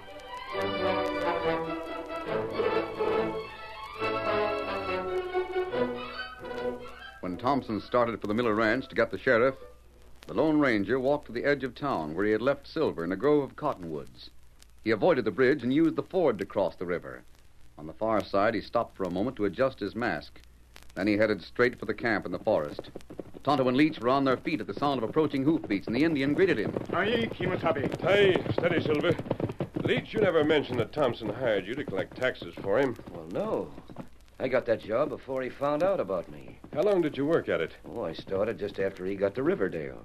I didn't quit until 2 weeks ago when he sent me after you. Do you know a girl about 18 called Sally? Dark brown hair, rides a sorrel pony. Well, that'd be Sally Leonard. Well, she was in Thompson's office when I got there. Her father paid their taxes to you, but Thompson says he never received them at the office. Well, that ain't so. He did. Well, I remember the day I brought him in. I wish I knew, Leach. Knew what? Which of you is telling the truth? It's certain I'll never find out if you're put in jail. Mister, I swear I never stole any money. On the other hand, Washington wouldn't send a crook out here to handle the land office. You've got to believe me. I'll decide about that later. Tonto. We're breaking camp. The sheriff will be here with a posse any minute now. Time to get things ready. You aren't going to leave me behind, are you? Not yet, Leach. Kimasabi, men ride this way now. Thompson didn't waste any time. My horse is all saddled. Mount up. You'll have to hurry, Tonto. Tonto ready. Then through the woods and beyond the ridge. Come on, Silver. Get him up there. Now, get him.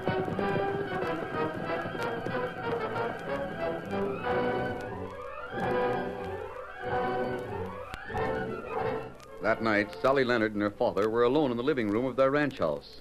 The girl had not stayed in town until the posse had returned, and both she and Dan were anxiously awaiting the return of the cowboy they had sent to get the news. But when a rider reined up out in front, it was not he that Sally saw from the window. Paul? What is it, Sally? Mr. Thompson. Now we'll find out if they caught Leach. Door's unlocked. Come on in. Howdy, folks. Did you get him, Andy? No such luck, Dan. We found their camp, but they cleared out. Too bad. If I ever lay hands on that skunk, Sheriff is still looking. Leach. He sure got a good name. Well, you folks got my sympathy. I want to do something about it. All I can, anyway. You mean give us more time to meet the taxes? Well, that'd be simple. But it just isn't possible, Dan. Nope, they got to be paid by next Monday. Less than a week. I was figuring that maybe I could let you have a loan. You? Oh, Mr. Thompson. Well, if I hadn't trusted Leach, you wouldn't be in this fix. Let's see, $300, isn't it? Yeah. Well, I could spare it for 30 days. You could give me your note with a ranch as security. Well, that'd be fine. A month's all the time I need. You'd have to sell some cattle, Paul. What of it? We can get a herd to market in a month. If you mean this, Andy, it's a deal. You drop round to my office tomorrow morning. We'll get the papers signed. I call that right friendly. Of course, it don't make me feel too good to have to pay my taxes twice, but... Who's there? Sounded pretty close to the house. Yeah, there's a white horse cutting across the prairie. What a beauty. It's that masked man Leach is hanging out with. How do you know? You can't see if he's got a mask on from here. I got a hunch, that's all. The way he carries himself, I'd guess it was that stranger. Maybe so. He can't be two people. Well, the sheriff's got to know about this pronto. Want me to come with you? No need for that. See you in town tomorrow, Dan. You know.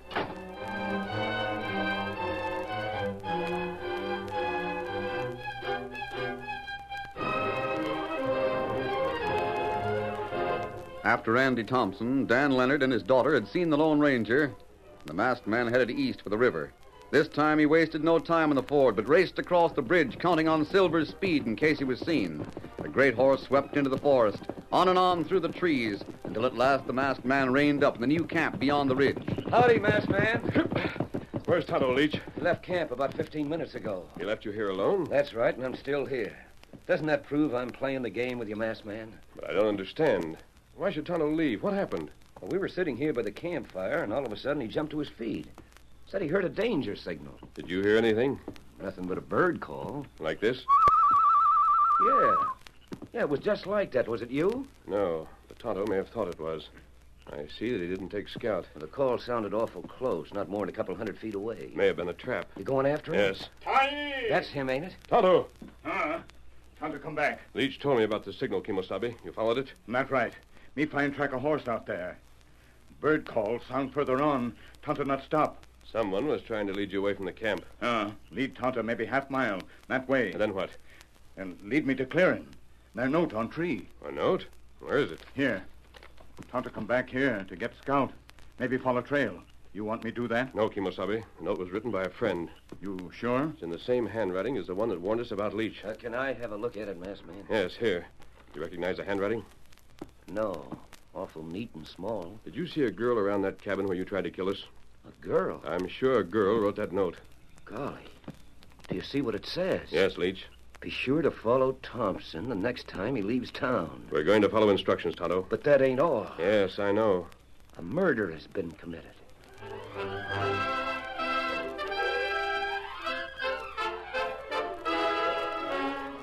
The curtain falls on the first act of our Lone Ranger story. Before the next exciting scenes, please permit us to pause for just a few moments.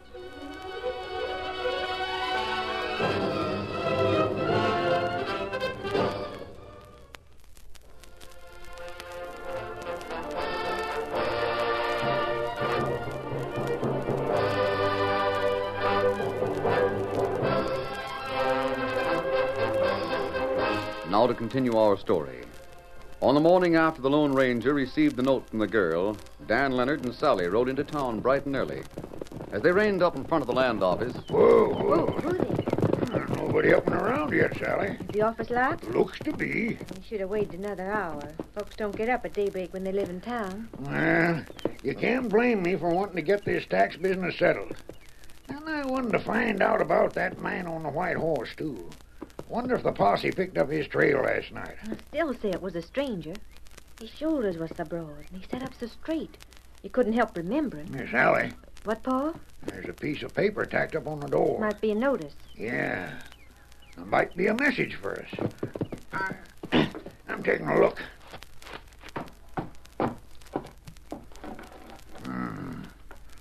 Warning.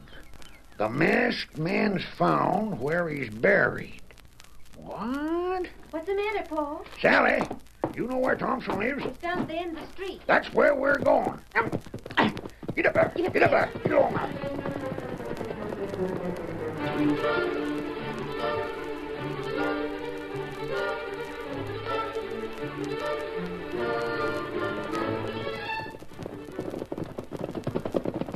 You sure this is it? Yeah. The Turners used to live in this cabin. Mr. Thompson rented it when he came to town.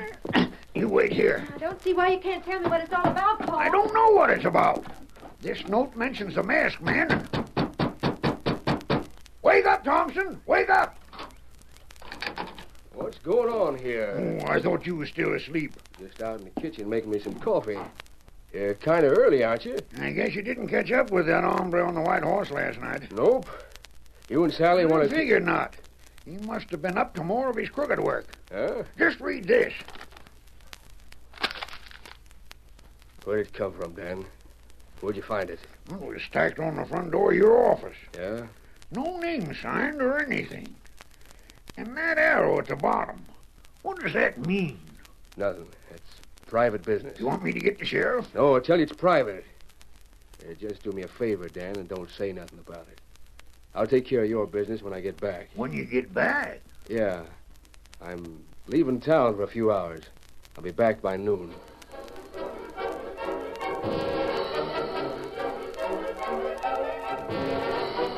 10 minutes later, Andy Thompson was in the saddle and racing out of town for the east. The Lone Ranger, Leach, and Tonto watched him from the ridge to the north of Riverdale. Then, when the government agent had crossed the bridge and disappeared from sight on the far side of the river, they started after him. It was up to Tonto to follow his trail. Get him out, Scout. Get up there, boy. Come on, Silver.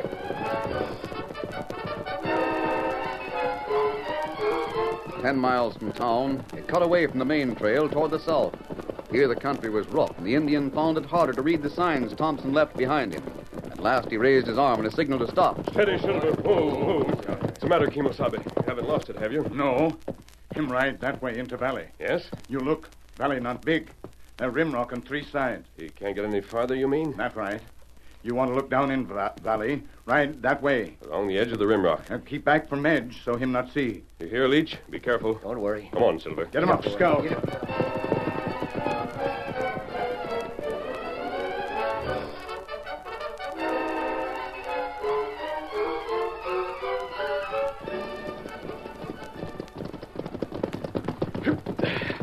We'll leave the horses behind these rocks. That's good. I'll give the word to get down, Leach. We'll have to crawl the last few feet to the edge. We ain't so far away now. I keep wondering, who is this girl that wrote the note? All we know is that she's helped us before. Down. There's some bushes here. We can look through them. That's good. Well, we'll see what Thompson is up to. What a drop. Must be 500 feet. There he is. Near that pile of stones. That pile of stones didn't just happen. It's too neat. Do you remember the last line in the note? Yeah. A murder. Yes, Leach. We'll have to wait until Thompson leaves. Then we'll get a closer look at those stones.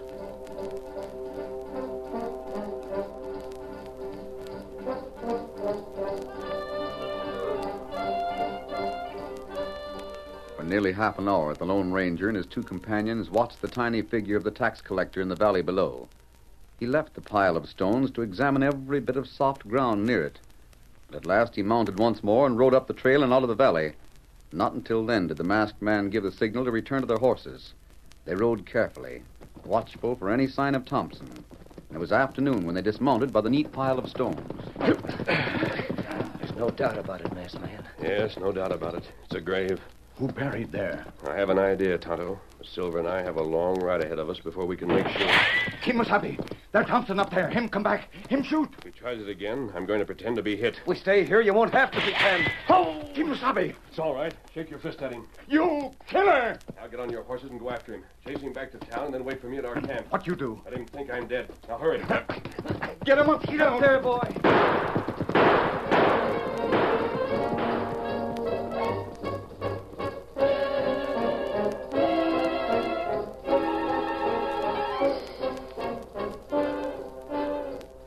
Tonto and Leach followed the Lone Ranger's instructions.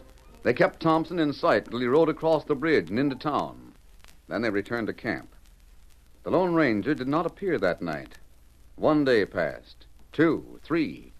Still there was no sign of him, and Leach was unable to control his nerves. I don't like it, Tonto. I think we ought to do something. We've been waiting here for 3 days, and what's happened? Nothing. Masked friend, tell us, wait here. Yeah. The sheriff and his posse have been out day and night. It's only a matter of time before they stumble on this hideout, and then what happens? Tonto, wait here. They put us both in jail. They might even get up a lynching party. Lone Ranger got plans. Yeah, I say we ought to clear out and try to find him. He might be in trouble. He might need our help. What the... Up with your hands in the name of the law. I told you, Tonto, they got us. Close in, boys. Rope and gun and take him back to town. All right,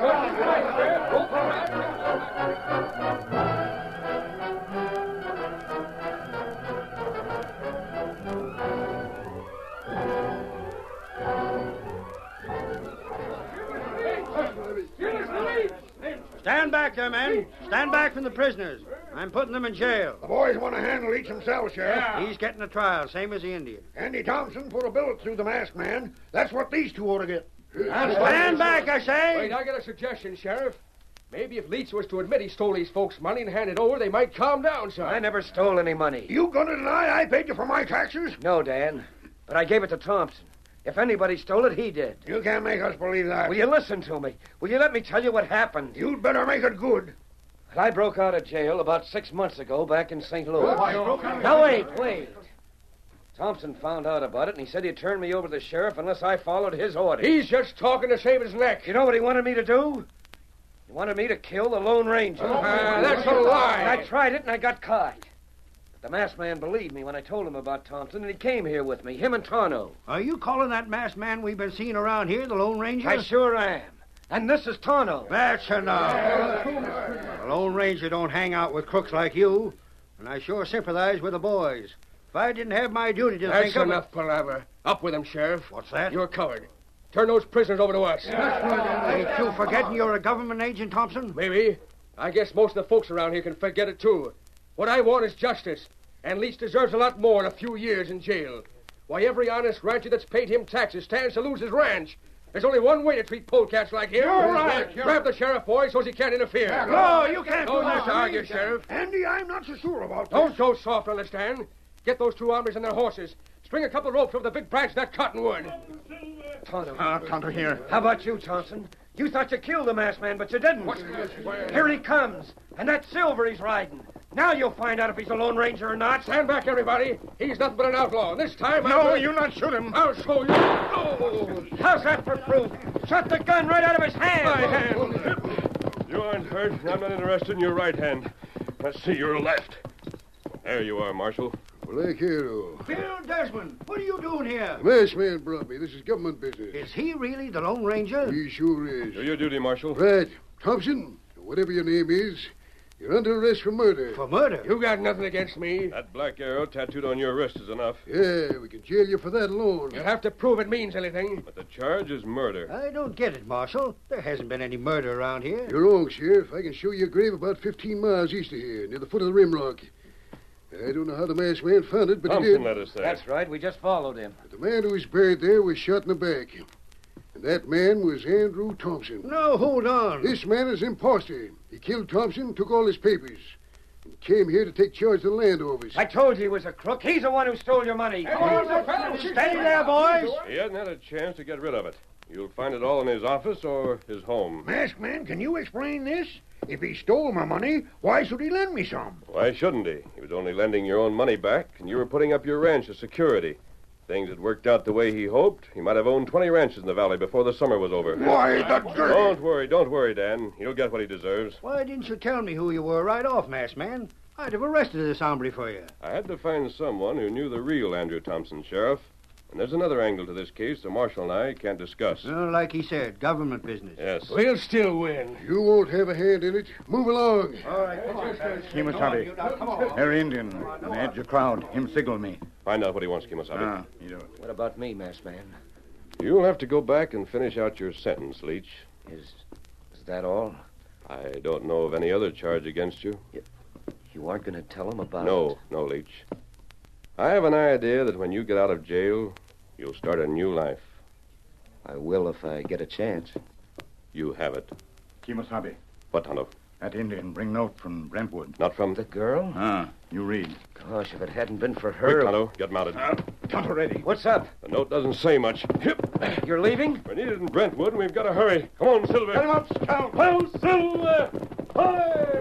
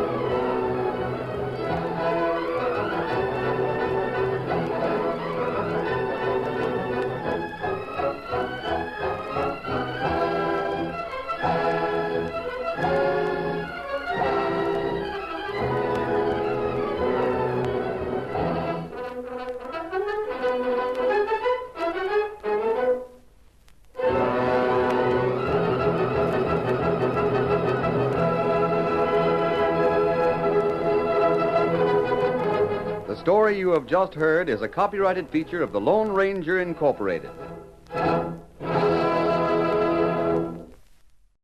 Get ready for adventure with Blue Beetle up next on Nightly Old Time Radio Shows.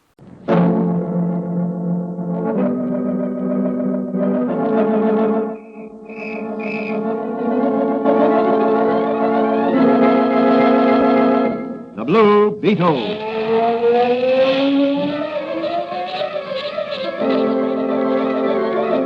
Sweeping down upon the underworld to smash gangland comes the mysterious, all-powerful character who is a problem to the police, but a crusader for law. In reality, Dan Garrett, a rookie patrolman, loved by everyone, but suspected by none of being the Blue Beetle. As the Blue Beetle, he hides behind a strange mask and a suit of impenetrable blue chain armor, flexible as silk, but stronger than steel.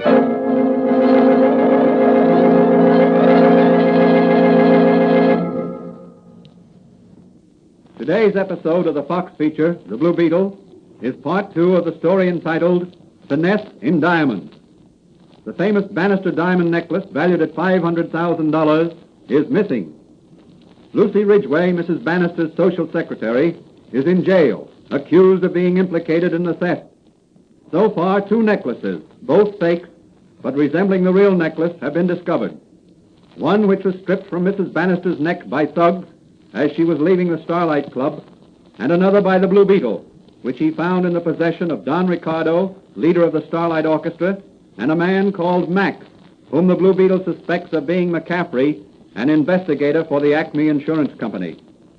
As our story opens, Patrolman Dan Garrett, who is secretly the Blue Beetle, is discussing the case with his friend and confidant, Dr. Franz, the chemist.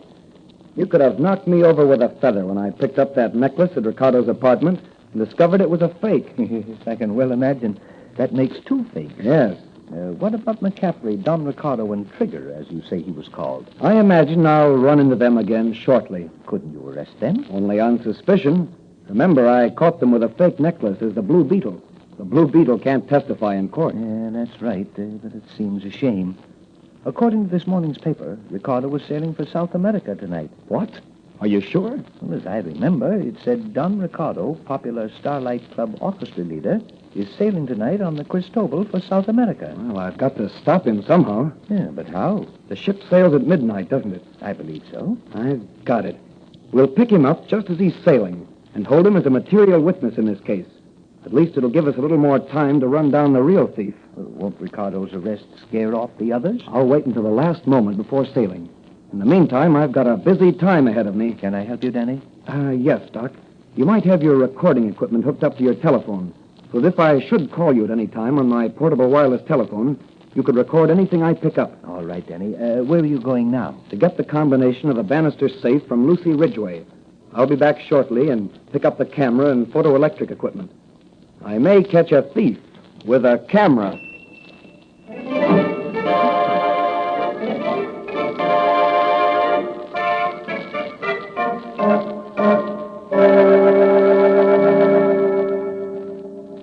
If you think you can double-cross me, Mrs. Bannister, and get away with it, you're mistaken. But you yourself suggested the plan for hiding the necklace, so I could collect insurance and pay off my gambling debt. Yes, but the necklace you left in the safe was a fake. A fake? Well, what do you mean? Just that. I took that necklace from the safe myself. The fence examined the necklace and declared it a fake. What's a fence? A man who disposes of stolen goods. But you said nothing about disposing of the jewels. You said they were to be hidden for a while until I could raise the money to refund the burglary insurance payments later when the jewels were found. Don't be a fool, Mrs. Bannister. Where could you ever hope to raise money to pay back the insurance? My husband, he would... He would divorce you if he knew the facts in the case. Beg pardon, madam, but there's a police officer outside, Patrolman Garrett, who wishes to speak to you. Wishes to speak to me? What shall I do? He must have been waiting some time, madam. I didn't see him come in. What do you think, Mr. McCaffrey? Oh, see him. It won't do any harm. Oh, very well. You may show him in, Williams. Very good, madam. You don't think he overheard anything, do you? No, he's only a cop. Patrolman Dan Garrett. Good evening, Mrs. Bannister. Oh, I see you're not alone. This is Mr. McCaffrey of the Acme Insurance Company. Oh, yeah. He's as much interested in my missing necklace as I am. I can well imagine. I just wanted to ask you to identify this photograph I have here. Why, that's my husband. And he's standing in front of our wall safe. What's that he has in his hand? It's my necklace. When was this photograph taken, officer? Late this afternoon by a secret device at your country estate. Then he had the real necklace all the time and is just putting it back in the safe. Perhaps. Well, Mr. McCaffrey, I suppose this will clear up your part in this case. The law will interview Mr. Bannister later. Yeah, yes, of course. Well, I'd better be going. I have a lot of details to attend to. Goodbye, Mrs. Bannister. Goodbye, Officer Garrett. I'll be seeing you. Yes, I'm sure of it, Mr. McCaffrey.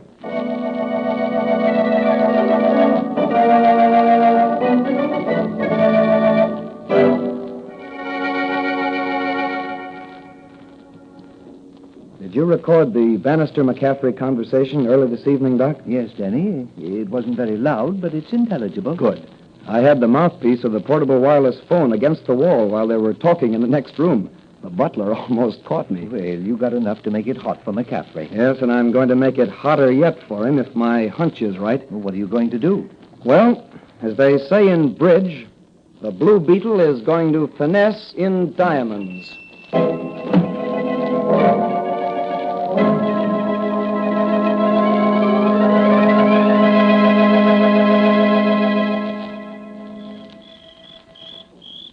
Now, Trigger, you keep watch outside while I go in and rifle the safe. I've still got the combination Mrs. Bannister gave me. Okay, Mac. If you hear anybody coming, give me the hoot owl call. Sure, Mac, I got you. I'll pick up the real necklace this time, and we'll join Ricardo and beat it for Rio on the Cristobal tonight. I've always wanted to go to South America. Well, you're practically on your way. Now, keep your eyes and your ears open. Well, this is the library. There's the wall safe. This is going to be easy. What's that? Yeah, these old houses are certainly spooky. Well, now for the safe.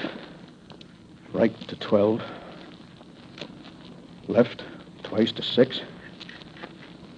Then right to 10. Yeah, that's got it.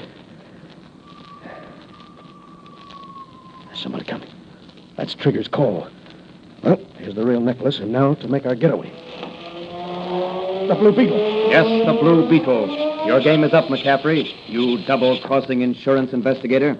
So you know. Yeah, the Blue Beetle knows everything. Hand over that necklace. Try and get it. That's just what I intend to do. Trigger! Call your gunman. I'll take him on, too.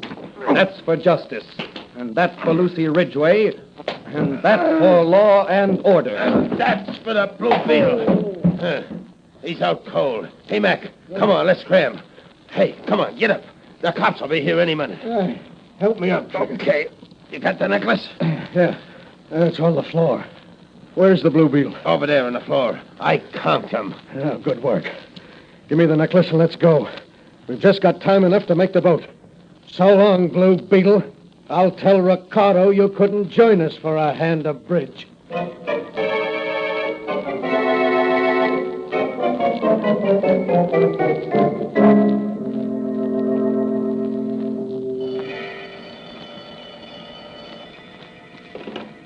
Hello? Bannister speaking. Who? The Blue Beetle. What? McCaffrey has the real necklace? Where? The steamship Cristobal, Pier 46. Well, I'll be right down. What? Well, all right. I won't call the police. I'll come alone. Goodbye.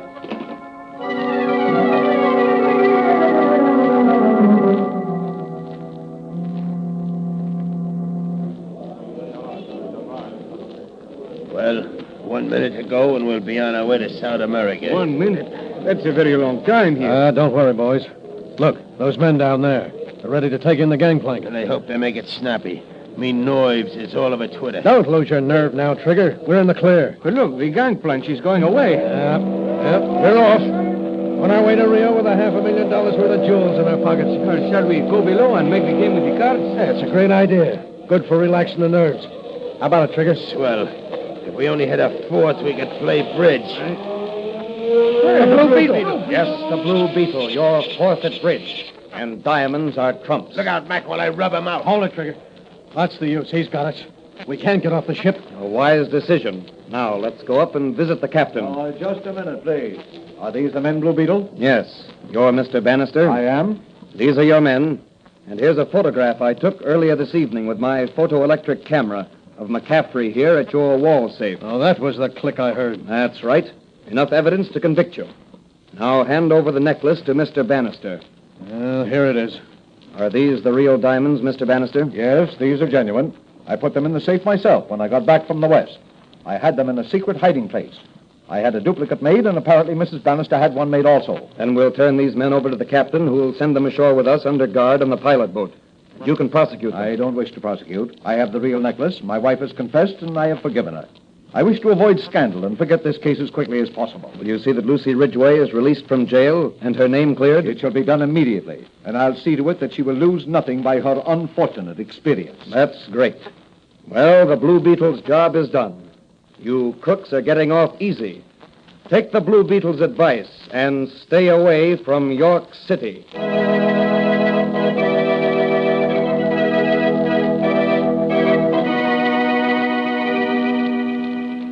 And so the Blue Beetle ended another racket, saved a foolish woman from the consequences of her first misstep, and restored the good name of an innocent young girl. The moral of this story is, one falsehood leads to many, and one misstep may lead one farther and farther along the path of crime. Further adventures of the Blue Beetle will be presented in the next episode of The Blue Beetle.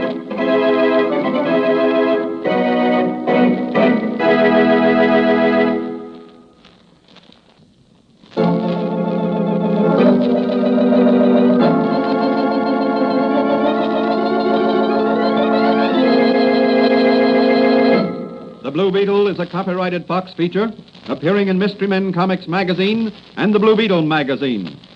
The Blue Beetle is on the air twice a week on this same station.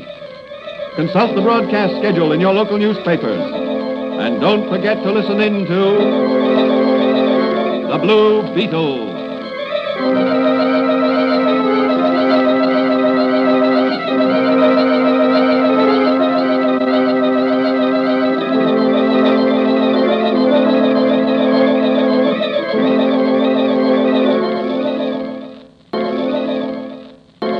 The Sears Radio Theater is up next on Nightly Old Time Radio Shows. Enjoy.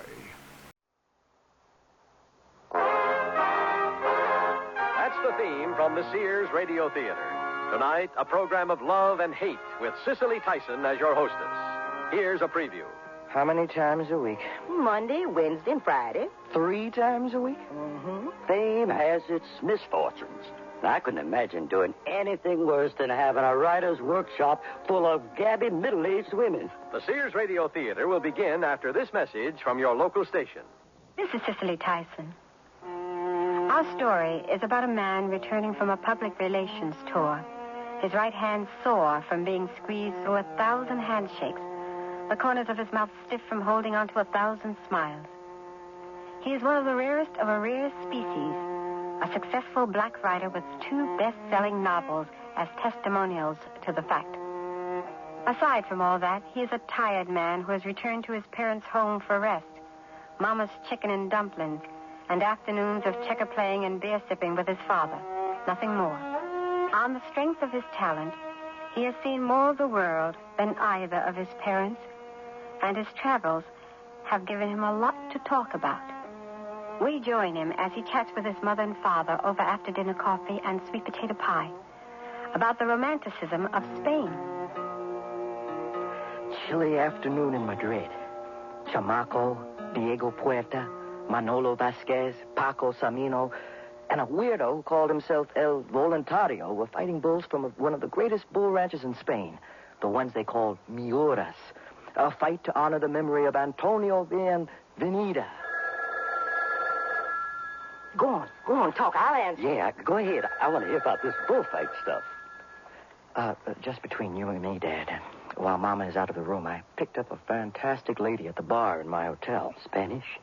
Hard to say what she was, except for the fact that she had people driving up on the sidewalk to take a better look. Anyway, it was 5 o'clock in the afternoon, as the poem says. Well, who is it, honey? Daphne Brewington. Daphne Brewington? From the old workshop? Yes. And she called to ask a favor. Oh, no. No, 1,000 times no. Remember, I'm supposed to be on vacation. Remember last time? It'll only be for a couple of weeks.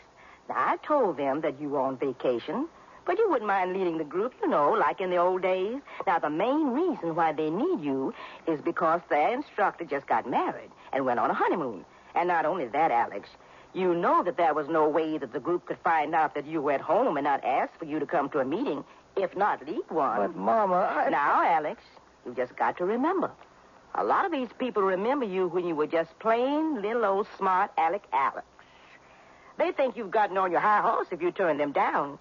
Not only that, Alex, they are all devout Alex Farley fans. How many times a week? Monday, Wednesday, and Friday. 3 times a week? Mm-hmm. Fame has its misfortunes. I couldn't imagine doing anything worse than having a writer's workshop full of gabby middle-aged women. And men. Oh, okay, have it your way. Go on, Alex. We were at the bullfight. Right. We were at the bullfight at 5 o'clock on a watery gray afternoon. And so, we begin our story.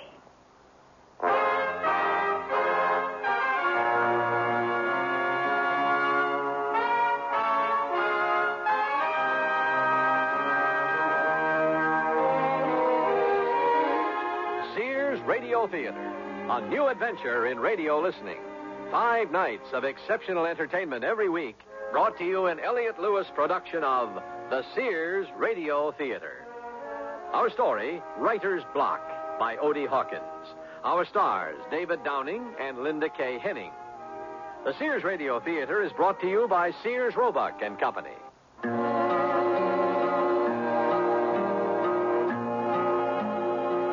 It's been said that only the artistically inclined can ever fully understand the artist. That leaves us with a nebulous question. Who fully understands the artistically inclined? Hello? Hello out there. This is Daphne Brewington. Daphne. Well, how are you? Margot and I were just talking about you last evening. How have you been and where have you been? Oh, the usual places. Paris, London, Madrid, Amsterdam, Rome. Oh, my beloved Rome. But that's not why I called. Oh, it sounds serious. Oh, it is, Bert, it is. It is my pleasure to inform you that our writing workshop will continue on its glorious way this coming Monday at 6:30. Well, I thought the workshop had been postponed till Adashenko's return. It was going to be until Alex Farley agreed to give us the benefit of his expertise. Alex Farley. Well, I thought he was in Europe. He was until 4 days ago. My international connections informed me that he had returned and was hiding out away from the crush and rush of fame at his parents' home. Alex, oh, that's great. I guess I'll have to pull the old novel out of the trunk. How long will he be with us? We'll have a 2-week feeding, 3 evenings a week. I just didn't feel I could request more. After all, the man is on vacation. And in answer to your last question, I've contacted Phil Snortshot and Madame O.C. Slithers. Fran T. Necker, Maria Tamayo, and Sergei Ozar are indisposed. Oh, our usual folks, huh? Great, isn't it? We'll have him all to ourselves. 3 evenings a week for 2 weeks. Oh, it'll be like a master class. One could say that. Well, I'd better make a note here. Monday, Wednesday, and Friday at 6:30 p.m. Oh, yes, Bert.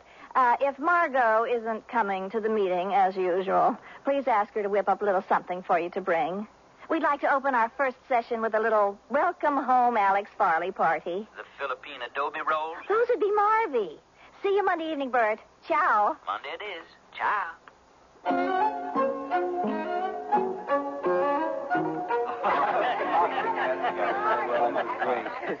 Please, everyone. Please, may I have your most undivided attention? I wonder what she'd do with our most undivided attention if she had it. Now, as you all can obviously see with your own eyes. This woman as though we had some other person's eyes to see with. Next thing you know, we'll be descending down the stairs next to our own 2 feet. Alex Farley, author of Stolen Souls and Bristling, has returned to his literary roots. Let's welcome Alex with a tremendous round of applause. Great to have you back, Alex. Just great. Oh, better than great. Real great, and you can quote me. Thank you. It's really good to be back. Nothing like returning to your old stomping grounds. Now then, who has something to read? Oh, Alex, we weren't prepared to read anything. This is our welcome let's get reacquainted with Alex evening. I'm sure no one... Oh, just pulling your legs, gang. But I'm serving notice tonight. When we meet on Wednesday, it'll be to get down to business. Same old Alex, the guy who always knew the value of pain and the price of causing it. Meanwhile, I'll have another glass of vino.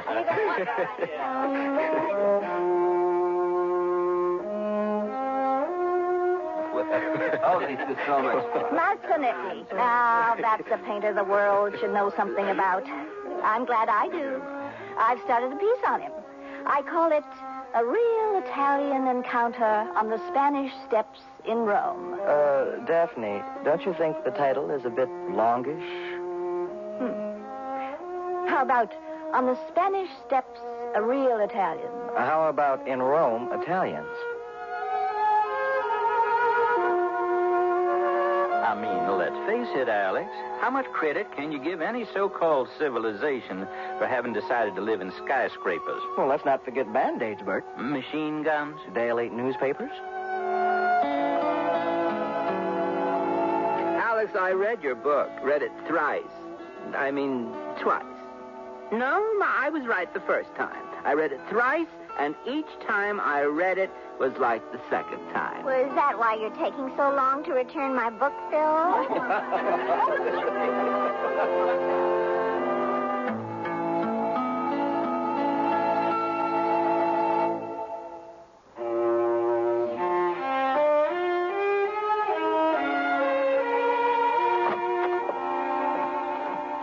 Alex? Yeah, Dad. I waited up for you. Come on in here.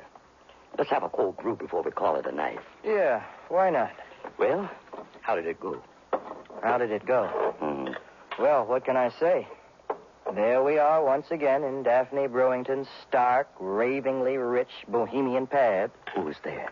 Daphne in her poor, rich boutique get-up. Cigarette holders, sunglasses glued onto her artistic forehead, going on and on about her salad days in the beat movement to her latest artistic discovery on the Spanish Steps in Rome last month. Bert Bourbon. You're the dude with the patches sewed onto the elbows of all his outer clothes? With the pipe tobacco that smells like burning dolls here. Phil Snortshot and Madam O.C. Slithers. The three people used to call the Scotch Trio. Right. Now, why should you be feeling so depressed about this group? Who said I was depressed? Well, you sound depressed. I guess I do, don't I? I'm pretty hard not to, in a way. Why? I don't know, really. I guess it has something to do with the fact that they haven't changed. It's like returning to a place where people have been pacing themselves on a treadmill. They're not going anywhere. You mean they're not writing? Right. They talk about writing, but they're not doing it. Well, maybe they're doing what they know how to do best. But how do you call yourself a writer if you don't write? Well, I think you've been a little hard on them, Alex. Now, let's face it. Now, there really ain't a whole lot of people doing what they say they are. Now, you got to at least give them credit for making the effort to pretend to be something they ain't doing, which is more than can be said for a lot of folks these days. Dad, you sound like O.C. No, that's good. Now that we've gotten this writer's thing out of the way, what were you starting to tell me the other day about this Spanish woman you picked up in the bar? You know, the one that you went to the bullfight with? Oh, you mean Serafina Sanchez Gomez? She had 4 names. 4 names and 4 sisters. And she wasn't all Spanish. Her grandfather on her mother's side was Indonesian.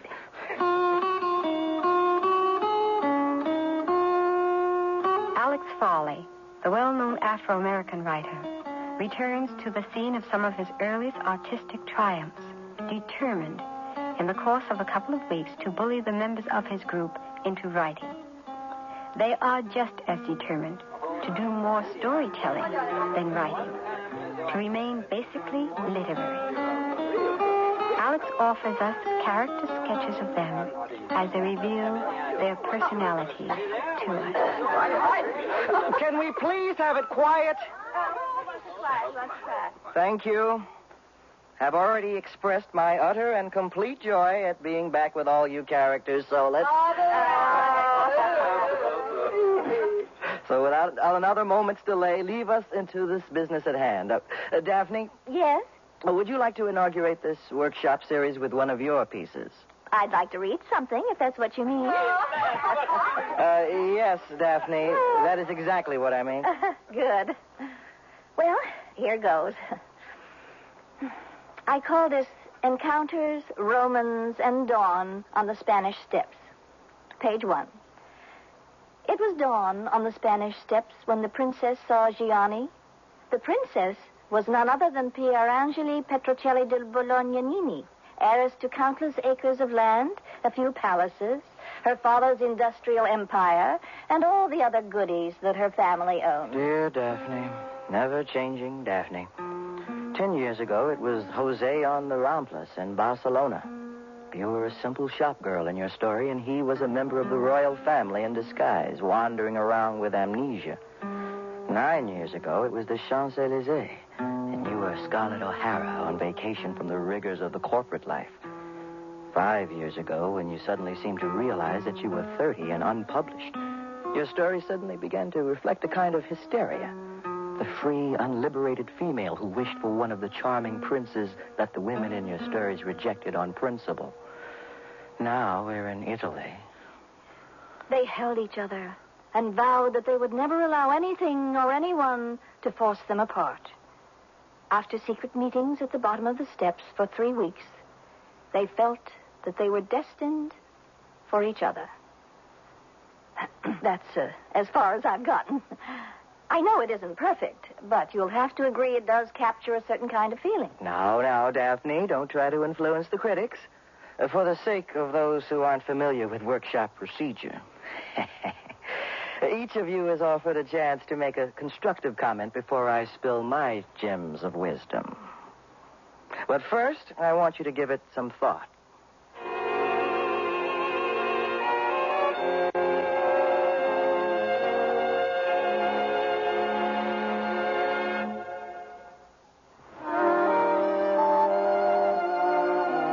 Now let's hear your comments. Bert? Huh? The story, Daphne's story, Encounters, Romans, and Dawn on the Spanish Steps. What did you think of what you heard? Encounters. That was great, Daph. Just great. Needs a little more atmosphere, but otherwise great. Phil? Well, what can I say? I've been both the victim and the beneficiary of Daphne's caricatures for years. Somehow I could see myself in her story. Borsalino hat cocked just so. Swank shades propped up on my arrogant nostrils. Striped barber shirt collar open to the belly button. 6 gold chains and a strand of tiny black pearls around my aristocratic throat. Cardinale suit jacket draped over my shoulders. Disco belt around my girlish waist. Phil. Yeah, Alex? What did you think of Daphne's story? Daphne's story? Encounters, Romans, and Dawn on the Spanish Steps. Oh, I'd give it a D- as a favor. Well, you've got a lot of nerve. Let's move along, shall we? Remember the rules. The author has a chance at the conclusion of the critiques to offer a rebuttal, but no debates. Okay, gang? Daphne, I'd say that your story needs considerable editing. A fresh title and a very objective look at the story in terms of how it would have some impact on anyone who had never fallen in love on the Spanish Steps in Rome. Now then, who else has something to read? I do. New blood?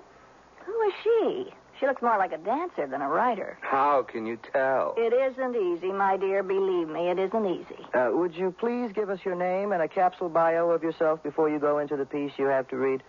Welcome to the workshop. Thank you. My name is Patience Weathersby. I'm from Crab's Claw, Massachusetts. Imagine that, all the way from Crab's Claw, Mass. And I've been writing seriously for 2.5 years. This is my first writing workshop, and... Well, let's hope it's not your last. Don't mind the kibitzes. It's a workshop tradition. What do you have to read, and what's it called? I have, I have a short story, and the title is The Little Pigeon Who Was Afraid of Tall Places. Cha-cha-cha. It's a children's story. Yes, of course. Gang, your complete attention, okay? Once upon a time. Oh, really? Once upon a time, there was a little pigeon who was afraid of tall places. When she was hatched, her parents looked at her, nestled and squawking with her brother and sister, and cooed with joy because she was an excellent example of what a baby pigeon should look like. Let's take a short break before we continue. Oh, rummy. Good idea, rummy.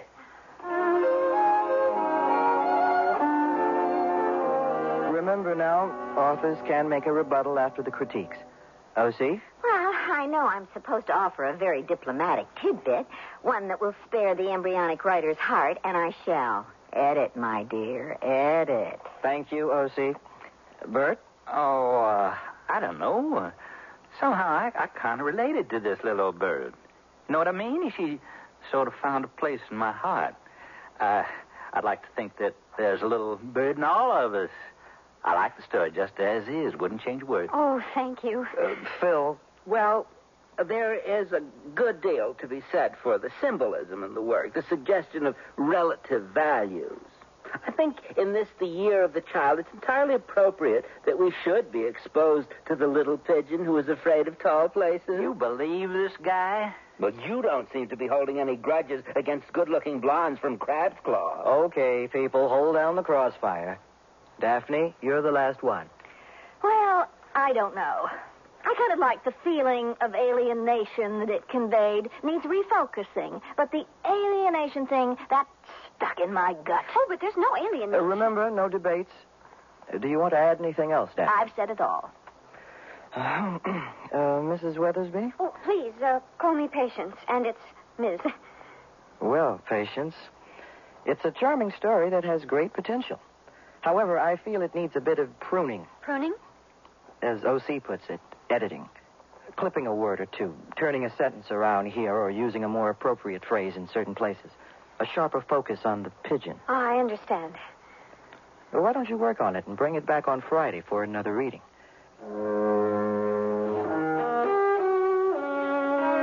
Don't take them seriously. They razz each other and anybody else who happens along. It doesn't bother me. Good. How long do you think it'll take for you to make your mark in the kitty lit field? Well, I've given myself a year to struggle. And after that, I'll return to Crab's Claw if I haven't made my mark. Patience? Do you like Italian food? Now, have you had dinner? To be honest, no. I haven't had dinner because, well, the struggling writer has to live frugally, right? Absolutely. And I do love Italian food. If you'll join me, we can title this evening, The Struggling Writer Had a Good Italian Meal. Sounds like something Daphne would write. I guarantee you, Luigi's will be better than anything Daphne will ever write. That sounds great to me. I'm parked around the corner.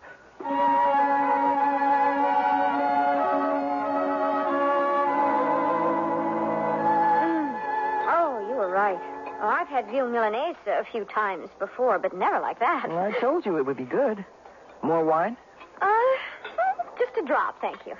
Would you care for a dessert now, Mr. Farley? Patience? Well, We'll have 2 zabaglionis and coffee, please. Now then, what were you saying about your dad? Oh, about him dragging my mom and me to Crab's Claw? Yeah. Well, it's a rather simple story of a career army man deciding to retire to the most unlikely place one could imagine. Well, what's it like? Crab's Claw? Well, just a small New England town. Mostly beach, a tiny commercial area, a town hall, reserved but friendly people after they get to know you. Strangely, it reminds me of a small city that we lived in Spain for a couple of years, while Dad was attached to the consulate. Sounds like Alicante. Oh, yes, it was Alicante. How did you know?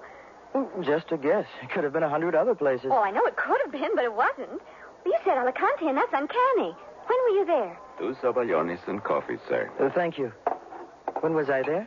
Last month. Is it the same? I mean, what does it look like now? I only spent a week there. This is super delicious. What's it called? Zabaglioni. I love it. Oh, go on. Alicante. Okay, the Moor's Head. The outcropping of rock on the cliff beside the castle that overlooks the beach. It's still there, looking more mysterious every day. No pun intended. Oh, I didn't think of it as being mysterious. It was rather like a familiar stranger to me. It was the first thing I saw in the morning and the last thing at night. Did you go to El Canario? I certainly did, purely by accident. I was wandering around one evening, trying to get away from the hotel scene. And the next thing I knew, my nose was being pulled by a quartet of fantastic aromas to El Canario. Oh, you know, I don't think that I've ever eaten paella as good as Senor Manaresa's. And the flat... Oh, calories.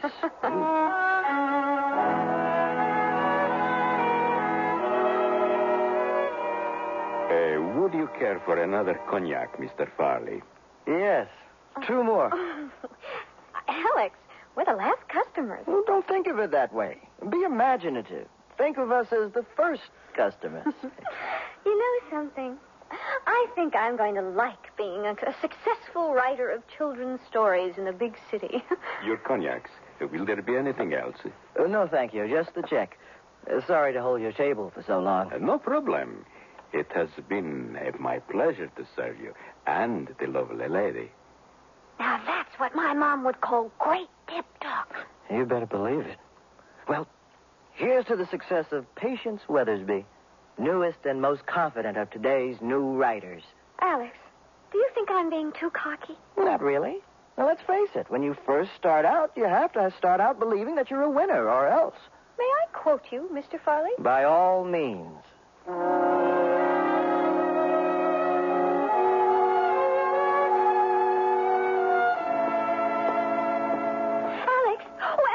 A shooting star. Oh, you missed it. Are you sure it was a shooting star? Remember, this is the big city. It might have been the mad cannonballer. Oh, it's such a beautiful night. I feel as though I'm in a dream. Red wine helps. Oh, no, there's more to it than that. I feel as though something extremely important, something really nice has happened in my life tonight. I feel that way, too. Do you? Really? Yes. Yes, I do. Alex, do you believe in signs? A red light, stop. Green light, go. That sort of thing? No, not those kinds of signs. I'm talking about something else. When I was in Spain, in Alicante, a gypsy woman prophesied that certain signs would tell me certain things. Well, naturally, I didn't believe a word she said at the time, but since then, well, like the shooting star. What's that sign supposed to mean? You really want to know? Of course. Well, she said that a tall, dark man would come into my life. And when this happened, the sky would just... What was the gypsy woman's name? I don't remember. How many teeth did she have? Oh, no. You know her. Maybe. Go on, tell me. How many? 2 at the top on the left side and 4 at the bottom on the right side. Mm-hmm. That was Serafina Sanchez Bogomez. She always makes that prophecy for American women. I don't want to get into what she prophesies for men. How much did she take you for? How much? I'll be honest. My 10-minute reading cost me $10. How much did yours cost? Well, she gave me the speed reader's rate, $10 for 5 minutes. And a good name to use in a piece about Spain someday. Serafina Sanchez Bogomez. Oh, I enjoyed the meal more than I can say. If there's one thing we Weathersby people enjoy, it's good food. And the Zabaglione. Yes, that. Oh, but more than all of that, I've enjoyed being with you. I don't know quite what to say. Don't say anything. Good night, Patience. Night, Alex.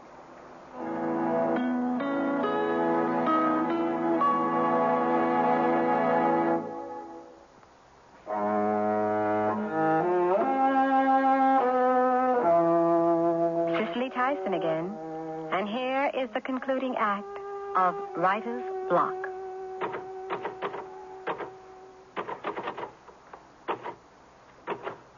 Alex? What is it, Mama? Oh, I just thought I'd peek in on you. You don't seem to be doing your usual 1,000 words a minute. Something else on your mind, huh?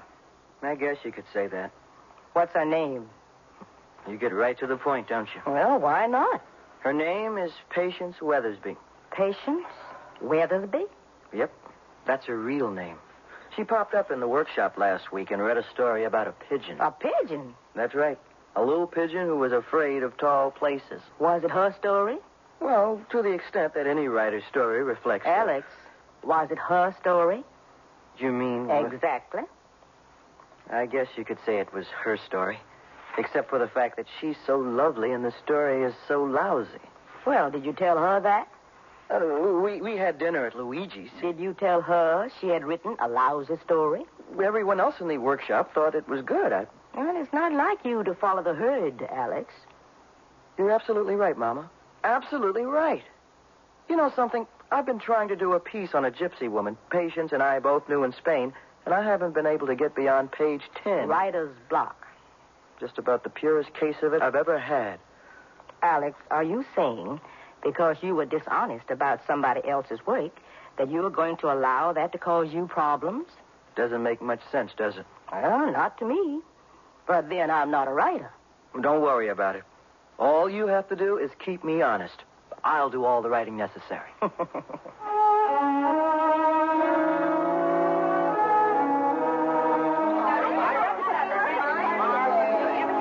I have your attention, please?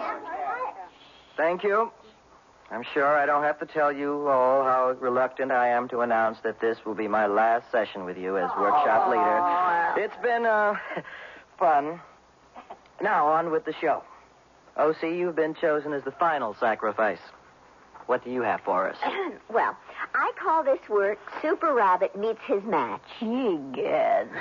Go on, O.C. Come on, group, listen up.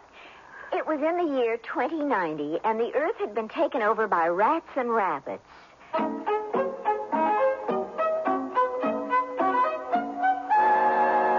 Gracious, O.C., that comes close to being almost as good as my piece. Never, never-ending day. I completely fail to see the possibility of any comparison. However... Ladies, please. Patience, let's start with you. What do you think of the story? It was frightening to me. I mean, maybe it's because I've always had pets of one kind or another. For a time, I had rabbits and pet mice. And the idea, well, the notion that these two innocent creatures would suddenly grow to the dinosaur level and go to war it's ugly. I mean, the story is lovely, but ugly. Bert? Well, as y'all know, O.C. and I have been known to leave the workshop and stumble over to Silly Willie's for a libation or two, or three. And, well, I remember when she first broached the idea. Bert, she said, are you aware that there will be only two types of animals around the way things are going in 2090 or thereabouts? Rats and rabbits. You did it, O.C. He's right on the money. If I were you, I'd start thumbing through the digest for a suitable market. You mean... It's really not bad, O.C. Daphne. And on that note, I hereby declare the end of the workshop for this evening. As you all know, Ladashenko will be back on the job come Monday. Well, since my opinion wasn't asked about O.C.'s story... Phil, I'm sorry. I mean, you were so unusually quiet that I overlooked you. Oh, no, it's quite all right, Alex. I was just so profoundly moved by the Slithers epic that I found myself becoming invisible. Wiped out, huh, Phil? No, rather. And there you have it. One of the most unusual moments that has ever happened in the workshop. A unanimous decision. And a tremendous round of applause for Alex.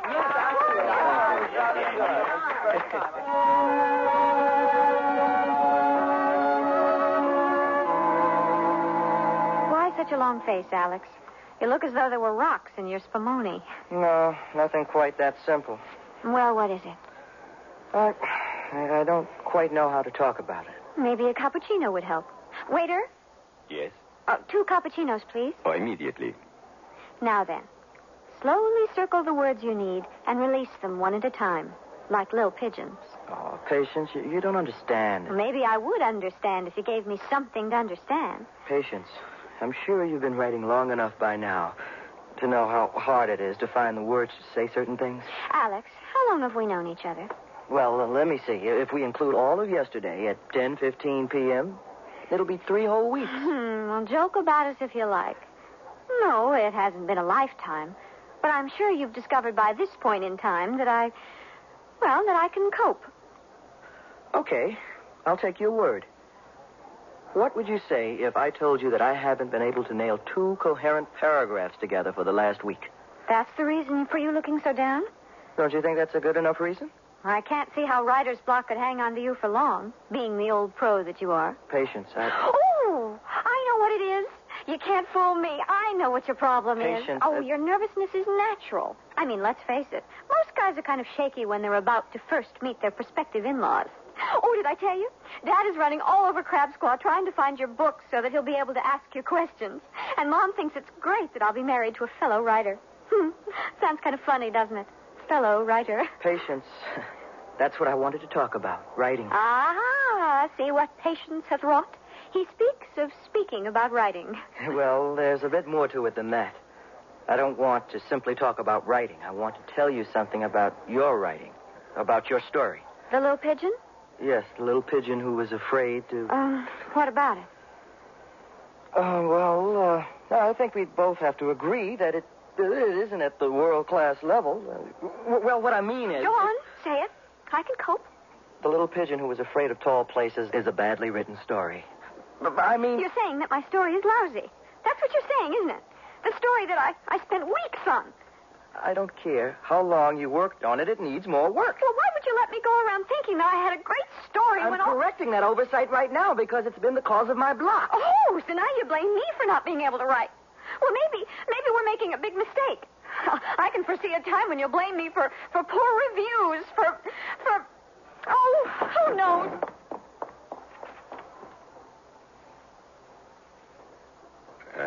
The lady does not wish her cappuccino?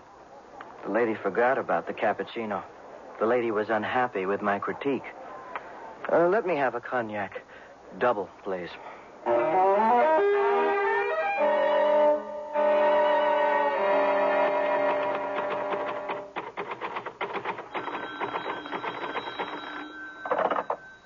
Hello?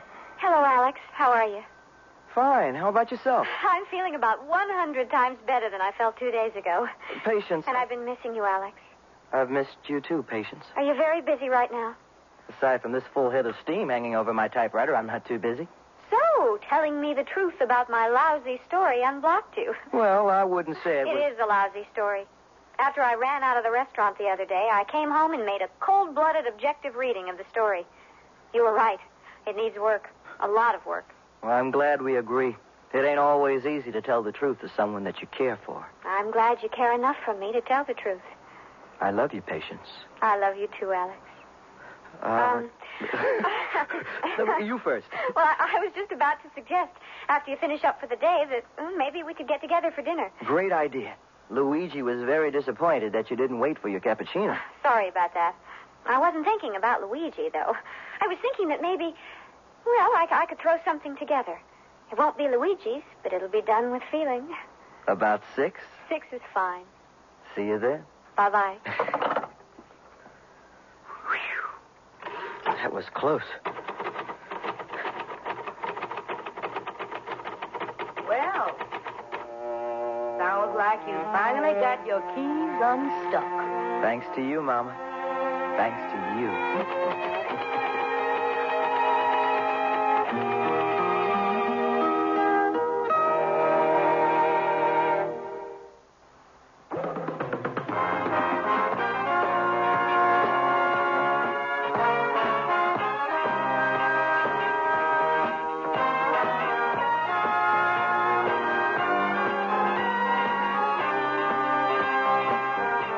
Sears Radio Theater has been brought to you by Sears, Roebuck and Company, where our policy is satisfaction guaranteed or your money back. Sears, where America shops for value. Writer's Block was written by Odie Hawkins, produced and directed by Elliott Lewis. Your hostess was Cicely Tyson. Our stars were David Downing and Linda Kay Henning. Featured in the cast were Jim Mapp, Helen Martin, Mary Jane Croft, Shepard Menken, Barney Phillips, and Shirley Mitchell. The music for Sears Radio Theater was composed and conducted by Nelson Riddle. This is Art Gilmore speaking. The Elliott Lewis production of Sears Radio Theater is a presentation of CBI. Tomorrow's Sears Radio Theater will be a story of adventure with Richard Widmark as your host. Let's listen. Quick to the facts. Yes, sir. Anyway, they wasted a team of buffalo. You mean this whole mess is over a team of wasted buffalo? Well, they belong to Jacques, the chief elder of the village. So be sure and tune in tomorrow to the Sears Radio Theater. 24 hours a day of great music and more. News, features, sports. From FM 103, KMOX FM, St. Louis. KMOX FM. CBS News. The pilot of an ill-fated jetliner followed emergency procedures, but that may have contributed to the disaster. This is Doug Poling reporting on the CBS Radio Network. Testimony was given at a hearing of the National Transportation Safety Board on the May 25th crash of an American Airlines DC-10 in which 273 people were killed. During the period just after one of the plane's engines fell off, the pilot followed the book, but apparently the book gave the wrong instructions. Betty Ann Bowser has a report. The chief of American's DC-10 training program testified the pilot of Flight 191 did what he had been trained to do when an engine failed. He reduced his airspeed, But in doing that, the pilot of 191 may have lost the edge he needed to stay in the air. The pilot was following FAA-approved procedures in slowing down, and what American Airlines teaches its DC-10 pilots in training programs. Since the crash, American has revised its training procedures, now telling pilots to increase airspeed when an engine fails. In simulation tests conducted by the Transportation Safety Board in 17 of 34 test flights, identical to Flight 191, pilots who did not follow the book were able to keep the simulated flights in the air. Those who did what the flight book recommended crashed. Betty Ann Bowser, CBS News, Rosemont, Illinois. Near the Akron-Canton Airport this afternoon, New York Yankees catcher Thurman Munson was killed in the crash of a small jet plane. Munson was at the controls of his twin-engine Cessna Citation, which went down about 1,000 feet short of the runway. 2 other men aboard the aircraft managed to get out just before it exploded. They are hospitalized in fair condition. President Carter is going to have to wait at least a month to get the gasoline rationing bill he wants. The Senate today rejected the House-passed version of the rationing plan. The House is adjourned for the August recess and won't start working again until after Labor Day.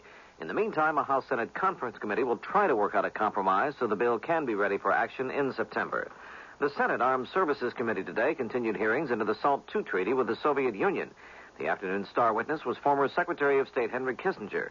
3 committee members have signed a letter to President Carter, which was read to Kissinger. The letter, by Democrats Sam Nunn of Georgia, Henry Jackson of Washington, and Republican John Tower of Texas, asks for details on how the Carter administration would increase defense spending to beef up U.S. military power. Kissinger voiced agreement with the letter. This is the sort of information which I believe is necessary for the Senate to be able to determine whether we have a national program in the security field which would make ratification in the national interest. The thrust of your letter, the thrust of your questions would, in my judgment, supply the sort of answers that are needed to make a judgment on the issues before us. The State Department said today it's temporarily suspending the sale of arms to Northern Ireland, pending a review of the human rights situation there. He's only been in the U.S. Senate for 6 months, but apparently some people are impressed with him. Senator Larry Pressler, Republican of South Dakota, has some backers who'd like to see him run for president next year. They formed a committee to push a Pressler candidacy.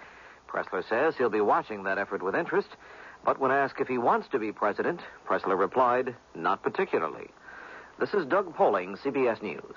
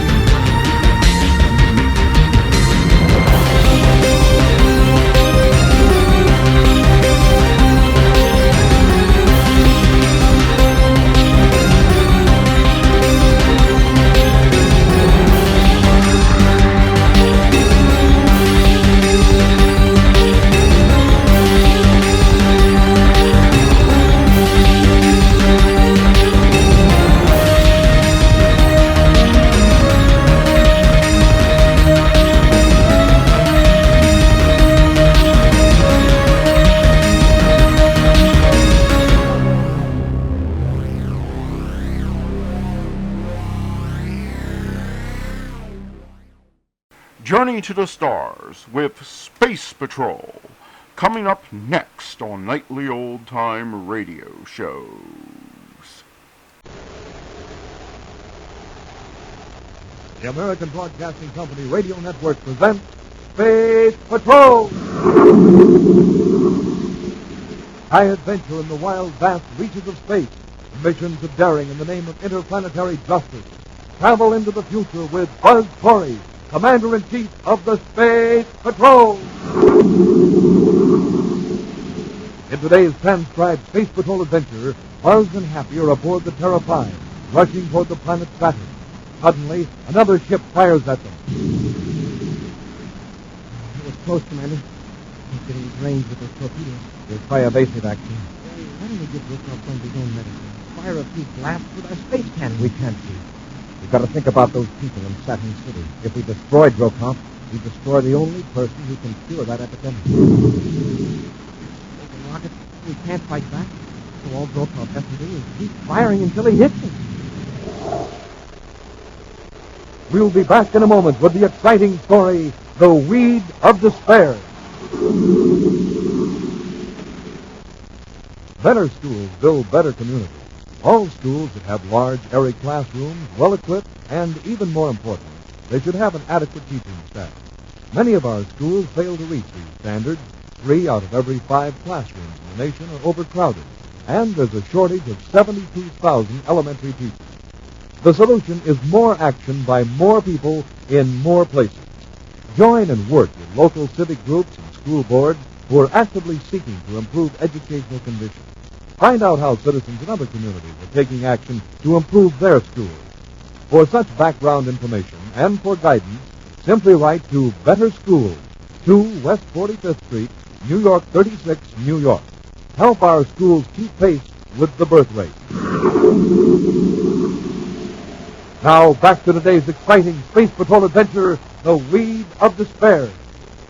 Commander Corey and Cadet Happy are aboard the Terra 5, bound for the planet Saturn to investigate a strange malady that has afflicted Saturn City. Leading doctors of the United Planets are unable to explain the cause of the sickness, which leaves its victims suffering from strange fatigue and anxiety. Many of the city's leaders have been affected by the spreading epidemic, and Buzz fears that immediate action is needed to prevent a serious disaster. Commander, if the doctors can't do anything about that sickness, what are we supposed to do? Our job is to keep the people of Saturn City from hurting themselves and others. I've read in the medical reports, nobody gets violent. It's the opposite, in fact. They just sit around and brood and worry. Exactly. Every motion seems a tremendous effort to them, a useless effort.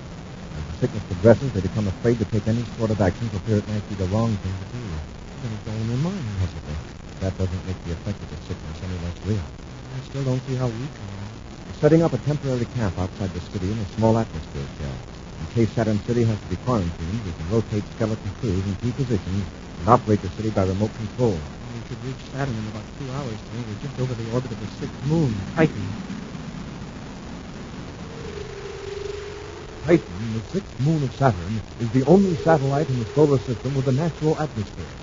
Prospectors like Mort Stocker and Reese Haviland, with little money for spacesuits or small atmosphere shells, take advantage of this fact in their search for valuable minerals. Their small, powerful surface truck roars over Titan's rough terrain. Nice kid right over that hill, Reese. I think you're rocking, man. Flashes in the sky, flashes over the hill. I saw him, green flashes. Yeah, the polka dots, sure. No, there wasn't any polka dots. Like I told you, I was looking out the window of our shack when the first flash came out in space. Meteor. And then several minutes later, the next one came. Once it exploded and hit the ground. If it exploded, it isn't going to do us any good, even if it was solid uranium. Look, you can see it now. That's where it landed, that big scarred place a quarter of a mile ahead. I see it. It's all black and torn. But it wasn't a meteor. A meteor would have dug a crater. Something's been burned, Reese. Something burned hot. Hey, stop the truck. Look out at the man, land on the ground.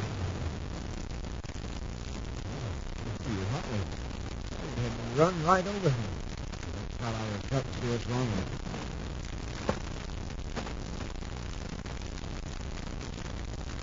Roll him over, Mark.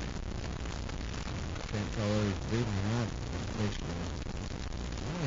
it's been punctured right here in the lane. Wherever exploded over there. A chunk of it hit the program. Pretty neat. He's alive, all right.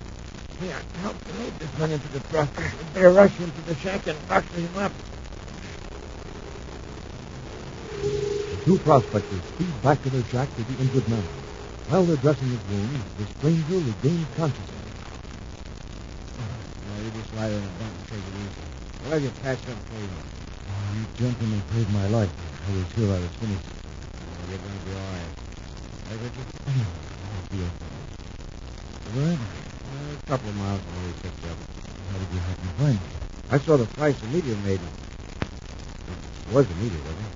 No, it was my ship. I tried to cruise it. Something went wrong with the reactor. I managed to set down and get out before it blew up. Fragment must have caught my leg. You were lucky at that. By the way, my name is Reeve Havlin. My Beetle Brad friend here is Mort Stocker. We're prospectors, in case you haven't guessed. I'm very glad to know you, gentlemen. My name is Gelden. I'm from Venus. Venus, huh? Yes, a plant ecologist. What kind of a factory you work for? Factory? Oh, I'm afraid I didn't make myself quite clear. I work with growing plants, flowers, bees. Well, Mr. Gowan, you won't find many plants on Titan. I didn't expect to. My landing here was kind of accident. Yes, sir. You gentlemen probably get around a lot. Maybe you can help me. Would you be good enough to bring me my jacket? Oh, sure, I'll get it. I'm searching for a certain type of plant. A weed, to be exact. That's neighborhood. Yeah, but you'd know it. Well, I might. Here's the jacket, Mr. Gowan. Thank you. Oh, that's pretty fancy. I ever saw clothes quite like these before. It's a semi-official uniform. Here's what I wanted to show you. These pictures. Did you ever see one of these plants? I think I would do. Let me see them once. You mean you're looking for a mangy-looking weed like this? I admit it's not very attractive, but it has interesting medical uses. Think carefully. Have you ever seen it? As you can see, it's soft as a grayish yellow. Once a year, it grows a big purple ball of pod full of spores. Seeds, you probably call them. No, Mr. Gelden, I have never seen anything like this. Neither have I. And this is what you're looking for, huh? Hey, you're stranded on Titan without a ship, Mr. Gowan. We'd be glad to notify the Saturn Space Patrol. No. I mean, Bob. We got a paperphone in the next room. The fact is, I feel rather foolish asking for a rescue ship. You'll probably be going to Saturn for supplies in a day or so. I'll go in with you. We don't have a ship here on Titan, Mr. Gelden. Well, you see, we're prospecting on the cuff, so to speak. Big company advances supplies and equipment. Every 30 days we send a ship here to drop off more supplies. Then they pick up samples of ore. You want to wait till the ship comes? You're welcome. And how long will that be? Well, that ship was here 2 days ago. It'll be 28 days for next year. Don't let that worry you. We got plenty of food. You're welcome to stay with us. You know, you just lie down there and take it easy while I rustle up some food for you.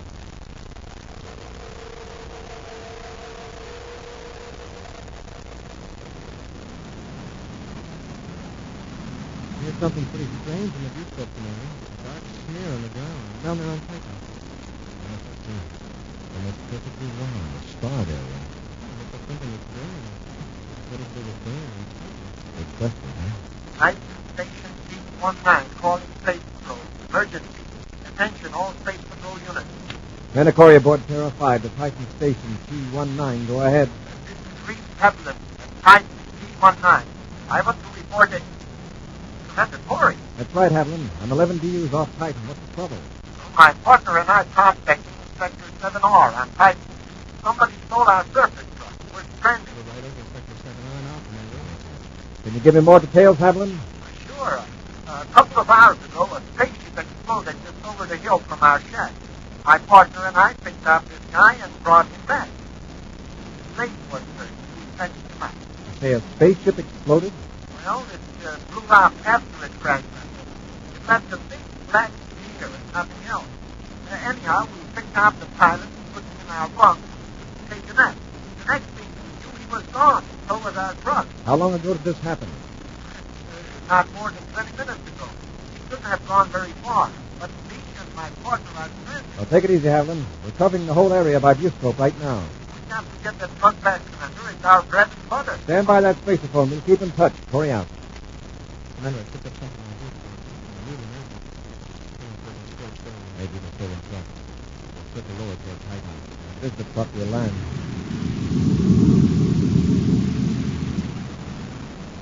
When closer observation proves the moving object to be a surface truck, Buzz lands the Terrified near the blackened area. By now, the surface truck has stopped near some large rocks. Buzz and Happy descend the landing ladder and advance toward the truck. A man in strange clothing turns from a crevice in the rocks and stands with arms folded, waiting.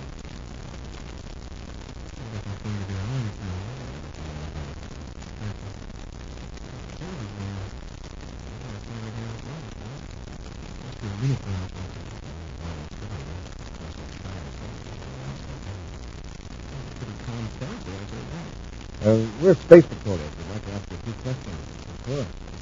Where did you get that surface? We got a couple of parts like that. Worked Stocker and Reed's Having. I suppose they reported it stolen. Right. Actually, I only borrowed it. I figured I'd get back to the shack before they missed the truck or me. Why are you here? Looking for something? Yes, I am. You see, I had some valuable personal effects aboard my spaceship. I had hoped they were going to hear about the explosion, so I came back to look for them. That's right. Find what you were looking for? No, I didn't. Not the value. The explosions are very complete ground. I didn't know that. But it's place of the hull, the active shield, or anything. Yet you escaped. Practically without a scratch. I was fortunate. I managed to get clear of the ship before it blew up. What's that? Kelvin, are you sure that you didn't manage to save a portable spacephone from the ship before it exploded? It's in code, sir. A very strong code. That's the kind of night you picked up. I had the space receiver. What do you need?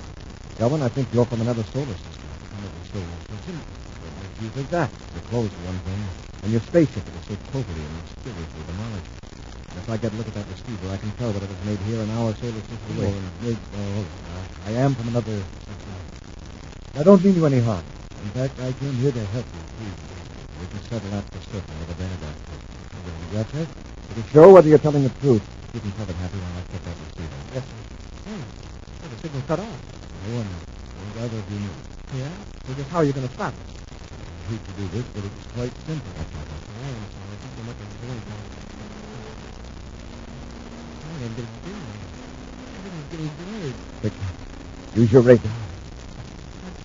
Of course you can. This harmless-looking belt is radiating a field of 100 rays. Commander!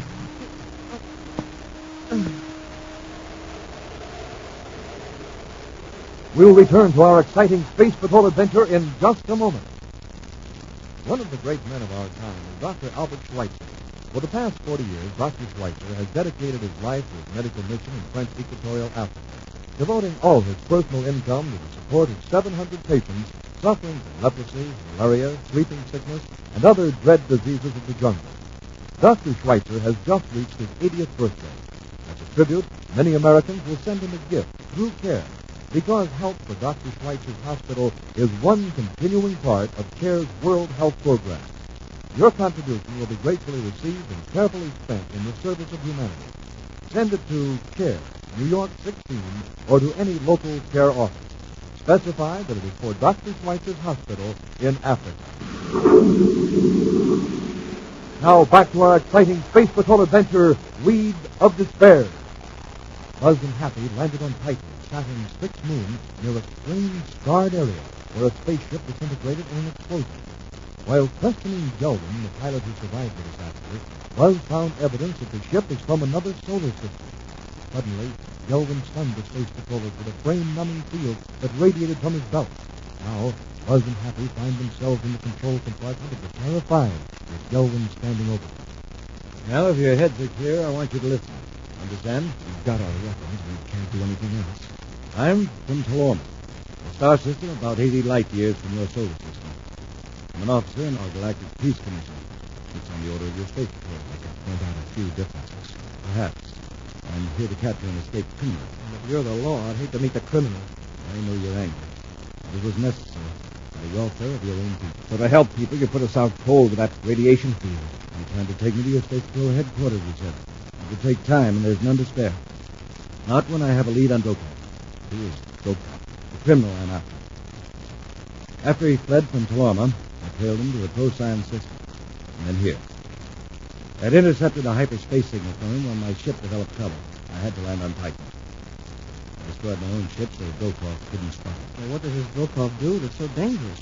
He brings entire planets under his control. How does he work? I want to show you some pictures. Did you ever see a plant like this anywhere in your solar system? Sorry, how about you, Harvey? No, sir, I think so. This weed is probably the most dangerous plant in the universe. It looks harmless, but just a few of them can pollute the atmosphere for miles around. You know it's poison? Not in the ordinary physical sense. Its effect is emotional or psychological. You see this purple sac, a pod? Mm-hmm. When that pod bursts, billions of microscopic spores are released into the air. If any of the spores are breathed by human beings with strange sicknesses develop. What kind of sickness? A great lassitude, a fatigue. The victim is overcome with a sense of hopelessness. Nothing seems worthwhile. Then comes a horrible anxiety, a formless, baseless worry, and a sense of despair. Saturn City. That's exactly what's happening in Saturn City. What is Brokaw's purpose? How can he profit by it? Brokaw also has the only cure for this sickness.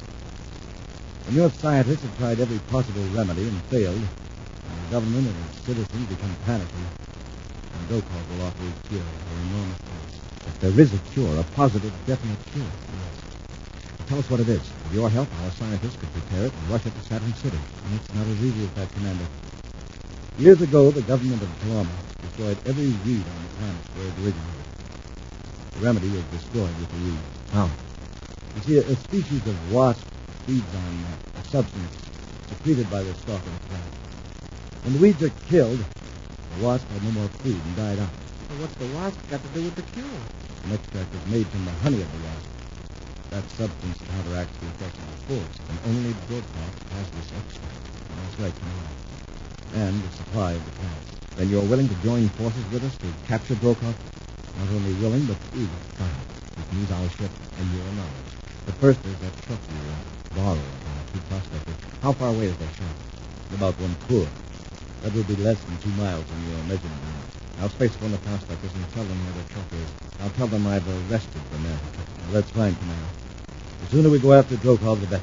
Where do we start looking for him? I only know he's somewhere in this part of your solar system. We'll head for Saturn City and make a few inquiries. Prepare for blast-off path. I'll contact Mort Stocker. Blasting off from the 6th moon was such a vector for the planet Saturn. Now the Terrified is a few hundred BUs in the outer perimeter of Saturn's ring. It's a magnificent sight, Commander. Those rings on Saturn, yes, they are beautiful. From this angle, the rings look smooth and flat. One might even be tempted to try to land on them. If you tried it, your ship would be chewed to pieces in a fraction of a second. Those rings are made up of tiny fragments of rock whirling around Saturn at about 10 miles a second. Commander, look at the rear view scope. There's a ship right on our tail. He's on a collision course with it. We'd better warn him. Private cruiser, sir. That's all I can tell about it now. He's firing at us. What's he lobbing space torpedoes at us for? Doesn't he know this is a space patrol ship? I think he does, Happy. I'm the one he wants to get. You? But who would want to... Oh, Brokaw. Yes. Commander, do you mind if I try to contact him? Go ahead, Gil. Brokaw, this is Gelwin of the Galactic Peace Commission, Talama Division. Brokaw, do you hear me? Yes, Gelwin. I've been waiting for you. How did you know I was aboard the commander's ship? I intercepted Torrey's conversation with the prospector. I have been watching Titan since your own ship landed there. I have also overheard your hyperspace messages to Talama. Torrey knows that you're responsible for what's happening to the people in Saturn City. When you show up with the remedy, you'll be captured. That's right, Brokaw. You won't be able to profit by your extortion plot. I disagree, Commander. You have not seen an entire city in the grip of an epidemic of despair. When the sickness really takes hold, your United Planets government will do anything to obtain the remedy, at any cost. If that's the case, what will you gain by destroying us? Gelwin knows too much about me. You two working together could cause me some annoyance. Now, Commander, further conversation is useless. If you'll excuse me, I will resume the pleasant task of exterminating you. Well, there's no use appealing to his finer sensibility. That's right, Commander. Oh, that was close, Commander. He's getting his range with the torpedoes. Why don't we give him some of his own medicine? If we give him a few blasts with our space cannon... We can't. Gotta think about those people in Saturn City. If we destroy Brokaw, we destroyed the only person who can cure that epidemic. He's gaining on us, sir. smoking rockets we can't fight back. So all Brokaw has to do is keep firing until he hits us. I'm changing back to half.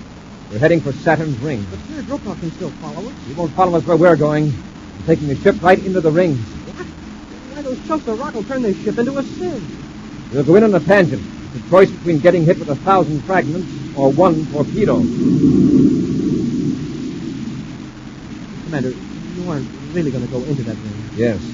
We're going to nudge our way in gently. We'll match our velocity to the particles in the outer rim. We'll be riding along with them, sort of rolling with a pendulum. It might work, Commander. Have to run the repel array about 1/10 power. Yes, sir. We're going to grab a ride on Saturn's merry-go-round. When those particles seem to be standing still, we'll pull into the stream. We're almost at match velocity now, Commander. The repel array ought to keep off any particles that come too close. Brokaw's still firing at us. Uh-oh. He's changed vector. Good. It means he won't try to follow us into the ring. Yeah, those particles are all around us now, sir. They look like they're suspended in space outside our viewport. Like a swarm of bees. And if we don't disturb those bees, we won't get stung. Now the trick is to work our way deeper into the ring. Can you do it, sir? If we increase our velocity gradually, as we move toward the inner part of the ring, it ought to work. Then you're going to spiral your way in, clear through the ring. No. We'll stay in long enough to convince Brokaw that we're finished and come out through the top. I bet he's already sure that we're full of holes. Gelman is going to cut in the hyperspace receiver. If Brokaw keeps in close touch with his Confederates back in Paloma, we may learn something about his plan.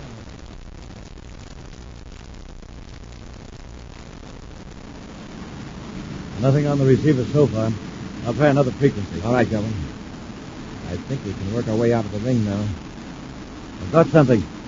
There's some code. I can't make it out. Is it control armor? I don't know. Yes, I'm certain of it. Gelwin is dead. You do not have to worry about his meddling anymore. Brokaw. I'm not only rid of Gelwin, but the commander of the United Planet Space Patrol as well. The fools dived into a ring of fragments that whirl around the planet Saturn. They must have been ground to pieces in a few seconds. Good work, Commander, just like you said. I've got more good news, Ormach. The situation in Saturn City is desperate. Half the population has become so depressed by the effects of the weed spores that they aren't working. Communications, transportation, power, they're all disrupted. The accident rate is way up. I'll wait a few days for real panic to set in. Then I'll appear with my magic remedy. I'll ask $1 million credits first. And if the officials quibble or delay, my price will go up. I've got quantities of the remedies stashed all over the solar system. There's a supply on Saturn moon number 9 in a lunar-type spaceship, all earmarked for Saturn City. The remedy will stay there until they meet my price. I'll keep you informed, Ormach. Brokaw out. A lunar-type ship on the 9th moon. Commander, if we only knew what part of the moon. The 9th moon of Saturn. Small, only 200 miles in diameter. It shouldn't take us long to find the ship, unless it's hidden. We'll spiral out of this rock swarm and head for the 9th moon. A few moments later, the Terra 5 emerges from the outer rim of the whirling rings of Saturn, like a silver spark from a spinning grindstone. Buzz sets a vector for Saturn's 9th moon. Then comes the long, patient search of the surface of the tiny Saturn. This makes 6 times around, Commander. It'll take about 12 more to cover the surface completely. Every inch of that moon's surface looks just like the neck. Commander, look. The right edge of the view scope. Is that a rock? No, it's too smooth for a rock. Increase the sensitivity height. Yes, sir. I think it's what we're after. Lunar-type ship. Into your spacesuits. We're going to land.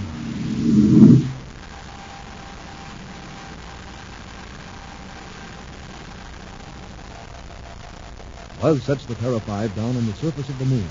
Then, in spacesuits and with ray guns ready, they advance toward the small ship. There probably isn't anyone aboard, and we can't afford to take chances. We have trouble getting into the ship, Commander. Brokaw probably locked the hatch. I've thought of that. The Talmud torch will do the trick. You two wait here. I'll go up the ladder first. Yes, sir.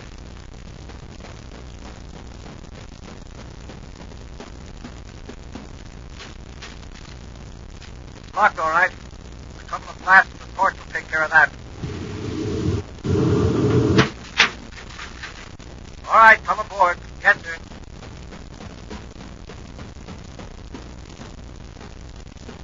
We'll try the storage compartment first.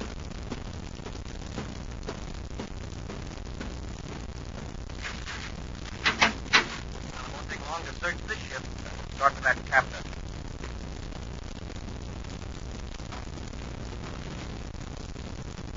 There's small containers here, but I can't read the labels. They're in my native language, Paloma. simply ordinary chemicals. Here. Remedy for weed of despair. Hey, wonderful. But it's just a small bottle. There are thousands of people in Saturn City. This will be enough. Fortunately, the remedy can be diluted millions of times and still be effective. But how can we get it to the people? That's a good question. The nature of the sickness itself is working against them. The victims haven't any initiative or any desire to get well. They won't cooperate because they can't. They wouldn't show up for treatment. And we'll have to find people that aren't sick and train them to administer the treatment. That's no problem.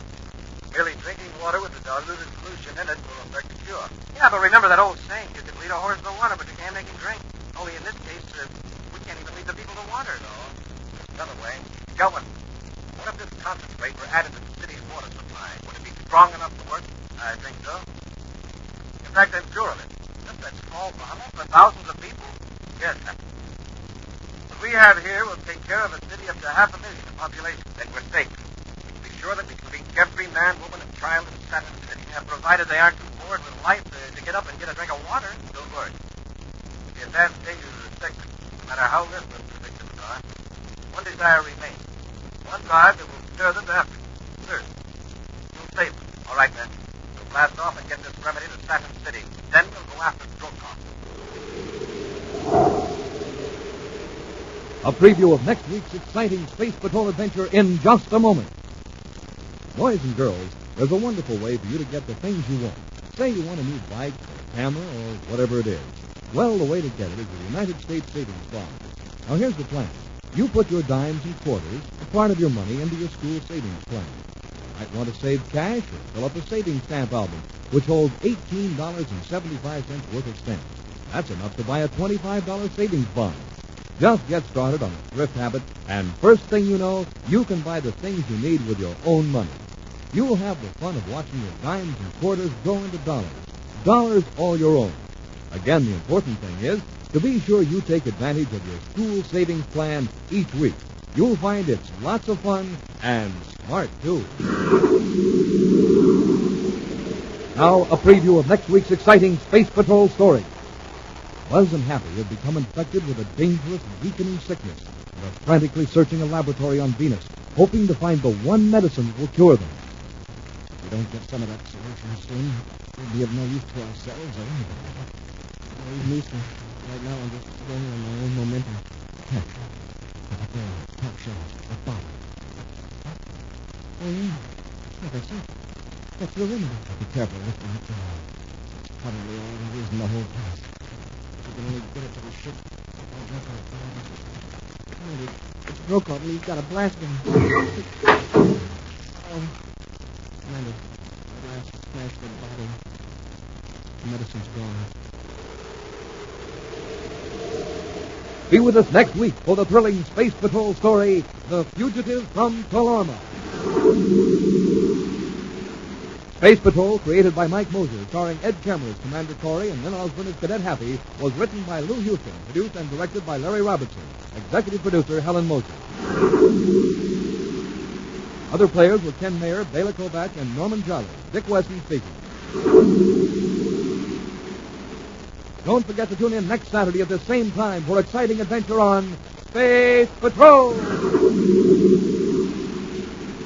This program is broadcast to our armed forces overseas through the worldwide facilities of the Armed Forces Radio Service. Space Patrol came to you transcribed from Hollywood. This is ABC Radio Network. Is ABC Radio Network. Is ABC Radio Network. Is ABC Radio Network. Look, up in the sky. It's a bird. It's a plane. It's the Adventures of Superman on nightly old-time radio shows. Coming up next. Presenting the transcription feature, Superman. The sky. Look, it's a bird. It's a plane. It's Superman.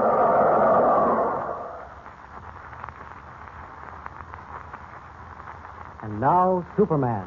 Strange visitor from another world whose physical powers are far beyond those of mortal men, and who wages a never-ending battle against crime and oppression, disguised as Clark Kent, mild-mannered reporter for a great metropolitan newspaper.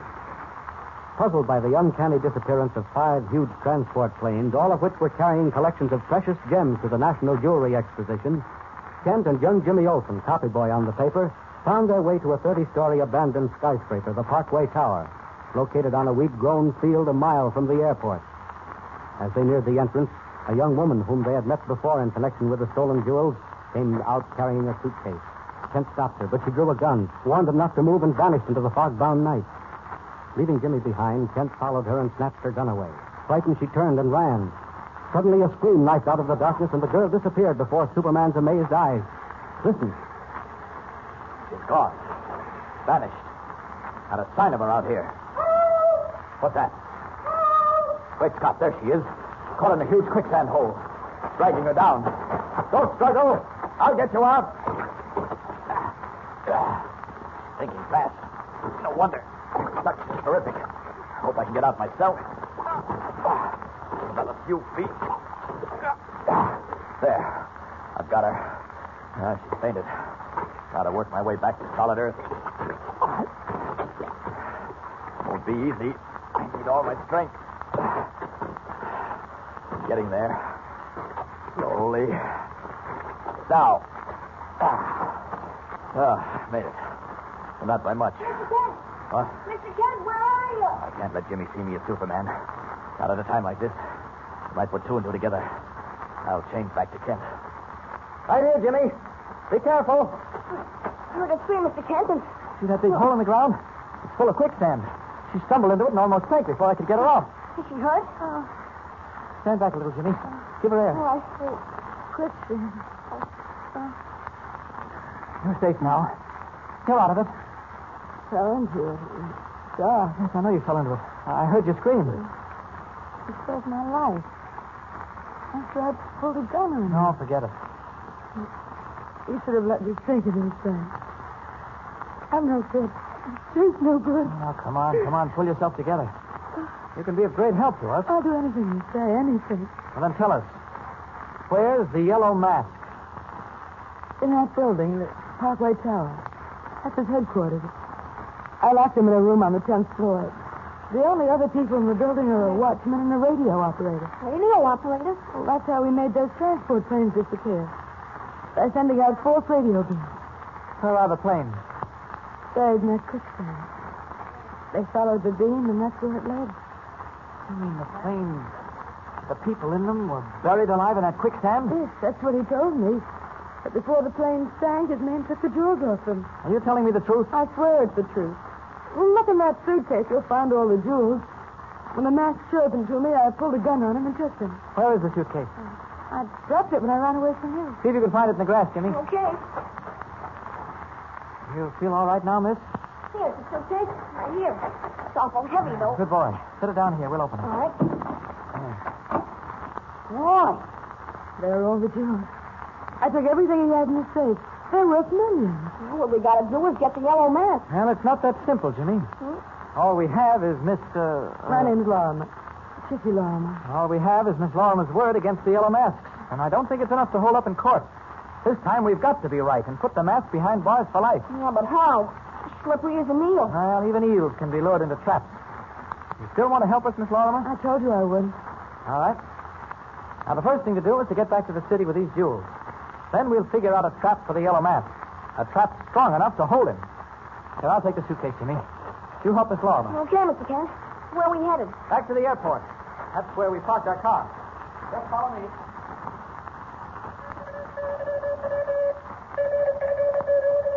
Good evening, radio fans. This is Bill Breen with some hot news for you. Chicky Lorimer, alleged queen of $1 billion jewel ring, still refuses to tell police where she hid a fortune in precious gems stolen from the National Exposition. The young woman now being held in city prison says she won't talk.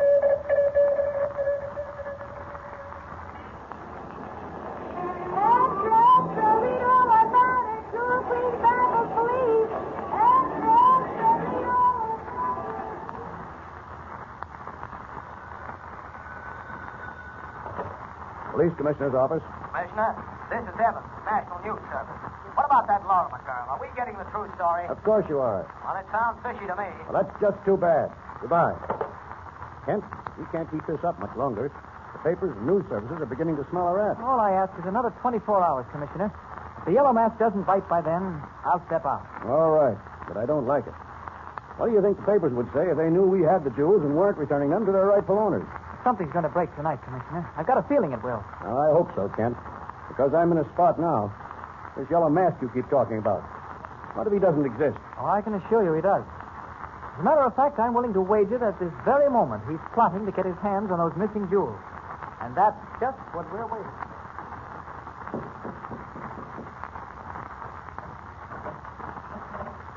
You sent for me, Chief? Yes. Close the door. I've got a job for you, Lefty. A dangerous job. Ah, you know me, Chief. Nothing's too tough if there's dough in it. $500, Lefty. Why, Chief, for 5 G's, I'd steal a battleship with half the Navy on it. I don't want any battleships. But listen closely. There's a girl being held in the city prison. Yeah, I heard about her over the radio. Copped a load of ice, didn't she? She walked out of here carrying $15 million worth of precious gems. Ah, that ain't hay. Where'd she get the haul? Never mind that. I want that girl brought to me. You mean I got to sling her out of the jug? Exactly. And for performing that little service, you will be paid $500 on delivery. Well, I don't know, Chief. Slinging a dame out of that hoosgow ain't no pipe. I thought you said no job was too tough for you as long as there was money in it. Well, yeah, I know, but maybe I'll have to grease the skids. Maybe I'll have to pay off a couple guys. How about making it $1,000? $1,000? Well, that ain't too much. Not for this kind of job. You guarantee to get her out tonight? Sure. Where do I take her? You want me to bring her here? No. I've got a little place about 20 miles from the city. I'll tell you how to get there. But first, there's another little matter that you and your friends will have to attend to. Yeah, what is it? You may be followed. In case you are, I have a plan for getting rid of whoever follows you. Okay, but first let me call a couple of guys and get them set. Go ahead. There's the phone. These guys know their stuff.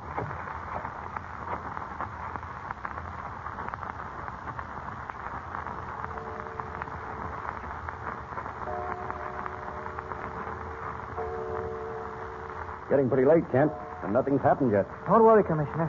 It'll break soon. You know, Kent, I still don't get the point behind all this. For instance, why is that girl reporter sitting in a cell in the city prison instead of Chickie Lorimer? Because I can trust Lois Lane, and I'm not certain I can trust the Lorimer girl. Lois is one of the best reporters on the Daily Planet, and she's not afraid of anything. But you said the Yellow Mask knows the Lorimer girl. Well, that won't matter. You see, this is how I figure it to happen. The Mask must have read in the papers or heard over the radio that the police are holding Chickie Lorimer, but she won't tell where the jewels are hidden. And naturally, he figures if his men can bring him the girl, he can force her to reveal the hiding place. Well, what if they do break her out? I mean Miss Lane. I'll follow them in my car, just to see that nothing happens. Lois has full instructions. She knows what to do. I better send a police detail along with you, Kent. Now, that won't be necessary, Commissioner. I'm taking young Jimmy Olsen. He's been on this case from the beginning and wants to see it through. He's waiting outside in the car. Excuse me. Commissioner's office. Yes, Cassidy. What? You sure? All right. Handle it just as I ordered. You were right, Kent. A man has just applied at the prison for permission to talk to Chickie Lorimer. Says he's her brother. Come on. We can watch what happens from the front window. Prison's across the street. Here, sit down. Oh, thanks. Does the warden know what he's to do? Yes. No resistance. Let them take the girl. Good. Oh, that must be their car in front of the prison. Big black sedan. Motor's running. Kent, look. They've got her. They're coming through the gate. That means I've got to get going. See you later, Commissioner.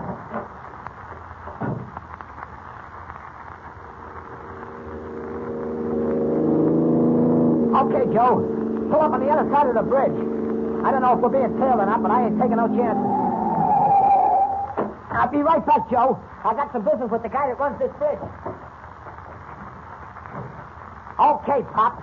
Open the bridge. What do you mean? I said open the bridge and don't stall. But you can't... Open it before I let you have it.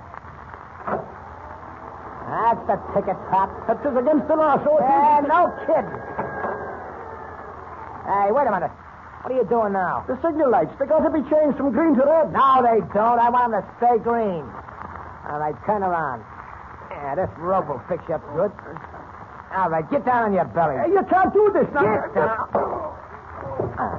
Couple of turns around your ankles and you're all set. So long, Pop. Come back. Come back here. All right, get going, Joe.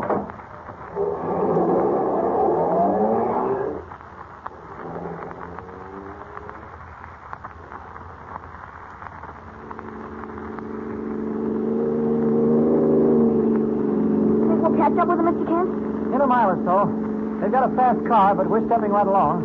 What's that green light up ahead? Oh, it's the signal light on a drawbridge. When the light's green, that means the bridge is closed. I'd better get over it before some boat comes along the river and the bridge opens. Here we go, Jimmy. Yes, there they go at better than a mile a minute, hurtling through the darkness over a drawbridge that shows a green light, but is wide open with only the deep, swirling river below. What will happen? Don't forget to tune in next time and follow the thrilling story with Superman. And remember, tune in the next thrilling installment of the transcription feature, Superman. Up in the sky, look! It's a plane! It's Superman!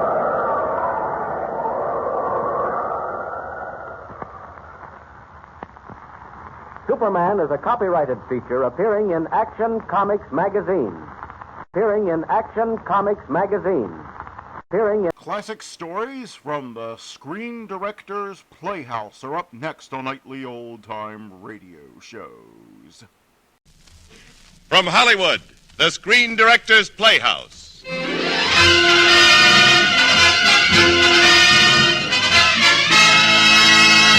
Screen Directors Playhouse, star William Powell, production One Way Passage, director Tay Garnett.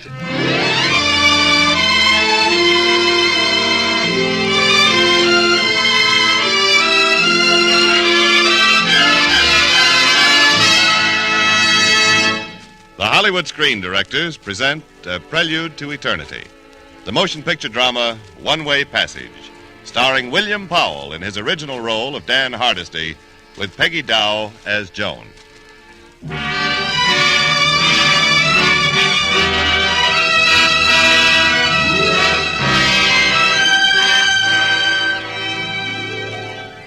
I'm a doctor, therefore a sort of scientist, I suppose.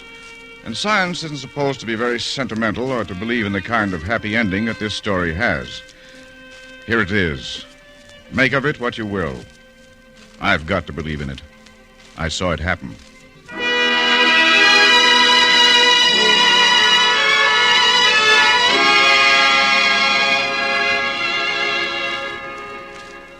I suppose as Joan Ames's doctor, I should have kept her away from the excitement of places like the Bar of All Nations back there in Shanghai. But I couldn't bring myself to spoil her wistful fun. Joan was trying so very hard to pack a lot of living into so short a time. Joan had heard the worldly wise man at her elbow order...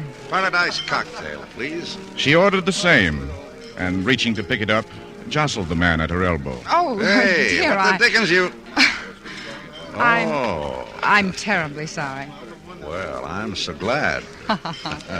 It seems I slipped. We all slip now and then. But I've spilled your drink for you. We both have some left in our glasses. Yes, a few drops. Always the most precious. And I can't imagine a more appropriate time to drink the last few drops of a paradise cocktail. Here's hoping you get everything your heart desires. I've got it. Drink. Thank you. Me too. My name's Dan. Mine's Joan. Hello, Joan. Hello, Dan. Goodbye, Dan. Oh, no, that sounds too ruthless. I'm sailing tomorrow. Honolulu? And then on to San Francisco. Oh. Well, luck allowed us a little time together anyhow. It's hail and farewell, Dan. Listen. Auf Wiedersehen. That means goodbye, doesn't it? Joan? Yes? Break your glass. Why? Do it. All right. Now, I break mine. Now put the stem of your glass across the stem of my glass so it makes a letter X. Why? Please. All right. There. Now, what does it mean? Well, perhaps X marks the spot where one rare, bright moment was captured. Perhaps. Goodbye, Joan. Bon voyage and auf Wiedersehen.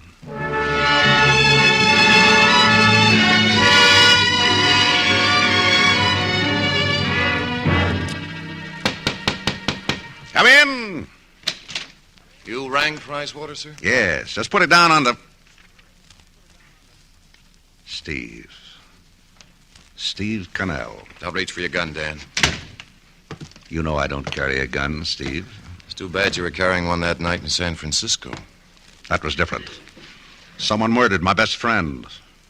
And the law didn't do anything about it. So you took the law into your own hands. I'm not sorry. But you're coming back to San Quentin with me, Dan. I'm ready. You killed a man. You gotta pay. I said I'm ready. The boat leaves for San Francisco in 1 hour via Honolulu. Honolulu. To San Francisco, to San Quentin. And the death house. Well, I'm still ready, Steve.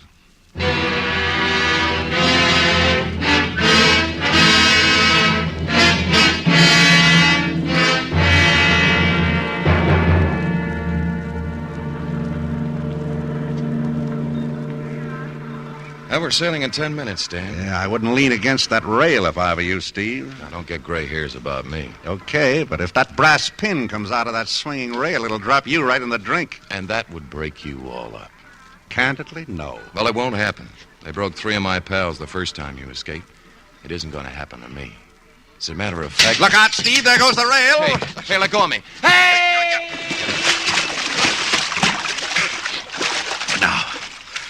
Now to swim for it. Dan. Swim for it.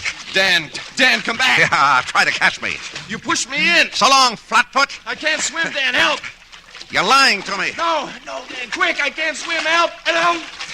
Oh, okay, Steve.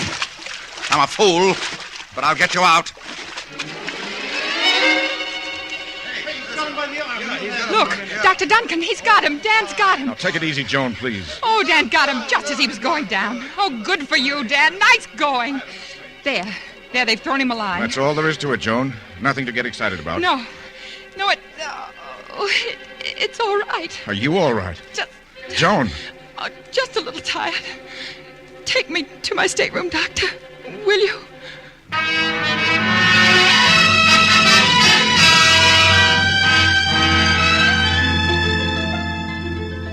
Thank you, Doctor.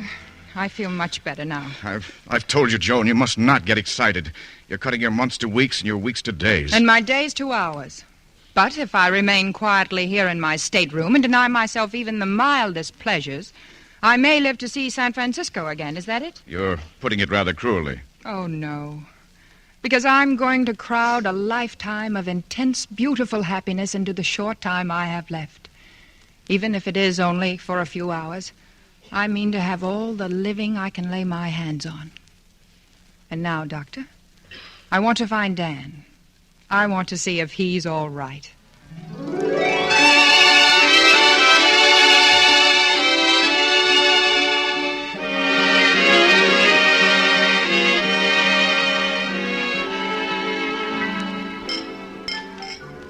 Say, Dan, what is that you're drinking?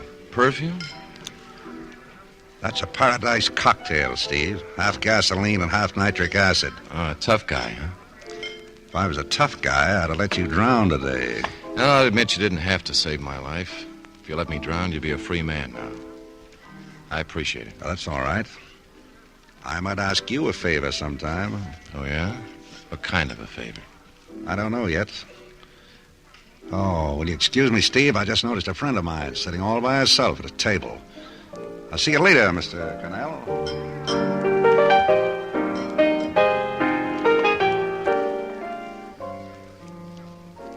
Hello, Joan. Dan, hello again. Please sit down. Yeah, perhaps I'd better. This is my third paradise cocktail. This is my first today. Ah, a convert. Shall we say his luck? And long life? Long enough. Here's to us, Joan. The only us on Earth. Here's to it, huh? There you go again. Break yours, too. And cross the stems. That's it. X marks the spot where another lovely moment was captured.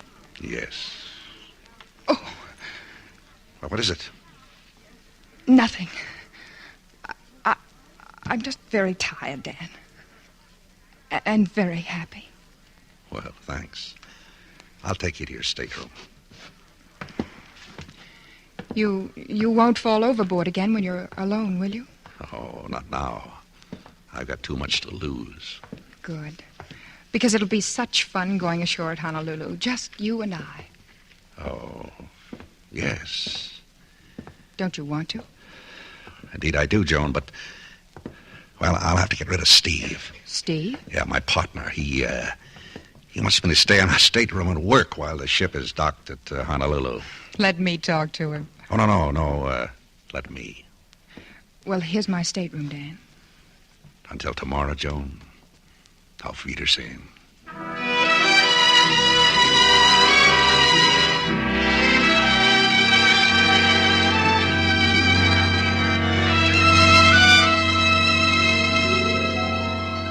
You sure get around, Dan, even on shipboard. Where you been all these days? In the smokestack? Steve. We dock in Honolulu tomorrow. Yeah, I'll have to handcuff you to me, you know. Not tomorrow, Steve. Any time. We're important. Except tomorrow. Tomorrow I'm going ashore without you. You gonna make trouble? Oh, put the gun away, Steve. You wouldn't shoot. You just don't know me, Dan. Steve. This girl you've seen me with, she's going ashore tomorrow. I want to be alone with her, just for a little, Steve. What do you say? You just had to save my life, didn't you? You owe me that, Steve. And I'm going to hold you to it. All right, Dan. Thanks.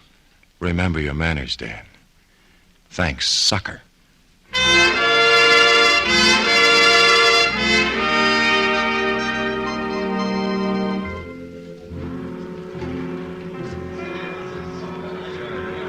I'd never seen Joan so radiant as she went down the gangplank when we docked at Honolulu. And I'd been her doctor for a long time. That young fellow she called Dan was with her. And if he was that good for her, he deserved to be with her.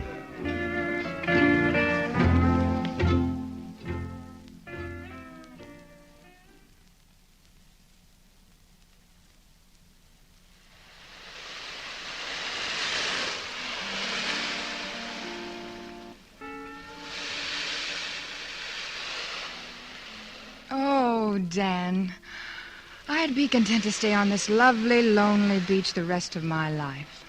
Would you, Joan? Forever. Joan, would you be content to spend the rest of your life with me? Oh, very content, darling. Even in some very far-off, isolated place? Anywhere and forever. Darling, that man with me, Steve, he's... Yes? Well, he wants me to go to San Francisco with him, but I can't do that. I'm going somewhere else, alone. But wherever I am, wherever you are, I'll send for you. Oh, no, dear, you won't send for me. Why not? Because I'm going with you. No, Joan, that's impossible. But I've made up my mind. Well, then, there's something that you've got to know. May I have a cigarette, please? Of course. Thank you. Light?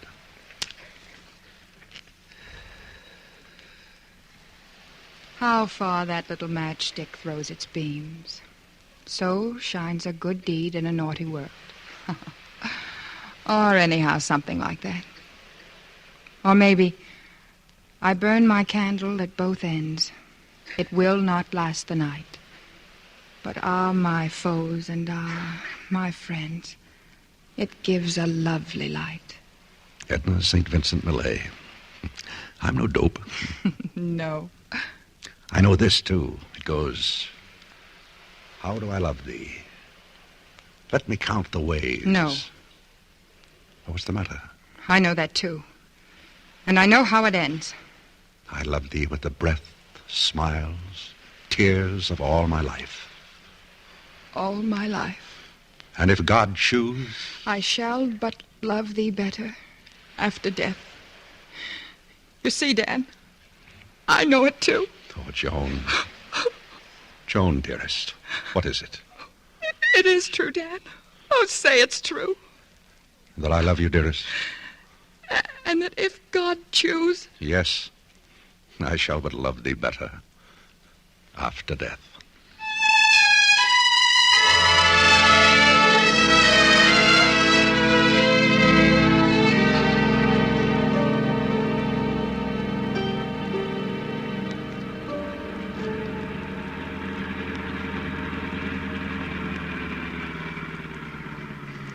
Why are you stopping the car? You must go back to the ship alone. But what about you? I can't go back, Joan. Oh, Dan. Oh, my dear. Oh. That's right. Close your eyes. Well, I behold you close. Joan, you see, you don't know who I really am or what I am. I'm an escaped convict, condemned to die, to hang. Well, now you know. You see, Joan... Joan. What's the matter? Joan!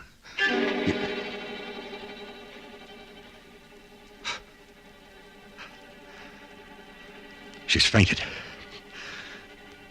I've got to take her back to the ship.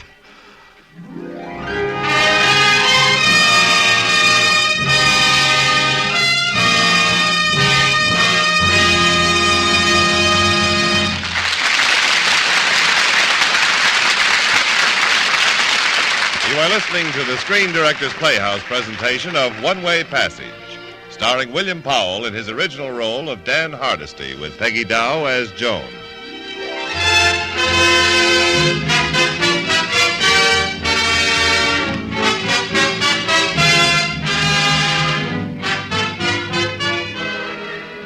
For the past 12 months, we of the Screen Directors Playhouse have taken pride in bringing you the very finest in dramatic entertainment.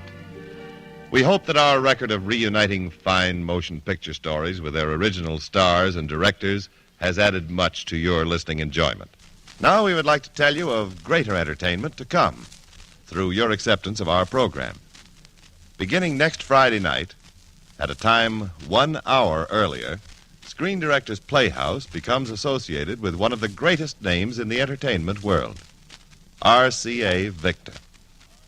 It will be our pleasure on future Fridays to present such great stars and film stories as Claudette Colbert in Tomorrow is Forever, Cary Grant in Mr. Lucky, and Ginger Rogers in It Had to Be You. So remember, next Friday night, 1 hour earlier, when Screen Directors Playhouse presents Jimmy Stewart starring in Magic Town.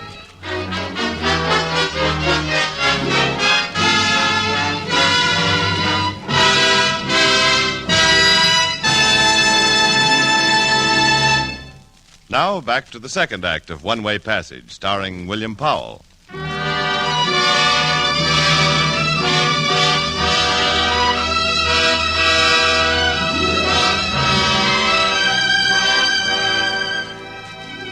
Joan Ames was deathly pale and still when Dan Hardesty carried her aboard ship that evening. Together, we took her to her stateroom, and for a day and a half, it was touch and go with Joan.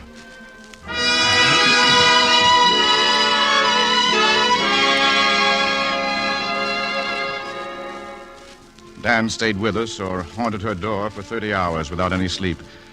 And then when she was momentarily out of danger, I asked to talk to Dan in my stateroom. Is she going to be all right, Doctor? Yes, for the present. I didn't know. I understand now. Everything she said. She survived this attack. She won't survive another. Any excitement, any shock would surely kill her. But a shock is coming. And through me. I tried to tell her when we were ashore, but she didn't hear me. She'd fainted. She still has to find out that when I get to the States, I'm to be hanged, Doctor. Great Scott. For murder. Why, you can't tell her that. That would kill her. And she'll never know, I promise you.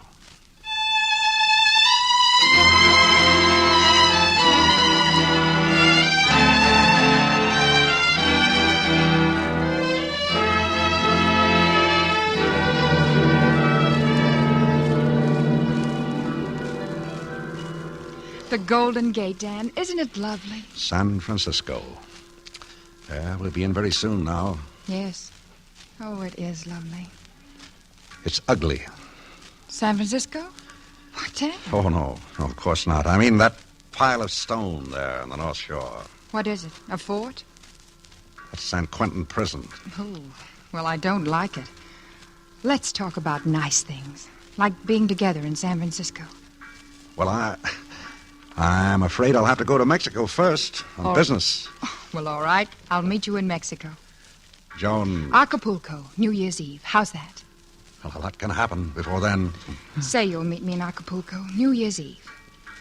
All right. Not enthusiastic enough. You'll have to take me down to the ship's bar and seal the deal with a toast. A final toast. Come on, Dan.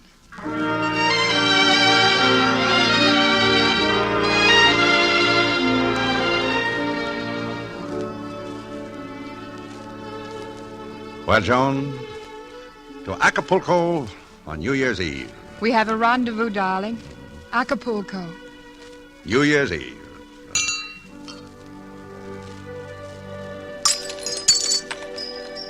Now yours, Joan. Across the stems. X marks the spot where a lovely moment was captured. How do I love thee? Let me count the ways. Okay, darling. Okay, darling. Auf Wiedersehen. Ready, Dan? Oh. Yes, Steve. We're docking. I've some final packing to do, Joan. Seeing you. Don't forget. Coming, Steve. Coming. And if God choose, I shall but love thee better after death.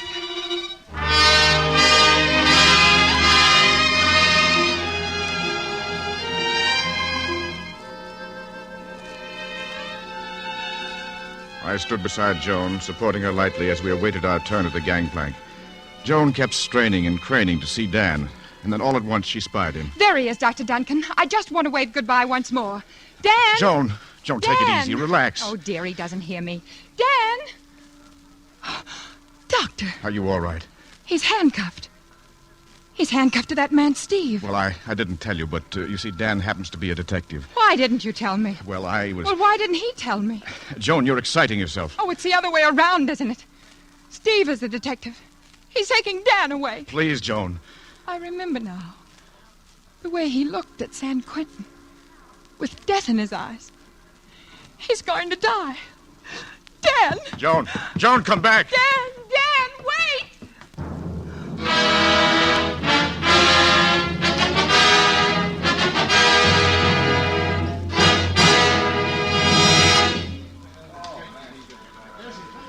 Dan, wait for me! Hold it, Steve. You want to see her? Hide the handcuffs.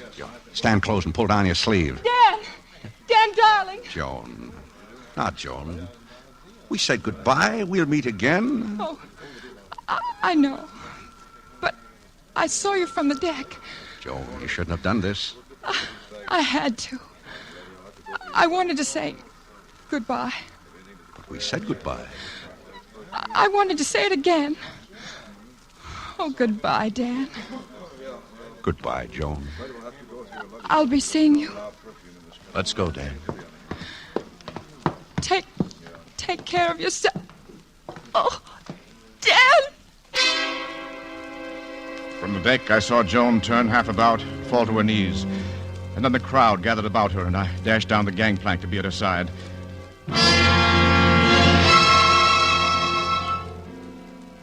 Will someone be good enough to call an ambulance? She's dead.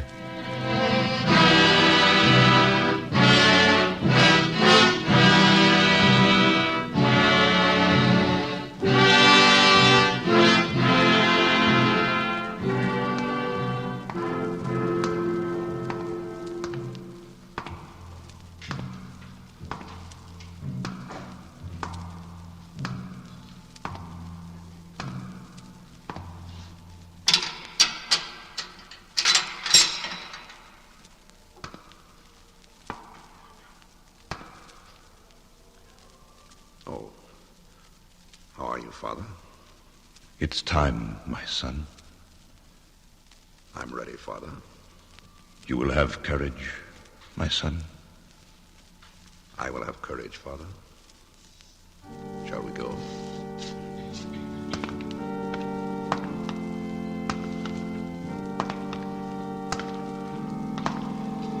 Remember not, O Lord, we beseech thee, the sins of his youth, nor of his ignorance.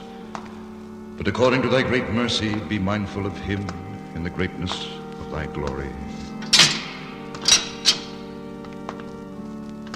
Delicta juventutis, et ignorantius eius, quae sumus nemenimeres Domine, sed secundum magnum misericordiam tuam memores Dominius in gloria caritatis tuae,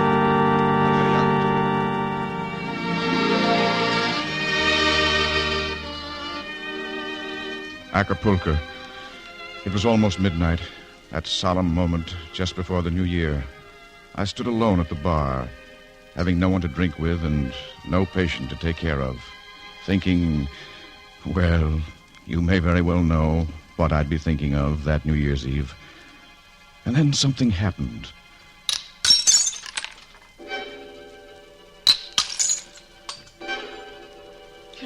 Senor, be more careful, yes? Careful? Well, you break the glasses on the bar. Why, I didn't touch those glasses. No? Then who, eh? I looked at the bar, at the shattered remains of 2 broken cocktail glasses, stem over stem, forming the letter X. Senor, if you did not break those 2 glasses, who did? There is no one else here. That's where you're wrong. Senor? Very wrong, indeed.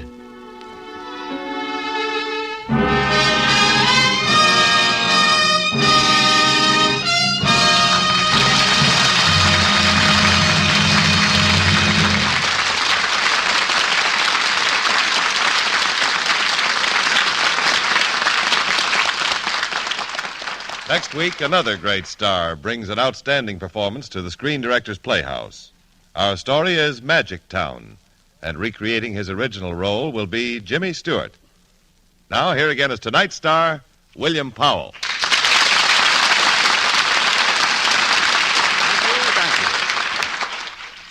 Well, the coming of New Year's always adds a special value to friendship. And today I renewed acquaintance with 2 very old friends. One is the story you just heard, and the other is the man who directed it so magnificently that after 17 years it was presented to you again tonight. And now I'd like you to meet him, the creator of such fine entertainment as The Postman Always Rings Twice and The Connecticut Yankee in King Arthur's Court. My director, Tay Garnett.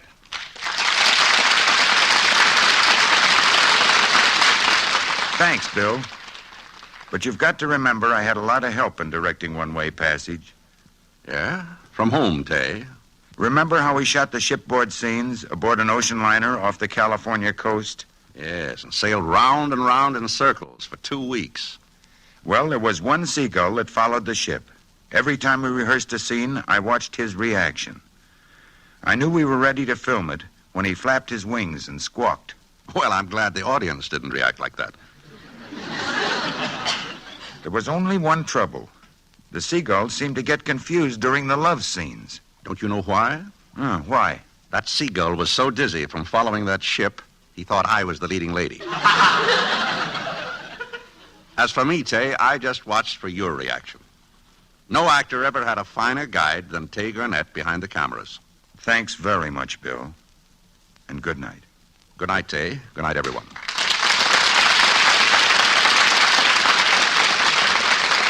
And good night to you, Tay Garnett and William Powell. Remember next week, Jimmy Stewart on Screen Director's Playhouse, 1 hour earlier.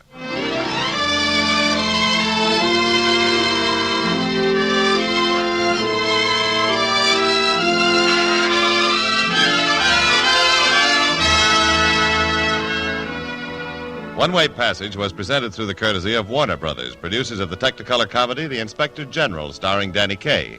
William Powell appeared by arrangement with Metro-Goldwyn-Mayer, producers of the Technicolor musical On the Town, starring Gene Kelly, Frank Sinatra, and Betty Garrett. Peggy Dow will soon be seen with Ida Lupino, Howard Duff, and Stephen McNally in Woman in Hiding, a Universal International picture. Tay Garnett is currently directing The Challenge, starring Mickey Rooney and Pat O'Brien. Included in tonight's cast were Peggy Dow as Joan, Stephen Dunn, Ted Von Eltz, John Daner, Don Diamond, and Frank Barton. One Way Passage was adapted for radio by Milton Geiger, and original music was composed and conducted by William Lava. Screen Directors Playhouse is produced by Howard Wiley, with dramatic direction by Bill Karn. This is Jimmy Wallington speaking and inviting you to listen again next week, 1 hour earlier, when we present for RCA Victor... Screen Directors Playhouse, star Jimmy Stewart, production Magic Town, director William Wellman.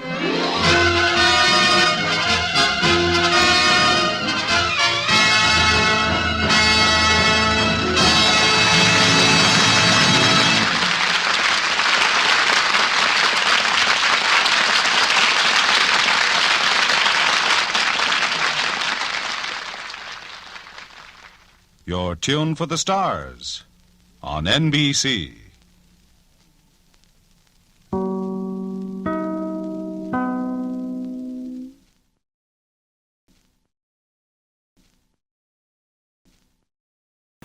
And now you will hear the rest of the story with Paul Harvey up next.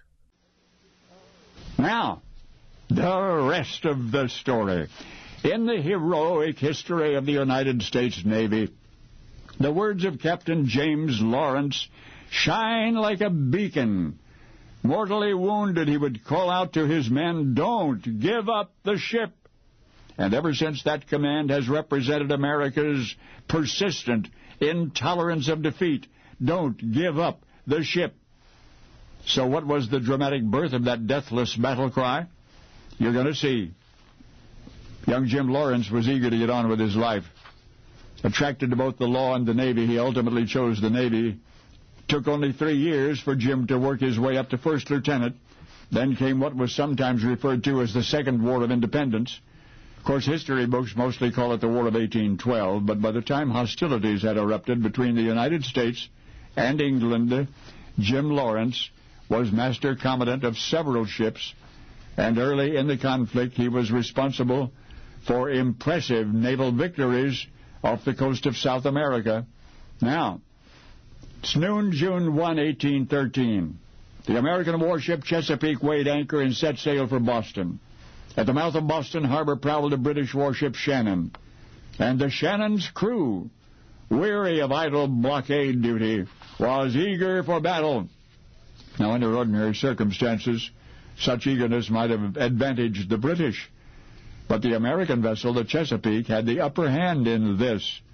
Her captain was the cunning, tenacious James Lawrence. He was 31 by now, possessed the wisdom of a seasoned warrior by now. But his enthusiasm was youthful as ever, and yes, it was for this naval encounter that he would best be remembered.